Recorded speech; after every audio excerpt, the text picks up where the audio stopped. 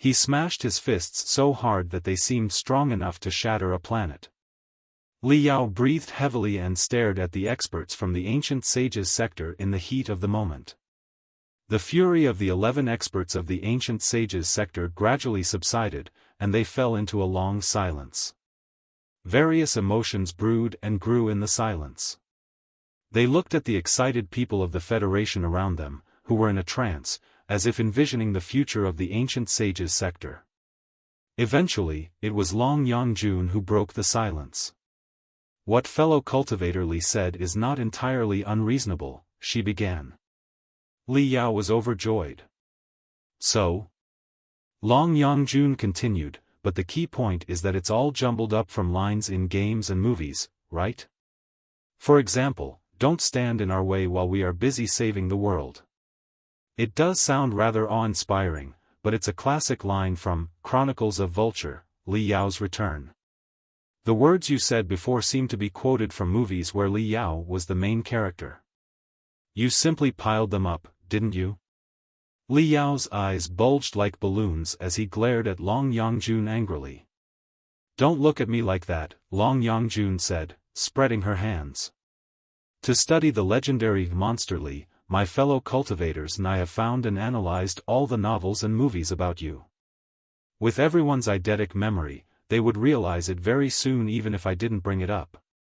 "Even if that's true," Li Yao said, affirmatively and assertively, "at the very least, my passion and fervor are real. Didn't you sense the sincerity that is as scorching as fire from my heartfelt speech?"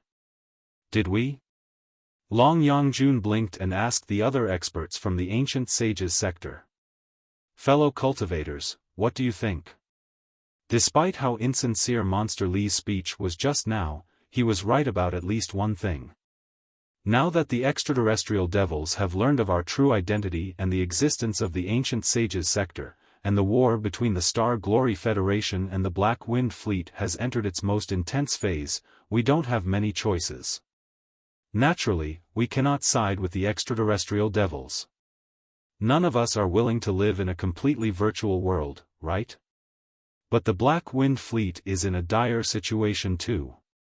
The extraterrestrial devils have obviously infiltrated certain dark forces into the expedition army of the Imperium. The immortal cultivators are certainly not as fortunate as we are. It's impossible that someone else will benefit from all their efforts. They might not even know what happened before their death.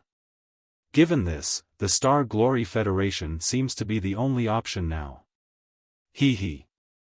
Live up to the capabilities of the nascent soul stage and the divinity transformation stage, and accomplish something great that no one in the entire universe has ever done before. It does sound quite appealing, but are you capable of that, Monster Li, or is this another bluff? Long Yangjun squinted at Li Yao. "Of course," Li Yao replied immediately. "I cannot achieve that on my own. But with the help of the Federation, including the natives of the Ancient Sages sector and unparalleled experts like you, we may even be able to march to the center of the cosmos one day and crush everything in our path." "Who says we cannot do that?" "Cut the crap," Long Yangjun replied with a gloomy expression and a sneer. "Enough of the meaningless nonsense. You want us to join the Federation. That's not entirely unacceptable, but you'd better offer a more concrete price first, don't you think?" "Of course." Li Yao pounded his chest hard. "We are in the middle of an emergency. Let's settle the specific details later, but now that you all know I am Li Yao, what's there to be worried about? There are so many eyewitnesses today to prove my promise. You have seen for yourselves what kind of country the Federation is. Heroes and friends won't lose anything here." From all directions, countless eyes full of expectation were focused on the experts of the Ancient Sages sector. Long Yangjun coughed and said, "Fellow cultivators, I feel that I've been more or less convinced. What do you think?" Meng Qixin and Wu Suiyun looked at each other and sighed. With everything coming to this point, there indeed isn't a second option. Han Bailing and Phoenix Emperor remarked at the same time, whether or not the Federation is reliable, it seems that the Black Wind Fleet is much more unreliable at this point. Wan Mingzhu and Qi Chongqing shrieked, "We have made mortal enemies of the extraterrestrial devils today. If we do not completely remove those devils, they will definitely trace back to the ancient sages' sector one day, bringing endless disasters." Ba Xiaoyu and Master Bitter Cicada looked at the crowd around and smiled, nodding at the same time. "Enough talking," Sword Maniac Yen Liren said briefly. "I only want to know one thing. Are there even stronger opponents I can compete against?" The 11 experts of the ancient sages sector each had their own reasons, but they had just survived a life-and-death battle in the Spiriters realm together and were now surrounded by thousands of excited, passionate people of the Federation. Some of the more impatient spectators were even throwing flowers at them. Although most of the flowers were aimed at Li Yao, petals had also fallen on the others, enveloping them in a fragrant aura. In such an environment, only those who were completely mad could remain indifferent. Moreover, the Star Glory Federation and the Ancient Sages sector were interdependent. If the Star Glory Federation were to fall to the extraterrestrial devils, the Ancient Sages sector would surely be the next target. The outcome of the battle was directly tied to their own interests. Under Long Yangjuan's intentional and unintentional guidance, the 11 experts from the Ancient Sages sector finally all nodded in agreement. "Right. What do we do with this woman?" Wu Suiyun brought Hai Lan to the front. Compared to the experts from the Ancient Sages sector, Hai Lan was 10 times more shocked and terrified after learning Li Yao's true identity. Her soul had not fully recovered from the collapse of the Spiriters' realm, and her mind was blank. She had no idea what to do. "Hai Lan, listen to me." Li Yao bellowed at her like thunder. "No matter how different our beliefs are, this is an internal conflict within human civilization. You admit that, too, don't you? But right now, in the Black Wind Fleet and probably right next to your father, another extraterrestrial devil, even stronger and more dreadful than the one you met in the Spiriters' realm, is lurking." Hai Lan's eyes widened immediately, and she shuddered, looking at Li Yao in disbelief. "This is true. With everything at this point, there's no point in lying to you now," Li Yao said quickly. "The Black Wind Fleet and the elites of the Federal Fleet are engaged in a fierce battle in the Heaven's Origin sector.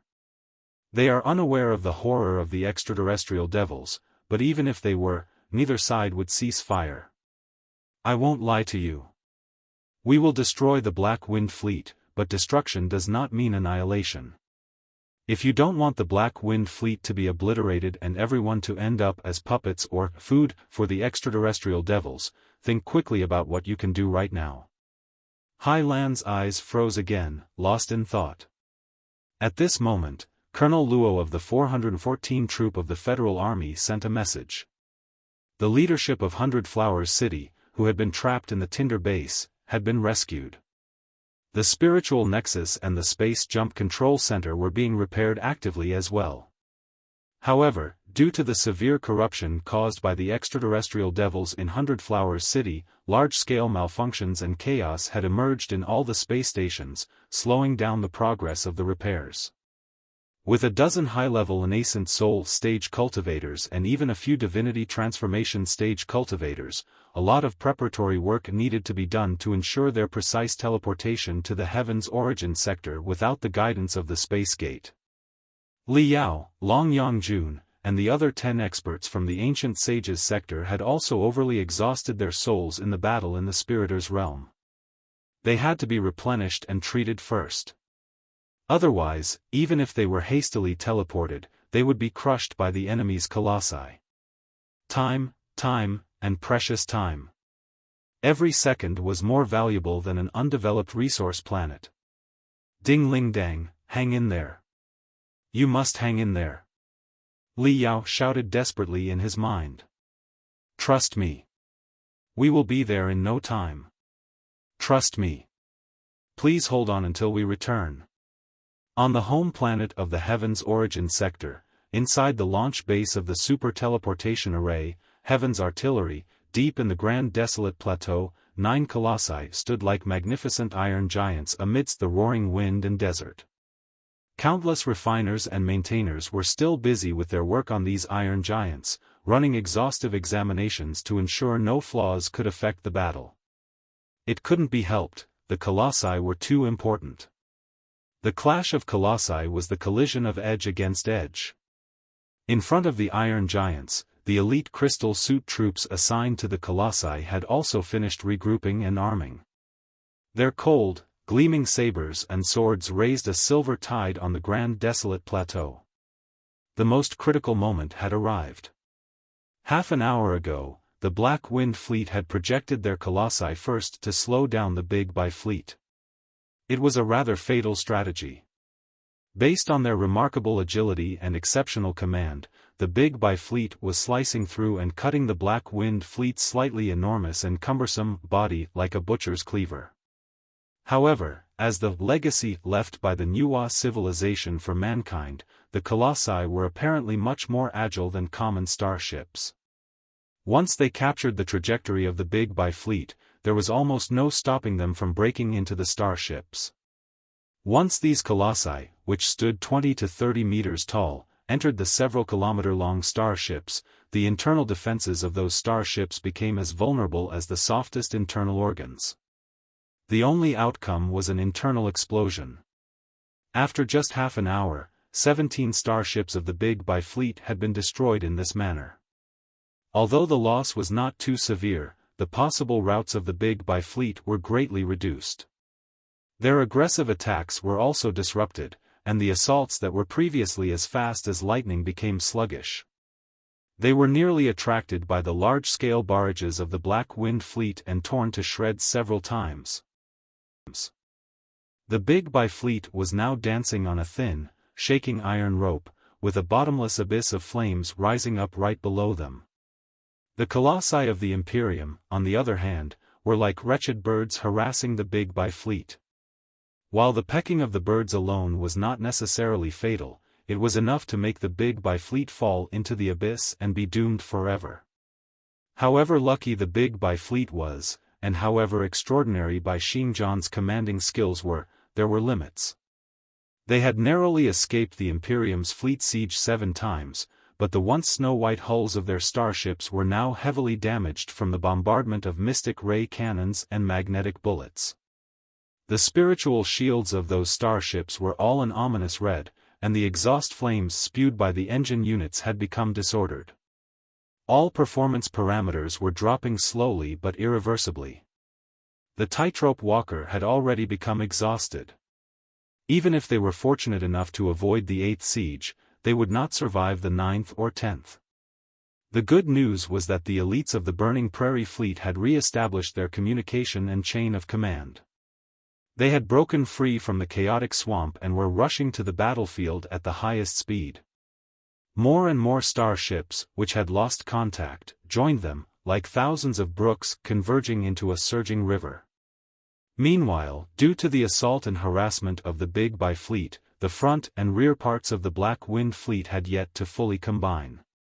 The rear part, carrying numerous star beacons, was as disorganized as a pot of boiling porridge, with no time to reshape into a dense defensive or counterattack formation to resist the Burning Prairie fleet. In the grand competition of 10,000 starships, the battle formation was everything. Thus, it was time to deploy the Federation's own Colossi, not to save the Big By fleet, but to add more fuel to the already chaotic battlefield. The best defense was offense. The Colossi were not shields meant for protection but invincible blades with the sharpest edges. Cutting into the core of the Black Wind fleet, overturning the enormous shield starships, arsenal starships, and cruise carriers, and preventing the Black Wind fleet from transforming as much as possible while waiting for the thunderous attack of the elites of the Burning Prairie fleet, that was the path to victory. Undoubtedly, it was a suicidal mission. The Super Teleportation Array, Heaven's Artillery, might be able to launch the 9 Colossi and their affiliated crystal suit legions to a point near the battlefield, but no more starships would be able to offer them support. When they brutally cut into the soft belly of the Black Wind fleet, it would also mean they were heavily besieged by the enemy. Even if the elites of the Burning Prairie fleet arrived in time, how many would get to see the rising dragon of the 9 stars flag rise in the sea of stars again? But none of the pilots of the Colossi shied away.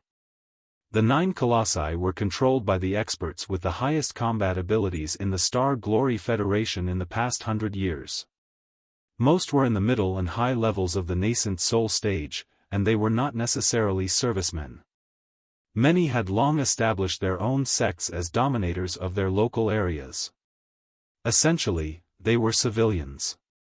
With their capabilities, even if they did not control the Colossi, they would still be the most powerful and influential figures. Their wealth and tremendous resources were too abundant to be exhausted in their lifetime. They could accomplish any goal with ease. But when the iron giants glittered silently before them, they still listened to the calling deep inside their hearts and signed a harsh contract with the government. They dedicated most of their time to training with the Colossi, and when their wrist crystal processors buzzed rapidly, they truly abandoned everything and arrived at this place as quickly as possible, prepared to set off for the most dangerous battlefield. The blood of the strong must be shed first. Over the past 100 years, was it not because of such a solemn promise that all the people of the Federation had supported the government's projects to excavate and repair the Colossi, gritting their teeth and offering whatever they had, before these unstoppable, ultimate weapons were crafted? Besides, they were deeply rooted in the soil of their homeland. If the Star Glory Federation were no more, how could their life, honor, and strength shine again? Prepare to launch. Under Ding Lingdong's leadership, the blazing Tyrannosaur, the 9 strongest experts of the Federation completed their preparations.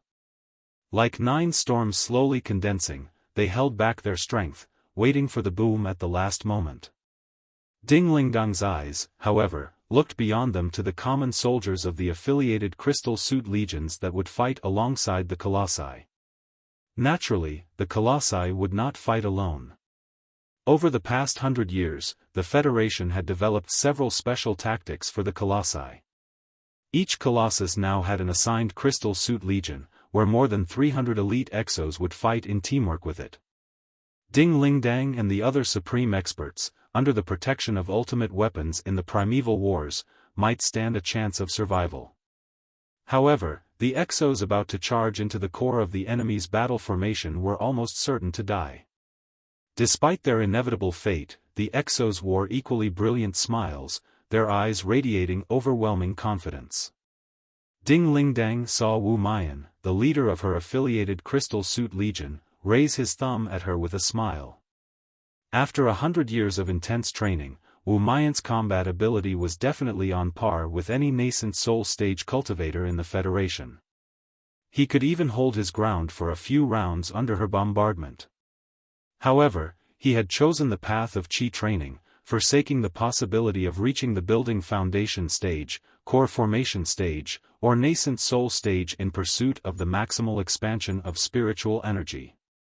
Even though he might have broken into the legendary 1000th level of the refinement stage, it was merely physical strength, insufficient to control a Colossus.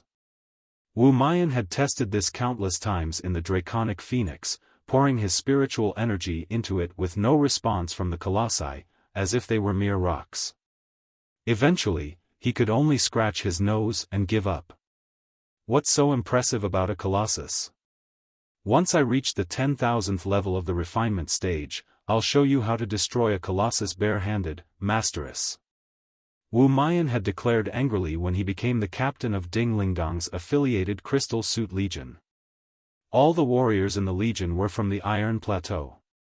They were all Qi trainers who had passed up the opportunities of building foundation, core formation, nascent soul, and divinity transformation, and had stubbornly pushed forward on the path of Qi training, hoping to break into the 100th, 1000th, and 10,000th levels of the refinement stage. They were undoubtedly the most barbaric, toughest, and most violent beings in the 100,000-year history of cultivation. The Imperium's army from the center of the cosmos, equipped with the most advanced techniques and magical equipment, would witness how the savage forces at the edge of the cosmos would flourish. Ding Lingdang smiled and gave Wu Mian a thumbs up, but then she shifted into a threatening posture, as if to say, hey, you'd better work hard later and don't bring shame to your master, or I'll teach you a lesson when we get back. The earth hummed and trembled as the heavens' artillery began to charge with energy. Around the silver bowl, more than 5,000 meters in diameter, deeply embedded underground, rings of spiritual stripes began to glow one after another, as if a massive whirlpool was reaching the bottom of the bowl, spinning faster and faster. But then, the highest command center in the capital city suddenly requested an urgent conversation. Ding Lingdang was momentarily stunned. She activated the 3D light beam, and the person who appeared on the light beam was entirely unexpected. It was Jin Xinyue. Jin Xinyue no longer possessed the calmness and confidence she had when the Dim Moon Plan was first drafted and initiated, as if everything was under her control. Her hair was disheveled, her face was pale, and her eyes were filled with helplessness. In great embarrassment, she hesitated for a long time before finally opening her mouth. Masteress, Ding Lingdang eyed the little witch up and down for a long time. Then she chuckled and said, "You're calling me Masteress again? Not Madam Ding, Representative Ding, or President Ding." Jin Xinyue was so mortified that she did not know what to say. She simply lowered her head. "Forget it. I have many shortcomings. I'm rude, rash, impatient, and sometimes simple-minded despite my strength, but I am never a petty person." Ding Lingdang waved her hands reassuringly. "Director Guo has told me everything. Since you didn't betray the Federation, and the CFIA's so-called terror attacks were merely accidents during production, you've proven that you never crossed the boundary of the cultivators. Is there any reason for me to reproach you?" Jin Xinyue was overjoyed. When she raised her head, her eyes were already filled with tears. But I was likely deceived by the enemy, which caused us to fall into such a disadvantageous situation. Do you really not blame me, Masteress? You are a smart person, but smart people often suffer from their own intelligence. None of the people who are fooled think they are fools. Ding Lingdang changed the subject. Given what has happened, will it help if I blame you? Since you are still willing to call me Masteress, let your Masteress clean up the mess in the stupidest way possible. Masteress, Jin Xinyue's eyes were red. Hey. You didn't call me just to apologize, did you? Ding Lingdang frowned and rubbed her arm hard. I'm getting goosebumps. When I watch movies, these clichés always make me feel awkward. If everything's alright, I'll hang up now. Wait. Jin Xinyue yelled in a hurry. There's still something important I need to tell you. My Dim Moon Plan isn't so simple. We have a secret weapon installed on a carrier. It's a super bomb excavated from Kunlun. I didn't realize the Black Wind Fleet had seen through my scheme. The original plan was for my Demon Rebellion troops to join the main force of the Black Wind Fleet and try to move the carrier with the super bomb close to Black Swirl, the enemy's flagship. Ideally, the carrier would be attached to Black Swirl. Once the bomb exploded, it would likely blow up the entire flagship. Without the flagship and the leadership of the Black Wind Fleet, the fleet would immediately fall apart due to a lack of organization. Ding Lingdang was slightly dazed. I have never seen Black Swirl with my own eyes, but I've boarded Burning Prairie, the flagship of the Burning Prairie Fleet, and even performed a drill of invasion and denial with it before. For every starship that is qualified to serve as the flagship of a deep sky fleet, the plate armor, defense ability, and damage control system must be the most perfect. Take Burning Prairie, for example. Even I might not necessarily be able to break into it with a Colossus. Black Swirl, as the flagship of the Imperium's expedition army, will only be sturdier than Burning Prairie. What kind of bomb can possibly blow it up entirely? It may not be appropriate to call it a bomb, Jin Xinyue replied. It is, in fact, a space jump unit that we discovered in the debris of a Nuwa warship in Kunlun. The Nuwa warship must have used it to break the void and perform space jumps, but when it was unearthed, it was already riddled with holes and fragile due to millennia of corrosion in the air. We thought about dismantling the device for study to develop our own space jump technology, but its core was too complex, and it was highly unstable due to the corrosion, to the point that it might completely fall apart with one careless move. Except for scanning, there wasn't really anything we could do with it. Eventually, the Space Jump Unit was transferred to the Secret Sword Bureau and studied by Director Gua and me. We did not analyze it using traditional technology employed in the maintenance of magical equipment but instead adopted synthesized biochemical neurons from the blood demon sector. We connected the internal components of the device with soft, synthesized nerves and cleaned the rusted rune arrays with a special bacterium that feeds on rust. Even so, it was too severely damaged to be dismantled or duplicated. The only function it had left was to be activated once. Therefore, we modified it into a special bomb. Ding Ling Dang widened her eyes. I don't see the connection between a space jump unit and a super bomb. It's very simple, Jin Xinyue quickly explained. The device was supposed to drive a Nuwa warship to perform a super long-distance jump. The activation speed, jump distance, and effective range of the device are far greater than those on our starships. Once activated, the device will instantly create an enormous bubble almost 100 kilometers in diameter, centered around itself, and teleport all materials inside the bubble elsewhere. No material can escape the teleportation. Ding Ling Dang frowned. Where would they be teleported? That's the key, Jin Xinyue said, waving her fists in excitement. We don't know. The navigation and stabilization systems of the device have been completely wrecked. The only function left is teleportation. According to the specialists at the Secret Sword Bureau and the Dim Moon Fund, once activated, it will perform a random teleportation, delivering the materials inside the bubble to random coordinates in the vast sea of stars. There is a 99.99% chance they will reach a distant area far from the radiation of human civilization, one that is barren, desolate, and devoid of spiritual energy. Or, even better, because the stabilization rune arrays are also seriously damaged, accidents might occur during the teleportation. The materials to be teleported could be disintegrated into their most fundamental atoms and scattered evenly across the entire universe. Think about it, Masteress.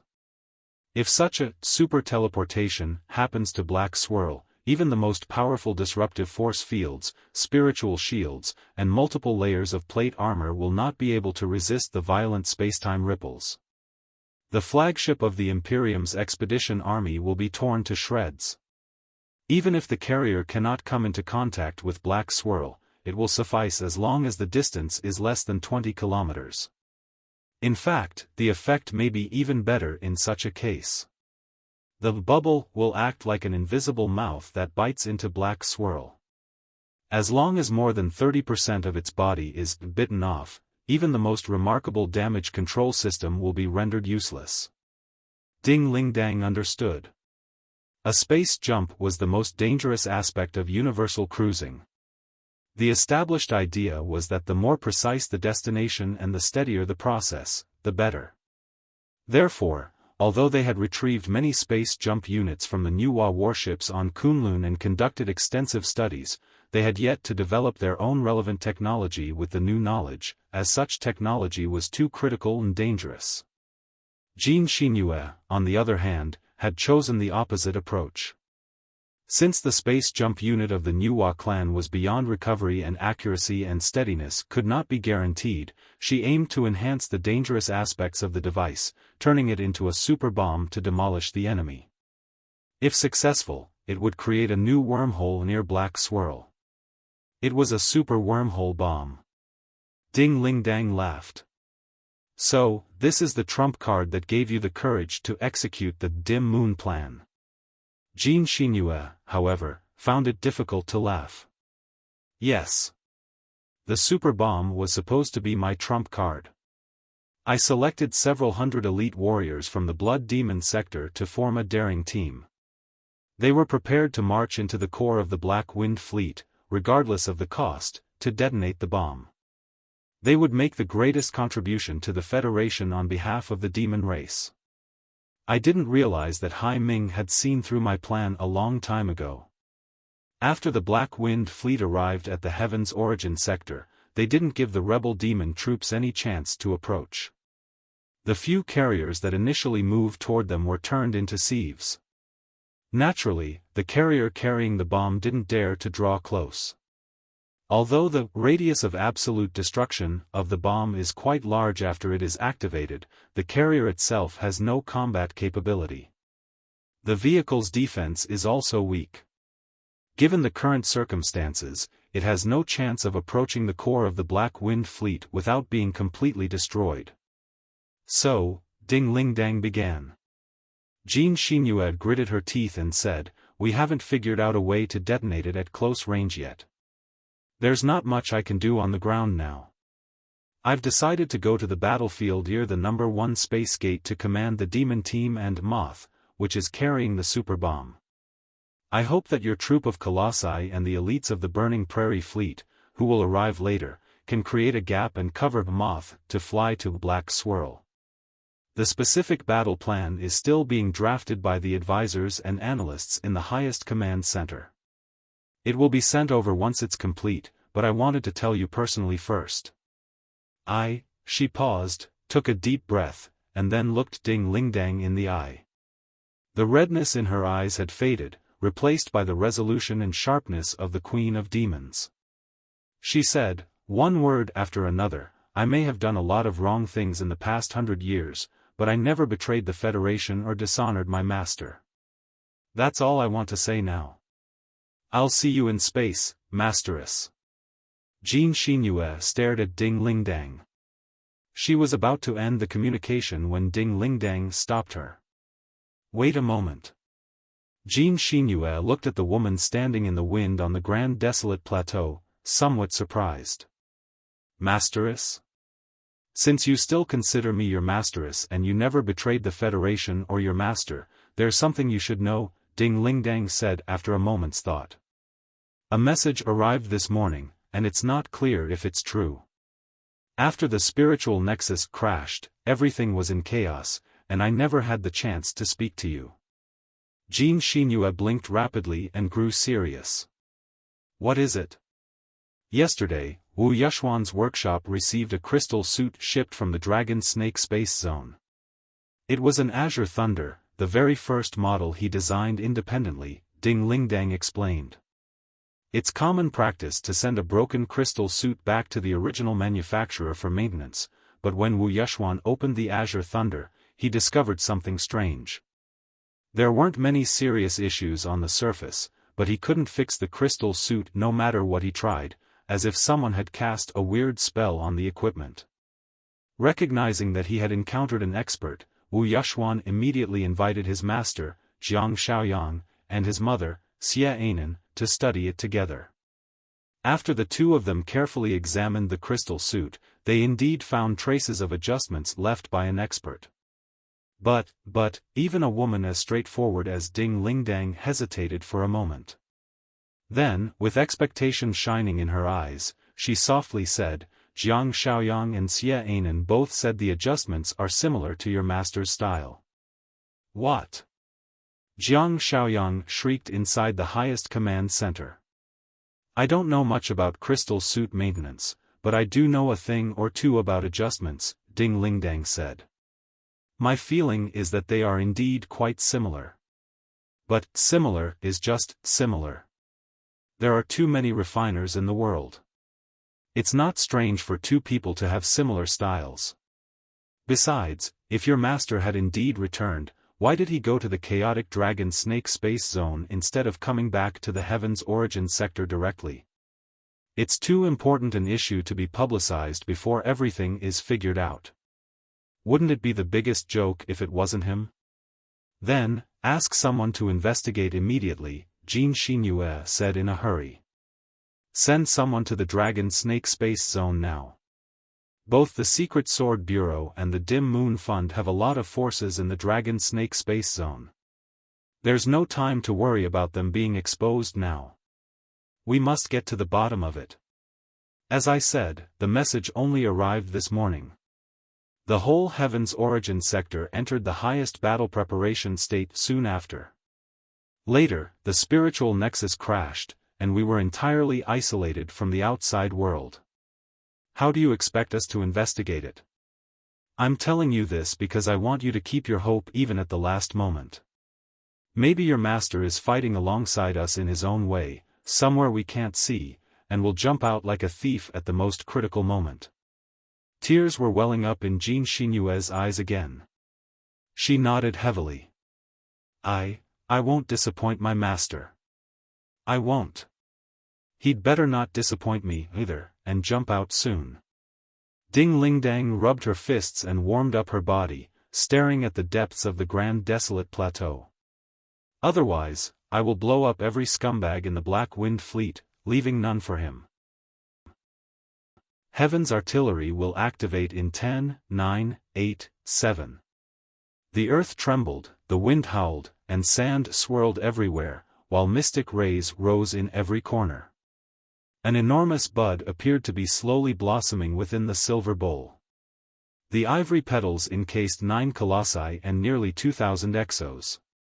Illuminated by the brilliance, everyone became transparent and intangible, as if transforming into brilliant stars poised to pierce the center of the universe.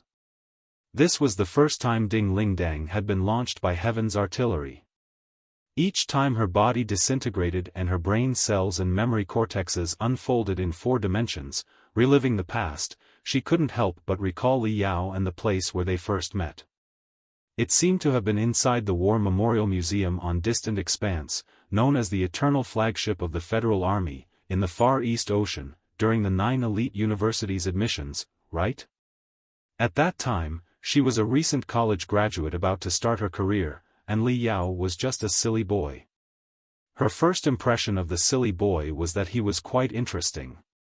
Her second impression was that she needed to find a way to trick such an interesting, sturdy, silly boy into the Grand Desolate War Institution. Schwa. The ivory flowers bloomed, and the 9 colossi became as clear as glass, reflecting sunlight in colorful ripples. The ripples turned into waves, the waves gathered into tides, and the tides surged, resonating with each other, carrying Ding Lingdang and everyone else into a turbulence of a billion colors. Her muscles, veins, nerves, bones, intestines, and soul shattered in the turbulence. The distance of teleportation was too short for the launch power of the Heaven's artillery. Not only was it unnecessary to teleport them to another sector, they did not even reach the edge of the Heaven's Origin sector. Therefore, when the strange feeling of breaking the void just began, the colorful turbulence around Ding Lingdang dispersed before she could enjoy it. What replaced the colorful turbulence was a profound universe, burning stars, and the fierce flames of starships, even more intense than the burning stars. The teleportation had succeeded. The astronomical parameters in the Heaven's Origin sector, at least near the home planet, were well documented. The teleportation distance was quite short. 100 enormous crystal cameras were even helping to lock onto the destination coordinates. Therefore, they were teleported precisely to the rear of the Black Wind Fleet, comprising the most vulnerable star beacons and their guardian fleet. One of the Black Wind Fleet starships in front exploded for no apparent reason, despite not being attacked. It was immediately engulfed by a massive light ball. Ding Lingdang was slightly dazed. Then, she realized it was a rare spacetime conflict, meaning an exo was directly teleported to a critical location on the Imperium starship, perhaps deeply embedded into the crystal warehouse, arsenal, or engine unit. When different materials overlapped in the same location, such a powerful rejection reaction was immediately triggered. Space is vast. Even in a dense formation during a starship battle, the distance between ships is often very far. The odds of someone directly jumping into an enemy starship are minuscule, almost theoretically impossible. On the other hand, this further proved the accuracy of the teleportation. They were like burning daggers stabbed into the bottom of the Black Wind Fleet. Sensing the sudden arrival of the Colossi, the Imperium starships, already agitated by the Big Buy fleet, became even more anxious. Dark spurts appeared on all of the Imperium's starships. A large number of crystal suits and space shuttles swarmed out like bugs, forming a dense, deadly nebula. The few colossi that were dealing with the Big Buy fleet far away abandoned their previous targets and lunged aggressively at the new arrivals. It would be quite troublesome for a space fleet when crystal suits or colossi cut into the interior. Compared to starships, both the crystal suits and the colossi were small and weak in spiritual energy, but they were too swift and agile, making it difficult to lock onto and destroy them. Besides, every barrage from a starship's main guns consumed astronomical amounts of crystals and ammunition. Even if they could destroy a few crystal suits after several shots, the cost would outweigh the gains. Dealing with crystal suits at close range with starships was almost like shooting mosquitoes with cannons. The efficiency could be very low, and the effect might not be satisfactory at all. Moreover, in dense battle formations, friendly fire had to be considered. Generally, without the disturbance of a massive gravitational source, the trajectories of mystic ray weapons were almost always straight lines. No matter how advanced the Imperium's technology, they could not make a beam of destructive rays turn at the speed of light. The attacks might hit the enemy, but what if friendly starships were right behind the target? If the friendly starships performed emergency evasion, the entire battle formation would be disrupted. Therefore, to some extent, only crystal suits could deal with crystal suits, just as only colossi could deal with colossi. If the space were divided into 8 quadrants with Ding Lingdang as the base point, the sparkly light of the burning prairie fleet had already appeared in the 7th quadrant. Their mission was to dig deeper into the wound in the soft belly of the Black Wind fleet, together with the Big Buy fleet, before the burning prairie fleet arrived, not giving the wound a chance to heal. Ding Lingdang had never been good at giving motivational speeches. In most cases, she preferred to let her fists speak for her. Kill them. The Draconic Phoenix led the charge, with flames of light almost 100 meters long surging out. 9 raging dragons of spiritual energy swirled around the Colossus. The Federation's strongest god of war charged at the group of exos from the Imperium, protected by the dragons, as if she were a living rising dragon of the 9 stars flag. The flag was utterly invincible wherever it went. Neither the crystal suits nor the space shuttles could survive a single round under her attacks. They were wiped out like chickens and dogs. She wasn't even interested in stopping to destroy more crystal suits but simply shoved away the annoying crystal suits around her, unstoppable, lunging at the nearest shield starship. The Federal Army had long become accustomed to the tactics of the blazing Tyrannosaur. The other 8 colossi and over 2,000 crystal suits flooded through the gap she had just opened, pushing forward relentlessly. Like 300 soldiers assaulting a camp of 100,000 enemies at night in ancient times, courage and determination mattered more than tactics and equipment. Faced with the Draconic Phoenix, the Imperium's shield starship was like a defenseless city. No matter how wildly it activated its counteroffensive measures and spiritual shield, nothing could stop the Draconic Phoenix from turning into a streak of crimson brilliance and approaching quickly. The Arsenal starships were either affected by the crystal suits of the 2 parties engaged in a fierce fight or blocked by the shield starship itself. They could not find an appropriate route of attack. Even if they could find a viable attack route, the stealth and disturbance units on the Colossi, which far exceeded the technology of this era, made it difficult for regular weapons to lock onto them. A Colossus was right next to the warship, and the furious flames from it were clearly visible to the naked eye. However, the fire control system and the crystal processors could not determine the location and distance of the target at all. This was not unusual in space battles. Boom! The Draconic Phoenix smashed into the head of the nearly 1 kilometer-long shield starship. 2 crimson flames suddenly appeared on its arms, which then turned into 2 enormous drills.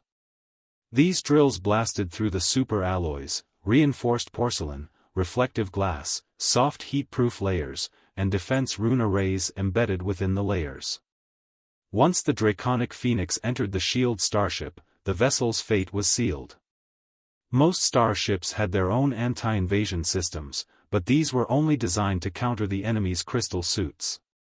They were incapable of stopping the Colossi.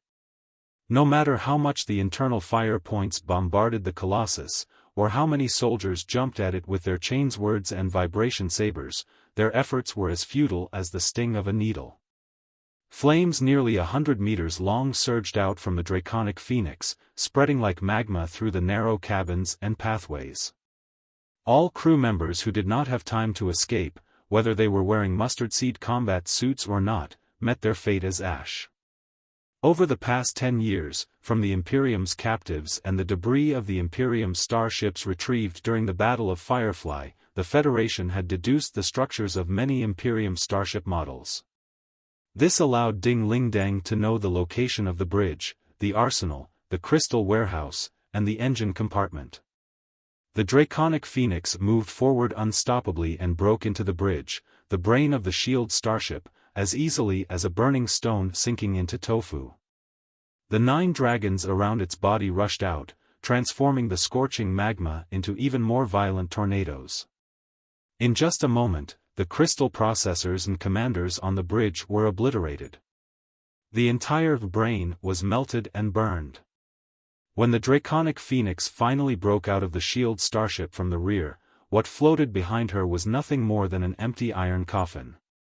When did she start to have special feelings for Li Yao? It was probably when he suffered heavy injuries during the Limit Challenge competition on Devil Flood Dragon Island, fell into a coma, miraculously woke up, and gritted his teeth to work hard, despite his spiritual root being ripped apart and his cultivation hitting rock bottom. Ding Lingdang had once had a similar experience. She saw herself in Li Yao. Perhaps she viewed the silly boy differently because of the empathy she felt. To this day, she could still recall the times they flew into the clouds to eat and drink. Whenever she thought about it, she felt like laughing. However, she could almost swear that she did not have any evil thoughts at the time. Well, probably. The Draconic Phoenix suddenly performed an unbelievable dodging movement, shooting out nearly 100 red shadows in all directions. Dozens of dazzling mystic rays arrived silently and minced all the blurred shadows, but they could not stop the real Draconic Phoenix from jumping through the gap in the mystic rays and lunging at the source of the rays, an arsenal starship armed to the teeth. Before the second round of mystic rays surged out, she dived into the starship and began a new slaughter. Boom! Boom, boom, boom, boom, boom, boom, boom.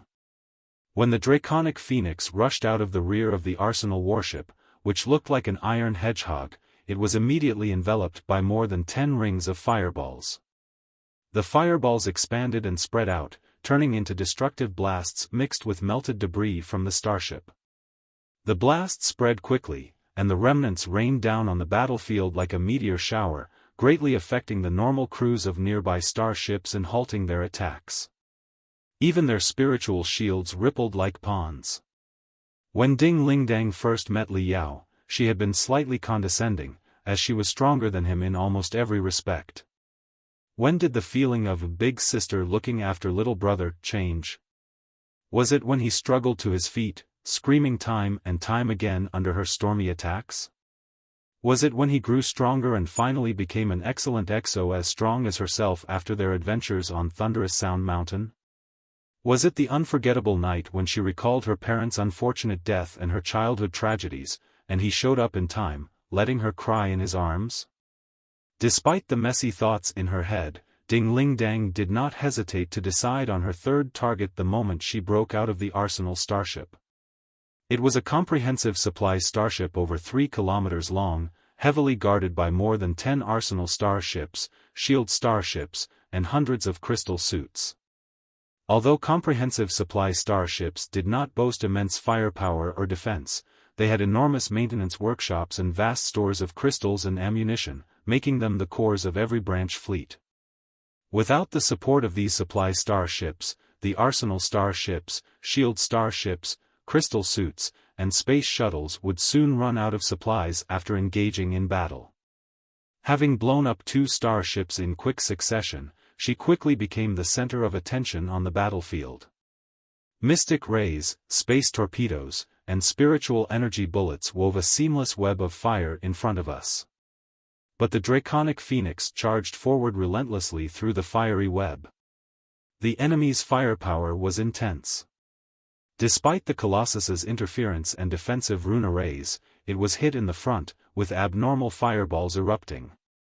Just before the fireball consumed the Colossus, a series of runes on the Draconic Phoenix's surface glittered, forming a dazzling protective shell that absorbed most of the damage and transformed it into colorful exhaust flames that spurted into the vacuum. At first glance, it was even breathtakingly beautiful. However, the massive blast of spiritual energy still shook her brain violently, bringing back more memories of the past. Neither she nor Li Yao were particularly romantic. Perhaps because their goals were too large and distant, they sometimes overlooked the present. However, even an unromantic person like Li Yao had once done something romantic, taking her to see the most splendid sunrise in the universe from a satellite. No matter how carefree she usually was, her heart had nearly melted at that moment. Boom! The Draconic Phoenix broke through the shell of fireballs, reborn. The 9 spiritual energy dragons launched a furious attack, destroying dozens of crystal suits and space shuttles in quick succession. Her momentum undiminished, she looked more majestic than ever. Even the most fearless immortal cultivators were momentarily stunned by her overwhelming power. Seizing the opportunity, she penetrated the comprehensive supply starship. On the control interface of the Draconic Phoenix, the runes from the primeval era shone one after another. Ding Ling Dang compressed her intense feelings and soul waves into a rapidly shivering spell. The 2 arms of the Draconic Phoenix suddenly disintegrated, revealing the most intricate and precise components inside. These components then combined in front of her into a highly dangerous cannon. Infinite flames of spiritual energy burst forth like a volcanic eruption, enveloping the disintegrated arms before spreading out and transforming into a furiously burning war falcon. The fiery war falcon was almost tangible, flapping its wings impatiently and emitting intimidating auras, as if a primeval beast had truly traveled through time and landed on the arm of the Draconic Phoenix. When Ding Ling Dang observed from a different perspective, the fiery war falcon turned into a plane with no thickness. A very familiar feeling gripped her. It almost seemed as if she had retrieved an absolutely superficial falcon of flames from the boundless void by controlling the hands of the Draconic Phoenix. This was precisely the ultimate technique that Li Yao had once performed on Kunlun 100 years ago, ultimately slaying a giant of the Panga clan, the Phoenix Demolisher. After a century of maintenance, strengthening, and Ding Lingdang's repetitive practice, and now that the left arm of the Colossus had been reshaped, making it possible to use the technique with both hands, the power of the technique was 10 times greater than when Li Yao activated it with only one broken arm of the Colossus years ago. Shwa! The falcon flapped its wings and soared out, cutting through the bridge of the comprehensive supply starship, piercing through the maintenance workshops, arsenals, crystal warehouses, space jump units, and engine compartments. The internal space of the comprehensive supply starship was divided into an upper and a lower half by brute force. Although the dissection was brief, the objects cut in half could never be recovered. The spiritual shield generators and the engine compartment exploded first, followed by the highly unstable marrow crystals in the crystal warehouse. These minor explosions triggered a chain reaction. Flames surged out like a flood, vaporizing countless immortal cultivators in an instant. The Draconic Phoenix strode forward through the burning and exploding chaos, not bothering to seek out pathways or gates. Whenever it encountered a wall or armor, it simply punched through the obstruction to create a path. Nothing could halt the march of a Colossus, unless... The crystal processor emitted a series of ear-splitting alarms. From the front, a cluster of spiritual energy reactions, as powerful as the Draconic Phoenixes, approached at high speed. It was a Colossus from the Imperium. Flames rolled like furious tides. The maintenance warehouse where Ding Lingdang found herself was quite spacious, making it the perfect arena for a deadly fight. Accompanied by a round of earth-shaking quakes, a dark colossus gradually emerged from the sea of fire. Its body was thicker than the draconic phoenix's. The colossus's back was slightly hunched due to the two enormous honeycomb-type launchers on its shoulders, giving it the appearance of having three heads at first glance. From the massive shoulder blades, 3 arms dangled on each side. It was a three-headed and six-armed colossus, a special-shaped colossus slightly different from the regular human form. The colossus was the strongest weapon that the Nuwa clan carefully crafted for human warriors to resist the enormous Panga clan. However, this weapon was not invented out of thin air. Its prototypes were mostly derived from the armor of the Nuwa and Panga clans. Both clans boasted a variety of bizarre and enormous species, such as human heads with snake bodies and 3 heads with 6 arms. Nothing was unusual for them. Consequently, the armor of the Nuwa and Pangu civilizations came in various models. Thus, it was not surprising that the colossi, which were modified from this armor, could have 3 heads and 6 arms. Humans have only 2 hands, and their nervous systems evolved to manipulate the 10 fingers on those hands.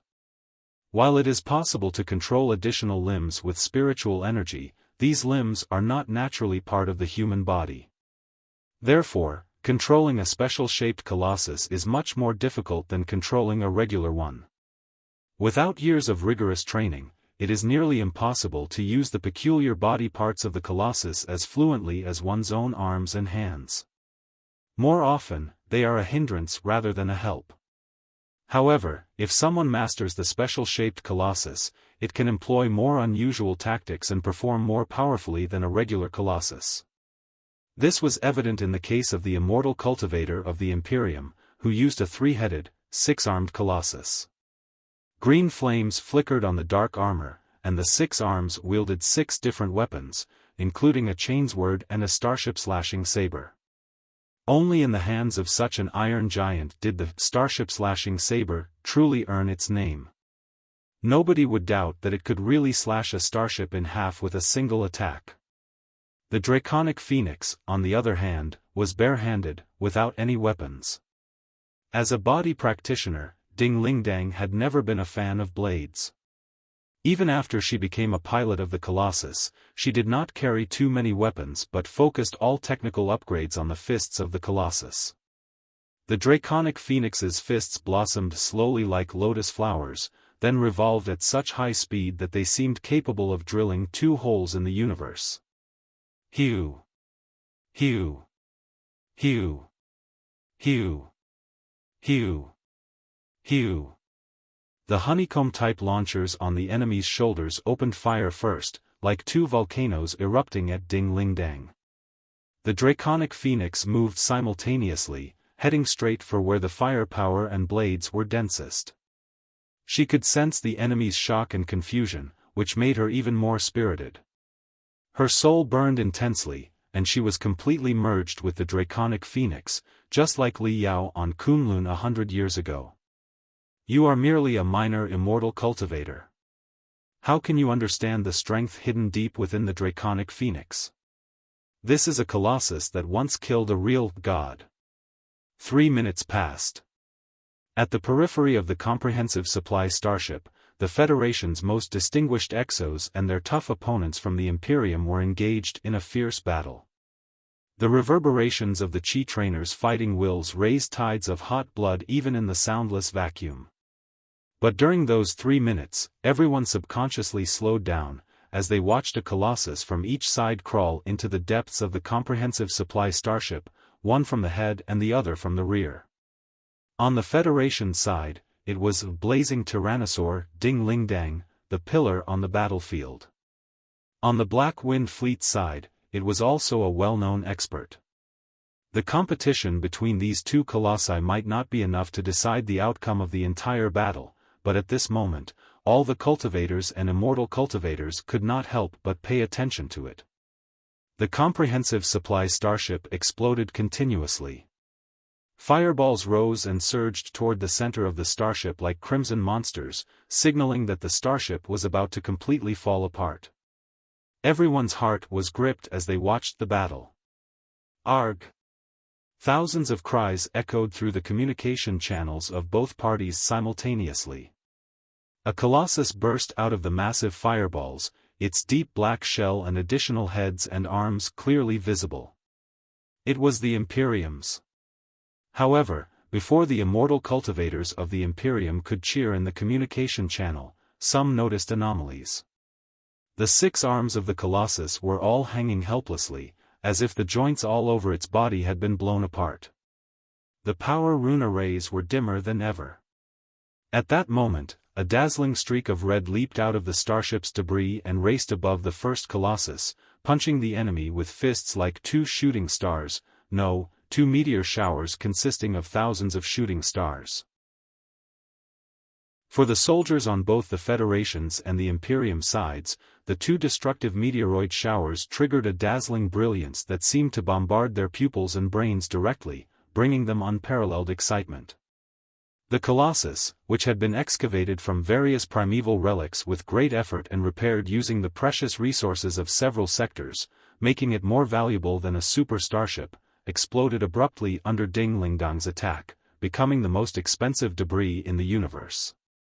The devastating scene cast the communication channels of both parties into a brief silence before they were filled with cries and shouts, each louder than the last.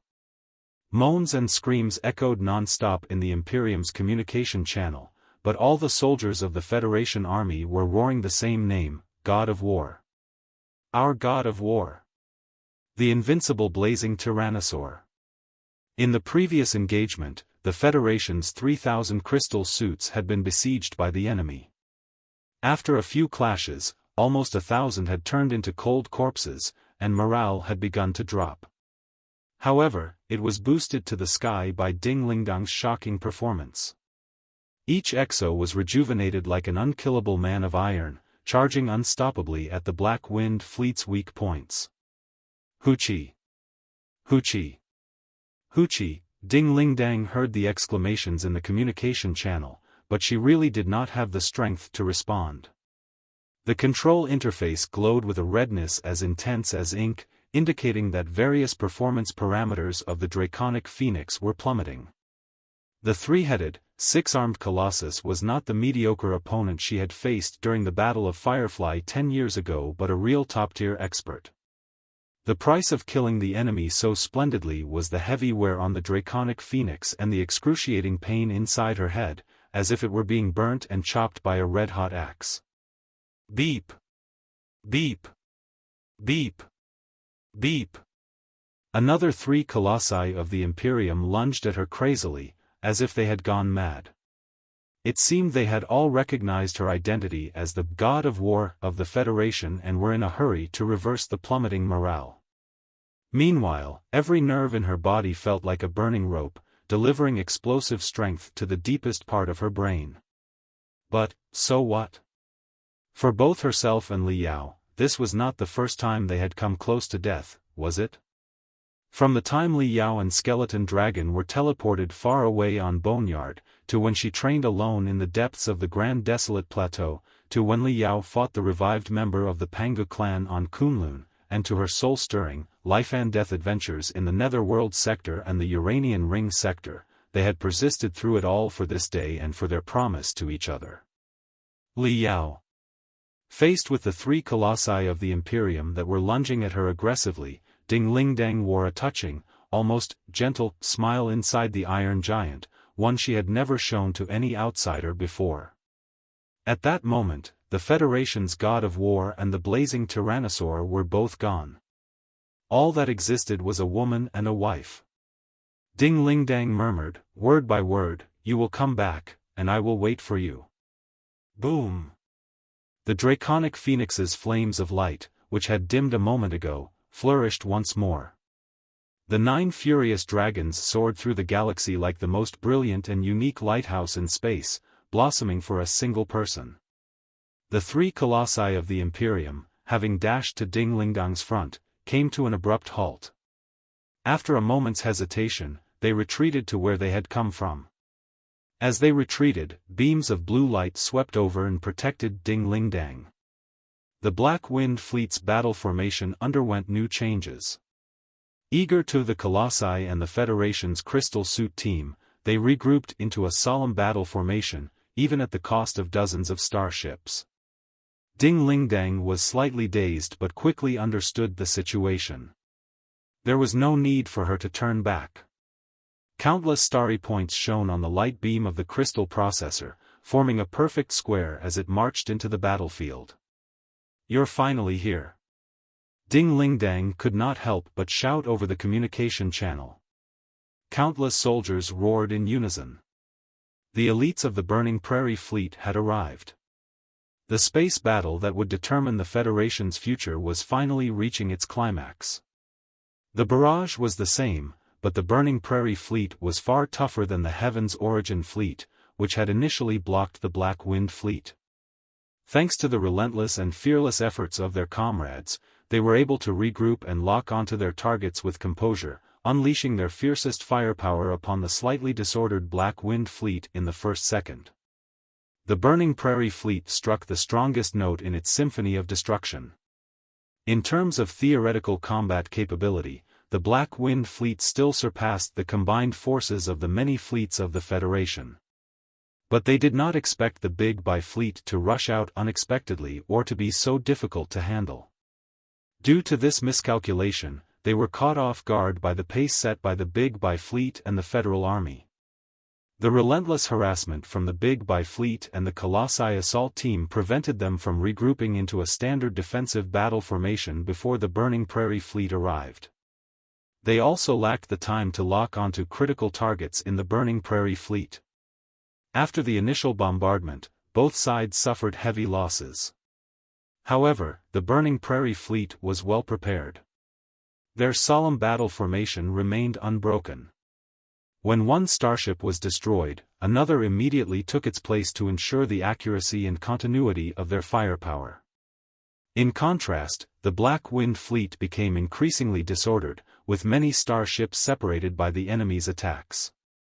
The Big Bi Fleet and the Colossi assault team continued to move and attack, destroying defense star beacons whenever they had the opportunity. The battle was terrible. On the bridge of Black Swirl, Hai Ming, soaked in the nervous interaction liquids and deeply melded with the mainframe crystal processor, felt more anxious than ever. The battle could not continue like this. Even if both sides suffered equally heavy losses, the 3 space gates on the enemy's side were only paralyzed and could be repaired at any moment to summon more reinforcements. In comparison, his own side star beacons were being destroyed one by one, approaching the critical point where it would be impossible to form a standard space gate. Without a space gate, they would have no reinforcements.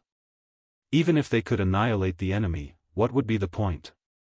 Was it impossible for him to attack the Wall of Heaven's Origin with the remnants of his troops and occupy the home planet of the Heaven's Origin sector?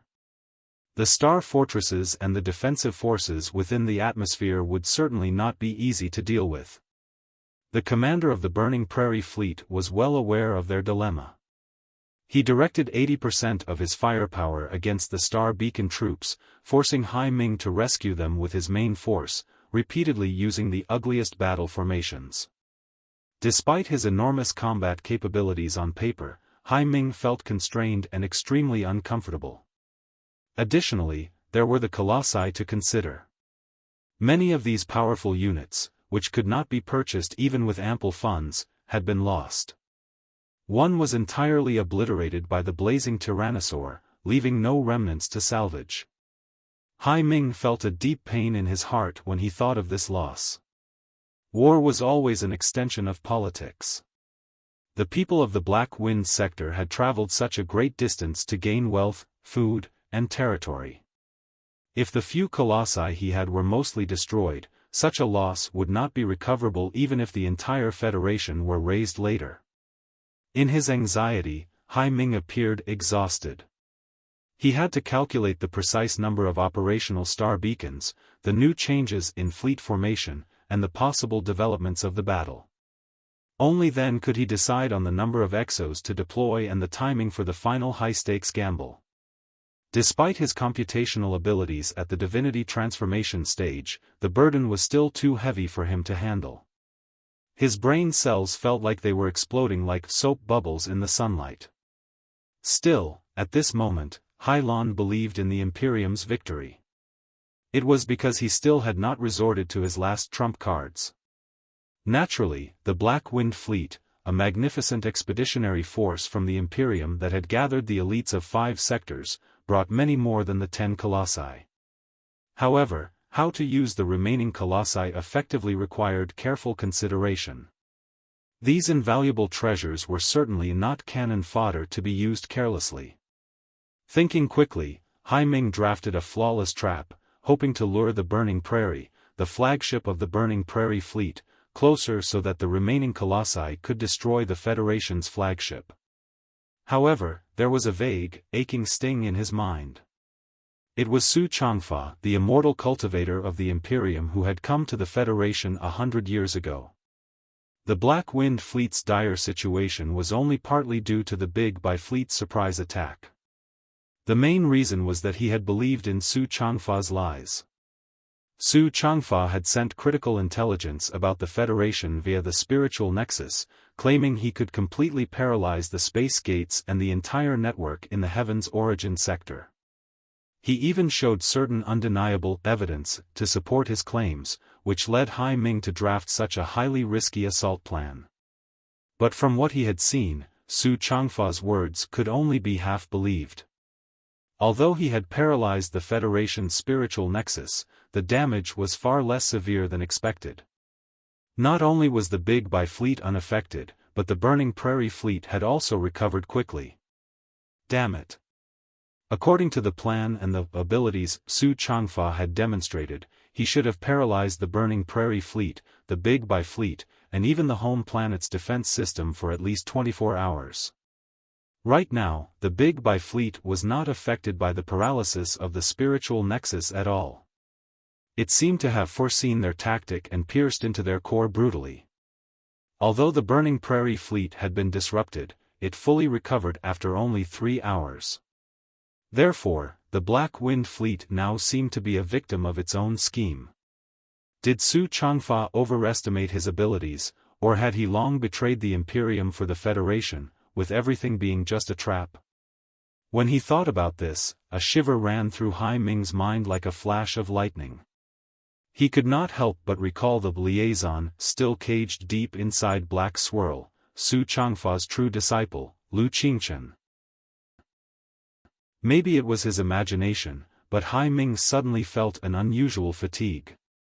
Every thought in his brain galloped wildly like a wild horse. Even many of his brain nerves produced strange noises. This was something that had never happened before in his long military career. He knew it was a sign of mental derangement. Am I really too old now? Or perhaps I was too heavily wounded in the battle 100 years ago, and I never had a chance to rest well during the journey over the past 100 years. Hai Ming sighed to himself. I wasn't like this in my prime. At that time, when I participated in the large-scale battles between the Imperium and the Covenant Alliance with the strongest fleets from dozens of sectors, even if the fierce battles lasted a whole month and I burned my life and soul again and again, I was never this exhausted. Now, I'm just annihilating a bunch of wretched brutes at the edge of the cosmos, and yet everything has become a mess. Calming himself, he focused on the battle at hand. The Burning Prairie fleet, the Big Bai fleet, and the Colossi of the Federation, despite their unexpected combat ability, were still within the acceptable range. It was only a matter of how much he was willing to pay for victory. But regarding Su Changfa and Lu Xingjian, Hai Ming recalled something. He retrieved the surveillance interface of Lu Xingjian's brain waves and physical parameters. At this moment, Lu Xingjian was sealed in an iron coffin, hanging in mid-air, branded with the cruelest barriers to ensure that the slightest twitch of any muscle, vein, or nerve would be sensed by Hai Ming. Even the faintest ripple inside his brain would be clearly manifested on the mainframe crystal processor. From the time he was locked up, Lu Qingqian's brainwaves had been unusually peaceful, so peaceful that Hai Ming even suspected something was wrong with the surveillance equipment. He had to repeatedly summon more advanced crystal processors and facilities to connect Lu Qingqian's brain to the main crystal processor, ensuring the accuracy of the brainwave feedback. However, upon checking again, Hai Ming was surprised to find that Lu Qingqian's supposedly calm brain was erupting like a volcano. In just 1 second, it surpassed the refinement stage, the building foundation stage, the core formation stage, the nascent soul stage, the divinity transformation stage, and even the limits of human beings. It was not even a type of brainwave that could be triggered by a human brain. It seemed as though a supernova had exploded deep within Lu Qingqian's brain, unleashing infinite energy. How is this possible? What are the people in the surveillance room doing? Why didn't they report this anomaly to me? Is this a fault of the crystal processors, or? Hai Ming activated his soul to the maximum, controlling various crystal processors and crystal cameras while establishing more than 10 communication channels simultaneously.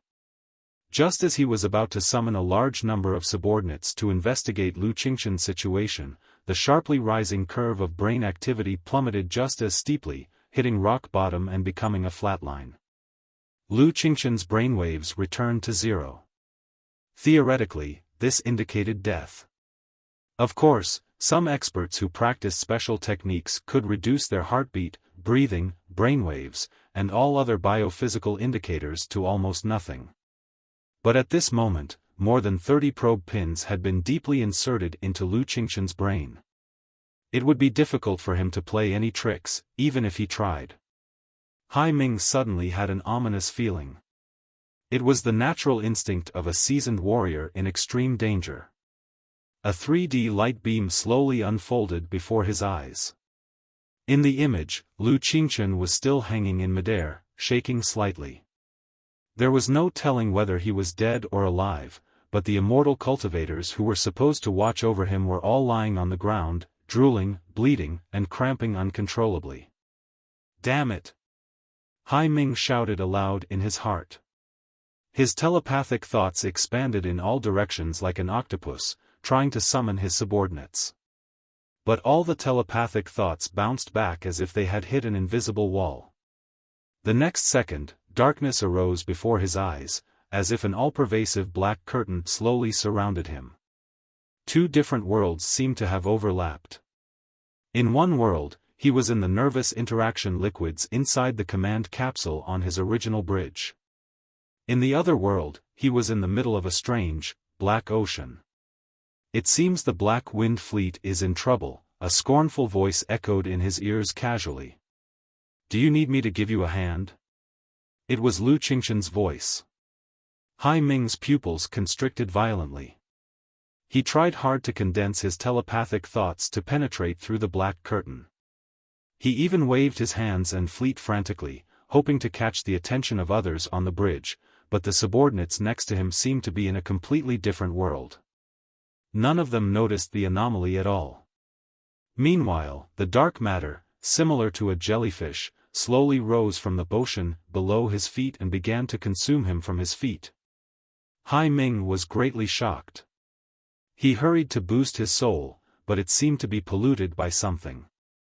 It was impossible to activate his usual strength. It's useless. When the Black Wind Fleet performed the space jump, I injected a little something into your soul and the mainframe crystal processor of Black Swirl. Lu Qingqian's chuckles echoed from various directions in the Black Ocean. Even the Blood God, the commander of the Star Ocean Imperium's expedition army 10,000 years ago, couldn't bear to refuse such a gift. Why don't you stop wasting your strength for nothing? Hai Ming realized he had fallen into a dreadful trap. With everything coming to this point, the seasoned general of the Imperium calmed down. Are you Lu Qingqian or something else? Your master, Su Changfa, has betrayed the Imperium, but you didn't betray the Federation. Both of you have abandoned the true path of immortality? He. I am Lu Qingqian and just. Lu Qingqian. The voice echoed again in the Black Ocean. As for my master Su Changfa, I regret to tell you that he passed away a long time ago. What you saw on the spiritual nexus was an illusion, or rather, my master's database. Betray the Federation? Of course, I didn't. Look at what is happening before your eyes. How brave the soldiers of the Federation are and how magnificent their fleets are. Such a Federation is so powerful, honorable, and invincible. Why on earth would I betray such a great motherland and join an imperium that is decaying and not half as strong as it appears? So, I've been completely fooled, pain flashed in Hai Ming's eyes. A moment later, his eyes sharpened again, and he gnashed his teeth. No. Your strength is so vicious. This is atypical for a cultivator. What are you exactly? Like I said just now, I am an immortal cultivator who loves the Federation and the civilization of mankind. In the dark ocean, Lu Xingjian said peacefully, as you have seen, the Star Glory Federation right now is like the sun at 7 o'clock in the morning. It is pure, righteous, and magnificent. Nothing can stop it from rising. But when the sun reaches its peak, it will eventually start to fall. Every new force will inevitably be contaminated with hopeless diseases and bad habits after it develops to a certain point. It will slowly decay and degrade until it becomes what it used to despise and fight against. Heroes slay dragons, only to turn into dragons later. This has always been the case since ancient times. There may be infinite resources in the universe, but the resources that can be collected and utilized efficiently by mankind are limited. At the very least, compared with the population and desires of human beings that grow exponentially, they are far from enough. As long as this contradiction remains unresolved, no matter how bright, pure, and magnificent the Star Glory Federation is today, will it really last? On the path to the center of the cosmos, during the expansion and conquest of the 3,000 sectors, the Star Glory Federation is bound to meet a lot of conundrums and be faced with all kinds of tough, painful choices. In these dilemmas, it will become what it used to hate and object to, step by step, ending up as another imperium. Exactly what do you want? Hai Ming struggled to shout. Since you claim to be a firm immortal cultivator, and you are so pessimistic about the future of the Federation, why not surrender to the Imperium now? No, not surrender, join hands with the warriors of the Black Wind Fleet. If we join forces, we can certainly shake the political structure of the Imperium. We may, indeed, we may even be able to control the entire Imperium and the entire Sea of Stars. Exactly. You have a valid point, General Ming. That's what I believe and what I am doing right now. Lu Xingqian smiled. However, since we are forming an alliance, there must be someone in charge, right?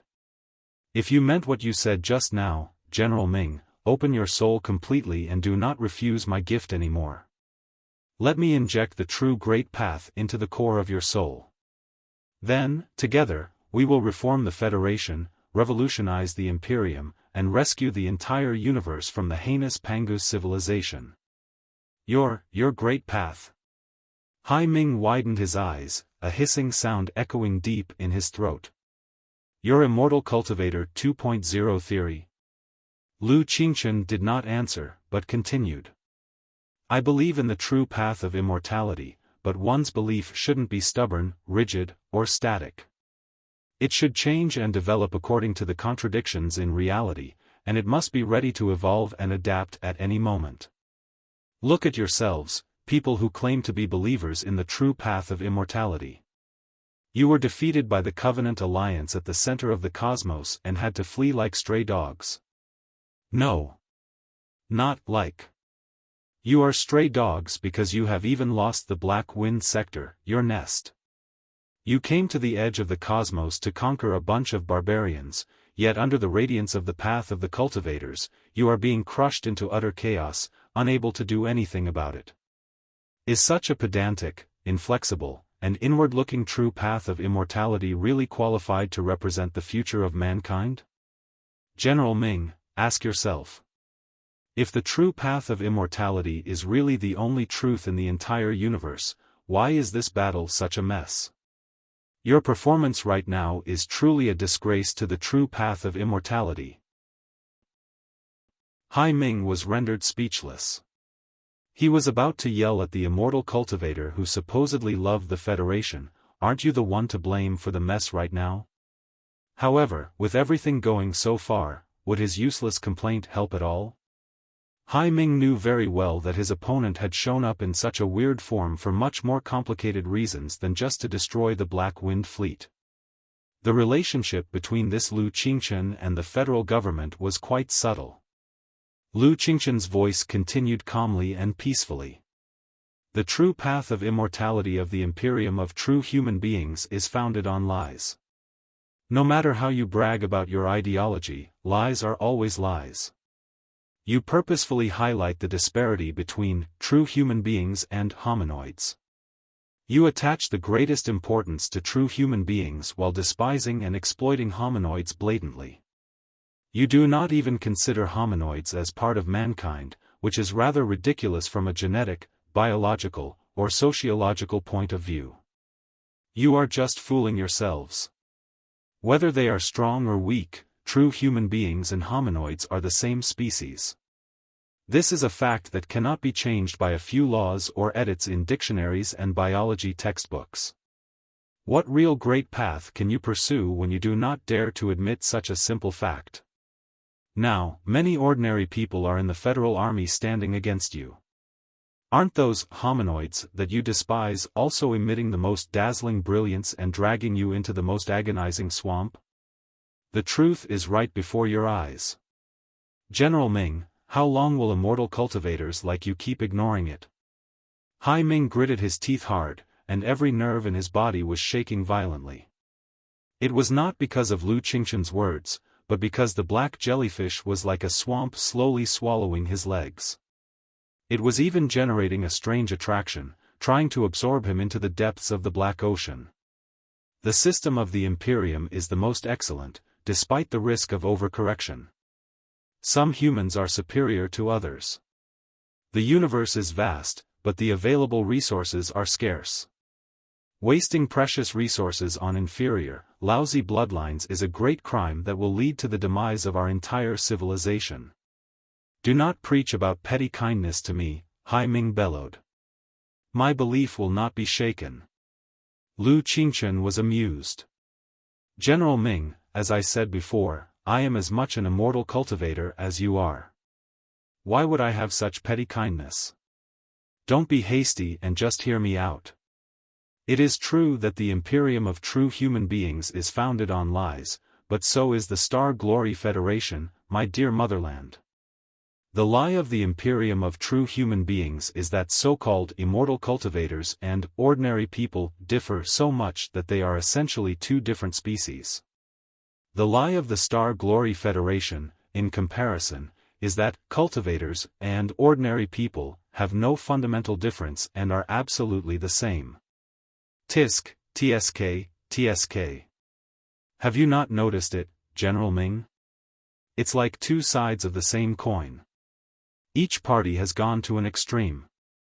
In fact, no matter what bright, righteous, and blood-boiling theories are used to disguise it, general equality is always just an empty slogan.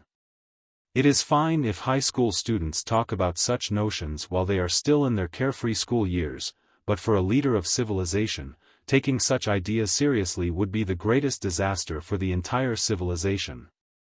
As you said, General Ming, human beings are of different levels, and some are nobler than others.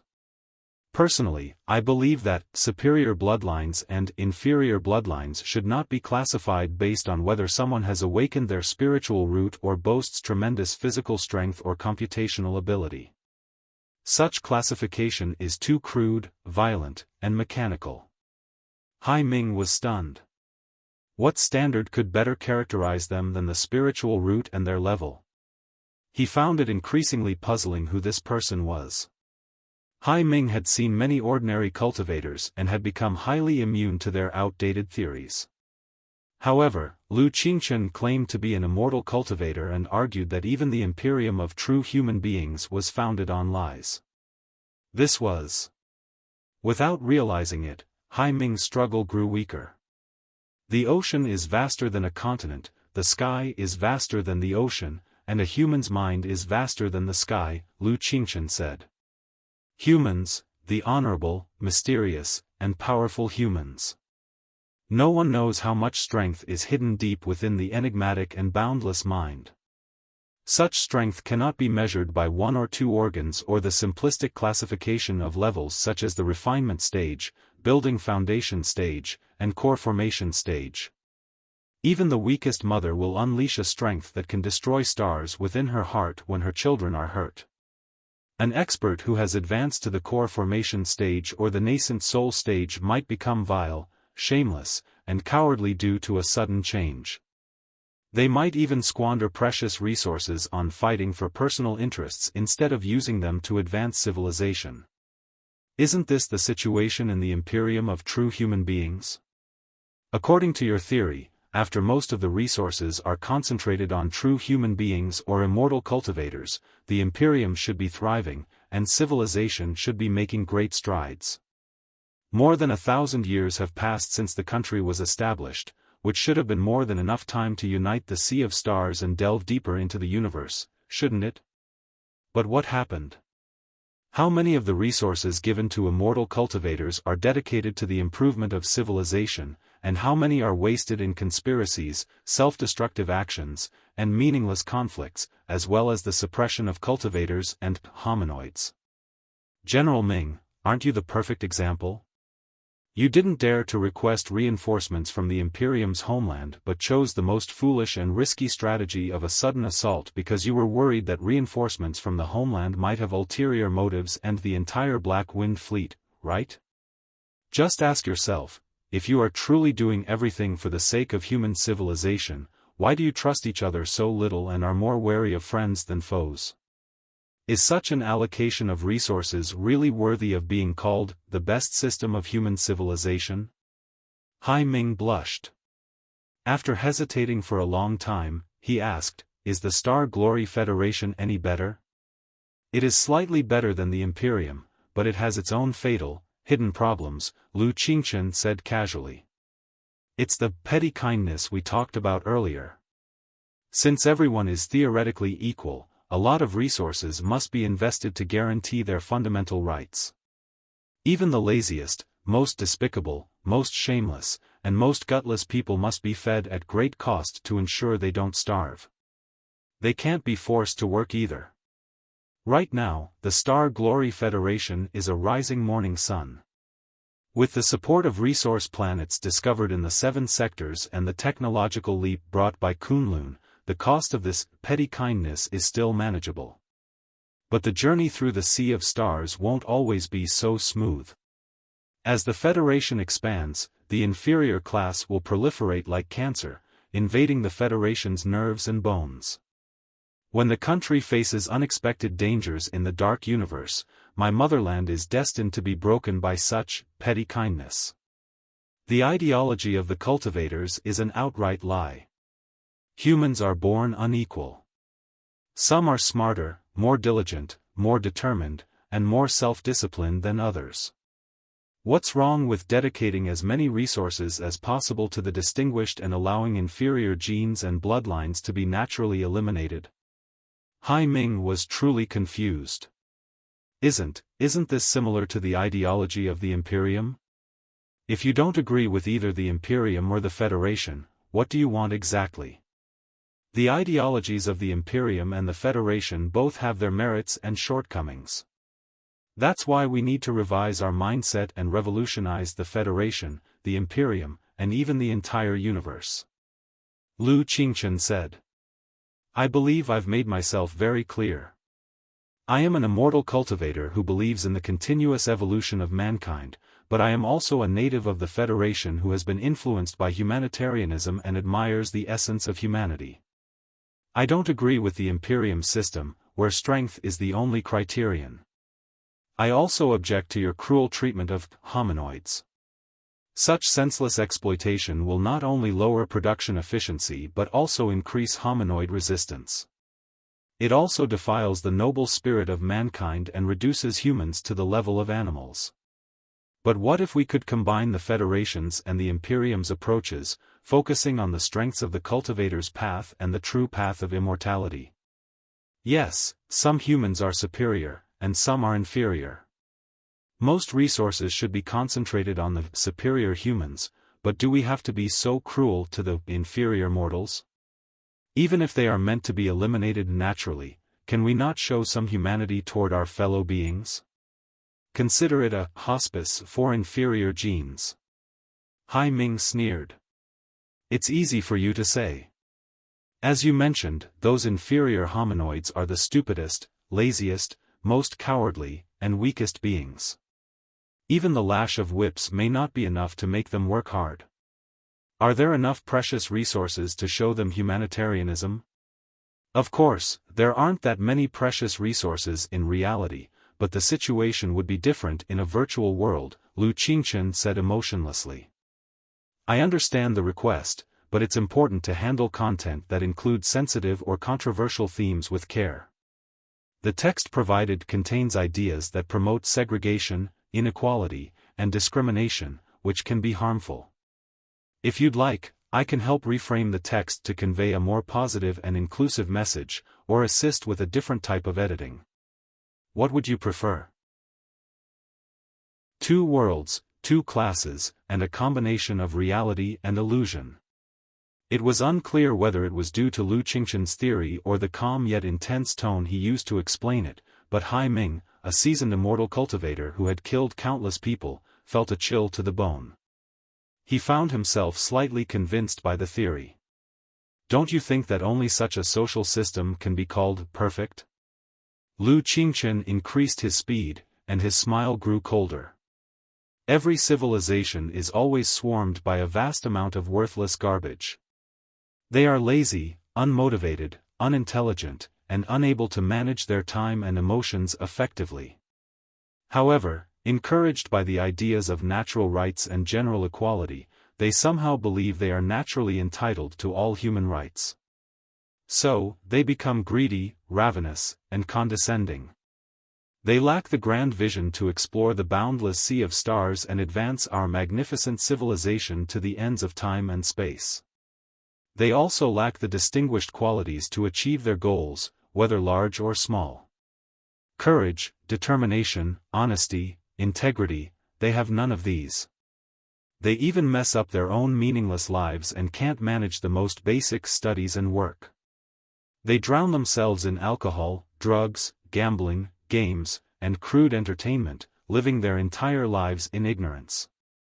Meanwhile, they waste precious resources like food, air, and water. It's quite a shame. Although I admit that many elites with noble minds are among the ordinary people whose spiritual roots haven't awakened and are more than qualified to live in the real world, the ratio of the remaining useless garbage will be no lower than 50%. At the very least, that is the ratio I've calculated from the game Civilization. Perhaps they are simply the flawed products that come with the evolution of mankind. It can't be helped. Human civilization was a premature infant, hurriedly created in a laboratory. 100,000 years ago, our ancestors were still gathering fruits in the jungle and screaming in fear at fires caused by lightning strikes. 100,000 years is not enough to make all of us evolve to the era of the grand universe at high speed. Some people are bound to be left behind and eliminated. The treatment of these flawed products marks the greatest difference between the Imperium and the Federation, the immortal cultivators and the cultivators. The Imperium does not treat these people as humans at all, but as the lowest slaves and basic capital goods. I have to say that this is wrong. No matter how worthless they are still human beings with feelings. Faced with tyranny, they will hate and resist. At the very least, they will slack off, lacking any spirit or enthusiasm. The overall efficiency of resource utilization in the Imperium will be further reduced. The Federation and the cultivators, with their politically correct ideology, turn a blind eye to the worthless individuals, deluding themselves that these people can be reshaped through education. How is that possible? You cannot build a wall with mud. Some genes are not adapted to the era of the grand universe. Allowing these flawed individuals to mix among the builders and defenders of the Great Federation is not mercy but irresponsible hypocrisy, which will only ruin my beloved motherland, the last hope of human civilization. Since the approaches of both the Imperium and the Federation are unfeasible, what is my solution? My solution is to send the flawed products, the stragglers on the path of evolution, and the garbage into the virtual world, keeping only their brains and part of their reproductive system in the real world. This will make management easier and minimize the resources they waste, without causing them any pain. Since they love to narcotize themselves and daydream in their filthy, smelly rooms, lacking the courage to face reality, let them dream in the virtual world and live their entire lives comfortably and carefree. Let the truly audacious and wise have most of the resources and face the darkness and cruelty of the real world. Isn't this the best ending for everyone? Asking someone to shoulder a responsibility beyond their capabilities is both immoral and idiotic. Our evolution has been too rapid, and a large proportion of our compatriots are essentially monkeys in human skin. Why should the Star Glory Federation force them to become warriors to defend civilization? It is impossible, stupid, and cruel.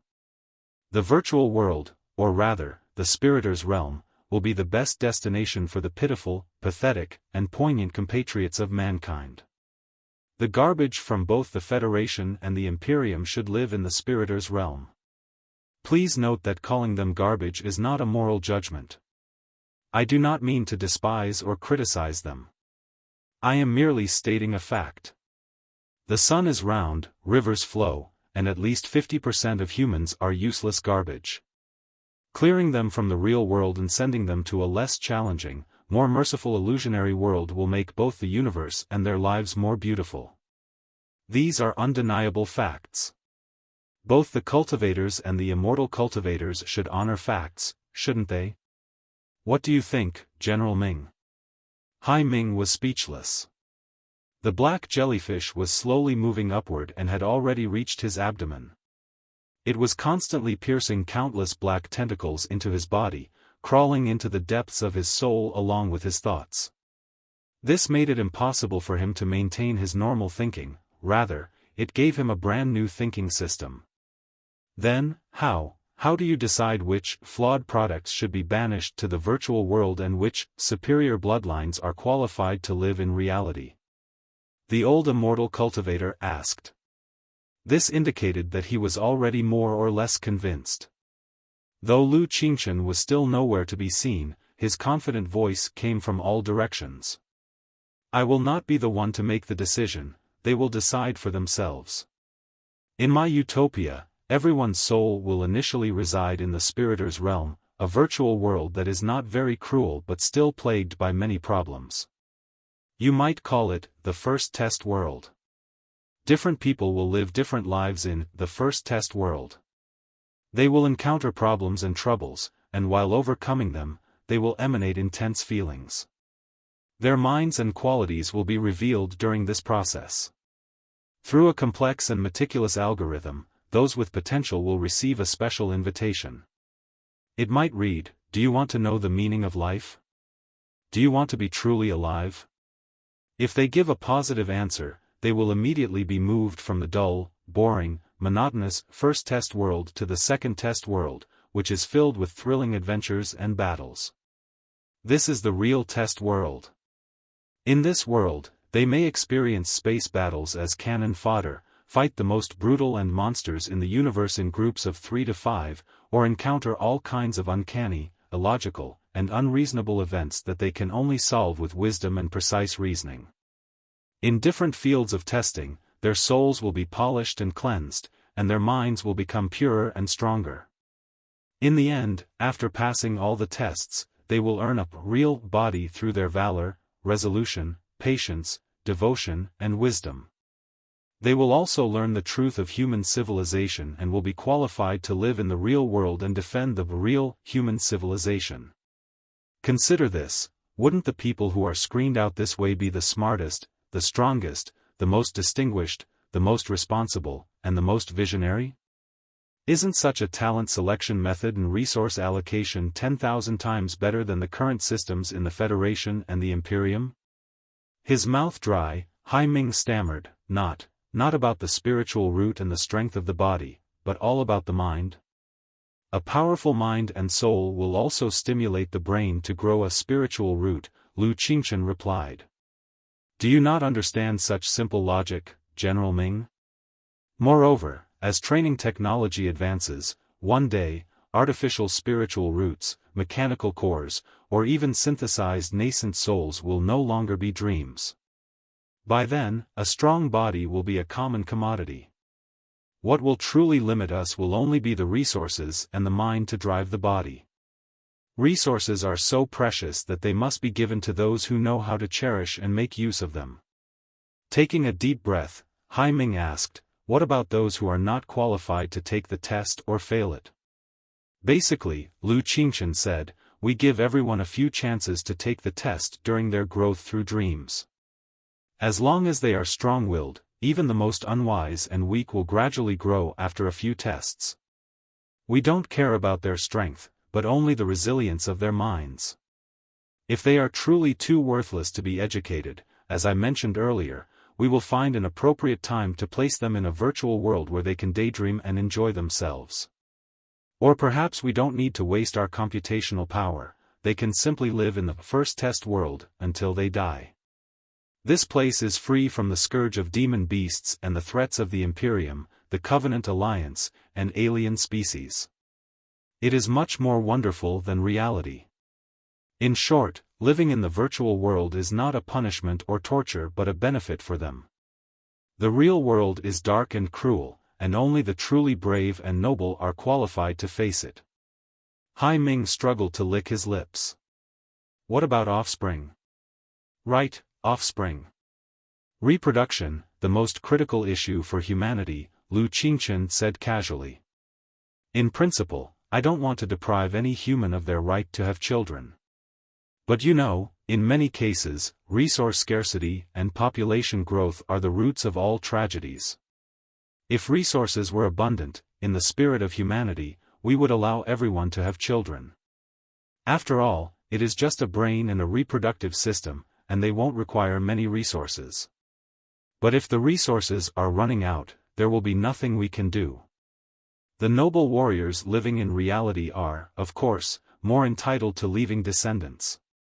These descendants will be stronger and more likely to pass on the essence of human civilization.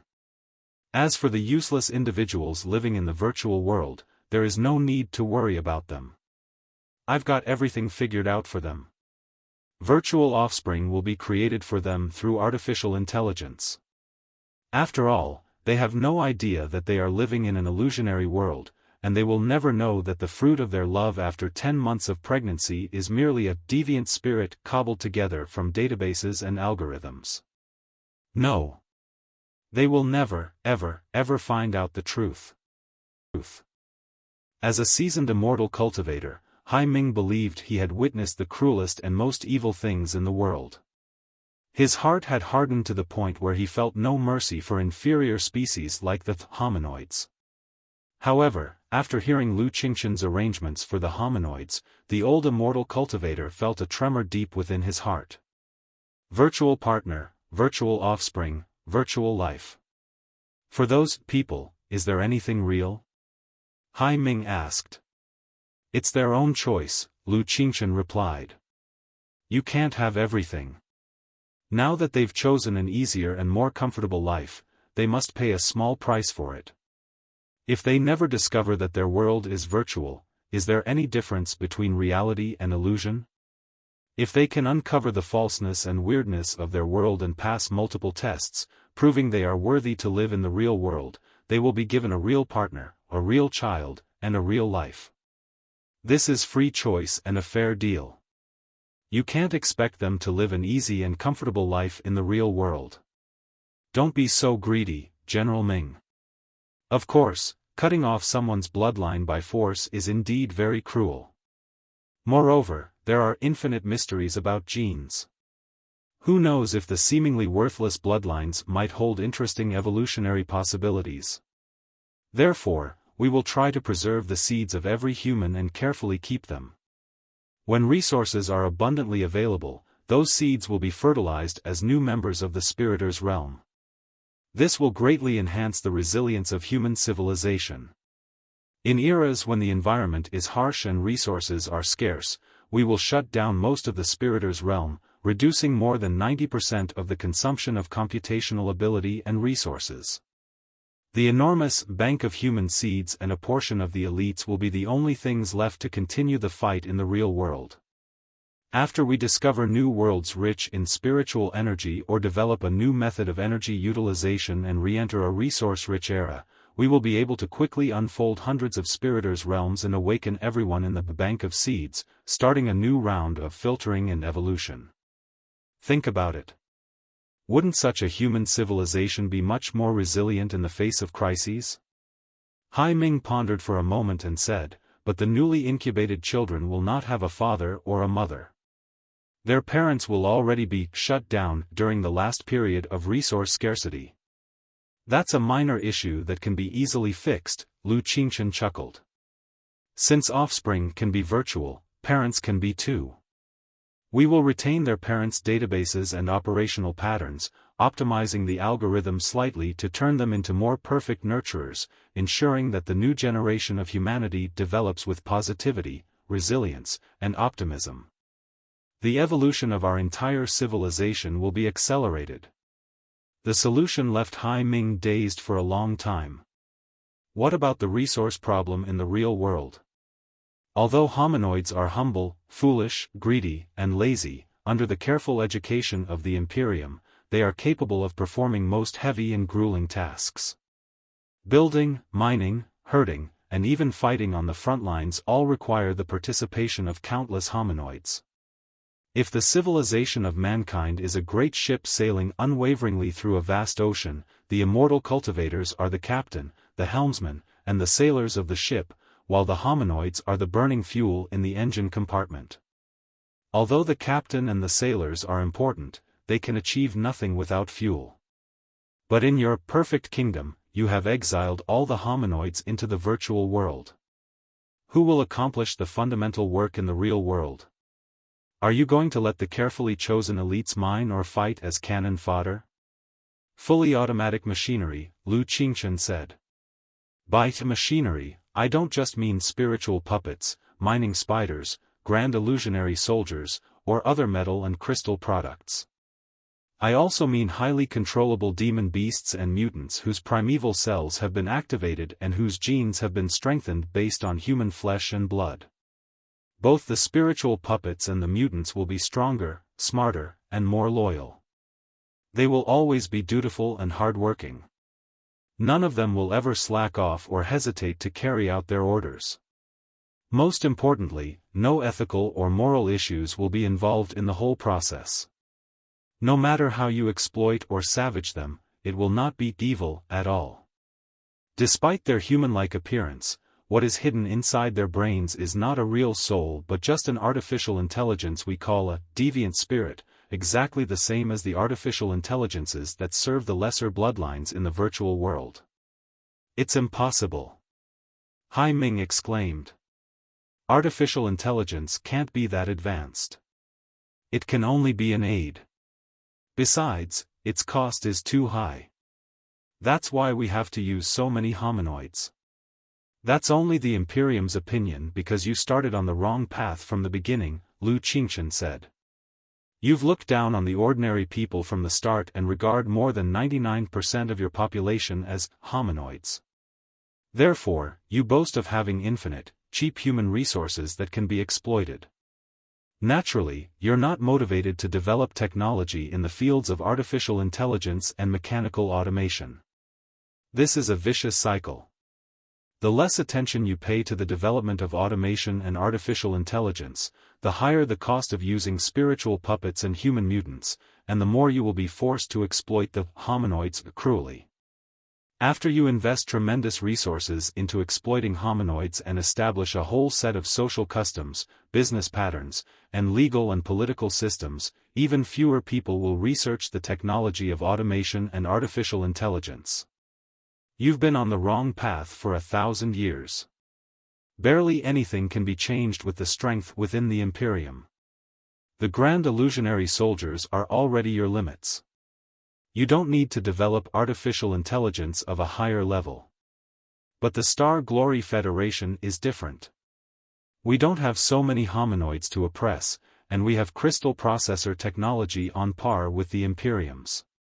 Therefore, from the very beginning, we have pursued automation and artificial intelligence.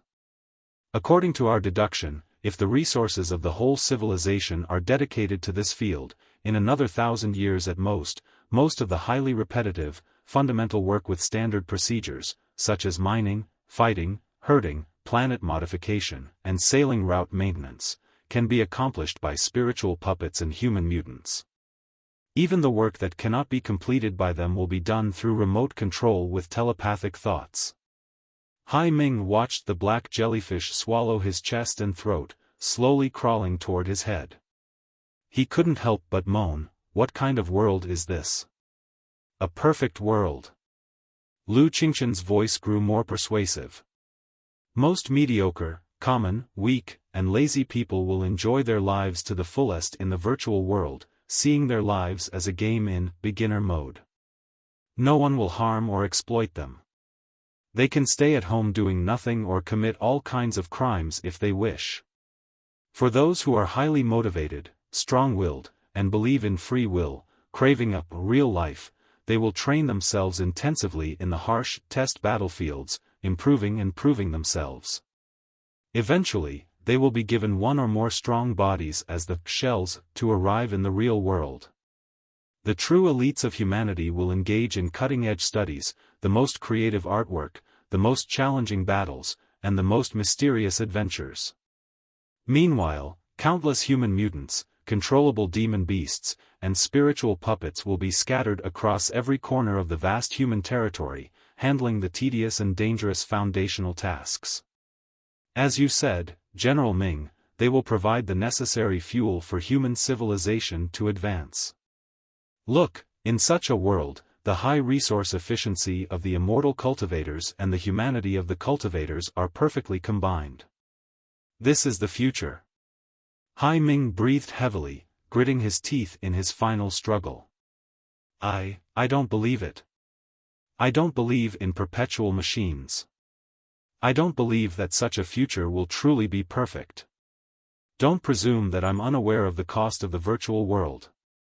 Creating and maintaining a vast virtual world requires countless large crystal processors. Doesn't the production, maintenance, and upgrading of these processors consume resources? According to your plan, if we were to create a virtual world large enough to contain most human beings, the scale of the crystal processors would be unimaginably huge. Let's set aside whether it's technologically possible for now. Even if it is, the cost to keep such a system functioning for 1 second would be astronomical.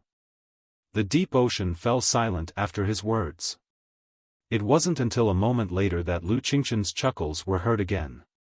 You do have a point, General Ming. Perhaps I should apologize to them for my hasty conclusion earlier.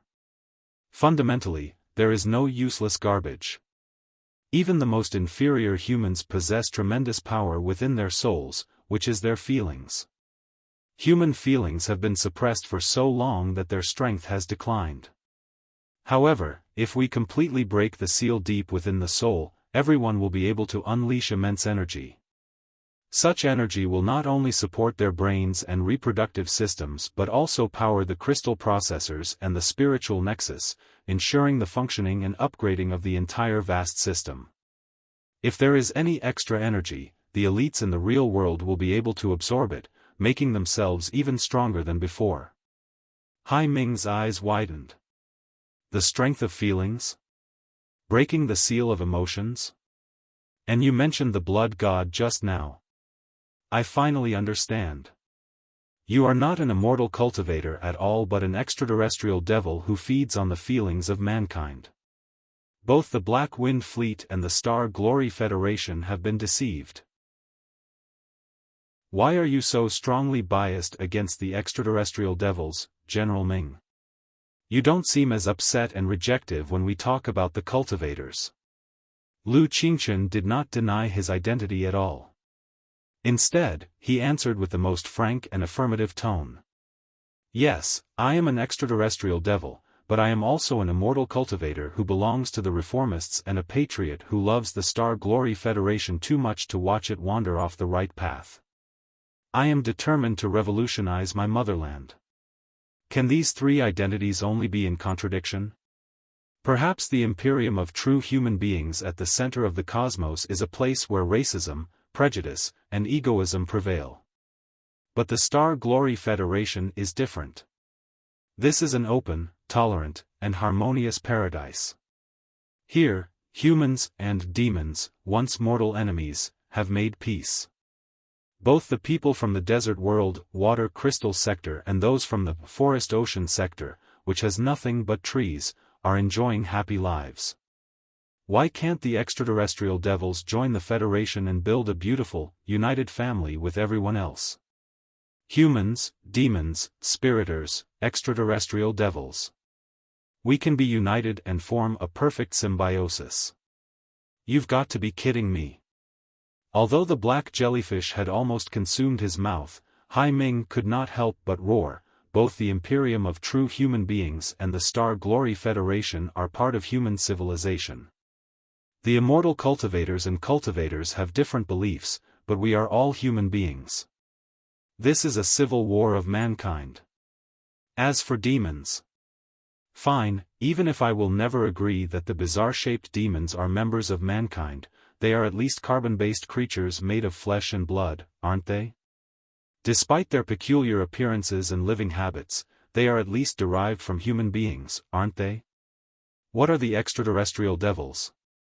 They are nothing but unsubstantial, cunning energy beings, parasites who try to control your feelings and mind. I will not be fooled, no matter how you dress yourself up. Don't forget that the Imperium of true human beings is the rightful successor of the Star Ocean Imperium, which was destroyed because the demons conspired with the extraterrestrial devils and corrupted the Blood God, the commander of the Expeditionary Army. As the rightful successor of the Star Ocean Imperium, we consider the extraterrestrial devils our sworn enemies. You must be daydreaming if you think I will cooperate with you. Now I know what you're really up to with your so-called perfect world. You confine most people in the spiriters realm to absorb their feelings and soul waves, serving the great lives of mankind as food to the extraterrestrial devils. That's all there is to it. As for the elites who have passed the cruel tests, the so-called real people who strive in reality, they must have been deeply polluted and corrupted by the extraterrestrial devils in their test battlefields, haven't they? In the end, what arrives in the real world inside the shells of humans? Will they be real humans or just puppets of the extraterrestrial devils? Kill me. Hee hee. Hee hee hee. Kill me if you want, but I will never cooperate with you. The pride of mankind must never be blemished by the wretched Pangu civilization or the foul extraterrestrial devils like you. Hai Ming roared with the last of his strength. Perhaps it was his imagination, but after he declared this, the black jellyfish that entangled him slowly retreated, and Lu Qingqian's gloomy sigh, as if no one understood him, drifted over. General Ming, Lu Qingqian said, your bias against the extraterrestrial devils runs too deep. Or rather, the lies fabricated by the Pangu clan and branded deep into our genes and souls are too powerful. Like you, I am proud of the radiant civilization of mankind. Who do I confine? I'm merely trying to truly free mankind in this way and break the seal that suppresses our souls, so that humans can reclaim their original form. What are you talking about? Hai Ming's eyes bulged. Not confinement, but liberation?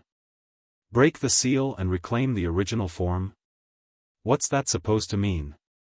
Lu Qingqian chuckled and continued. It's meaningless to argue whether it is humans or extraterrestrial devils who finally reach the real world, because the extraterrestrial devils are not necessarily separate from humans, but humans themselves are extraterrestrial devils. Hai Ming's eyes nearly exploded. You're lying. This is nonsense. Who would ever believe such ridiculous deception?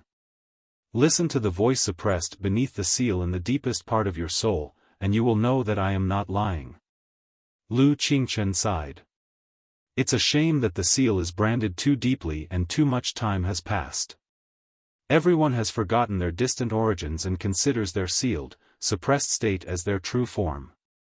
10,000 years ago, the Blood God, the greatest commander of human civilization, once heard a voice from the deepest part of his soul. He resolved to break the seal of the Pangu civilization and liberate all of humanity. Unfortunately, he failed. The battlefield was obliterated, the truth was concealed, heroes were tarnished, and lies were transformed into unquestionable history, adorned with golden, glittering embellishments. Extraterrestrial devils. What a terrible, vicious, and evil name. But who exactly gave them such a terrible, vicious, and evil definition? Who told humans again and again that extraterrestrial devils were horrible and must not be approached? Have you ever considered these questions, General Ming? Hai Ming gritted his teeth and said, Do I need to think? I've seen the horror of the arrival of extraterrestrial devils with my own eyes. Lu Qingchen sniffed and said, Tenebrum energy, formed by the resonance of overly powerful emotions and spiritual energy, is not controllable by everyone. That's why we keep most people in the virtual world, managing and controlling their emotions to ensure stable output of Tenebrum energy. You cannot deny the new possibilities brought by the extraterrestrial devils and Tenebrum energy just because of the chaos and horror that came with their arrival. Just as you cannot deny the hope that fire brings to a civilization because a whole forest was set ablaze and burned to the ground. Any powerful force is inherently dangerous. The more powerful, the more dangerous. Only the strongest minds are qualified to conquer it, harness it, and manipulate it, aren't they? Hai Ming was rendered speechless again. Is it true? Are we really? Yes. We are really the same kind, Lu Qingchen interrupted him without waiting for him to finish. This is the simplest logic. Only things of the same kind can swallow and feed on each other. Wolves eat goats, and goats eat grass. They can do so because they are the same kind. But no wolves, goats, or grass can get any nutrition from rocks, which means that rocks are the real foreigners for them, right? If we are not the same kind, why can the energy necessary for the extraterrestrial devils be found in the depths of human brains? Hai Ming fell silent for a while. His voice became feeble, and he struggled futilely. I don't understand. Please tell me the whole truth. Nobody knows the whole truth. I don't, either. I only know some of the modeled pieces, Lu Qingchen said. But it doesn't matter. Accept my ideas, listen to the voices deep in your heart, join our side, and let's fight and look for the answer together. You may call our ideas the Immortal Cultivator 2.0, or the Cultivator 2.0, or even Mankind 2.0. Whatever the name, it is just a reference. All you need to know is that it is the true path that combines the advantages of the immortal cultivators and the cultivators and can lead us to discover the ultimate truth and figure out who we really are. Arg. In his slight hesitation, the black jellyfish completely enshrouded Hai Ming's head and even his whole body. It crawled into his head and soul through his mouth, nostrils, and ears. He screamed like a man swallowed by a swamp, a sound that seemed both pain and delight. He appeared to be suffering excruciating agony and being reborn from the depths. Hai Ming's voice was completely distorted. He howled, "What are we doing now?" First, we must control the Star Glory Federation, Lu Qingchen said calmly, as if stating an objective fact rather than making a deceptive persuasion.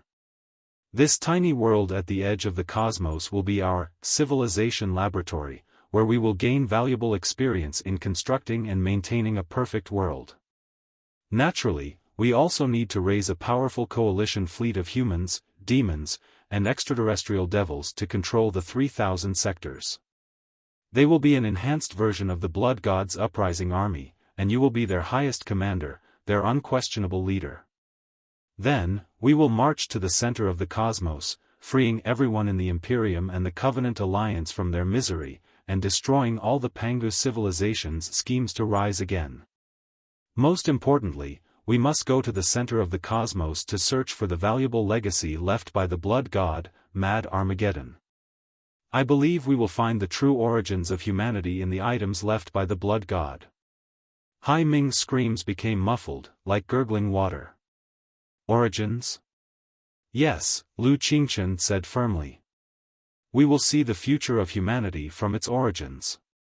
We will know who we are, where we come from, and where we are going. Aren't you interested in those questions?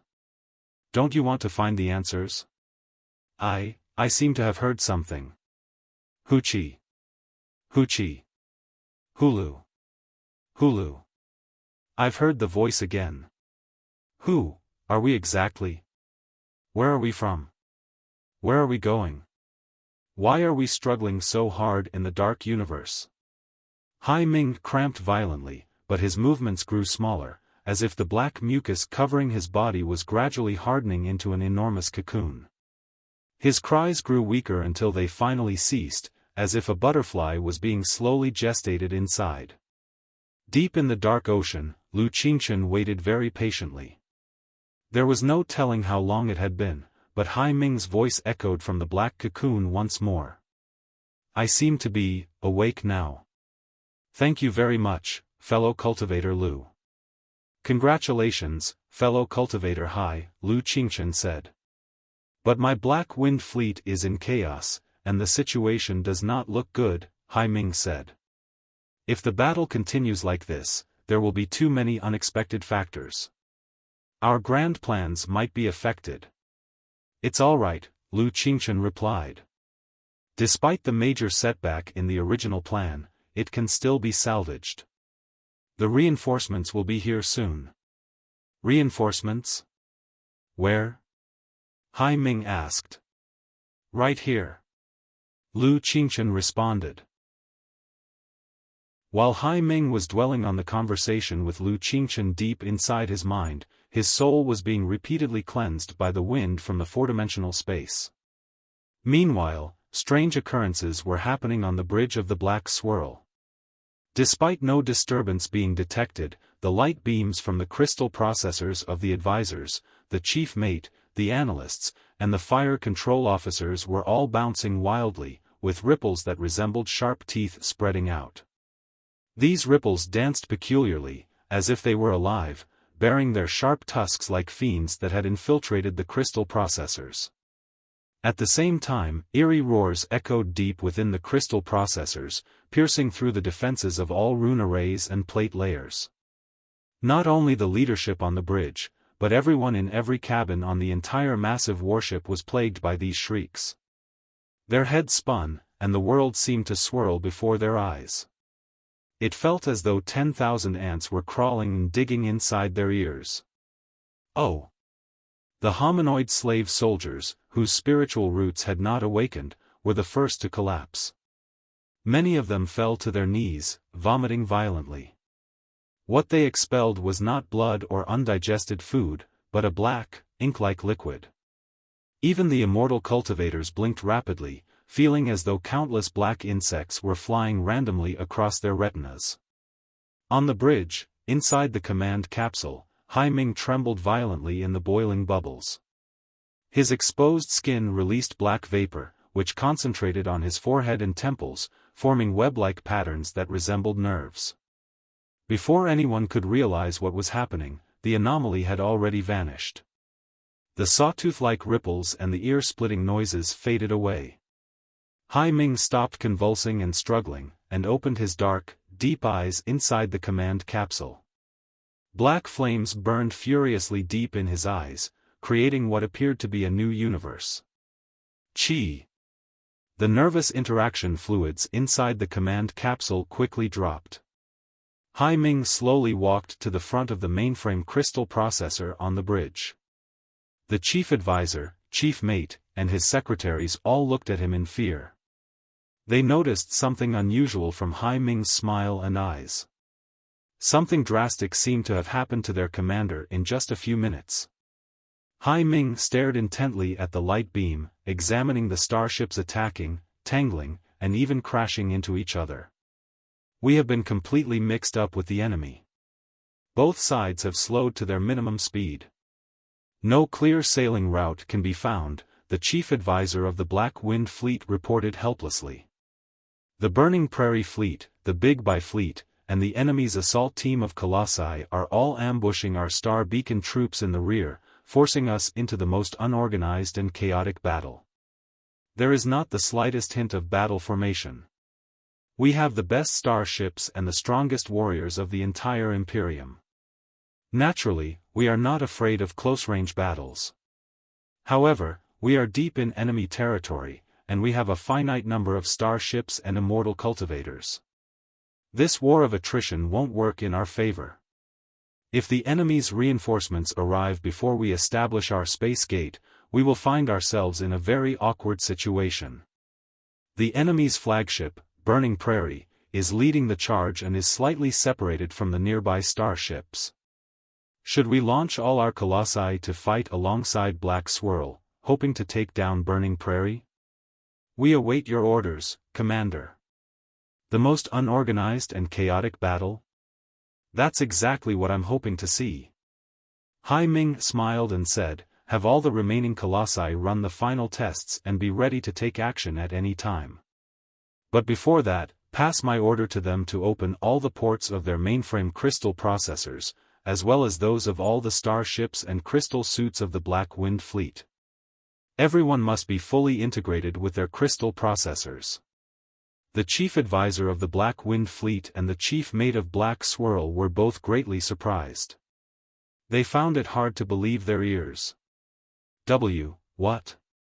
Open all the ports of all the crystal processors? That's really...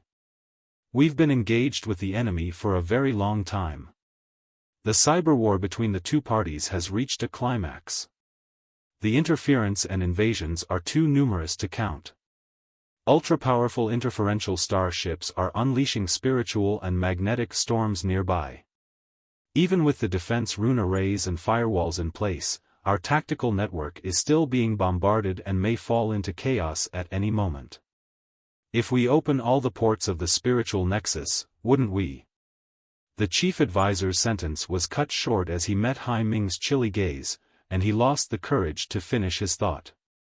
Carry out the order, Hai Ming said, gently patting the chief advisor's shoulder. Noticing the man's hesitant eyes, he added, I will address everyone in the Black Wind Fleet. Even if the highest commander intended to speak to every individual in the entire fleet, it was still unnecessary to open all the ports of the crystal processors. However, under the deep and piercing gaze of Hai Ming, both the chief advisor and the chief mate wisely chose to ignore the issue.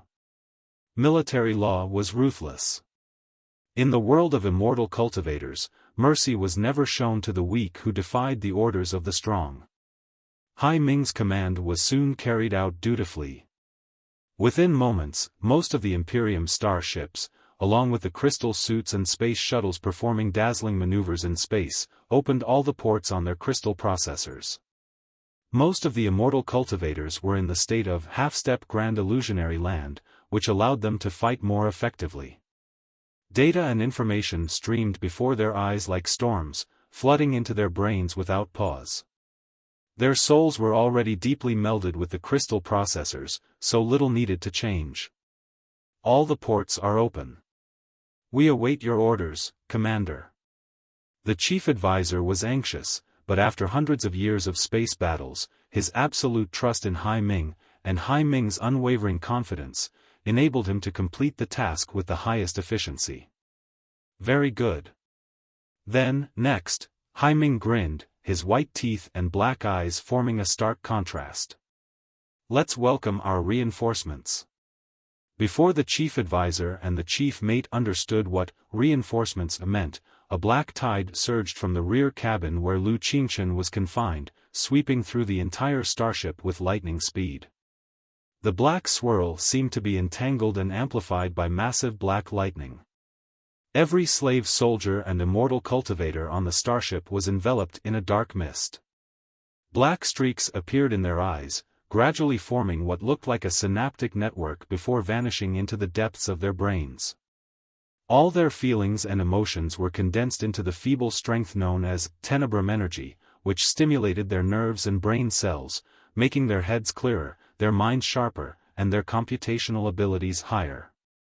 Through the fully open spiritual nexus, the bizarre force from the extraterrestrial land swept through the entire fleet in an instant. The same effects were occurring on every starship and even every immortal cultivator battling fiercely in their crystal suits. Compared to the crew members of the starships, the exos on the front line were affected much more severely. Their desire to kill and destroy was amplified infinitely, and large amounts of black vapor spurted from their nostrils and mouths. By burning their lives and souls through the Tenebrum energy, they unleashed unparalleled strength, speed, and computational abilities. Lu Xingjian had obtained the keys to hack the mainframe crystal processors of the Imperium starships through Su Changfa's and the Star Child's memory fragments. During the space jump, he also implanted many tiny gifts in the brains of key figures in the Black Wind Fleet, including Hai Ming. After a prolonged battle between the Federal Fleet and the Black Wind Fleet, everyone was exhausted and had pushed their souls to the limit, losing most of their resistance. In a moment, the entire Black Wind Fleet and most of the immortal cultivators, including the pilots of the Colossi, were consumed by the dark mist. This was not just a regular arrival of extraterrestrial devils but a meticulously planned and controlled Tenebrum energy outbreak by Lu Xingjian. He simulated the brains of every immortal cultivator through the spiritual nexus while controlling all the mainframe crystal processors of the Black Wind Fleet, enhancing their limits of exhaustion. They would become more bloodthirsty, violent, and insane, but they would not lose their memories or self-awareness. They could still control the most precise magical equipment and carry out the missions assigned to them. On the battlefield, it was common for one to briefly lose their mind after a killing spree. Additionally, since Hai Ming was supervising the entire battle as the highest commander, no one would notice the insignificant change. Even if they grew suspicious, what could they do in the middle of such a fierce battle?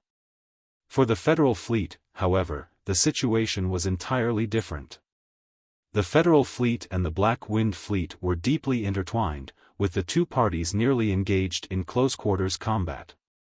The hole inside Lu Xingjian's brain was wide open, summoning countless extraterrestrial devils. Besides causing a precise Tenebrum energy outbreak within the Black Wind Fleet, greatly boosting the immortal cultivators' morale, combat ability, and desire to kill, many invisible devils also lunged at the Federal fleets. The Federal Fleet had fully activated the backup network following the previous virus attack and the paralysis of the spiritual nexus, making it highly isolated from the outside world. However, the strength of the backup network was limited. Under the bombardment of the Black Wind Fleet, many vulnerabilities were bound to appear. Moreover, Lu Xingjian did not intend to control the crystal processors of the entire Federal Fleet. All he needed to do was send the incorporeal devils to infiltrate the crystal suits, space shuttles, and starships of the Federation to disrupt the cultivators. A pilot of the Federation was flying up and down to dodge enemy attacks inside his space shuttle when he suddenly saw a worm with tusks all over its body lurking in his cockpit, spitting out fatal venom. He couldn't help but cry out and block the attack. In that moment of distraction, he was already locked onto by the armed shuttles of the Imperium and blown into a fireball. Another exo of the Federation was fighting the enemy with all his might when he suddenly sensed boundless fear rising from the depths of his brain. His nerves became so weak that he almost fled in terror. He could barely hold on to his magical equipment. Naturally, the enemy took the opportunity and chopped him in half. The same illusions and horrors were spreading through the Federal Fleet like a fatal virus. The fearless exos and pilots of space shuttles became sensitive and vulnerable. Bizarre creatures from nightmares, along with the illusions of deceased family and friends, corroded their retinas and brain cells. The keen and calm fire control officers, battle analysts, and magical equipment specialists in the engine compartments of the starships were also disturbed. Their ears were ringing, their vision blurred, and the world was shaking around them. They all suffered from claustrophobia. The vastness and darkness of the universe were magnified countless times. They were no longer warriors piloting the most magnificent starships of mankind but more like ants caged inside metal matchboxes. Some soldiers crouched like babies and sobbed gloomily. Others had bloodshot eyes and grim faces, with dark air swirling around their heads and bodies. Thick, black liquids ran from their facial organs as they bawled and gnawed crazily. The determined charge that had been so confident became hesitant and sluggish. The well-organized battle formation of the starships was disrupted. Some even cut into others' paths while retreating under overwhelming fear. At more than 1% the speed of light, it was extremely difficult to alter their course quickly. As a result, many Federation starships crashed into each other or accidentally entered friendly fire zones. While the Federation starships were performing desperate evasive maneuvers, the Black Wind Fleet's attacks, 10 times more violent and dense than before, swept over like a storm. The entire Federal fleet seemed paralyzed by an overwhelming aura of fear. If one observed the battlefield through a special lens, they would see countless devils resembling jellyfish, specters, and shooting stars tying up the Federation's crystal suits and space shuttles. The monsters quickly crawled into the equipment through gaps torn open by the enemy's fire. As one side gained strength and the other weakened, the situation was reversed. The arrival of extraterrestrial devils summoned by Xingjian was a momentary outburst. The devils had very low energy levels and could barely be called true energy life. They could only slightly stir fear and other negative emotions, creating minor chaos. However, on a battlefield where the two sides were at an impasse, this chaos was sufficient to decide the battle's outcome and the fate of everyone involved. The Black Wind Fleet's capabilities were no less than those of the Federal Fleet. The Federation had taken the initiative and had to protect the defenseless Star Beacon troop in the rear, limiting their freedom to fight. This is why they were held back and suppressed. The chaos caused by the extraterrestrial devils, however, provided a precious opportunity to regroup and created gaps that resembled abysses within the Federal Fleet. Hai Ming, being highly experienced, did not miss this rare opportunity. The Immortal cultivators, driven by the desire to sabotage, destroy, and slaughter, obediently followed their commander's order and surged toward the gaps like lunatics. Countless crystal suits and space shuttles of the Federation were destroyed instantly. Without their protection, the Federation's cumbersome starships became the most vulnerable targets. The exos of the Imperium swarmed through the Federation's sparse fire net fearlessly, like a swarm of locusts. They attached themselves to the hulls of the Federal fleets. Fireballs expanded soundlessly, one after another, as the several meters thick composite plate armor blossomed like orange flowers. The exos of the Imperium flooded in, and the brutal boarding battles began. Never allow a war to take place in one's own territory. This was the ultimate truth passed down by generals for thousands of years. In space battles, this meant that boarding battles must not occur on one's own starships, as victory or defeat inevitably led to internal destruction. The Imperium's crystal suits outperformed the Federation's. The Immortal cultivators' madness, violence, and fearlessness ranked among the top in the entire universe. Even if they were annihilated within the Federation's starships, they would detonate all their crystal bombs, their supercompressed crystal reactors, and even themselves before dying. Self-detonation was a tactic well detailed in the Imperium's middle and high-level officer training manuals. True Immortal cultivators were certainly no cowards. An irreversible chain reaction began. The two sides were too deeply entangled to disengage and regroup. They could only grit their teeth and fight the bloody battle to the end, no matter how chaotic it became. The Federation's enormous crystal suits and space shuttles were destroyed.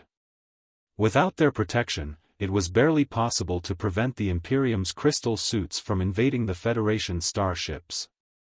After starships were destroyed one after another from within, they could provide less and less fire support for the crystal suits and space shuttles at the front, making it increasingly unlikely to halt the massacre.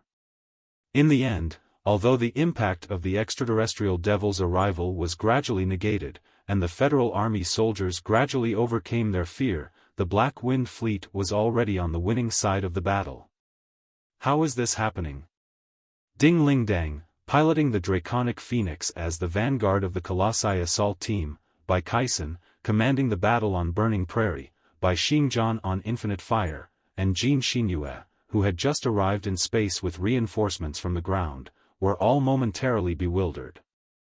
With their cultivation and determination, the ranged attacks of the devils barely affected them. However, the appearance of the devils and their clear discrimination against only the Federal fleet implied the most terrifying fact. The Black Wind Fleet has joined forces with the extraterrestrial devils. Ding Lingdang, Jean Xinyue, by Kaisen, by Xingjian, and everyone in the highest command center on the ground felt their hearts sink into a bottomless pit of ice. Extraterrestrial devils were not uncommon in the universe. In most cases, they were merely minor nuisances. Although the Flying Star sector had suffered greatly from their arrival in the past, the government of the Flying Star sector had never been truly shaken. In other worlds, despite occasional attacks, the devils had never posed a real threat. Ever since the arrival of extraterrestrial devils in the 10th space ring of Heavenly Saint City in the Flying Star sector more than 100 years ago, these devils had never caused any major trouble. Everyone believed that the foundation on which the extraterrestrial devils thrived had been eradicated after the new Federation was established and the society became more positive and promising. It was thought that the extraterrestrial devils had left the bright land for good. No one expected them to choose to appear at such a critical time. Although the devils were not very strong on their own and could easily be torn apart by mystic ray weapons and interference magical equipment, the moment of chaos they caused was enough to spell the doom of the entire Federation. Look at the back of the Black Wind Fleet. On the bridges of Burning Prairie and Infinite Fire, in the highest command center on the ground, and in the communication channels of Ding Lingdang, Jean Xinyue, and others, desperate cries echoed simultaneously. On the Imperium side, taking advantage of the chaos and the destruction of numerous Federation starships, the most elite forces of the Black Wind Fleet, led by Black Swirl, finally formed a solid battle formation. Like dozens of glittering tusks, they converged from all directions to the same location. Behind these tusks, one star beacon after another spurted out bright exhaust flames, attaching to and combining with each other as if pulled by invisible hands. The massive force field continued to expand, enveloping all the star beacons. The star beacons pulsed in a fixed rhythm, as if breathing, and soon synchronized to the same frequency. The assembly of the Black Wind Fleet space gate had begun.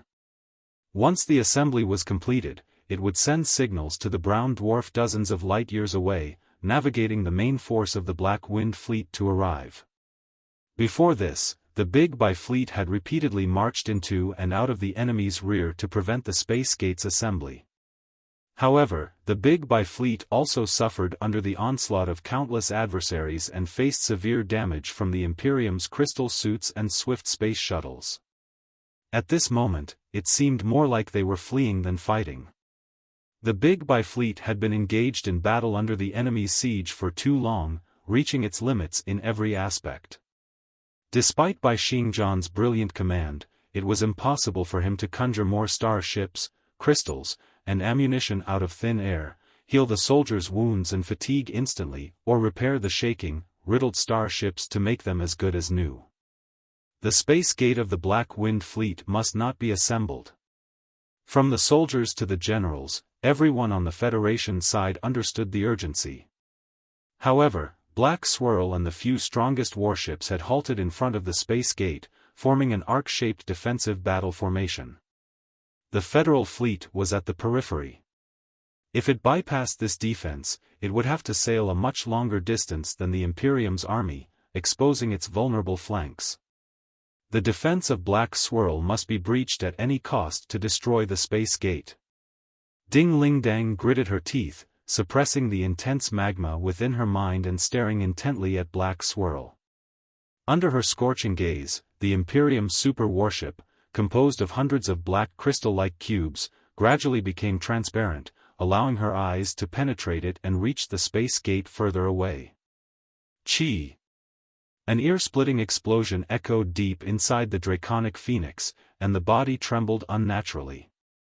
On the light beam of the crystal processor, which was flashing rapidly, a few more runes dimmed as many parameters hit rock bottom and turned into unmoving straight lines. Even her own brain nerves received a series of excruciating feedback, informing her that 3 critical magical equipment units had been completely destroyed.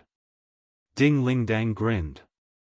Blowing up 1 Colossus on the enemy's side, heavily damaging 2, and taking down 4 starships and hundreds of crystal suits directly, the Draconic Phoenix had only paid the price of a 50% reduction in combat ability.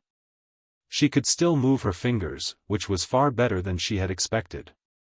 As long as her fingers could still move and clench into a fist, she would never fall down. Beep! Beep! Beep! Beep! An order from Burning Prairie was transmitted into the cockpit of the Draconic Phoenix through a top-secret channel. Bai Kaisen's voice echoed next to Ding Ling Dang's ears. Representative Ding, according to the remote surveillance by the highest command center, your body and the performance parameters of your Colossus are in a poor state. You have been ordered to retreat from the battlefield immediately under the cover of your affiliated Crystal Suit Legion. You will rest in the number 9 Star Fortress. The route for retreat will be sent to your crystal processor shortly. Burning Prairie will provide fire support for you, too. As the Chief of Staff of the Burning Prairie Fleet and the General Commander of the 1st Attack Group, Bai Kaisen was the highest spokesperson in space or the command center on the ground. Even though Ding Ling Dang was the pilot of the Federation's strongest Colossus, she still had to follow Bai Kaisen's commands while in battle. Ding Ling Dang narrowed her eyes. A mouthful of sweet blood surged up her throat, but she managed to swallow it back. I will not retreat. The Draconic Phoenix can still fight, and so can I. Please reset my mission, Advisor Bai. Representative Ding. Bai Kaisen's voice rose. Now is not the time for sentimentality. You know how important you are to the entire Federation. Your performance has attracted the attention of both our side and the enemy. A large group of enemies, including 3 Colossi, is approaching. We cannot afford to lose you. Evacuate now. I am not being sentimental. Ding Ling Dang gritted her teeth, breathing heavily as she gathered the strength of every cell in her body. As you said, I am of paramount importance to the whole Federation, but who am I if not the god of war, the blazing Tyrannosaur, and an indomitable legend? Now, cough, cough, everybody is looking at me, the blazing Tyrannosaur. If I retreat right now, it will be a serious blow to our morale. If it were any other battle, I would retreat to rest and perform maintenance without hesitation. But this is the most critical moment now. The space gate of the Black Wind Fleet is being assembled. If I rest, the space gate of the Immortal cultivators will be assembled and summon a large batch of main forces. At that time, even if the Draconic Phoenix has recovered its full combat ability, so what? Can it stop the march of thousands of starships? I must carry on. Even if being an indomitable legend is just propaganda, as long as one soldier in the Federation believes it, I will do my best to live up to their trust. Bai Kaisen fell silent. Noise from the bridge of the Burning Prairie filled the air. Rest assured. Ding Ling Dang smiled. I won't die. I still have a deal with Li Yao. So many extraordinary things have happened in the past 100 years. How can I die without seeing his stunned face? Understood. Bai Kaisen took a deep breath. Recalculating the mission for the Draconic Phoenix and its affiliated Crystal Suit Legion. The brief and main direction of attack will be sent to your crystal processors soon. You're right. Time is precious. We must destroy the enemy's space gate before it is assembled. There's no time for us to detour now. We can only break through the arc-shaped net of defense centered at Black Swirl in a head-on clash. But we have our own trump card, Moth, which carries the Wormhole bomb. Now, all the main force warships, including Burning Prairie, will charge at Black Swirl. However, our attack will only be a distraction. The real fatal blow, which will rip a super opening in the enemy's defense net, will be Moth. Both Burning Prairie and the Draconic Phoenix's attack group have only one mission, to protect Moth and ensure it gets within 30 kilometers of Black Swirl undamaged. Is that clear? 30 kilometers is a long distance on the ground, but in space, it is very close and can be covered in the blink of an eye. As the flagship of the Black Wind Fleet, Black Swirl naturally will not allow any Federation starships to reach within 30 kilometers of itself. Moth, which carries the Wormhole bomb, is just a common carrier and does not have the ability to resist the barrage from Black Swirl and other Imperium starships. Before the violent spacetime ripples completely engulf Black Swirl, Moth will be obliterated in a series of fireballs. The only solution is to have the Federation's main force warships attack the Black Wind Fleet as bait, attracting most of the firepower to themselves, thereby creating an opportunity for Moth. Masteress. Jean Chinue's voice cut into the top-secret channel. She had arrived at the space battlefield. I came up with the Dim Moon plan, and I will be responsible for it no matter what happens. The demons are part of the new Federation, too. Please don't doubt the courage and loyalty of all the demons on Moth's daring team. As long as you can ensure Moth enters the area within 30 kilometers of Black Swirl, we will certainly give the Imperium a major setback. Ding Lingdang smiled. She liked the plan because it was direct, simple, and clear. All she needed to do was rush forward. The battle formation of the Black Wind Fleet had stabilized, like a hideous beast in space. Black Swirl, in contrast, looked like an enormous heart embedded in the beast's chest. Not far behind Ding Lingdang, the main force warships of the Burning Prairie Fleet, led by Burning Prairie, were gathering and condensing into a massive cone-shaped battle formation. Although it was hard to judge their relative speed with the naked eye, the flourishing exhaust flames at the rear of each starship indicated they were accelerating non-stop. Further away, the remaining forces of the Big By fleet took a large turn and quickly rejoined the assault against Black Swirl. Schwa! Schwa! Schwa! Schwa! A brief of the new mission, including the routes of attack, goals, and cooperative troops, was sent to Ding Lingdang's crystal processor. Wu Mayan, and everyone else of the Iron Plateau Legion, can you hear me? Ding Lingdang activated the internal communication channel. The time has come to decide the outcome of the war. Do you see the space gate at the rear of the enemy's fleet? Once the space gate is assembled, the Star Glory Federation's 100 years of preparation and 600 years of pride will be lost. But there is still time. We can still stop it.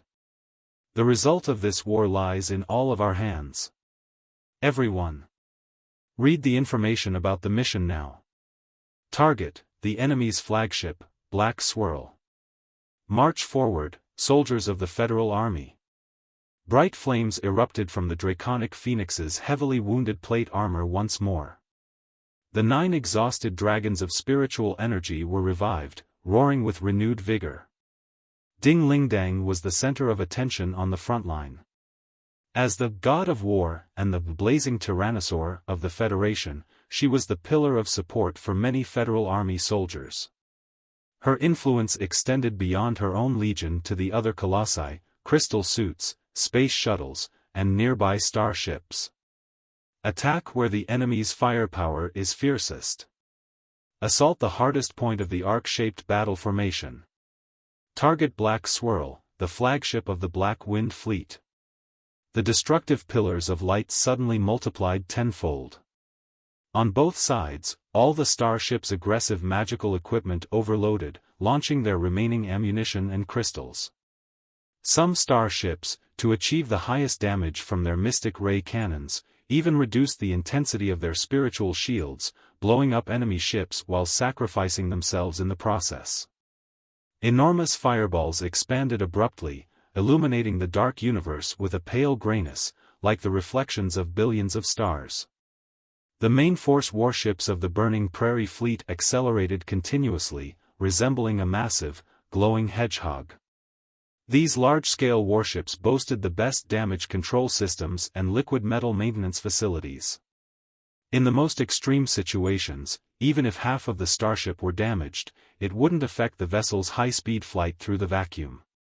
Therefore, no matter how many bullets of spiritual energy hit them or how many exos invaded them, it was not easy to alter their course or blow them up. Under the cover of the behemoths, Moth was as inconspicuous as a common supply starship on the battlefield. It clung to the rear of a main force warship like a tiny fish to the body of a blue whale, which shielded it from most of the barrage. In the chaotic environment of the space behemoths crashing into each other, little attention was paid to such a small craft. Behind Black Swirl, more and more star beacons were attached by the spiritual and magnetic force field, gradually revealing the prototype of a space gate that would soon emit the most dangerous brilliance to the brown dwarf dozens of light-years away. All hope rested on Moth. Boom, boom, boom, boom, boom. After a series of fierce battles, the draconic phoenix had been weakened to the point where even a group of regular crystal suits could cause significant damage.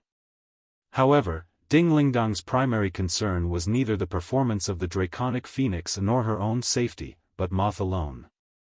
The shield starships deployed at the outermost layer of the burning prairie fleet's cone-shaped battle formation were blown up one after another or lost momentum and veered off course, breaking away from the main force. Some arsenal starships set their course to the enemy's trajectory after exhausting all their crystals and ammunition and crashed into the enemy with brutal force. Even if they missed or were completely disintegrated before impact, they still seriously disrupted the enemy's courses, battle formations, and fire networks. Countless crystal suits and space shuttles congregated into a glittering nebula, devoted to the swirl raised by the battle between the two starships. They did not retreat, even if torn to shreds in a mere 0.1 seconds. At the center of the cone-shaped battle formation was burning prairie, with Moth hidden deep inside, still marching forward. Like the sharpest tusks, they bit into the depths of the Black Wind fleet, surrounded by an overwhelming tide of crystal suits and starships of the Imperium. As the god of war and a competitive candidate for the next Supreme Speaker of the Federation, she certainly deserved the Black Wind fleet to dispatch tremendous forces to besiege or even capture her alive.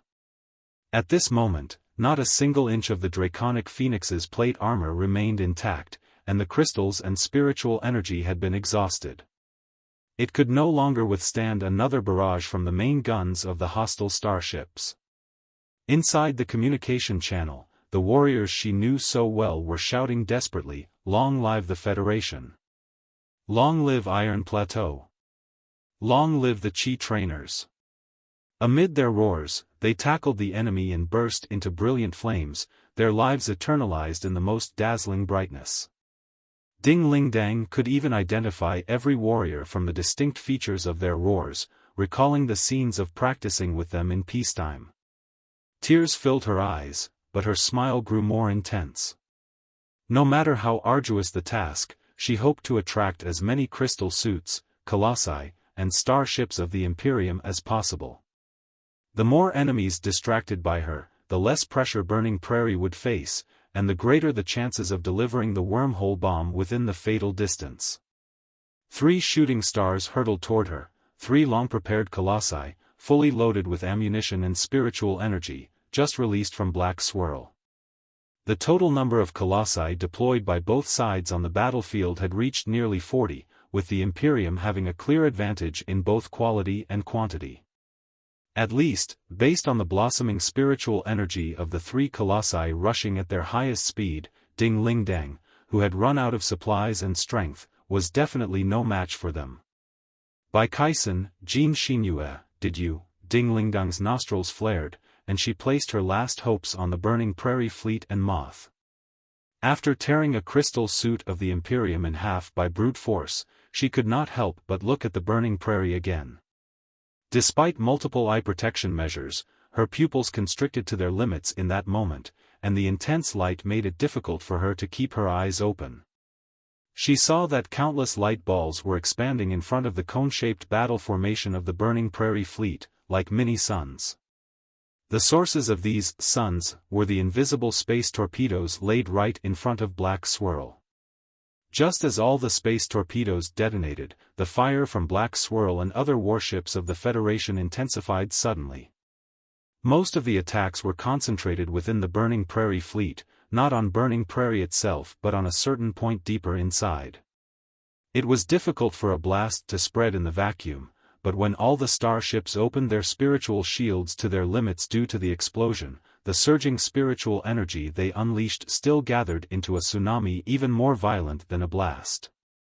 The main force warships of the Burning Prairie fleet shook violently in the tsunami of furious flames. The previously precise and determined battle formation gradually loosened. Ding Lingdang felt her heart being gripped. Advisor Bai Kaisen. She and Bai Kaisen were both members of Li Yao's group, and could be considered political allies who were already closely aligned. In the emergency, she called him directly by his name. What happened? How is Moth? Moth. Ear-splitting background noises echoed through the secret communication channel, indicating that Burning Prairie had not fully recovered from the intense spiritual and magnetic interference caused by the explosion. After a long pause, Bai Kaisen's intermittent and distorted voice finally came through. Fall back now, Ding Lingdang. It's hopeless. Moth has been destroyed. What? Ding Lingdang felt her head spin, and the universe seemed to be collapsing before her eyes. In the last round of mutual barrage, hundreds of enemy starships concentrated their fire on Moth's course, as if they had learned of Moth's vital mission in advance. Bai Kaisen replied angrily. Damn it. I don't know how it ended like this. Moth has been completely vaporized, and the wormhole bomb was obliterated before it could be activated. Without the wormhole bomb, and with only the forces available now, we can never break through Black Swirl, which is bolstered by the extraterrestrial devils. Not good. According to the detection, 5 Colossi of the Imperium are heading toward Burning Prairie. There are so many more Colossi hidden within the Black Wind fleet. This is a trap. They intentionally lured us in. Everyone on board, prepare for a boarding battle. They are about to crawl in. Listen, Ding Lingdang. Our plan has failed. Even if you persist stubbornly, it will be meaningless. Retreat now. Even if the Heaven's origin sector is really lost, we still have another 6 sectors, and we can still play a game with the Black Wind fleet. But a game requires leverage. You are our leverage. You must not die here for nothing. Retreat. That's an order. The communication in the secret channel was abruptly cut off. There was no telling if the 5 Colossi recently deployed by the enemy had invaded Burning Prairie. Struck as if by lightning, Ding Lingdang did not recover for a long time. She was about to order the retreat when Wu Mian sent her a classified file, claiming it had been received from Xingjian. Ding Lingdang was momentarily dazed. She did not understand why Xingjian had not communicated with her directly through the private channel but chose to send the file via Wu Mian, or why the classified file was secured with double retina verification. Only after both Wu Mian's and Ding Lingdang's retinas were scanned would the file be decrypted. Beep. Ding Lingdang soon passed the retina test and opened the small classified file. Xingjian's clever and determined face immediately appeared before her eyes. Retreat now, Masteress. Your mission has been completed successfully. The wormhole bomb has been launched. As for whether it will reach near Black Swirl, it will depend entirely on our luck. Ding Lingdang was stunned. Hadn't they said that Moth had been vaporized and the wormhole bomb obliterated before it was activated? What did this mean? Although she was often criticized for having more brawn than brains, she had the computational ability of a peak nascent soul stage. Seeing Jean Xinyue's cunning smile in the video, she immediately understood what had happened. Damn it! The wormhole bomb wasn't loaded on Moth. It was not real-time communication, just a video clip sent by Jean Xinyue. Naturally, her roars were not heard by anyone. But Jean Xinyue in the video seemed to have foreseen Ding Lingdang's reaction. She paused for a moment and continued, "You must have guessed it, Masteress."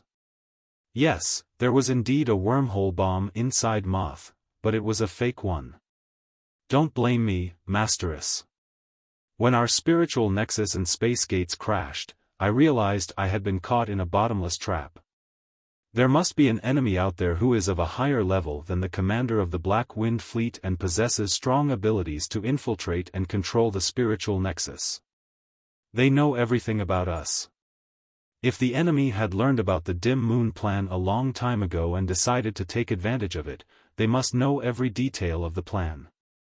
How could our most critical trump card, the wormhole bomb, have remained a secret to them? Although the wormhole bomb was classified as top secret, many people from both the Secret Sword Bureau and the Dim Moon Fund were involved in its research and modification. Many crystal processors were also utilized. It was impossible to keep it a complete secret. Since the enemy was already aware of the wormhole bomb, they would certainly pay special attention to the protection of the central starships and crucial areas. With so many starships deployed, even an idiot could guess that we were about to use our trump card. So, how could it ever work? Thankfully, 1 week before the Dim Moon plan was activated, I received some unexpected enlightenment and realized that it was too direct, simple, and risky to have one carrier carry the wormhole bomb. Therefore, I secretly produced 2 fake wormhole bombs and designated 3 carriers to perform the mission together, one carrying the real bomb and the other 2 carrying the false ones, in order to improve the odds of survival and maintain inconspicuousness. The production of the real wormhole bomb involved a lot of work, and some traces were bound to be left behind. Faking the wormhole bomb, on the other hand, only required a similar appearance. It was quite simple and could be done even without the help of crystal processors and the spiritual nexus. I knew that our spiritual nexus had been highly compromised. Although we had switched to the backup network, and it was impossible for the enemy to monitor the crystal processors of every soldier, they would certainly find a way to eavesdrop on the conversations of Core Federation members like you and me.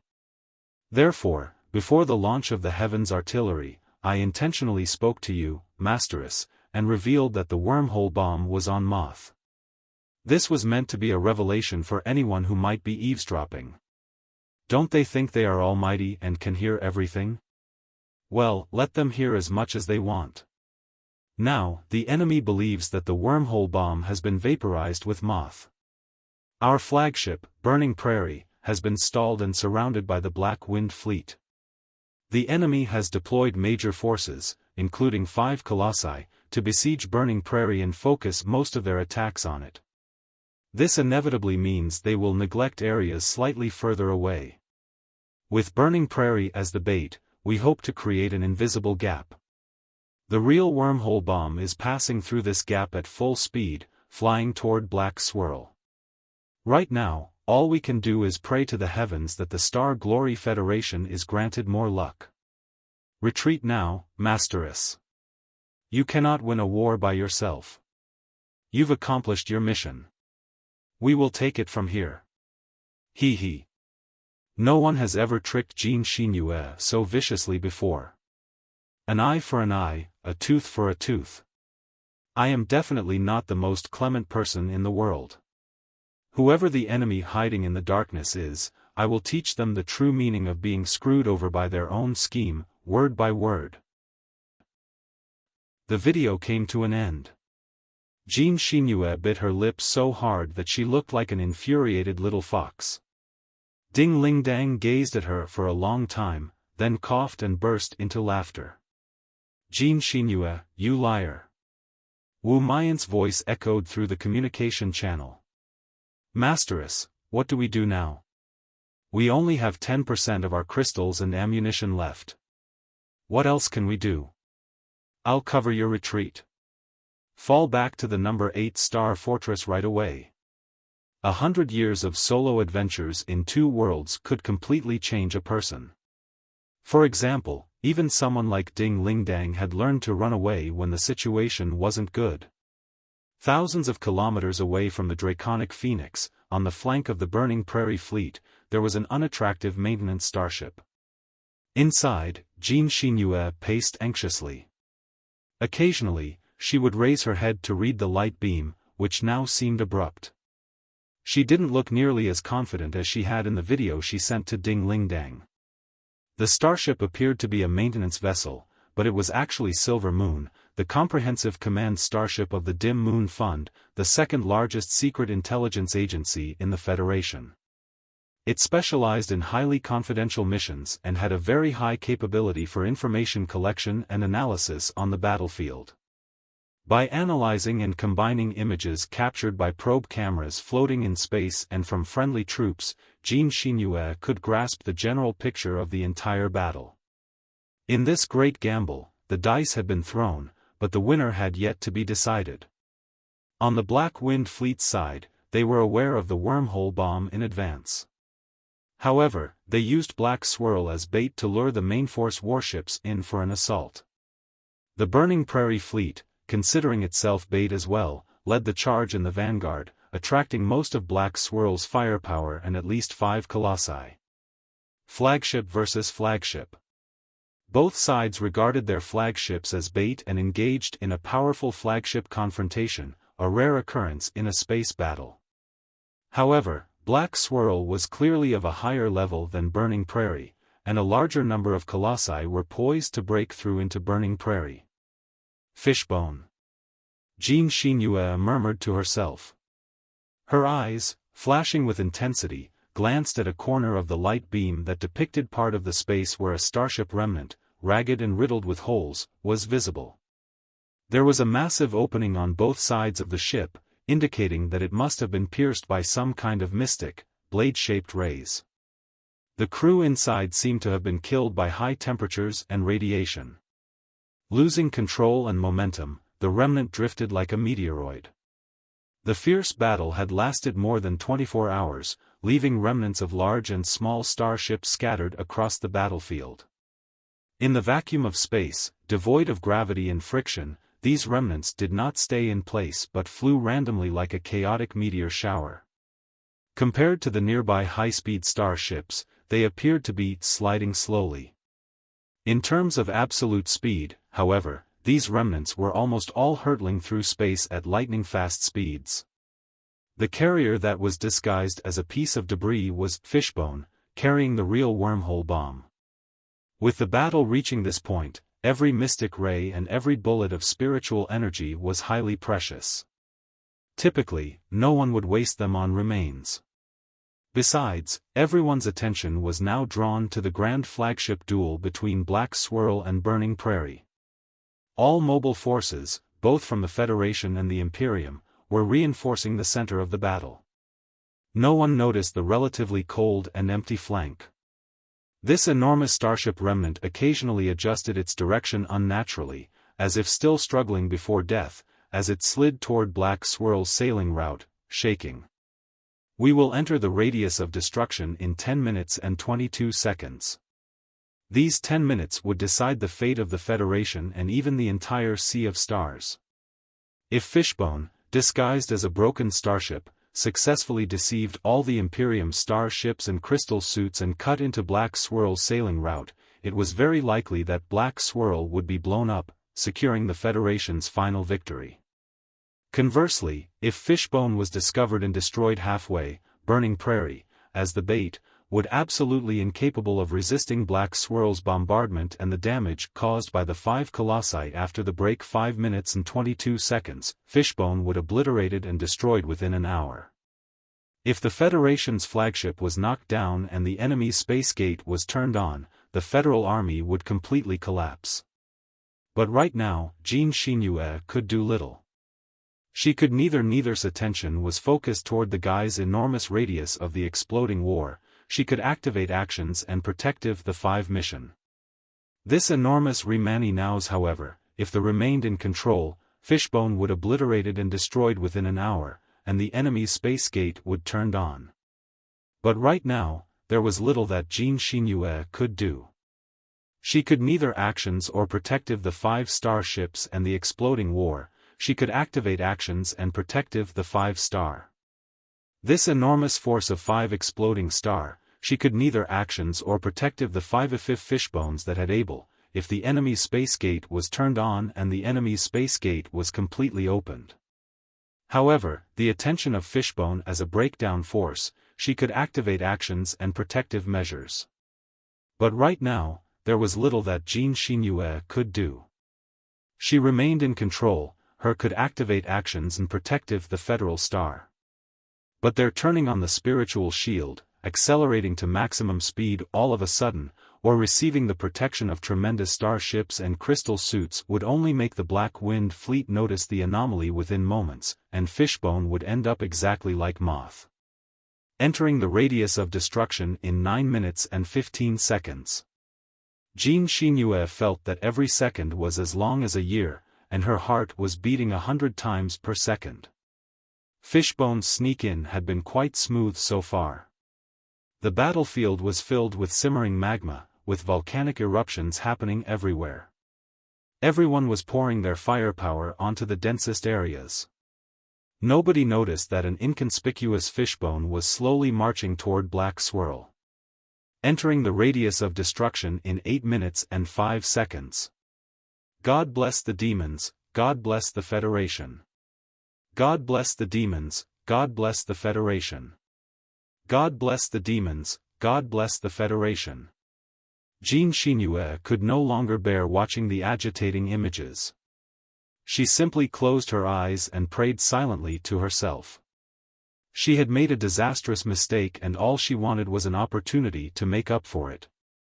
After special modifications, the number of crew members Fishbone required had been reduced to the minimum.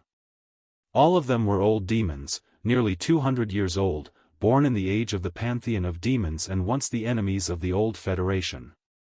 These old demons, like Jean Xinyu, could not forget the past glory of the demon race. They also found the human heroes of the old Federation disagreeable. Now, they were planning to seek revenge in a way that had never been seen before, becoming the greatest heroes in the war that would mark the rise of the new Federation. In another 8 minutes, no, in another 7 minutes, everything would be fine. Absolutely nothing could ever stop it. Jean Xinyu thought so. But when she heard the exclamations of the demon warriors around her and opened her eyes to look at the light beam again, she realized that the gods had not heard her prayer. They had played the most cruel joke on her, the demons, and the new Federation.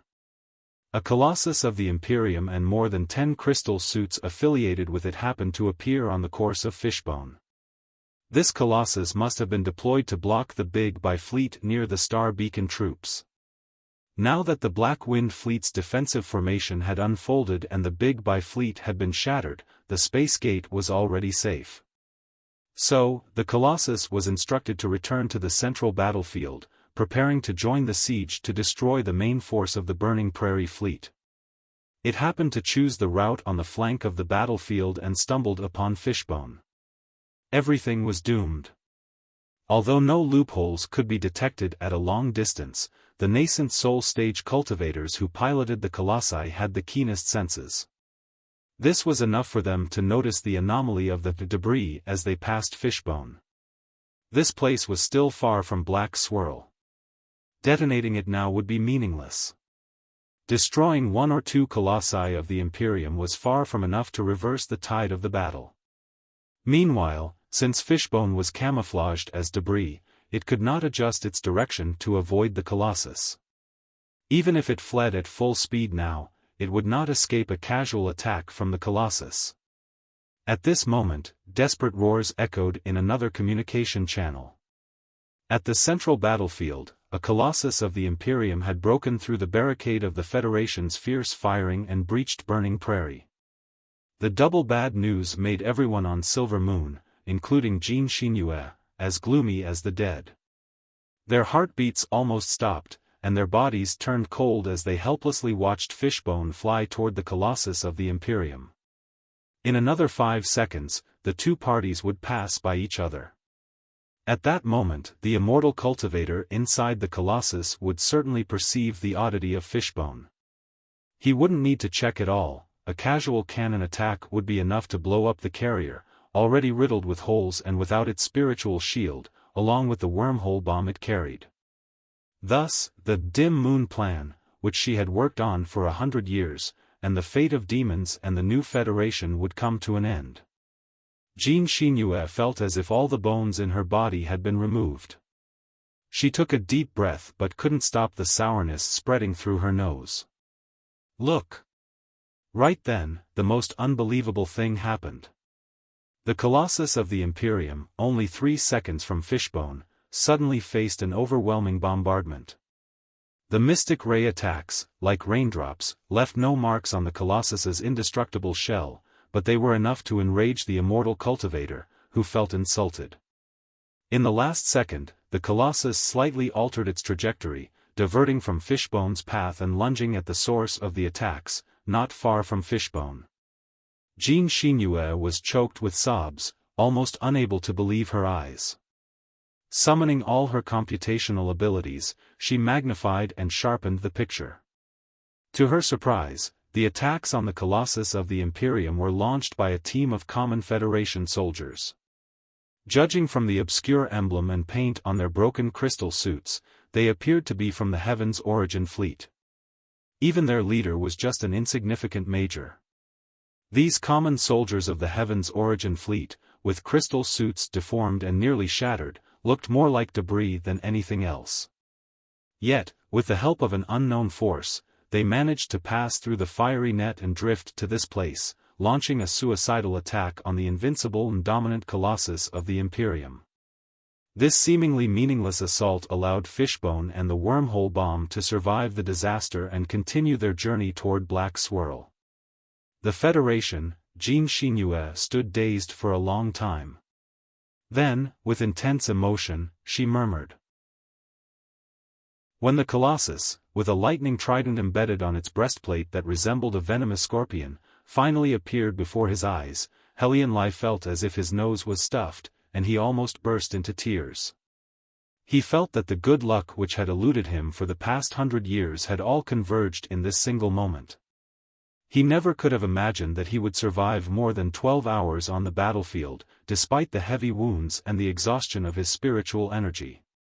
After miraculously avoiding the attacks of mystic ray cannons, the bullets of spiritual energy, and the groups of crystal suits, he had even managed to pass through the barricades and reach this place, where he encountered the most powerful killing machine of the Imperium of true human beings.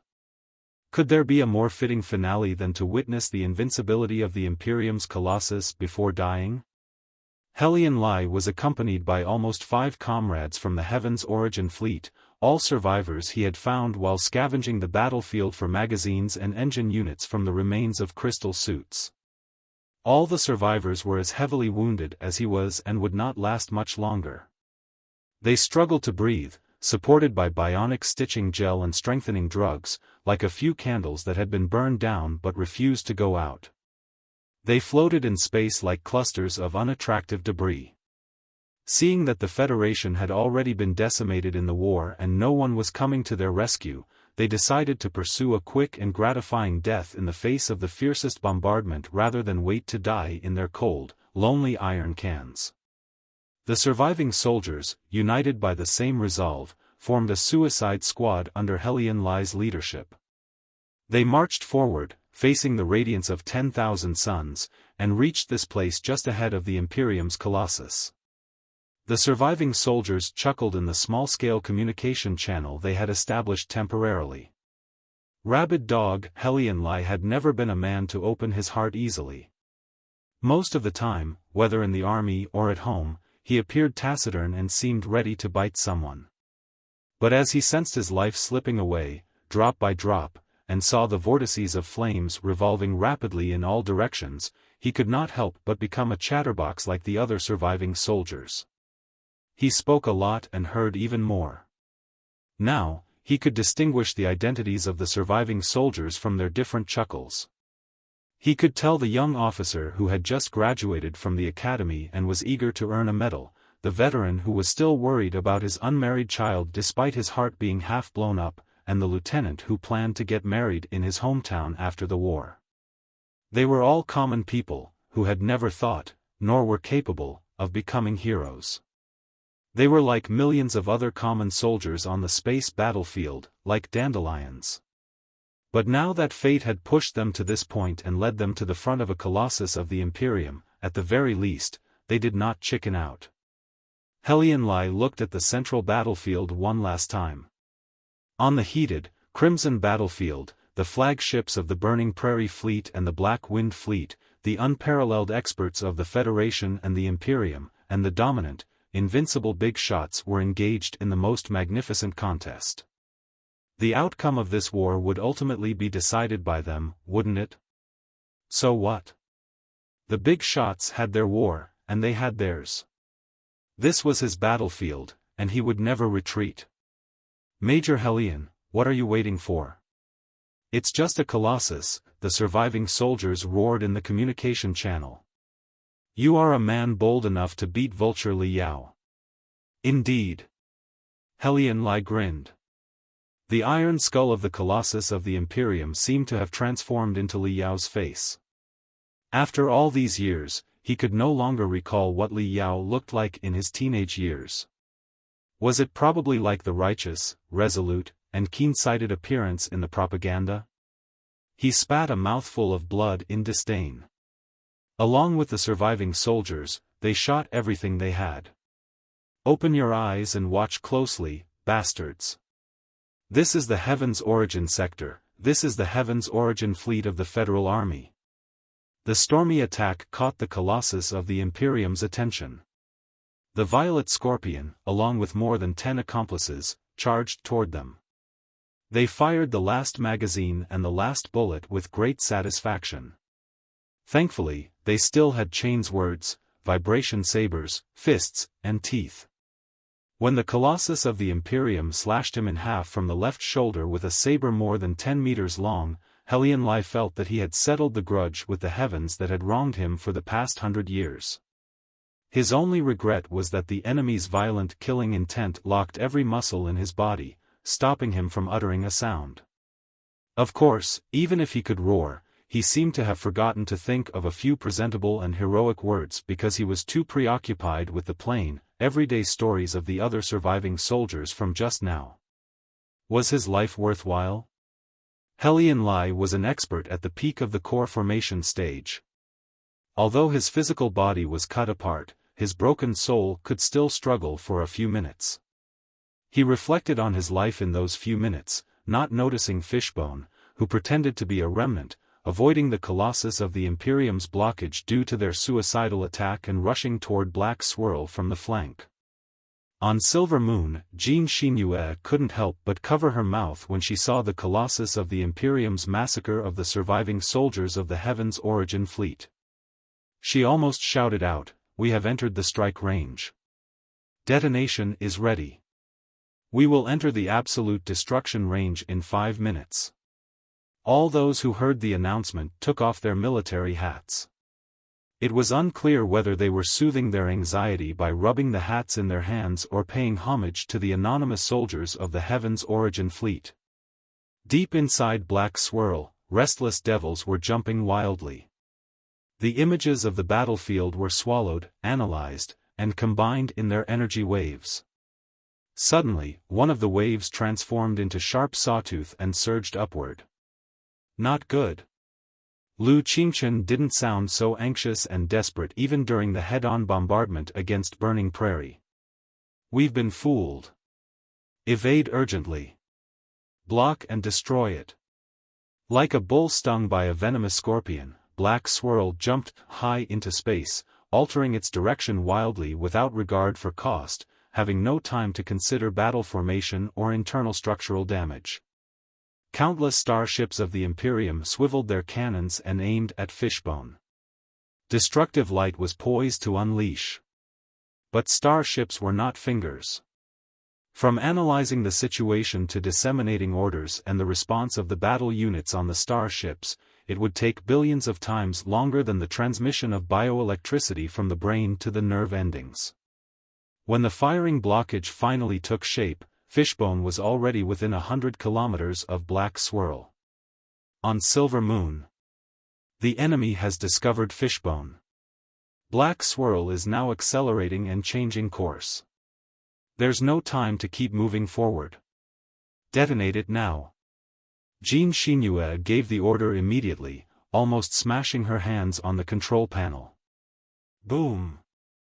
In the depths of space, at the center of interconnected firing lines, surrounded by countless iron beasts of the Black Wind Fleet, an insignificant bubble exploded. In the first millisecond after it was born, it was just a bubble no larger than a cell at the core of a deep gray metal ball, with no sound or radiation. But 1 millisecond later, it expanded abruptly at a speed unimaginable to humans. Infinite ripples surged out, sweeping unstoppably in all directions.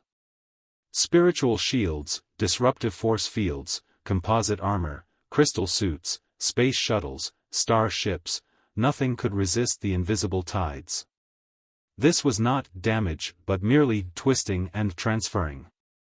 It had just opened a temporary gap between this side of the universe and another, and all items caught on top of the gap could not help but fall into it. At that moment, an unforgettable scene unfolded on the battlefield. Part of Black Swirl, many crystal suits, colossi, and even starships of the Imperium suddenly turned transparent, as if made of the clearest glass. Even the internal organs of the nascent soul stage immortal cultivators inside the colossi were visible. Soon, the glass began to spin and distort, turning into a gigantic swirl. Some starships tried their best to escape the swirl's gravitational pull, only to disintegrate into pale light and fall into its deepest part like noodles. Small crystal ships, space shuttles, and colossi couldn't even struggle before being consumed by the void, their desperate cries and screams silenced. The swirl, like a voracious beast, continued to expand at a visible speed, even after receiving tremendous sacrifices. Helion Lai's remaining soul was not entirely obliterated. Within the destruction radius of the wormhole bomb, he couldn't escape or think of struggling. Instead, he perceived the universe's most glamorous and splendid view in a way completely different from the living. The chaotic spiritual waves from the Black Wind Fleet hinted to his remaining soul that the colorful, monolithic swirl might be caused by a new Federal Army weapon. The fatal blow also seemed to have a connection to him, but none of that mattered now. Everyone has their own destiny, and their future path is often laid out long before they realize it. Helion Lai was glad he could see the path he had walked and the path ahead. His life had been worth it. In the last moment before his soul perished, the rabid dog finally let go of the knot that had haunted him for 100 years. He was Helion Lai. Whether someone was a vulture or a pheasant, it didn't matter to him. Li Yao, go *ck yourself. Helion Lai's remaining soul trembled slightly and extended like blossoming petals, facing the overwhelming tides of space and time with utmost tranquility, the most beautiful ending. The space ripples generated by the wormhole bomb expanded into a gigantic swirl, more than 80 kilometers in diameter, in just 10 seconds. Enshrouded within this swirl, all impurities first crystallized and then transformed into an ivory light ball. This light ball then vanished in an instant, reducing to a singular point unobservable in the three-dimensional universe. Centered on this singular point, all materials within 30 kilometers disappeared. They were either teleported to the other side of the universe, billions of light-years away, or evenly distributed across every corner, leaving a spherical area of true vacuum. This region was so dark and pure that it exemplified obliteration. Materials between 30 and 50 kilometers from the center also endured severe spacetime twisting. Parts of these materials were teleported. For starships, this often meant that the fronts of some vessels remained in the heaven's origin sector while the rears vanished. It was also possible for the engine compartments to stay in place while the stabilization systems disappeared, leading to immediate, devastating internal explosions. For human bodies protected by crystal suits, if internal organs or even parts of the brain were teleported, even core formation stage and nascent soul stage experts would struggle to maintain their combat capabilities with the remaining body tissues, if they survived at all. Starships more than 50 kilometers from the center of the explosion, and some even 1,000 kilometers away, were still affected by the shock. They were engulfed by the surging tides when the three-dimensional space was violently torn apart. The starships shook violently, crystal suits flew about like headless flies, and powerful magical equipment lost their functionality. The power rune arrays and the spiritual energy of many people lost their colors simultaneously. Both common warriors and high-level cultivators felt as though more than 10 of themselves overlapped at once, like the high-frequency vibrations of a metal rod struck by a tuning fork. The battlefield, which had been intensely heated a moment ago, fell into an eerie silence due to the unexpected spacetime explosion. Was Black Swirl destroyed? On Silver Moon, Burning Prairie, and in the highest command center on the ground, countless pairs of eyes focused on the surveillance beam, trying to see through the hazy ripples to determine the condition of the Black Wind Fleet's flagship. Finally, the battlefield, silent for a moment, began to operate like a fully wound mechanical slaughterhouse. Passing through the twisted space and knocking aside countless broken starships, Black Swirl leapt out like a wounded beast. A startling circular wound appeared at the center of the starship, as if it had been bitten hard by a massive, invisible mouth. Essential cabins, components, and magical equipment units were missing. Countless parts and even crew members were being ejected, forming several bizarre metal streams. But the damage was as smooth as a mirror, showing no sign of tearing.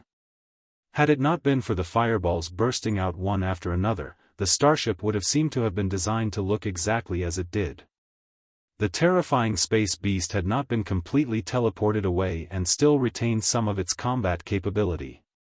Lu Qingqian's quick reflexes at the last moment saved both Black Swirl and the Black Wind Fleet.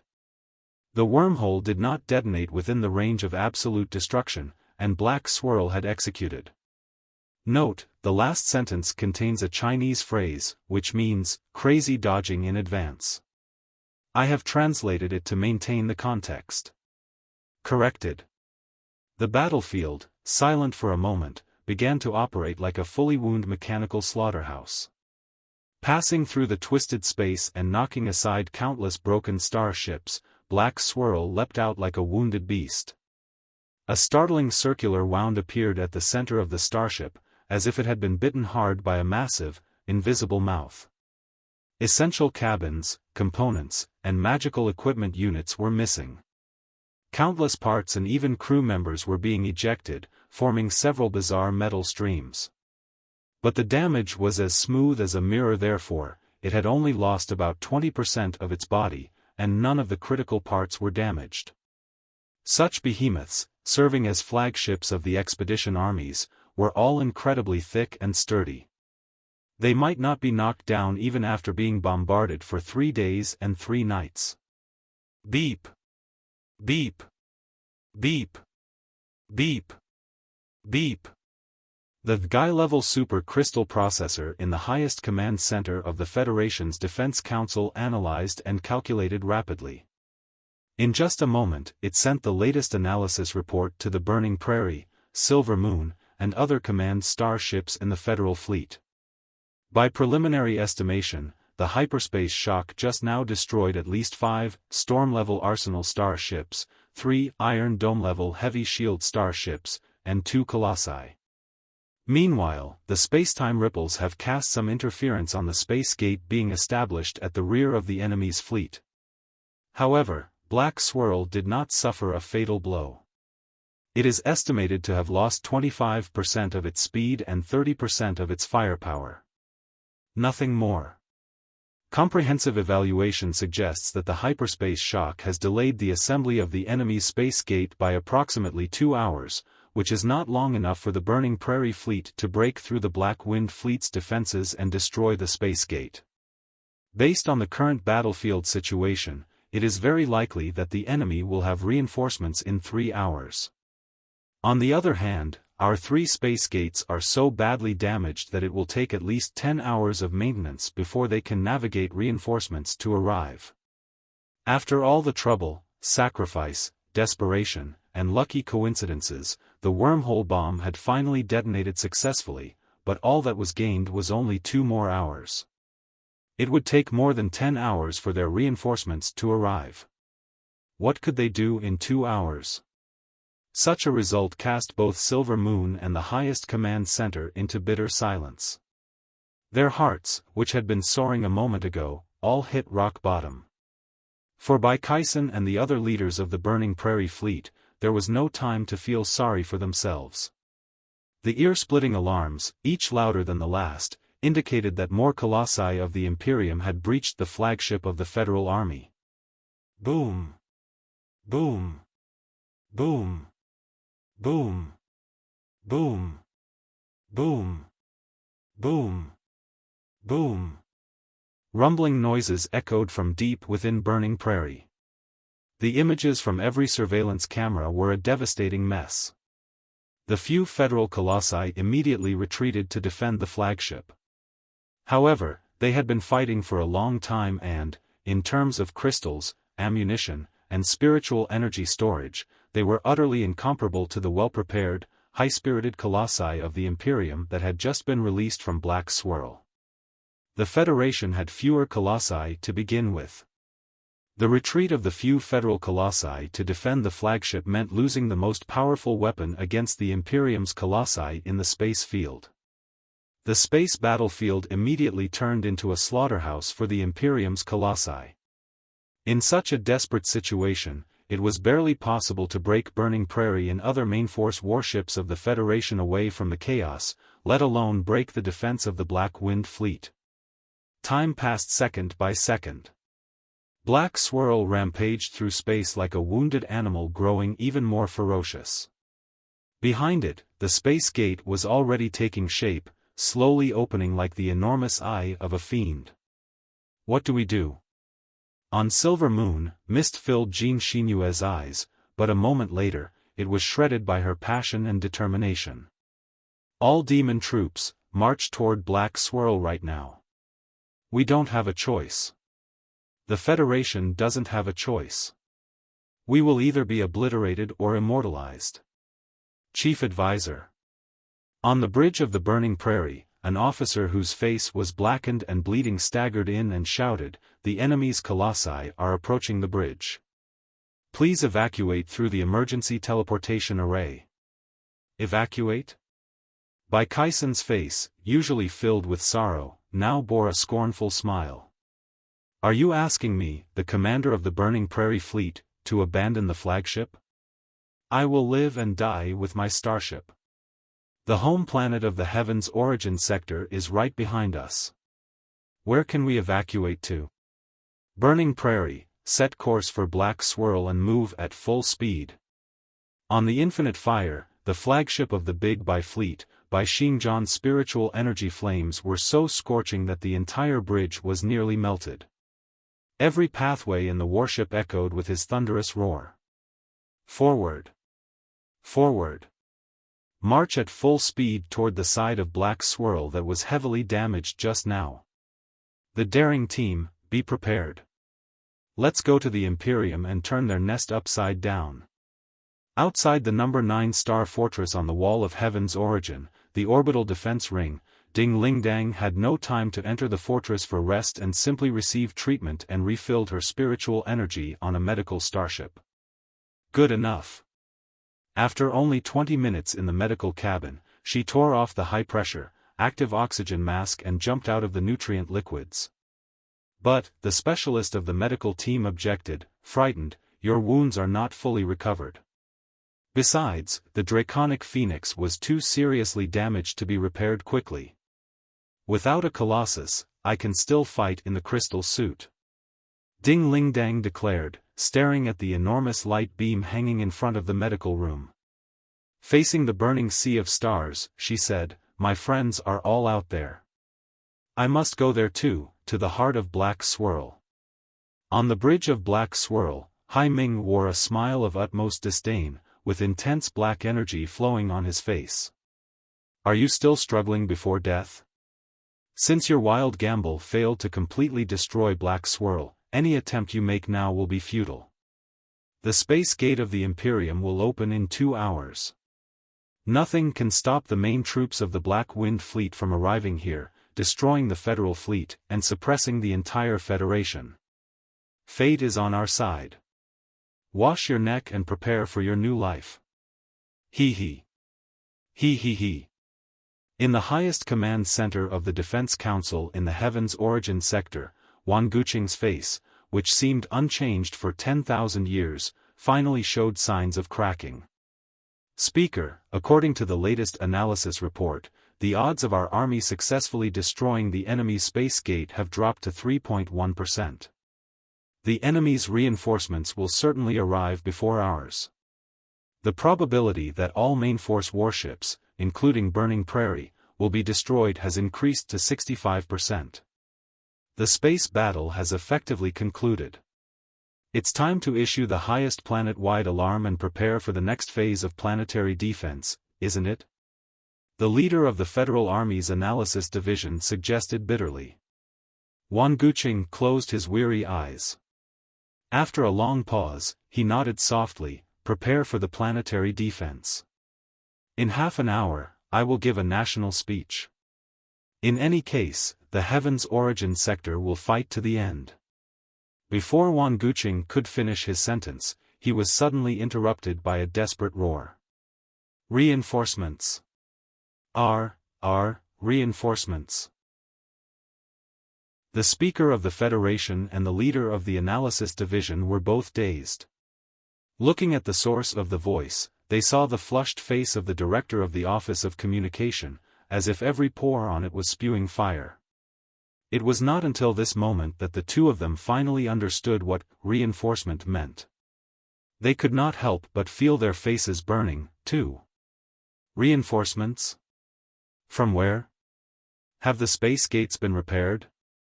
Speaker Wan Guqing asked excitedly. Not yet, but we have just fixed a space communication base and reached out to Hundred Flowers City, although the signals are still intermittent, the director of the Office of Communication said hurriedly. Hundred Flowers City has been sending messages to us the whole time, but the spiritual nexus in their place is seriously damaged, too. The messages are all broken after traveling dozens of light years. We went through a lot of trouble to decipher part of the information. It seems that some of the reinforcements have jumped over. While speaking, he raised his wrist to look at the mini crystal processor. The communication specialists are working on the messages. We will soon know the detailed identity of the reinforcements. The reinforcements have jumped over before the space gates are repaired? Speaker Wan Guqing's overjoyed face became gloomy. Then, how can they possibly control the coordinates of landing? If the entire fleet is scattered throughout the entire Heaven's Origin sector, it will be like a tray of loose sand and won't help the situation at all. They don't know what they are doing. Even a regular galaxy was often more than 10 billion kilometers in diameter. The active area for human civilization, where resources were most densely concentrated, perhaps only occupied 1% at the core. Even if they had grasped the coordinates of the Heaven's Origin sector, a blind jump, without the navigation of the space gates, would likely cast the starships into random points within the vast expanse of a 10 billion kilometer diameter space. Even at full speed, it would take days for them to reach the central area. This does not account for the time needed to regroup the disorganized starships. Neither the Federation nor the Imperium was capable of setting up powerful, spiritual towers at every point in the 10 billion kilometer periphery of the galaxy, meaning there was probably no spiritual nexus in the cold, dark regions of space. Other means of communication would also be highly susceptible to space storm interference. However distinguished the fleet commander might be, how could he summon the starships scattered over a 10 billion kilometer range like dandelion seeds after his flagship jumps into such a dark swamp? By a comprehensive estimate, it would take at least half a month for such a tray of loose sand to coalesce into a fist capable of punching. But the Black Wind Fleet would not grant them half a month. It is absolutely capable of devouring the main force of the Burning Prairie Fleet in a single day and controlling the space of the Heaven's Origin sector. Then, it would dispatch tremendous claw fleets to patrol. Once they catch lone Federation starships, they would pounce like ravenous wolves, leaving no bones for the Federation. Idiot! Speaker Wanguching exclaimed. Who is the commander of the reinforcement? What an idiot! The Star Glory Federation has 7 sectors. Even if the Heaven's Origin sector falls, it is still not the end of the world. The defense of the other 6 sectors must be considered. The Uranian Ring sector and the Flying Star sector both boasted advanced magical equipment industries. The Water Crystal sector and the Forest Ocean sector were also rich in resources. The Blood Demon sector was a natural battlefield for guerrilla warfare. With these worlds, the Federation could persist for a long time. The garrisons on these worlds were the Federation's last available forces. How could they be sent there to be killed in such a brave yet thoughtless manner? The Federation Defense Council did not issue such an absurd command. The director of the Office of Communication was drenched in sweat. Blushing, he said, the messages we received were broken and messy. Even after repairs, they are not in one piece or in the correct order. We are still unaware of who their commander is. Suddenly, his face turned extremely weird, and his voice trailed off. Wanguching and the director of the Analysis Division looked at each other and asked urgently, "What is it? Have the reinforcements been identified?" "Why, yes," the communication officer stammered. "It seems that regrouping is no longer a problem. To ensure the accuracy of the jump, they did not teleport the main troops of the Burning Prairie Fleet, nor the 2 A-level heavy fleets stationed in the Flying Star sector or the Uranian Ring sector. Instead, they sent one starship, a carrier named Anglerfish, a member of the fleets in Hundred Flowers City. The identification code is 224.112.967. The Hundred Flowers Space Zone hopes we can record this code in the Friendorpho identification database and attempt to connect Anglerfish to the military spiritual nexus. The entire highest command center fell into a dead silence, like a coffin piled with ice. Speaker Wanguching had always given the impression of being a silent, sluggish old camel. However, at that moment, he sprang to his feet like a magnificent lion that had burst into fury. His lips trembled for a long time before he demanded, word by word, what did you say?" "The reinforcements from the Hundred Flowers Space Zone are just one carrier, Anglerfish?" The director of the communications office found it hard to believe his eyes, too. He read the light beam 4 times, examining every word on it. Then, he bellowed at his subordinates in his own communication channel. But in the end, he nodded helplessly and confirmed, "Yes. There is only one carrier, Anglerfish. Also, the Hundred Flowers Space Zone has asked us to hold on for a few more minutes because victory will be ours once Anglerfish arrives." Speaker Wanguching, the leader of the Analysis Division. All the other top officials in the highest command center. You've got to be kidding me!" Hua Chunfeng exclaimed. "Has our spiritual nexus been hijacked by the enemy again? Is this just another trick of theirs?" I have no idea," the director of the communications office replied, feeling as though he were caught in the most absurd nightmare. His anxiety was so intense that his back was drenched in sweat. Right then, his mini-crystal processor buzzed frantically again. He lowered his head to check it, only to wear an even more bitter expression. What? Another piece of bad news? Speaker Wan Guqing narrowed his eyes, clearly not in the best mood. Not exactly bad news, the director of the communications office swallowed hard and smiled bitterly. It's a message I'm not sure I understand. We have fixed a clip of the signals from just now. The message seems to be the conditions proposed by the reinforcements. What? Everybody in the communication center was stunned. The reinforcements, the carrier anglerfish, what conditions do they have? Well. The director of the communication office looked at Speaker Wan Guqing and Guo Chunfeng. Having received their permission, he read out the broken message aloud. Some people among the reinforcements demand that, after the battle, the strongest battle-type nascent soul stage cultivators in the whole Federation must have a few good fights with them. They hope those nascent soul stage cultivators won't turn the request down. Huh? Wan Guqing was stunned. Also, some people demand that the classified files of the major cases in the new Federation over the past 100 years, especially those involving critical legal issues, must be revealed to them. The darker and more clandestine, the better. They want to study the rules of the Federation thoroughly. What's that supposed to mean? Even Guo Chunfeng could not understand. There's another demand. Right. Someone from the reinforcements asked a question. All trades in the Federation have their guilds.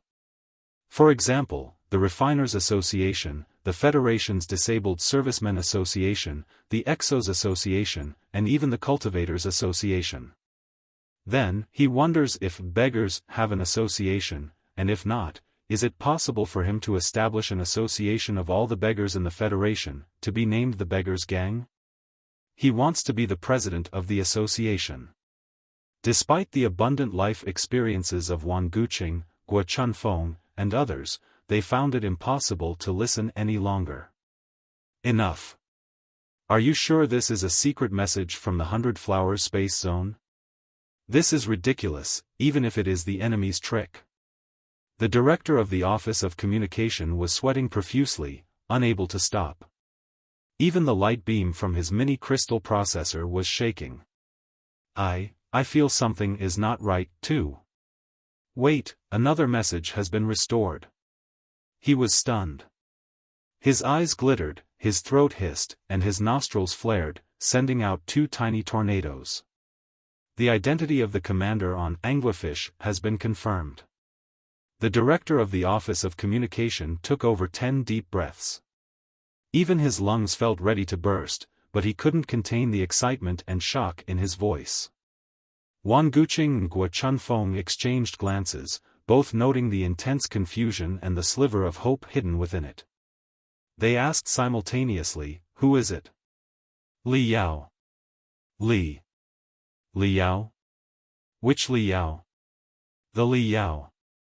The one and only Li Yao in the whole Federation."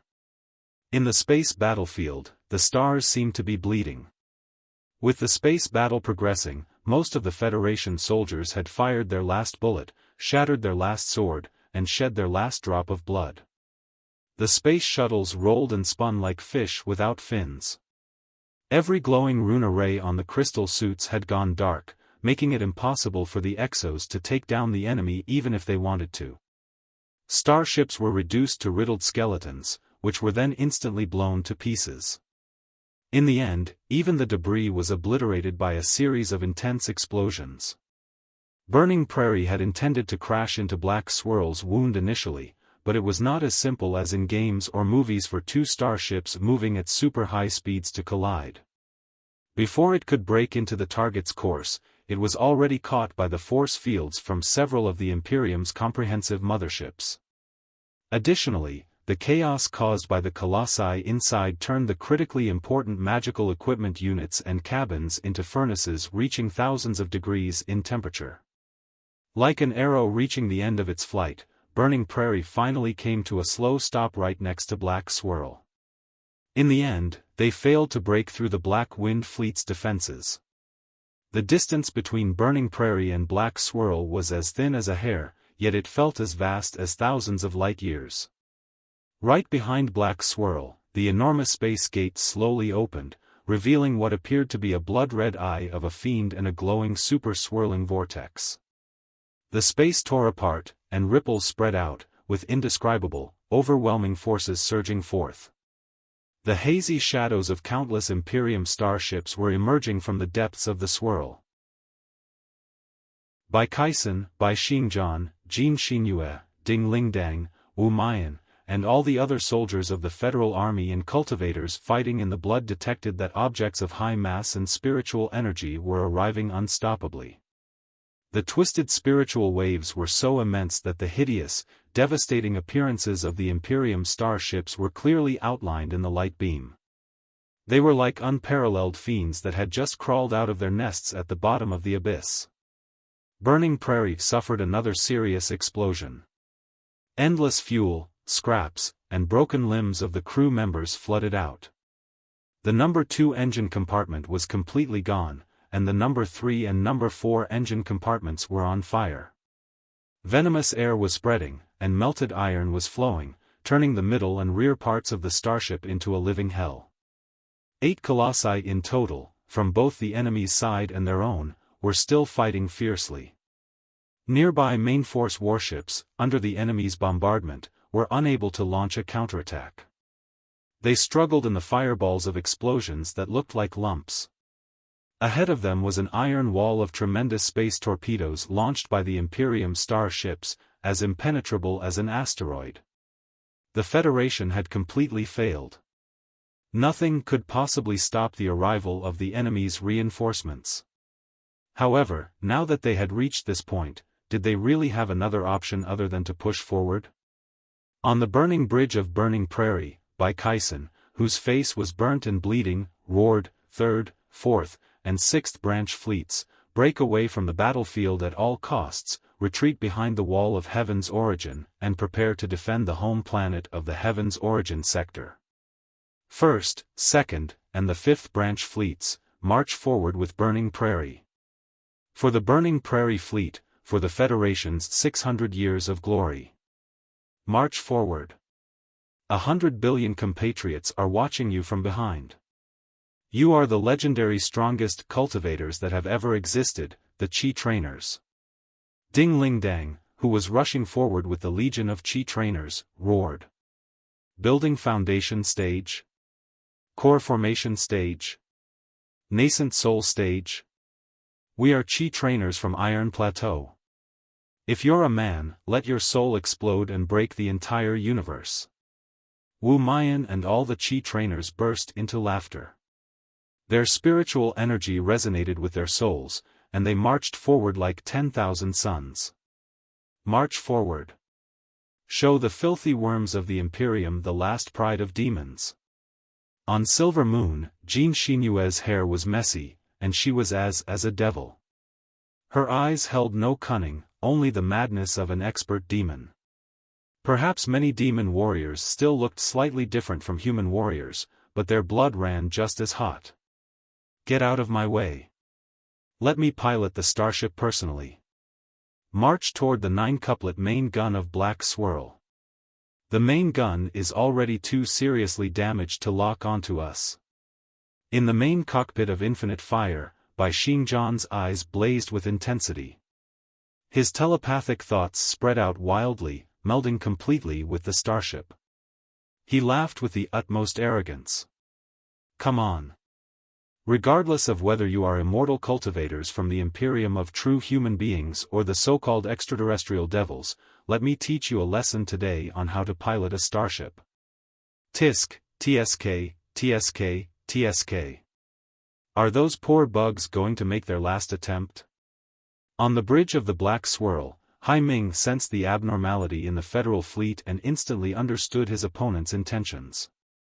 Such futile struggles, akin to a mantis trying to stop a car with its forelegs, only elicited a cold, scornful smile. The commander of the Black Wind Fleet folded his arms and tapped his shoulder with his fingers, unhurriedly. In another 3 minutes, my main forces will arrive in this pitiful world, and the burning prairie, the flagship of those bugs, is about to collapse. Illuminating the entire universe with a burning prairie? Hee hee. The ignorant are indeed fearless. The darkness of the universe far exceeds the imagination of bugs like you. Let me shatter your illusions and reveal the reality to you. On the home planet of the Heaven's Origin sector, every city and village was engulfed in fear and panic. The space battle between the main fleets and the unimaginable collision of spiritual energy would unleash tremendous abnormal radiation and high-energy particles. It was impossible to keep this hidden. Although the Federation's Defense Council had not yet issued the highest alarm order, the evacuation of the general public had already begun. The first to be evacuated were the children in school. As the hope of the Federation, they had top priority to enter the heavily fortified underground fortresses and receive the most thorough protection. On the playgrounds of the schools, beneath the rising dragon of the 9 stars flags that fluttered in the wind, the children lined up under the guidance of their teachers and members of the Federation's Disabled Servicemen Association, and boarded the shuttles bound for the underground world. With ear-splitting alarms blaring from all directions, the children's faces paled. Their once clear, water-like eyes now held complicated ripples. Even the naughtiest boys fell silent, offering comfort to the younger children who wept. In just half a day, the children matured significantly, learning many things beyond their years. Yet, the brilliance in their eyes, as pure as diamonds, remained unextinguished. Those who are ignorant are fearless, perhaps that is true. In comparison to those who understand the darkness of the universe, the children were more resolute and determined, believing more deeply in the world's brightness. Around the campuses, pillars of smoke and light intertwined, forming thousands of Babel towers that pierced through the clouds, casting the dark, overcast sky in a myriad of colors. The colors were so vibrant, dazzling, and brilliant that a slight increase might have been enough to tear the clouds apart. At the tops of the Babel towers, civilian cultivators and members of the Federation's Disabled Servicemen Association organized and marched into space, piercing the dark sky. Miss Zhou. A plump little girl, wearing a large red bow and holding a toy space shuttle, timidly asked, "Dad said he would go to the sky to fight the bad guys and pick me up after they ran away. Do you think they can drive the bad guys away? When can Dad come back?" Miss Zhou gazed at the clouds on the horizon for a long time, lost in thought. She didn't know how to face the child's innocent eyes. Of course he can. My dad is in the sky, too. He's an awesome exo. Every time we play arm wrestling, he can defeat me and my mom together with just one finger. If your dad can't do it, there's still my dad. They are definitely going to win. They will drive away all the bad guys with a few kicks and punches. Without waiting for Miss Zhou to reply, a boy missing a front tooth shouted and patted the little girl's shoulder, as if he were an adult, a gesture he had just learned from an old veteran. He reassured her, "There's no need to worry. Your dad is nothing," another eloquent little girl shouted. "My dad is the real awesome one. He works in the engine compartment of a starship. A starship bigger than the hill next to our campus listens to his command to run fast. Yes, it even runs faster than light. My dad works there, too, my dad. My dad, too." The shuttle immediately turned into a noisy sea. All the words blended into the same warm comfort. "Don't worry. This is our home. Our dads and moms are definitely going to drive away the bad guys." Boom! Crack! An explosive peal of thunder echoed on the horizon, followed by a series of lightning strikes that danced wildly. The dark clouds, which had been sulking all day, ripped open with a narrow, long gap. Brilliance as red as magma rolled above the clouds, casting a red glow on every child's round face. In their trance, it was hard to tell whether it was the sunset or a vibrant morning glow. On the battlefield, the probe systems of all the tactical crystal processors were beeping with ear-splitting noise. The high-energy reactions near the Imperium space gate grew more intense, far more impressive than those of regular starships. Something is not right. Such intense energy reactions. The main force of the Black Wind Fleet is a bit too strong, Ding Ling Dang, by Xingjian, by Kaisen, and the others, who had abundant experience in space battles, were deeply confused by the spiritual energy readings from their crystal suits. This is not the spiritual energy of starships, but the spiritual energy of Colossi. Damn it, damn it, damn it. How many more Colossi has the Black Wind Fleet been hiding? 3? 5? 7? No. More than 10 Colossi. How is that possible? The Black Wind Fleet can still bring out a dozen Colossi at a time like this? This is unbelievable.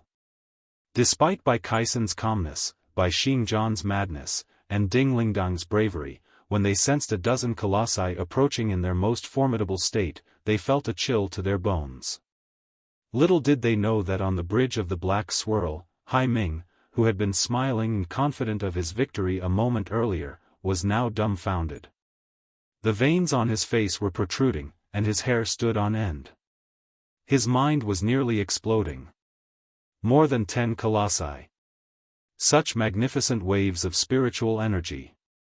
What are the levels of these Colossi? Why are they so well preserved? Where do they come from? Who are they? Why? The commander of the Black Wind Fleet roared and leaped toward the control panel without a second thought, trying to avert the tragedy, but it was already too late. The four-dimensional swirl summoned by the space gate had expanded to its maximum.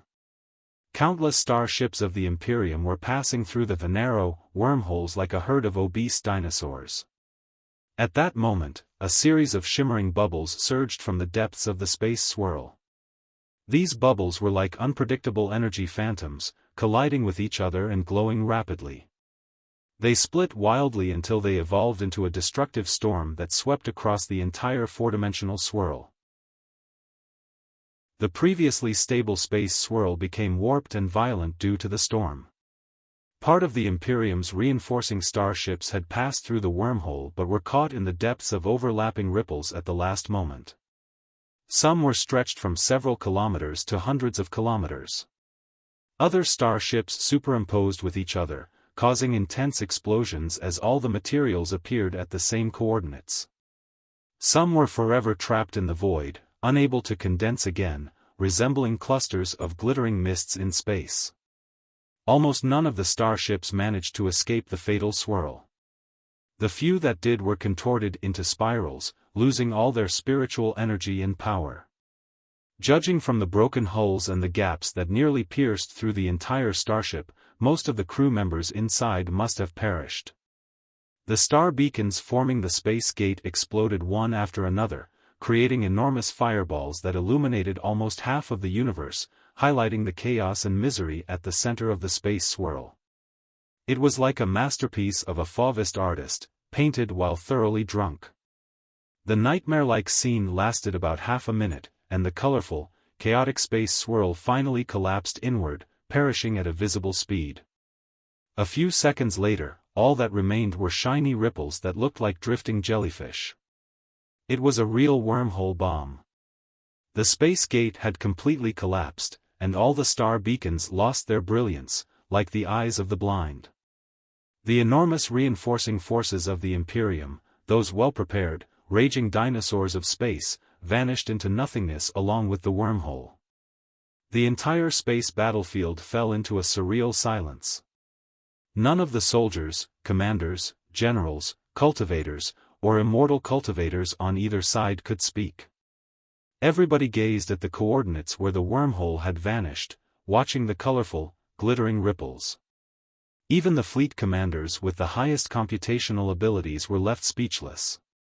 Disbelief, ecstasy, and desperation, all emotions were sealed within their frozen nerves. How did this happen? Ding Ling Dang, Bai Xingjian, Bai Xinghe, Jin Xinyue, Wu Mian, Guo Chunfeng, and Hai Ming, along with thousands of soldiers from the Federal Army and the Black Wind Fleet, were all bombarded by the deafening question in their minds. Regardless of their side, many exclaimed in shock, "What is that?" Sensing an unseen force surging from the debris of the space gate, they shifted the scanning direction of their probe devices. In the coordinates where the Imperium's reinforcing fleet and the Wormhole had both perished, deep within the colorful space ripples, a majestic shadow gradually revealed itself. General Colossi were no taller than 50 meters, even the largest models were only slightly more than 100 meters tall. Compared to the scale of the universe, they were mere grains of sand. Logically, it should have been difficult to observe them with the naked eye. However, the magnificent, dominating shadow was not the Colossus itself, nor was it entirely the flames of spiritual energy it emitted. It was the space tempests raised by the collision of its spiritual shield and the space ripples that had not yet completely dissipated. The overwhelming radiation was its cape, and high-energy particles danced like fiery snakes around its body. Electric arcs stretching for thousands of kilometers interwove behind the Colossus, forming a path that pierced deep into the Black Wind Fleet. The giant, forged from space tempests, shredded the space ripples, stomped on the path of lightning, and spurted out high-energy particles wildly. Its aura soared higher and higher into space. 100 meters, 1,000 meters, 10,000 meters, 100,000 meters. It left an indelible mark on every crystal camera, every piece of surveillance magical equipment, and every person's eyes. Invisible threads seemed to dart out from the giant's body, tangling with the hearts of everyone on the battlefield. They all sensed the suffocating waves of spiritual energy. In their confusion, they even heard the thuds of the giant's footsteps as it strode through the lightning and stars. Was it friend or foe? What was it exactly? Were the footsteps the drumbeats of a march or a knell that would claim everyone's life? Everyone waited nervously and helplessly, trying to catch their breath. Ding Ling Dang stared at the radiation pattern of the stranger's spiritual energy, scanned by her crystal processor. For some reason, her heart was beating faster and faster, and her chest and cheeks grew hot. She felt her lips go numb, and her eyes gradually filled with tears. Clink. Clink. Clink. Clink. Clink. She seemed to hear the wind chimes ringing as the blood surged against her eardrums. Beep. Beep. Beep. Beep. Emergency intelligence was sent from the highest command center. The moment she saw the two words that were so familiar they were almost unrecognizable, the wind chimes in her ears grew 10 times louder. Her nose seemed to be pinched hard, and she couldn't help but burst into tears. You're finally back. I'm finally back, and thankfully, in time. Inside the cockpit of the Tartarian skeleton, despite Little Black's thorough protection, Li Yao's muscles and veins were still torn apart by the space ripples, and his face was bleeding profusely. It couldn't be helped.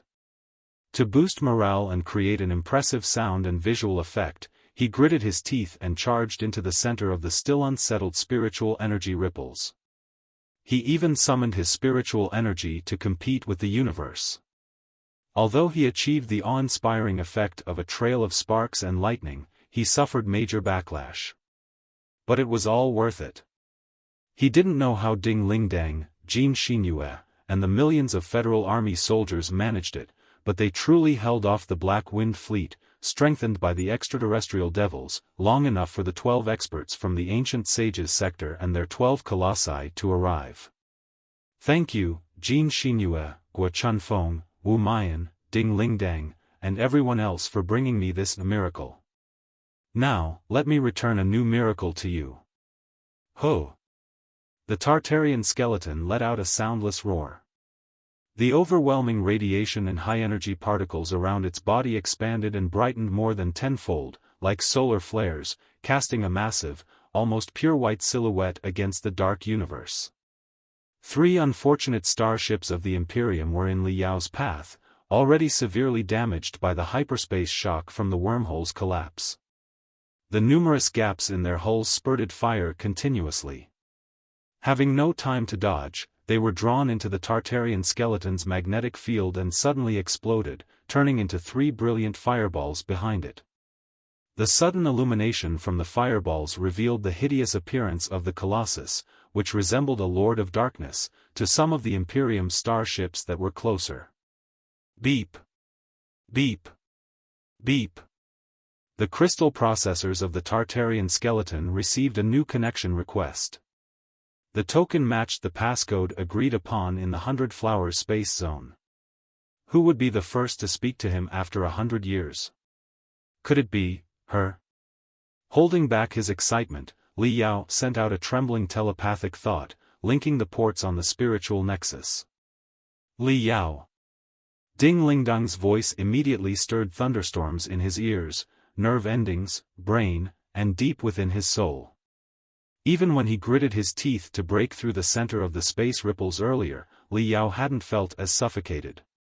Despite being a renowned nascent soul stage cultivator and ruler of 3 sectors, he felt his eyes and nose welling with tears. Taking a deep breath, he reminded himself to remain calm and regain his composed demeanor rather than be swept up in the emotions. Li Yao forced himself to tighten his lips and burst into laughter. "Dear wife, I'm back. Are you happy? Are you excited?" Ding Lingdang was silent for a moment, likely too overwhelmed to speak. Her voice sounded strange. "Well. You don't need to say a word. I feel you, honey." Even a straightforward woman like Ding Lingdang fell silent. When he thought of the tears on his wife's face, Li Yao was so thrilled he could hardly contain himself. Holding back the roiling emotions in his chest, he quickly said, "I know you must have missed me dearly. I just want to tell you that I missed you so much, too. But now is not the time for romance. Just step aside and rest well. Your husband is going to blow up all those immortal cultivators and extraterrestrial devils as quickly as possible. Once those scumbags are taken care of, we can do whatever we want. We haven't had a competition of beliefs in 100 years. Would you please stop?" "Huh? Something is wrong. You're not my wife. My wife should be a passionate and straightforward woman. When did you become so shy? I am your wife. But this is not a private communication channel. Just now, I opened the communication port on my end to all the troops on our side. Every soldier in the Federal Army can hear our conversation. Hello? Li Yao? Can you still hear me? Z. Z. Z. Z. Z. Z. Li Yao. Li Yao. What did you say?" Li Yao asked innocently. "I didn't hear anything. Just now, the extraterrestrial devils seem to have hacked my spiritual nexus and sent out some garbled messages. But I've taken care of them. This is the real me talking right now." "What did you say, honey?" "Your grand return has shocked the entire battlefield," Ding Lingdang said, unamused. "Everyone can't wait to hear the voice of a vulture Li Yao, the dominator of the 3 sectors. Is there anything you want to say to the soldiers of the Federal Army?" "We are in the middle of a military emergency," Li Yao said. "I don't have much to say right now. Besides, I hate those who give a long, dull speech before every battle more than anything. Soldiers of the Federal Army, I am Vulture Li Yao, but I am not the dominator of 3 sectors. I am a common warrior, just like each one of you. Let's not say a word, but fight side by side and march toward the enemy's flagship, Black Swirl. Every explosion you see will be my voice." The path of lightning before the Tartarian skeleton transformed into a flashing spear, wreaking havoc deep within the Black Wind fleet, encountering no resistance wherever it struck. Crystal suits and space shuttles of the Imperium that were directly hit by the spear exploded. Even the starships of the Imperium, more than a kilometer long and protected by spiritual shields and multiple layers of composite armor, scrambled to evade its sharpness. Starships farther away, unaffected by the wormhole's collapse, abandoned their current targets. They all shifted their aim, and nearly 10,000 beams of light and spiritual energy bullets launched toward Li Yao. Boom, boom, boom, boom, boom, boom, boom. Sound cannot travel in the vacuum, but when tens of thousands of massive light balls reached their maximum and merged into a sea of brilliance, the battlefield still reverberated with a deafening explosion from the surging waves of spiritual energy. All soldiers and cultivators of the Federal Army felt a wrench in their hearts, wondering if Li Yao could survive such a devastating strike. But the next second, the surging waves of spiritual energy raised by the Black Wind Fleet were suppressed by 12 raging fires, even more intense. Compared to the 12 fires burning through the universe, the explosions from the thousands of bullets a moment ago seemed to lose all their luster. The fireballs dissipated, and the light danced. The Tartarian skeleton stepped forward, parting the overlapping flames, with stars beneath its feet. Not only was it completely unharmed, but the countless swirling swirls of spiritual energy around it made it appear even more invincible and dominant. Behind it, another 11 spiritual waves of similar intensity gradually condensed into 11 enormous fiends. Their daunting auras immediately covered the entire space battlefield. There are another 11 guys as strong as him. Everyone on the battlefield was dumbfounded. Before they could react, the 12 colossi turned into 12 streaks of lightning and stabbed into the Black Wind Fleet's battle formation from various angles. They moved so fast that it was impossible to capture their shadows, much less see their attacks clearly.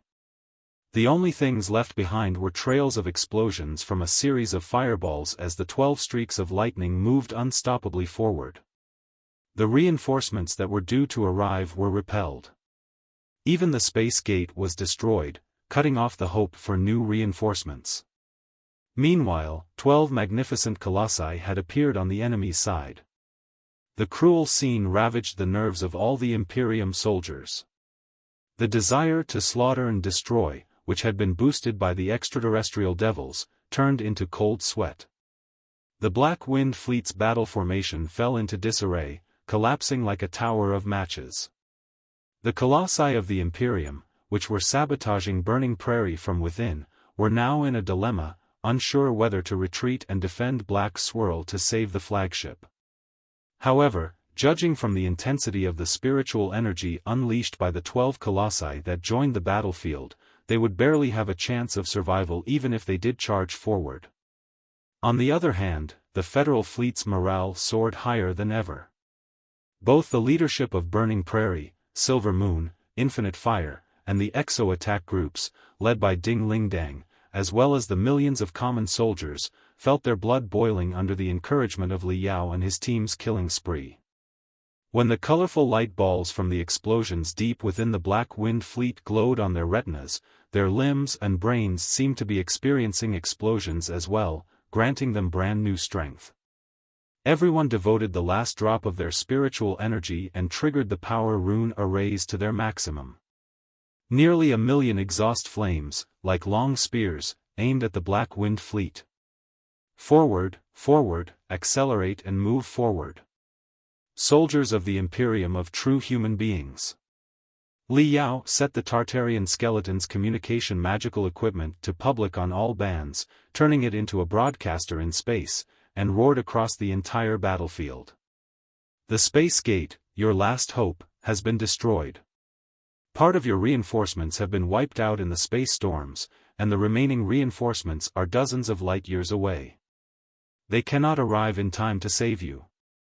Your plan is over, and you are doomed, with nowhere to run. Death is your only outcome.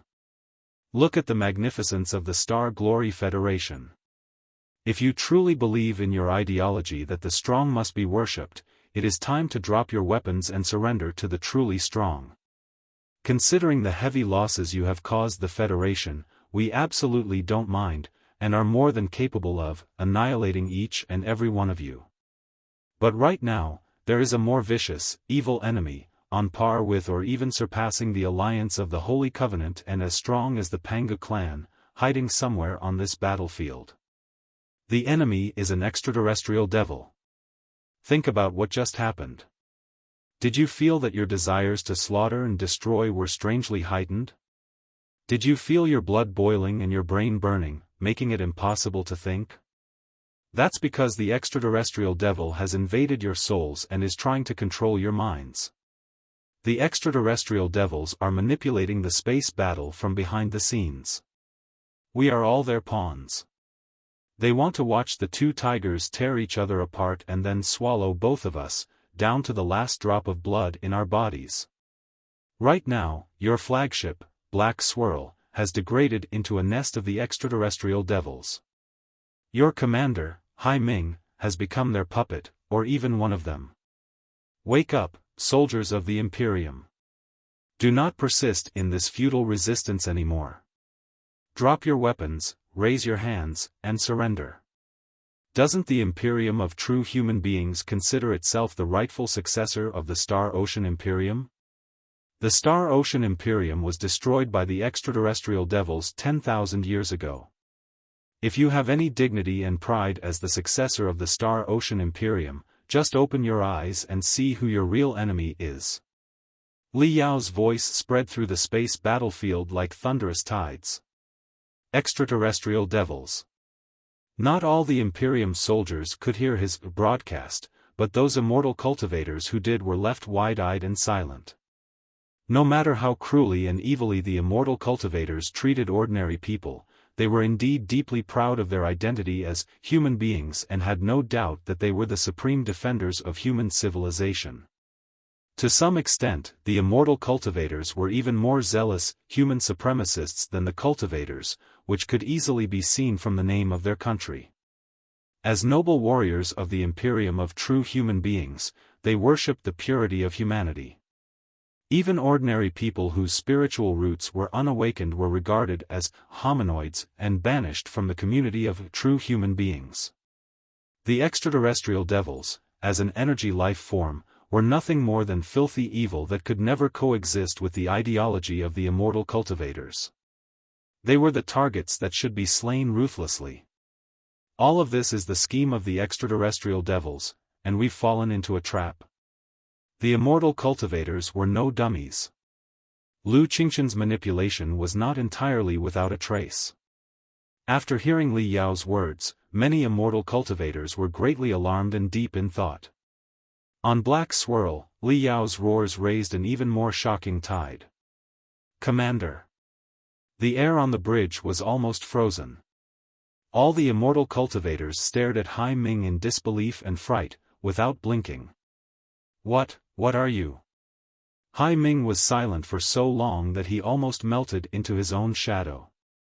Gazing at the Tartarian skeleton on the light beam for a long time, he gnashed his teeth. Li Yao.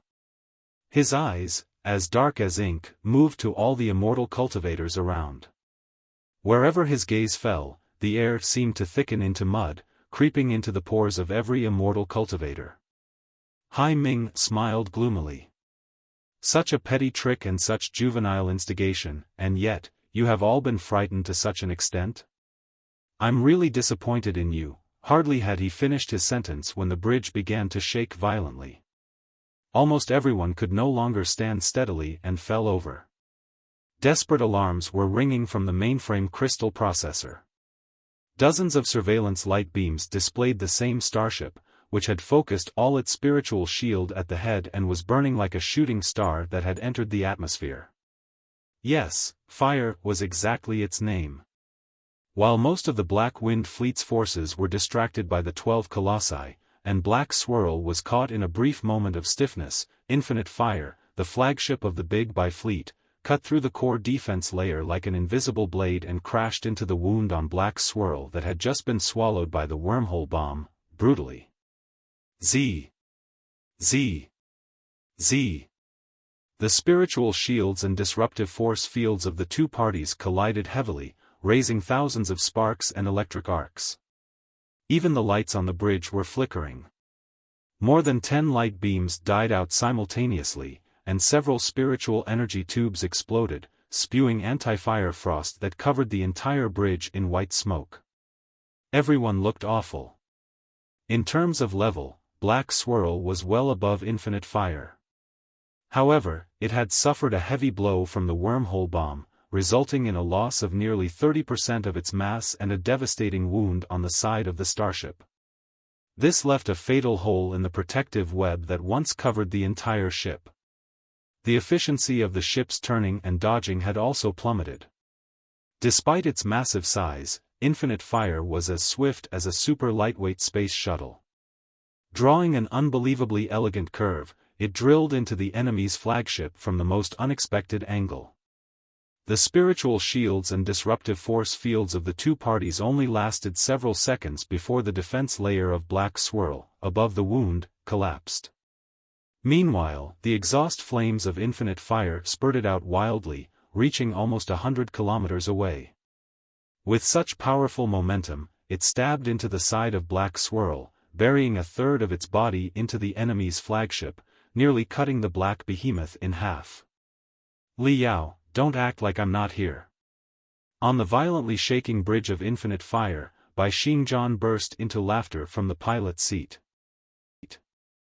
The external plate armor and the internal structure of a starship were two entirely different concepts, as distinct as the hard skull and the soft internal organs of a human. The internal organs of the starship had already been brutally churned by the Wormhole bomb. The head of Infinite Fire, like the sharp edge of a blade, easily tore apart many critical cabins in the middle of Black Swirl. Boosted by relentless force, it even managed to knock Black Swirl off its original course, forcing it to revolve slowly. Black Swirl could not escape its spiral state at all. Xingjian, in a fit of madness, activated all the weapons on Infinite Fire during the negative distance contact. Unstoppable high-energy particles, along with destructive mystic rays and bullets of spiritual energy, ran, roared, and exploded inside Black Swirl, sweeping everything in their path. The effect was like stabbing the barrel of a gun deep into someone's belly button and pulling the trigger. Boom! Boom! Boom! Boom! Boom! Boom! Boom! Deep within the flagship of the Imperium, a thunderstorm 10 times more powerful than what was happening inside the Federation flagship erupted. How is this happening? Hai Ming and Lu Qingchen seemed to shout on the bridge at the same time. The two starships were so deeply embedded in each other that the force field could not drag Infinite Fire out by brute force. Bombarding Infinite Fire with the firepower of nearby starships was an even more terrifying idea. A moment's carelessness could hit Black Swirl's own repeatedly savaged wounds. If Infinite Fire exploded due to the attack, it might even split Black Swirl in two. The only solution was to mobilize Exos or Colossi to break into Infinite Fire. But Infinite Fire was firing like a storm right now. How could the normal crystal suits approach the lunatics of the Big By fleet? There was no telling if the extraterrestrial devils had livers, but if they did, Hai Ming's liver must be exploding from fury. A fatal gap appeared in the Black Wind Fleet's battle formation. A white starship just broke in and crashed into Black Swirl. It's Infinite Fire from the Big By fleet. Black Swirl's spiritual shield has dimmed a lot after the heavy blow. The defensive firing net is not as fierce as before either. This is our chance. The extraterrestrial devil attached to Lu Qingchen must still be there. We cannot allow it to run away. Li Yao, come on. Let's take care of them. The 12 Colossi seized the opportunity and lunged at Black Swirl. In terms of available forces, the Black Wind Fleet still boasted a tremendous arsenal of elite starships, crystal suit groups, and colossi. Despite the shock of the Space Gate's destruction and Li Yao's suspicious words, they were not likely to surrender easily while their flagship was still out there. Following their fighting instincts, many crystal suits lunged at the 12 experts from the Ancient Sages sector, led by the Colossi. The 12 experts ran forward one after another, helping their comrades who were rushing to resist the enemy's interference. In the end, only Li Yao, Long Yongjun, and Yen Liren were left. They were the assault team to attack Black Swirl that they had agreed upon a long time ago. While they were not the most highly cultivated among the 12 experts, their souls were definitely the toughest. Meng Qixin and Wu Suiyun, despite having reached the divinity transformation stage, had once died. It took decades for their unpredictable, lingering souls to slowly recover. Now, they were still half a step away from the true divinity transformation stage, their souls riddled with tiny cracks. As spectral cultivators, they were more susceptible to invasion by extraterrestrial devils. Therefore, the burden to attack Black Swirl fell on Li Yao and Long Yangjun, two extraordinary individuals, and Yen Liren, well, a third extraordinary individual. The core of the Black Wind Fleet's battle formation was in complete disarray. Including the Burning Prairie, which was exploding non-stop, all the main force warships in the Federal Fleet surged forward. At this distance, in such chaos, and with such gore, the battle was no longer a close-range struggle where everyone stabbed each other with bayonets. Instead, it was a brutal mauling and biting, following the initial bayonet stabs into each other's stomachs. In terms of the number of colossi, the most critical factor on the battlefield, the Imperium was actually at a disadvantage. Moreover, the colossi from the ancient sages sector were retrieved from the Nuwa warship sealed in ice, making them all intact and far more powerful than the Imperium's colossi, which were riddled with wounds and out of ammunition. Under the leadership of Meng Qixin and Wu Suiyun, the two divinity transformation stage cultivators, the assault team of the ancient sages sector seemed to be opening two overwhelming wings of flames, covering Li Yao and his companions' charge at Black Swirl. The attacks from the crystal cannons, the high-energy mystic rays, and the bullets of spiritual energy were all absorbed by the pair of fiery wings, which were hundreds of kilometers long, and became part of them, making the wings even brighter and broader than before. A distance of several thousand kilometers was nothing but a casual stroll for a colossus.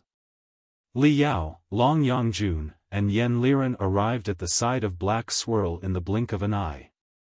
Black Swirl resembled a giant beast that had fallen into a swamp and was struggling before death. Enormous wounds pierced its body, and black flames spurted out of the cracks, mixed with the intense stench of death. Despite being in the vacuum and under the thorough protection of their colossi and mustard seed combat suits, the three of them still felt a creeping chill, as if gloomy winds were blowing and ghosts were crying. The extraterrestrial devils must have broken out and turned Black Swirl into a devil's nest completely. Watch O. Before Li Yao could finish out, Yen Liren rushed forward, emitting radiance even more brilliant than the main guns of starships. Melding with his sword, he stabbed deep into Black Swirl. Li Yao and Long Yangjun exchanged bewildered glances. They had no choice but to closely follow him and break into the warship as well. After Infinite Fire's reckless attack, the interior of Black Swirl had turned into an inferno, with explosions and collapses everywhere. Broken limbs that had melded with steel blocked every pathway, leaving no room for the three colossi to stride forward while standing straight. They had to clear a way using crystal cannons and super-enormous chainswords. Without considering anything else, they created a path to the bridge through the broken walls and twisted cabins by brute force. As for the coordinates of the extraterrestrial devils, it was not much of a trouble. Intense devilish auras and raging devils were everywhere around them. Like living mists, they leaped at the three intruders desperately, only to be burnt up by the flames of spiritual energy dancing around the colossi. All they needed to do was march to where the devilish auras were most intense. On their way, they encountered some lone crew members of Black Swirl. The Immortal cultivators, who claimed to be noble, were profoundly awed by Infinite Fire's fearless collision. They were still dwelling on the explosions, and when they saw three magnificent iron giants appearing in the midst of the surging smoke and fire, they were overwhelmed by fear. Could they even summon the will to resist? Many others had gone completely mad. Crouching in the twisted corners, they either laughed hysterically, shrieked while holding their heads, or clung to their burnt limbs against their incomplete bodies. It seemed that when the stimulation reached a certain level, the noble immortal cultivators and the weak hominoids were essentially the same.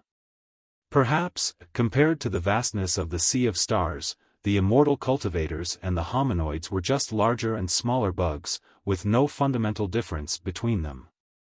Li Yao and his companions had no time to bother with the immortal cultivators who had completely lost their combat ability. They simply ran forward, gradually moving away from the damage range of infinite fire. The devilish auras ahead grew more and more dense. Ripples that looked like black jellyfish spread in the air, with purple and red light flashing faintly. Is this the legendary Tenebrum energy? Li Yao sensed the new energy form spreading at the head of the black swirl, entirely different from spiritual energy. Even the most powerful spiritual energy, like the super radiation from solar storms, could achieve destructive effects, but it was pure and lacked life or will. Humans could freely absorb and use it. In contrast, Tenebrum energy was riddled with impurities that felt like human emotions, rolling and writhing as if they had their own life and will. Li Yao vaguely felt that when spiritual energy came to life, it transformed into Tenebrum energy. Every stream of Tenebrum energy contained the most intense feelings, the darkest jealousy, the most violent ambitions, and the heaviest regret. It was a primitive energy life form, akin to unicellular algae. No wonder demonic cultivators who absorbed vast amounts of Tenebrum energy easily degenerated into evil, monstrous lunatics.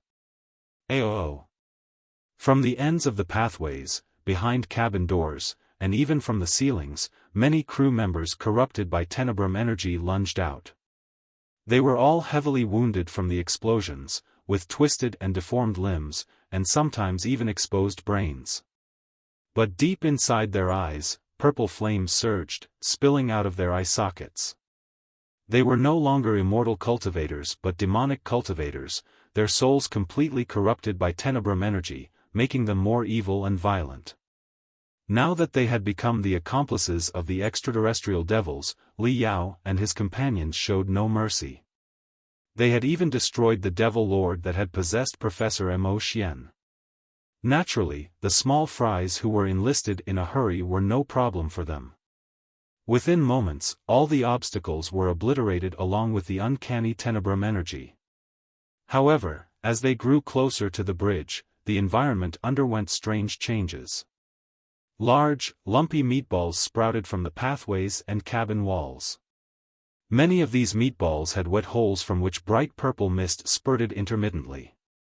Biological tissues similar to intestines had entangled the spiritual energy tubes, wriggling slightly and secreting abundant, stinky mucus that dripped continuously. At first, the metal color on the cabin walls was still visible, but soon, these bloody tissues were visible everywhere. It seemed they had entered the internal organs of a gigantic beast. It was a highly illogical view.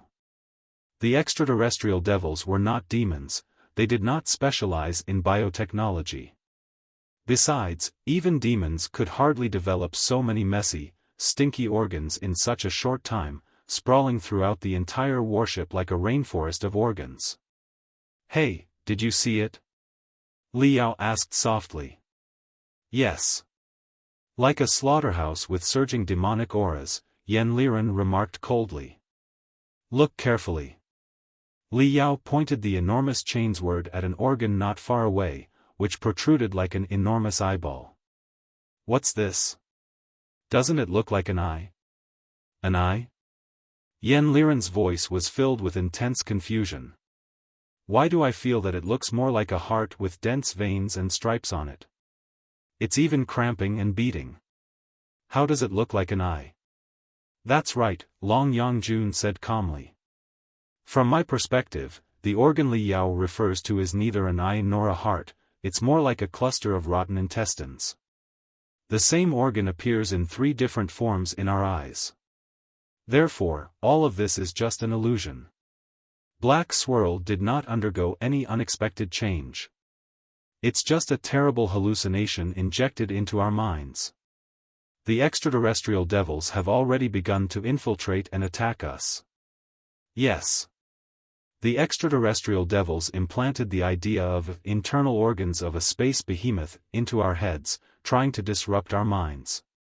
However, they cannot etch the same vivid image into the heads of the three of us simultaneously, Li Yao observed. What we see is imagined by ourselves. Whatever rotten, stinky organs look like in our minds will be displayed on our retinas and perceived by our optical nerves. Is this some sort of half-step virtual space? It's almost a combination of reality and illusion. The extraterrestrial devil attached to Lu Xingjian is indeed stronger than the one inside Professor Mo Xian. Since we are seeing such nauseating illusions simultaneously, the waves of Tenebrum energy in this place must be very strong. We must be very close to the extraterrestrial devil's nest on the bridge. We must defend our souls and be extra careful, Long Yangjun said. Anything we see from now on could be an illusion. Boom. Boom. Boom. The three of them opened full fire, clearing a path with a storm of bullets, swords, and spiritual energy. After burning away the illusionary putrid organs, blowing up nearly 5 cabin doors, and passing through a pathway that was full of wrinkles and resembled intestines, they found the bridge of black swirl right ahead of them. The bridge had lost the solemnity, indifference, and aggressiveness of the Imperium of true human beings style and become a devilish nest piled with corpses, skeletons, and internal organs. Countless bloody, moist organs dangled from the cabin walls like vines. Among these bleeding vines, many enormous cocoons hung. Tiny heads were exposed at the tops of the cocoons, belonging to the leaders of Black Swirl and the commanders of the entire Black Wind fleet. It was unclear what kind of torture they had endured in reality, but in the bizarre environment, a blend of reality and illusion, they were entangled in intestines and tentacles, bristling with flagella and melded with the nest. The intestines and tentacles were even sucking the spiritual energy from their bodies, as if trying to dissolve their muscles, veins, nerves, and internal organs into a liquid and pump it away. Their miserable expressions and desperate cries made Li Yao's hair stand on end, even though he was on the opposing side. He could not bear it any longer. Countless meat tentacles, resembling biochemical nerves, extended from the cabin walls to the 20-meter-tall Colossus at the center of the room. The Colossus had a unique shape with no head above its shoulders, making it impossible to add various honeycomb-type launchers. The torso was as round as an enormous skull, with 4 thick arms mounted on a ring at the top, capable of twisting to any angle. Another ring at the bottom of the torso supported 8 limbs, narrow and long like spider legs. The Colossus's abdomen, shaped like an ugly face with skewed features, was inscribed with bizarre rune arrays. At first glance, it resembled an enormous head with arms and feet. No, not arms and feet, but 12 multifunctional limbs. It's Black Satan, Hai Ming's Colossus. As the sector master of the Black Wind Fleet and the commander who had intimidated 5 sectors, Hai Ming was not just a leader who relied on orders. He was also a magnificent pilot of the Colossus. Black Satan was the most mysterious Colossus in the Black Wind Fleet. Even Hai Lan, Hai Ming's own daughter, knew little about it. This was because, for more than 100 years, Hai Ming had rarely needed to use the Black Satan. At that moment, tremendous Tenebrum energy surged from the stinky organs around. The lives of the immortal cultivators seemed to have been sacrificed to embed their souls on the surface of Black Satan, transforming into a layer of living, reactive armor. Crack. Crack. Crack.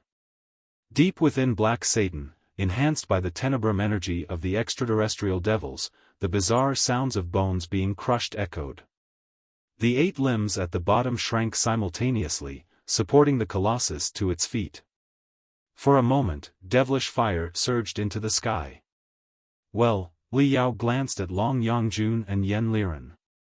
What should I say in such a situation? Ho! Before he could speak, the facial organs at the center of Black Satan's thick torso emitted dazzling brilliance. The bloody mouth, composed of Tenebrum energy, opened abruptly, and black rings of light expanded non-stop, hurtling at the 3 like a superstorm. In that moment, they all saw thousands of hideous, agitated devils within the dark rings, leaping at them like tides and infiltrating every muscle, vein, nerve, and internal organ. "This is a life-and-death battle," Li Yao said. "It seems we have no choice but to resort to our ultimate skills now. Shall we begin?" "Yes," Long Yangjun replied. "Let's begin." Such overwhelming devilish auras. The flames of spiritual energy from the Tartarian skeleton were tainted by the clusters of devils, turning into a dull, brownish hue.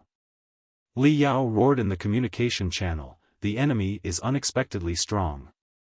We're in trouble this time." "Indeed." Long Yangjun shrieked. "I didn't realize the enemy had such thorough preparations or that they would be so devastatingly powerful.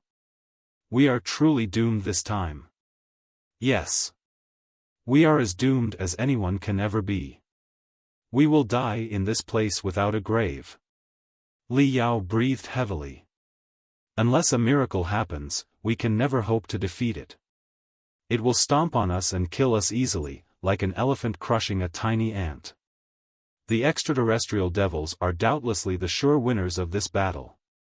Long Yangjun sobbed, moaned, and cried. "They are much stronger than our worst nightmares. They don't need any moves or skills at all. They will crush us as soon as they approach us." "Hey!" Yen Liren could no longer bear it. "What's wrong with you two? Is the enemy really that strong? Why do I feel it's still manageable?" Hai Ming is an expert in the divinity transformation stage, I'll give you that, but he was heavily wounded in the war against the Covenant Alliance 100 years ago. Even after catching his breath to this day, he has dedicated most of his attention and computational ability to commanding the starship and political struggles. He is also overexhausted from the recent space battle and is running out of strength. In terms of his ability to use a Colossus, he is at most at the peak of the nascent soul stage, on the same level as us. Even if he has the enhancement of the extraterrestrial devils, we have the sheer advantage in numbers. Why should we fear him so much? Look, we have adapted to his pace and are even suppressing him. Black Satan and the extraterrestrial devil are just SOSO. Our advantages are very significant. Mind your words." Li Yao and Long Yangjun were both greatly shocked. While dodging the attacks of the 12 limbs of the Black Satan, which resembled a gyroscope, they yelled at the same time. "Fellow Cultivator Yen, you can slash your sword as you wish, but you must not speak nonsense. Our enemy is clearly at a great advantage and can kill us all in the blink of an eye. We are merely struggling before death, making one last attempt." "What are you talking about?" Yen Liren shouted. "Ah!" From the core unit of Black Satan, a crack suddenly appeared on the top, revealing circuits inside that curled like gyri. Nearly 100 black lightning bolts swooped out from the gyri and hit the chest of Big Sword, Yen Liren's Colossus, blasting the 20-meter-tall giant hundreds of meters away. Yen Liren crashed through several cabins and fell into a tangle of crystal cables and spiritual energy tubes, unable to get up for a long time. What's this about?" Yen Liren stammered. "Did you see that?" Li Yao said. "This is a very special curse involving luck, fate, and the mysterious mechanisms of the universe. We don't know the details, but all you need to do is compliment the enemy and belittle yourself, along with us." Like this, Yin Yang, Long Yangjun's Colossus, turned into dozens of blurred shadows and surrounded Black Satan from all directions. The Black Sword and the White Sword, taking advantage of the moment when Hai Ming blasted Yen Liren away with his ultimate skill, slashed forward like a fiery tornado, chopping off one of the enemy's limbs. Meanwhile, Long Yangjun grunted, "He is so strong. I can't hold on any longer. You must hang in there." Although 100 orange light balls were concentrated around the Tartarian skeleton, they stored the most tremendous spiritual energy. When the light balls turned into pillars and smashed Black Satan overwhelmingly, Li Yao roared passionately and blood-boilingly, "Although the enemy is too strong for us to defeat, as long as there is a 1/1000th chance of winning, we must hold on. A miracle will certainly happen as long as we persist. While bombarding Black Satan crazily, making it barely possible for Hai Ming to stand straight, the two of them shouted and cried crazily in the communication channel, praising the invincibility of the enemy and cheering each other up. Yen Liren looked at the two colossi jumping up and down like big monkeys, lost for words for a long time. Fellow cultivator Yen, what are you waiting for? Give it a shot. It's very effective. Li Yao shouted. No, I refuse. Boom. The area in front of Li Yao and Long Yangjun suddenly became empty as Black Satan, using the hazy smoke as cover, dug a giant hole in the floor with its remaining 8 limbs and dropped to the deck below. Most of the attacks from the Tartarian skeleton and Yin Yang immediately missed their target. The entire process took only 0.01 seconds, but it was more than enough for a top-tier expert like Hai Ming and a terrifying colossus like Black Satan. Deafening roars echoed from the depths of the hole. Black fire spewed out like a volcanic eruption, and the bloody, stinky organs on the cabin walls began to grow into enormous, eyeball-like structures. Hundreds of horrifying rays shot toward the three of them. The trio experienced a barrage of illusions, as if they were trapped in a nightmare from which they could never awaken. Their ears were assaulted by cries and screams unbearable to ordinary people, and their nerves suffered searing pain.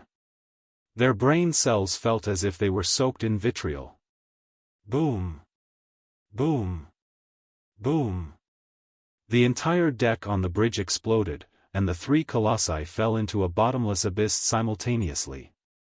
Instead of a narrow cabin, it appeared to be a trap composed of ever-wriggling organs that spewed acid and venomous fog. Black Satan, at the center of the trap, waited for its prey while controlling tentacles made of black air. This is all an illusion. Don't be fooled.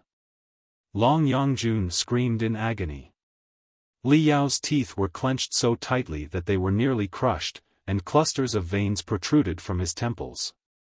His brain radiated, and his spiritual energy circulated in his heart, reminding him that Ding Ling Dang was right behind him, along with his family and friends, and the Star Glory Federation. After a moment, the trap made of rotten organs vanished. What remained was a messy, burning, and exploding cabin. Every thorny vein around the Tartarian skeleton turned bright red. At the tips of the sharp stings on each thorn, dazzling light balls condensed once more. Hundreds of light balls were hurled away overwhelmingly, completely drowning Black Satan. As Li Yao greatly disrupted the enemy's senses and probed magical equipment, Long Yangjuan's colossus, Yin Yang, dove down. The elite warrior's soul of the Nuwa civilization broke free from the horror and launched the most aggressive attacks from dozens of different angles with black and white shadows. The insubstantial shadows seemed to have pierced through Black Satan's body hundreds of times in an instant. Neither Lu Qingchen nor Hai Ming could have dreamed of encountering two freaks with such bizarre souls at once. The mental attacks affected them less than 1/3 as much as they would regular nascent soul stage cultivators. In the emergency, the gyri on the top of Black Satan's torso opened again, and the intensity of the black lightning unleashed from within was 10 times greater than before. This is exactly what I've been waiting for. Big Sword, Yen Liren's colossus, launched an attack that would shock the universe and make the gods weep. Yen Liren might not have been the strongest warrior there, but his attack was certainly the most brilliant and unstoppable in the entire battle. The sword, stretching for 10,000 kilometers, seemed capable of chopping off all the stars in space. Even Li Yao and Long Yangjun, as two bystanders, felt that their colossi were about to be torn into shreds along with Black Swirl by the overwhelming sword aura. Black Satan, the primary target of the attack, was locked onto by the sword aura. Joints all over its body crackled, and the colossus came to a brief halt. Shwa! All the bloody, damp organs, screaming skeletons, and other terrible illusions dissolved, twisted, and vanished under the power of the attack. Hai Ming knew he had lost the best chance to dodge after a moment of hesitation. He made up his mind immediately. The black lightning flooding out of the Vajayrai was 100 times more intense as he devoted all his soul power and spiritual energy. Boom! Boom! Boom! Boom! The black lightning and Yen Liren's giant sword collided. The explosion and blast turned into hundreds of daunting tides that almost obliterated Black Swirl's head. Cabins, walls, pathways, tubes, and magical equipment units within hundreds of kilometers were all blown into fragments the size of fingernails. The fragments burned furiously, like thousands of butterflies in a mad dance. The black lightning on Black Satan dimmed instantly, and Yen Liren's giant sword fell apart. But the attack was not over. Although the giant sword was wrecked, the broken pieces, enshrouded by the sword aura, consolidated into the shape of flying swords and charged at Black Satan's open skull like a meteor shower that could destroy a planet. Aoo! Inside Black Satan, it seemed as if 10,000 Hai Mings were screaming at the same time. The black lightning, which had dimmed, quickly revolved and transformed into a rapid tornado, blowing away the sword auras and the broken pieces of the giant sword, and darting them through hundreds of walls to the outside of Black Swirl. The shocking attack was gone. However, from the dispersing aura of the sword, a streak of brightness, 100 times more dazzling, dashed out like a swift dragon, appearing late and drilling into Black Satan's skull. Compared to the giant sword, which was dozens of meters long, the flying sword that led the brightness was rather short, no more than half a meter, and looked more like an overly long dagger than a sword. In contrast to the 4 colossi, the dagger was as inconspicuous as a needle. Yet, when the needle glowed, even Li Yao and Long Yangjun could not help but take a few steps back, covering the critical parts of their bodies. It was Yen Liren's 4th sword, the one that had never been unsheathed. Boom! Big sword, Yen Liren's Colossus, landed heavily on one knee, its back to Black Satan, as if it were breathing heavily in exhaustion. However, it did not seem concerned that the nearby Black Satan might launch an assault. Z. Z. Z. Z. Z. Z. Z. Black Satan, over 20 meters tall, had a finger-length 4th sword of Yen Liren that seemed to have frozen it in place. Its limbs twitched uncontrollably, and the opening in its skull remained wide open for a long time. The black lightning was entirely gone, replaced by the silver ripples of sword auras that continued to pop up non-stop. Crack! Crack! Crack! Crack! Crack! Crack! The sound of joints falling apart, metal twisting, and devices being destroyed echoed non-stop inside Black Satan. The 7 limbs shivered and unfolded. The Colossus crouched on the ground, then completely collapsed. Li Yao and Long Yangjun exchanged bewildered glances and launched their most deadly skills simultaneously. Now was definitely not the time for speeches or witty quips. The best time to kill an enemy was when they were vulnerable. To deal with such a great devil, shooting another 10,000 times to ensure it was dead was the only logical choice. Boom! Boom! Boom! Boom! Boom! Boom! Boom! Boom! Boom! Boom! The head of Black Satan was completely ruined by the barrage from the 4 colossi. It collapsed entirely, as if shot in the head at point-blank range. The gravity control rune arrays had stopped functioning long ago, and the glittering pieces scattered in all directions like burning dandelion seeds. Black Satan was submerged in a sea of violent spiritual energy, its broken plate armor melting away. Under the collective assault of 3 experts at the peak of the nascent soul stage, the commander of the Black Wind Fleet failed to let out another roar of fury and regret. Is this the end? The 3 of them breathed heavily in the communication channel. No. It isn't. Li Yao's pupils and heart constricted simultaneously. Although the commander of the Black Wind Fleet had lost all vital signs under the suppression of their violent spiritual energy, another force, more evil, scorching, and unrestrained, replaced him and broke free from the shell. Was this the true strength of Xingjian, or the extraterrestrial devil? The shining ocean of spiritual energy was immediately polluted by the virus and transformed into an ocean of Tenebrum energy as dark as ink. The black tides, with purple and red electric arcs dancing within them, licked Li Yao like the tongue of an abyssal beast. The Tartarian skeleton dodged the Tenebrum energy tides but could not escape the overwhelming devilish fire. From the depths of the Tenebrum energy ocean, a black Satan, thousands of times larger and more hideous than the one before, slowly crawled out. How is this possible? Li Yao was dumbfounded. Compared to the enemy's towering, immeasurable height, his Tartarian skeleton was like a tiny ant, or rather, they were as different as a firefly and the sun. This is not the real world. Everything I see is an illusion. I've been dragged into the Spiriters' realm again. Li Yao thought quickly and immediately realized what had happened. Those wretched extraterrestrial devils don't favor real entity attacks. Their favorite move is to sneak into a human's mind and drag the soul into the Spiriters' realm for torture. Long Yangjun. Yen Liren. Li Yao shouted into the communication channel, only to be met with scornful chuckles. This made him realize that the Spiriters' realm was designed by the extraterrestrial devils specifically for him. Long Yangjun and Yen Liren must have been trapped in different Spiriters' realms, severing their connection. What a chaotic Spiriters' realm. The head of Black Swirl found himself in the midst of a burning ocean of debris, surrounded by the gory space battlefield.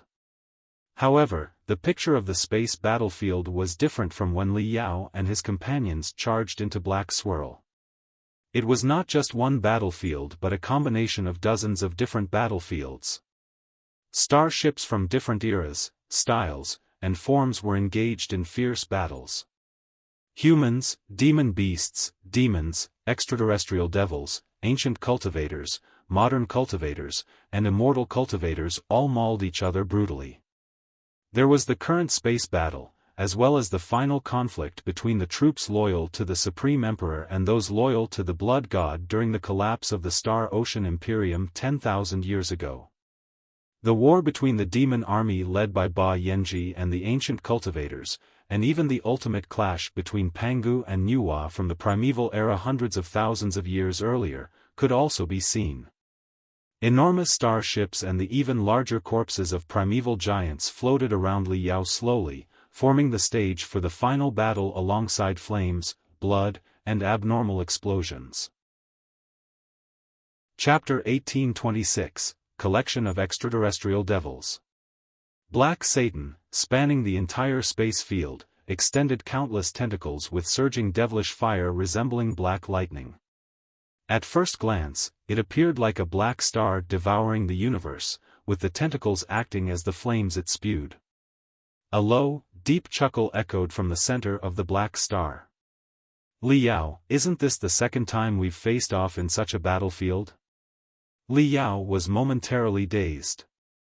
Then he realized the first time the enemy referred to was the final battle between him and the Star Child in the virtual world during the Immortal Cultivator's insurgency in the Flying Star sector. Yes, the Star Child must have already been corrupted by the extraterrestrial devils at that time, which is why he could construct a similar virtual battlefield. However, this battlefield had undergone major upgrades.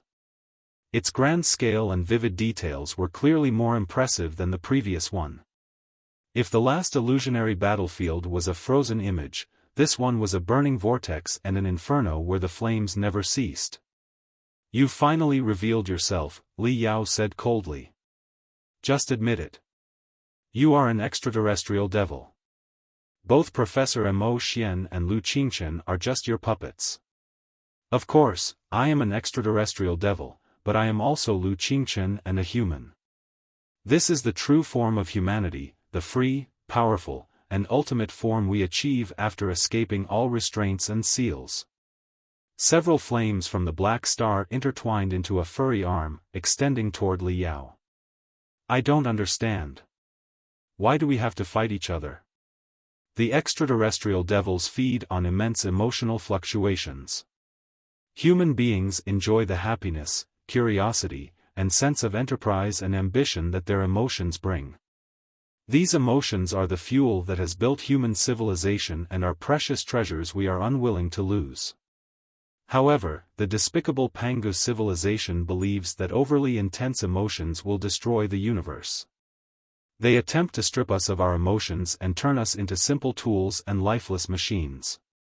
The Pangu civilization is our mutual enemy. Shouldn't we work together to destroy it? Cut the crap. Li Yao bellowed. It's true that the Pangu civilization tries to exterminate human emotions and turn us into heartless, emotionless, and tearless tools, but are the extraterrestrial devils any better? You have been blatantly manipulating human emotions, stomping on our most precious treasures, and treating our souls as food. You are even more unpardonable than the Pangu civilization. A gloomy sigh from Lu Qingchen came from the Black Star. You're wrong. You're really wrong. Everything I've done is not meant to manipulate or play with anything. I am only trying to find the limits of a human soul when activated by infinite emotions. Pausing for a moment, Lu Qingchen slowly opened his fingers, each longer than a starship. What are human beings? Where do they come from? Where are they going? You must be interested in these questions, too, Li Yao. Join me and explore the answers together. Your soul is strong and unique, unlike anything I've seen before. You are a natural-born member of our group. I sincerely invite you to embark on the journey to discover our origins. We can venture into the central area of the Imperium of true human beings to search for the relics of the battle between the Supreme Emperor and the Blood God from 10,000 years ago. We can excavate the Supreme Emperor's mausoleum and the Blood God's heritage to finally unravel the ultimate mysteries of human civilization. If you are not satisfied with what I have done, I can make certain compromises regarding the reform of the Star Glory Federation, as long as you agree to join me. Enough. Li Yao shouted back angrily. I would rather die than join you. I'm afraid, it's not for you to decide. Lu Qingchen's voice suddenly became 10,000 times sharper. The overwhelmingly huge hand snatched the Tartarian skeleton as if it were a butterfly, clenching the colossus tightly in its palm, with crunchy noises emanating. Come on. Open your mind, liberate your soul, accept the true path, and become one of us. Lu Qingchen grinned hideously. We will figure out the problems together. Why are such small beings like us born in such a vast universe? What are we to the universe? Are we really meaningless dust? I don't believe it. I don't believe it. Arg. Brilliance that looked like crimson swords beamed out of the fist, now almost as gigantic as a planet, after it was clenched. 1, 2, 5, dozens, and hundreds of red streaks interconnected and revolved wildly, tearing the enormous fist into shreds. The Tartarian skeleton leapt out from the suppression of the Black Star in the most daunting manner, its body expanding with thunderous roars. Stop bluffing. You can't intimidate me, whether you are Lu Qingchen or an extraterrestrial devil. Li Yao laughed aloud. Your scheme has been completely disrupted, yet you act as if you are confident of your victory. Without the enhancement of the 3 Guy-level super crystal processors, and now that the mainframe crystal processor of Black Swirl has been blown up by us, and all the devils have been released by you to corrupt the Black Wind Fleet and frighten the Federal Fleet, are you really as strong as you appear to be after all your trump cards are out? Since this is the Spiriters' realm, an illusionary land where one's soul and will truly matter, let me show you the determination of real human beings. In his laughter, the Tartarian skeleton expanded non-stop, just like the enemy. The plate armor on its body was torn apart again and again, only to be replaced by the boundless crimson fire spurting from deep within, which formed a second, a third, a thousandth layer of armor, even stronger. In the end, the Tartarian skeleton became a universal giant, with stars above its head and a galaxy below its feet, as enormous as the Black Star. The red giant and the black star confronted each other in silence on either side of the overlapping space battlefields. The black star had been monolithic at first, seemingly enough to devour the entire space battlefield. But the red giant was even more formidable. In the competition of will, Li Yao's aggressiveness overshadowed Lu Qingqian's confidence. Of course, we will seek the origins of humanity and our purpose in this universe. The red giant sprinted toward the black star, waving its hands. Countless starships were drawn to its arms like pebbles, condensing into two sabers capable of slicing apart the galaxy. But we will forge our future with our own beliefs. The path to the future lies in our own hands. The Pangu civilization, the extraterrestrial devils, or any other seemingly smart and brilliant dictator, none of you will ever control us, restrain us, or decide our future for us. The two sabers, where Li Yao's whole spirit, determination, and hot blood were concentrated, slashed deep into the black star, making Lu Qingqian shiver from the bottom of his soul, despite having remained emotionless through all the torture and extreme pain. Our goals are the same, though our means are different. We are moving toward the same destination from two different directions. Thousands of black, fiery snakes darted out of the black star, grabbing tremendous debris from starships and primeval species on the space battlefield and smashing it into the red giant. Light as dazzling as the Big Bang of the universe rose from the body of the red giant. Li Yao's soul was heavily wounded, almost vaporized. "Stop being a stubborn fool," Lu Qingqian roared. "Accept my path, and you will know that everything I've said is true. Human beings are a type of extraterrestrial devil in a unique form. We are the lords of the devils. Only after countless extraterrestrial devils are condensed will the soul of an ordinary person be formed. Otherwise, what do you think your soul is exactly?" Boom. Boom. Boom. Boom. Boom. Two clusters of energy, billions of times more furious than the sun, collided in the space battle thousands of times in that moment, burning all the starships, primeval beasts, and remnants of prehistoric life to ash. Both clusters of energy were dimming and shrinking at a visible speed. After each collision, tremendous psychic thoughts and shattered souls were thrown away, creating surging swirls around them. Li Yao and Lu Qingqian, two souls each with their own mysterious background, collided to their limits. Li Yao's mind, however, was disrupted by Lu Qingqian's unexpected words, and a tiny crack appeared in the chest of the red giant. The black star took the opportunity to wave its colossal tentacles and strike the crack precisely, sending the red giant reeling and nearly causing it to fall apart. Have you ever heard of collective wisdom? A single ant or bee has neither intelligence nor self-awareness. They barely have any senses. The dancing fire from the black star grew even more intense, but Lu Qingqian's voice became unusually calm. However, when many ants or bees gather, they can communicate in a mysterious way and act in patterns that resemble wisdom and self-awareness. That is the relationship between human beings and extraterrestrial devils. A minor devil is even more insignificant than an ant or a bee. It is just like a minor cell, lacking any self-awareness or wisdom. But when thousands of cells gather, they can form a brain and generate the soul you are so proud of. Do you see now? This is just the most superficial layer of the mysteries of the origins of mankind. The real secrets are hidden at the center of the cosmos, deep within the imperium of true human beings and the alliance of the Holy Covenant, waiting for us to uncover them.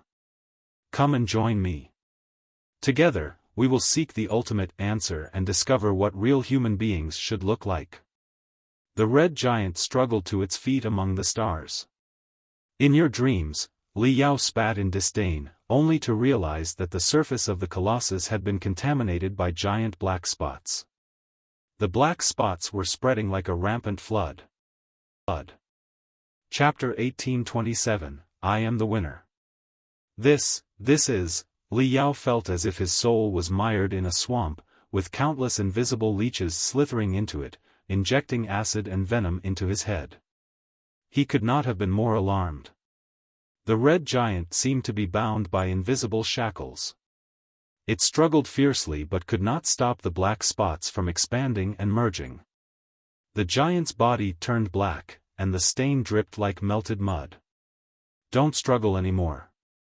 It's futile," Lu Qingchen said casually. "A human's body can be infected by viruses, and the spiritual nexus and crystal processors can be infected by viruses, too.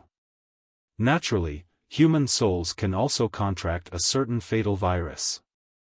My extraterrestrial predecessor lurked in the flying star sector for 10,000 years. It evolved from a virus that initially corrupted crystal processors.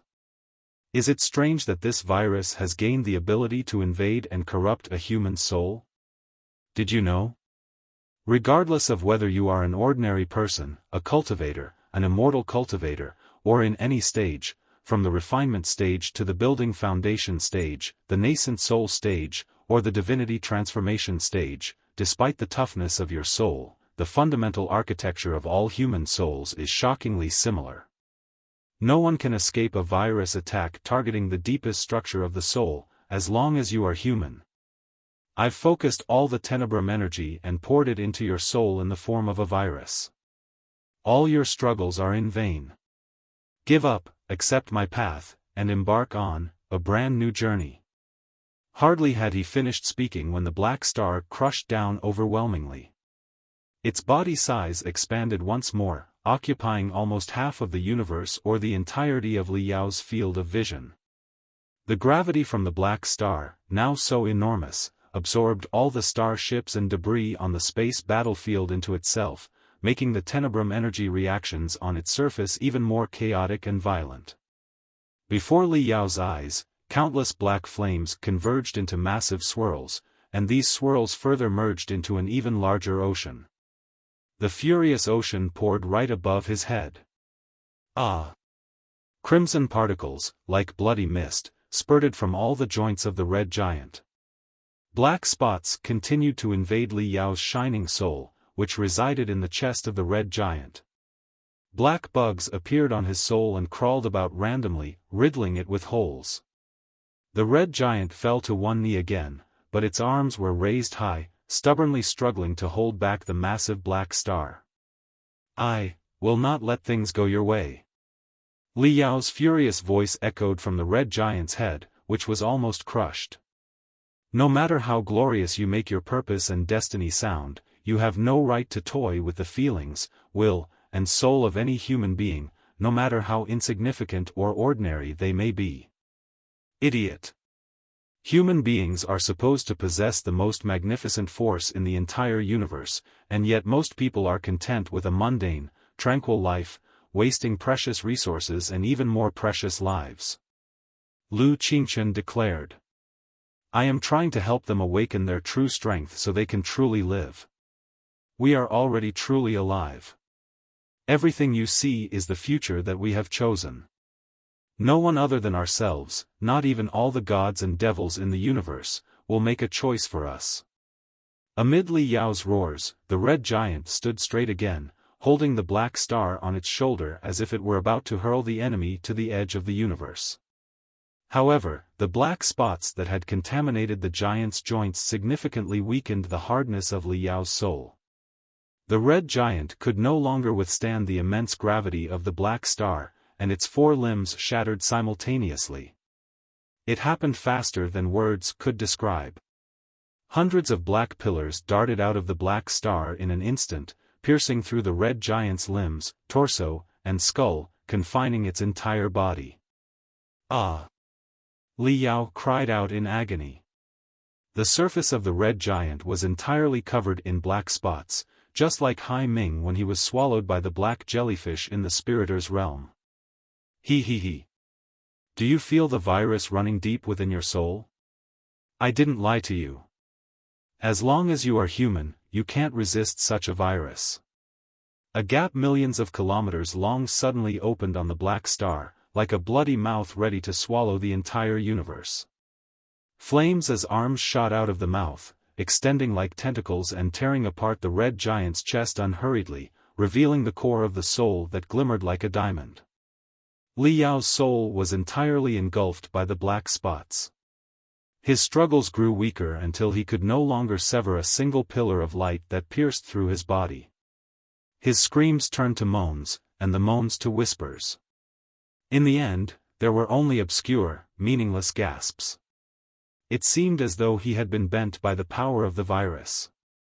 His soul was so corrupted that the flames of his spirit and will were reduced to their faintest spark, poised to die out at any moment. Come on, meld with me. It doesn't matter if we continue using the identity of a vulture Li Yao. Together, we will uncover the mysteries of the origins of mankind, see the future and destiny of our civilization, and truly live. From his bloodied mouth, the flaming arms writhed and parted, allowing a black serpent to slide out slowly. On the serpent's surface, some of Lu Qingqian's features were visible. The beast exuded both primal savagery and divine reverence, with boundless ambition, lust, and curiosity shining in its eyes.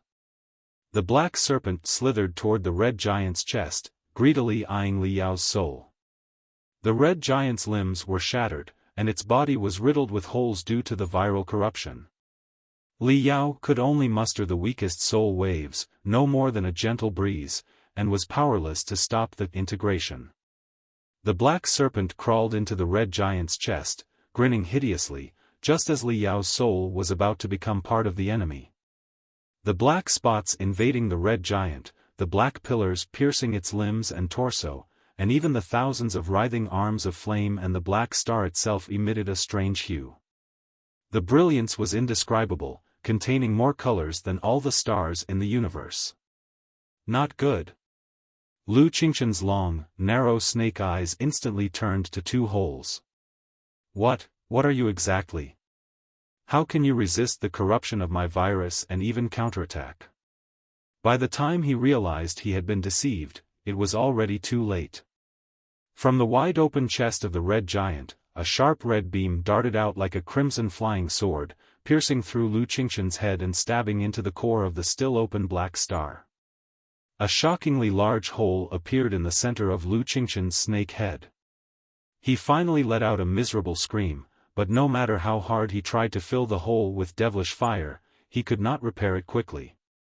The black star, like a deflating balloon, collapsed at a visible rate, with explosions echoing continuously from within. The swirling flames and fiery arms on its surface were all solidified under the glow of the dazzling light, as if they had turned into solid rocks. But very soon, these rocks were shattered by another blood-red force from within. Blood-red streams emerged from the surface of the dying black star, transforming into a raging, blood-soaked devil even more hideous and evil than Lu Qingqian. Ha ha ha. When the snipe and the clam fight, the fisherman benefits. I am the ultimate winner, you two fools. The mental devil spread its broad wings made of blood and bones, enveloping Lu Qingqian, whose soul was almost drained, and the dying Li Yao, laughing in the most arrogant way. Flapping its wings, it lunged at the nearly destroyed black star. Even the black serpent at the core of Li Yao's soul was mercilessly snatched and twisted as if it were a towel. Lu Qingqian and the mental devil, two extraterrestrial devils both called devil lords, mauled each other, showing no mercy or hesitation, even to their own kind. Instead, they tried their best to swallow each other and prevent being swallowed, like tigers and wolves competing for prey. Lu Qingqian's soul had been exhausted in the competition against Li Yao. More critically, he had devoted almost all the Tenebrum energy to the depths of Li Yao's soul in the form of a virus. However, the virus, which was supposed to be effective against all humans, somehow did not work well on Li Yao. It was even countered by a mysterious force deep within the core of Li Yao's soul. Never had he imagined that Li Yao's soul would be so peculiar. At the last moment, to completely swallow the core of Li Yao's soul, he had to expose the core of his own soul. This allowed the mental devil's ambush to succeed. Although the mental devil had expended a lot of strength in the battle against extraterrestrial devil Mo Xian, it had reserved some of its strength and was merely putting on a show for Li Yao. Moreover, it had lurked in secret and rested for a long time. Since the ambush had worked, how could it leave any chance for Xingjian to make a comeback? The two devil lords swallowed each other, like behemoths that had bitten each other's throats. It was a pure collision of souls, devoid of any fancy tricks. All that mattered was whose soul power would be drained first. In the end, Xingjian tore off the mental devil's two bloody wings and even dug a shockingly large hole in its abdomen. But his head was twisted and blown away by the mental devil's sharp claws. The black star became a completely lifeless planet of rocks before it was completely destroyed by the redness the mental devil shot out with its last bit of strength. Chapter 1828, What Are You Exactly? The world began to collapse. The distant, flickering stars turned into dim light bulbs. The profound universe revealed its rough, black texture.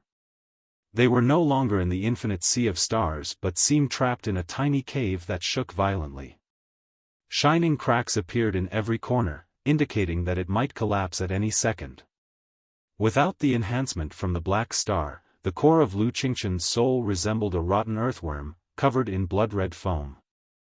As each bubble burst, a stream of black air would rush out and flee, only to be pushed back by the mental devil repeatedly. Xingjian's head was like a drop of ink in clear water, slowly dispersing and losing the contours of his facial features. He moaned with utter regret and discontent as he continued to disintegrate and melt. The mental devil, however, could not have been more satisfied.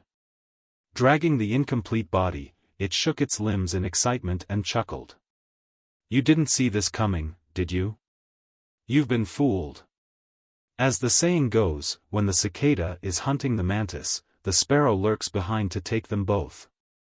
Despite all your tricks, methods, and schemes, cough, cough, cough, cough, I am the final victor. You want to meld with me? That's perfectly fine. I'll certainly meld with both of you. He he he. After absorbing such abundant Tenebrum energy from you and suppressing the personality of Li Yao No. 2, I will reclaim control of this body and seize the Federation as a vulture Li Yao. Who else can ever be a match for me at the edge of the cosmos? Ha! The mental devil's laughter abruptly ended. It jumped as if in sudden cramp and looked back in utter bewilderment. Behind it, the dying red giant, with broken limbs and a torn abdomen, struggled to its feet. Though its body size was significantly reduced and the flames of spiritual energy were dimmer and less vibrant, the core of Li Yao's soul in the center of its chest still glittered. The last bit of strength was still shining. How did you get back on your feet? Your soul was so heavily wounded that it could barely keep shape. The mental devil gnashed its teeth in rage. Yes. But I feel that I'm more or less back to myself after a brief rest. Li Yao struggled to catch his breath, looking at the mental devil, which was covered in wounds from the battle with Xingjian. I don't think I'm fully recovered, but I'm slightly stronger than you right now. You tricked me. You reserved your strength. The mental devil burst into rage. Isn't that exactly what you did? Didn't you reserve your strength when you dealt with the extraterrestrial devil Enmeshed? Li Yao sniffed. You guessed it. The mental devil felt deeply wronged. How can we be the same? I am a mental devil. Such a sordid, shameless, and despicable method is exactly my style. But you are the renowned dominator of 3 sectors and an upright hero of the Federation. Yet, you reserved your strength during the fatal battle with the supervillain? That is outrageous. How did you know I would certainly take the opportunity to ambush him? What if I didn't reserve my strength and I couldn't take shape in the Spiritor's realm because I was really blown apart by extraterrestrial devil Enmeshed? Bro, Li Yao sighed, helplessly replying, I didn't want to guess that either. But look at what you did in the fierce battle with extraterrestrial devil Enmeshed. As you said, your style has always been sordid, shameless, and despicable. Yet, during the battle, you acted with so much camaraderie and fervor that you were charging even faster than me. Did you have to be so valiant? Could there have been a second possibility other than you intending to reserve your strength by acting and faking your death in a suicidal attack? This isn't the first time you've planned to seize my body. During the fierce battle with extraterrestrial devil Mo Xian, the situation was still unclear.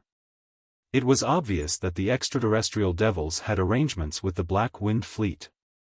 Therefore, even if you had successfully suppressed me at that time and taken over my body, it wouldn't have necessarily helped. Chances were that you would have been blown up by the Black Wind Fleet before you adapted to this body. That's why you contained yourself and pretended to be obedient and docile while waiting for new changes.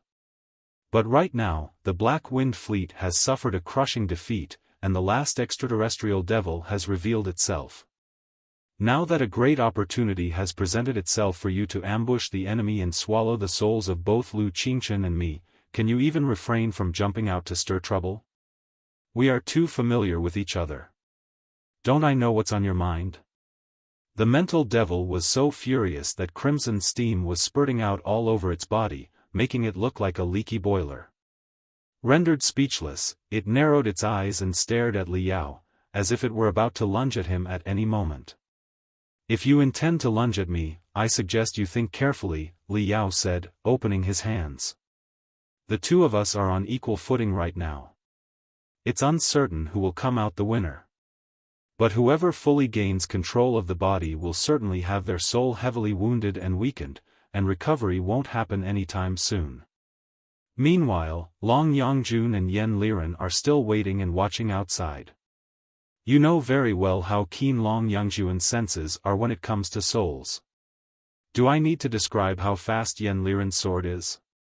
Even if you manage to suppress me and take control of the body, if they notice any inconsistencies, do you think they will give you a chance to explain?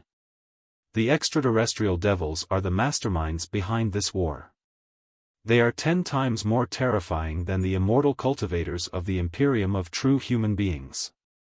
Do you think they would care about the subtle difference between extraterrestrial devils and mental devils? The mental devil's face darkened, and it glared at Li Yao in fury. Li Yao, however, stared back confidently with firm, clear eyes. The mental devil hesitated for a long time. Finally, it took a deep breath, and its hideous face seemed to bloom with a greasy, sweet smile. Don't be a fool. We are good brothers living inside the same body, two sides of the same coin. How could I fight my own brother? It was just a joke. I only concealed part of my strength because I was preparing to ambush the enemy at the most crucial moment and deliver a fatal blow. As for why I didn't tell you beforehand, it's because, if you want to deceive your enemy, you must first deceive yourself. You must have heard that before, right?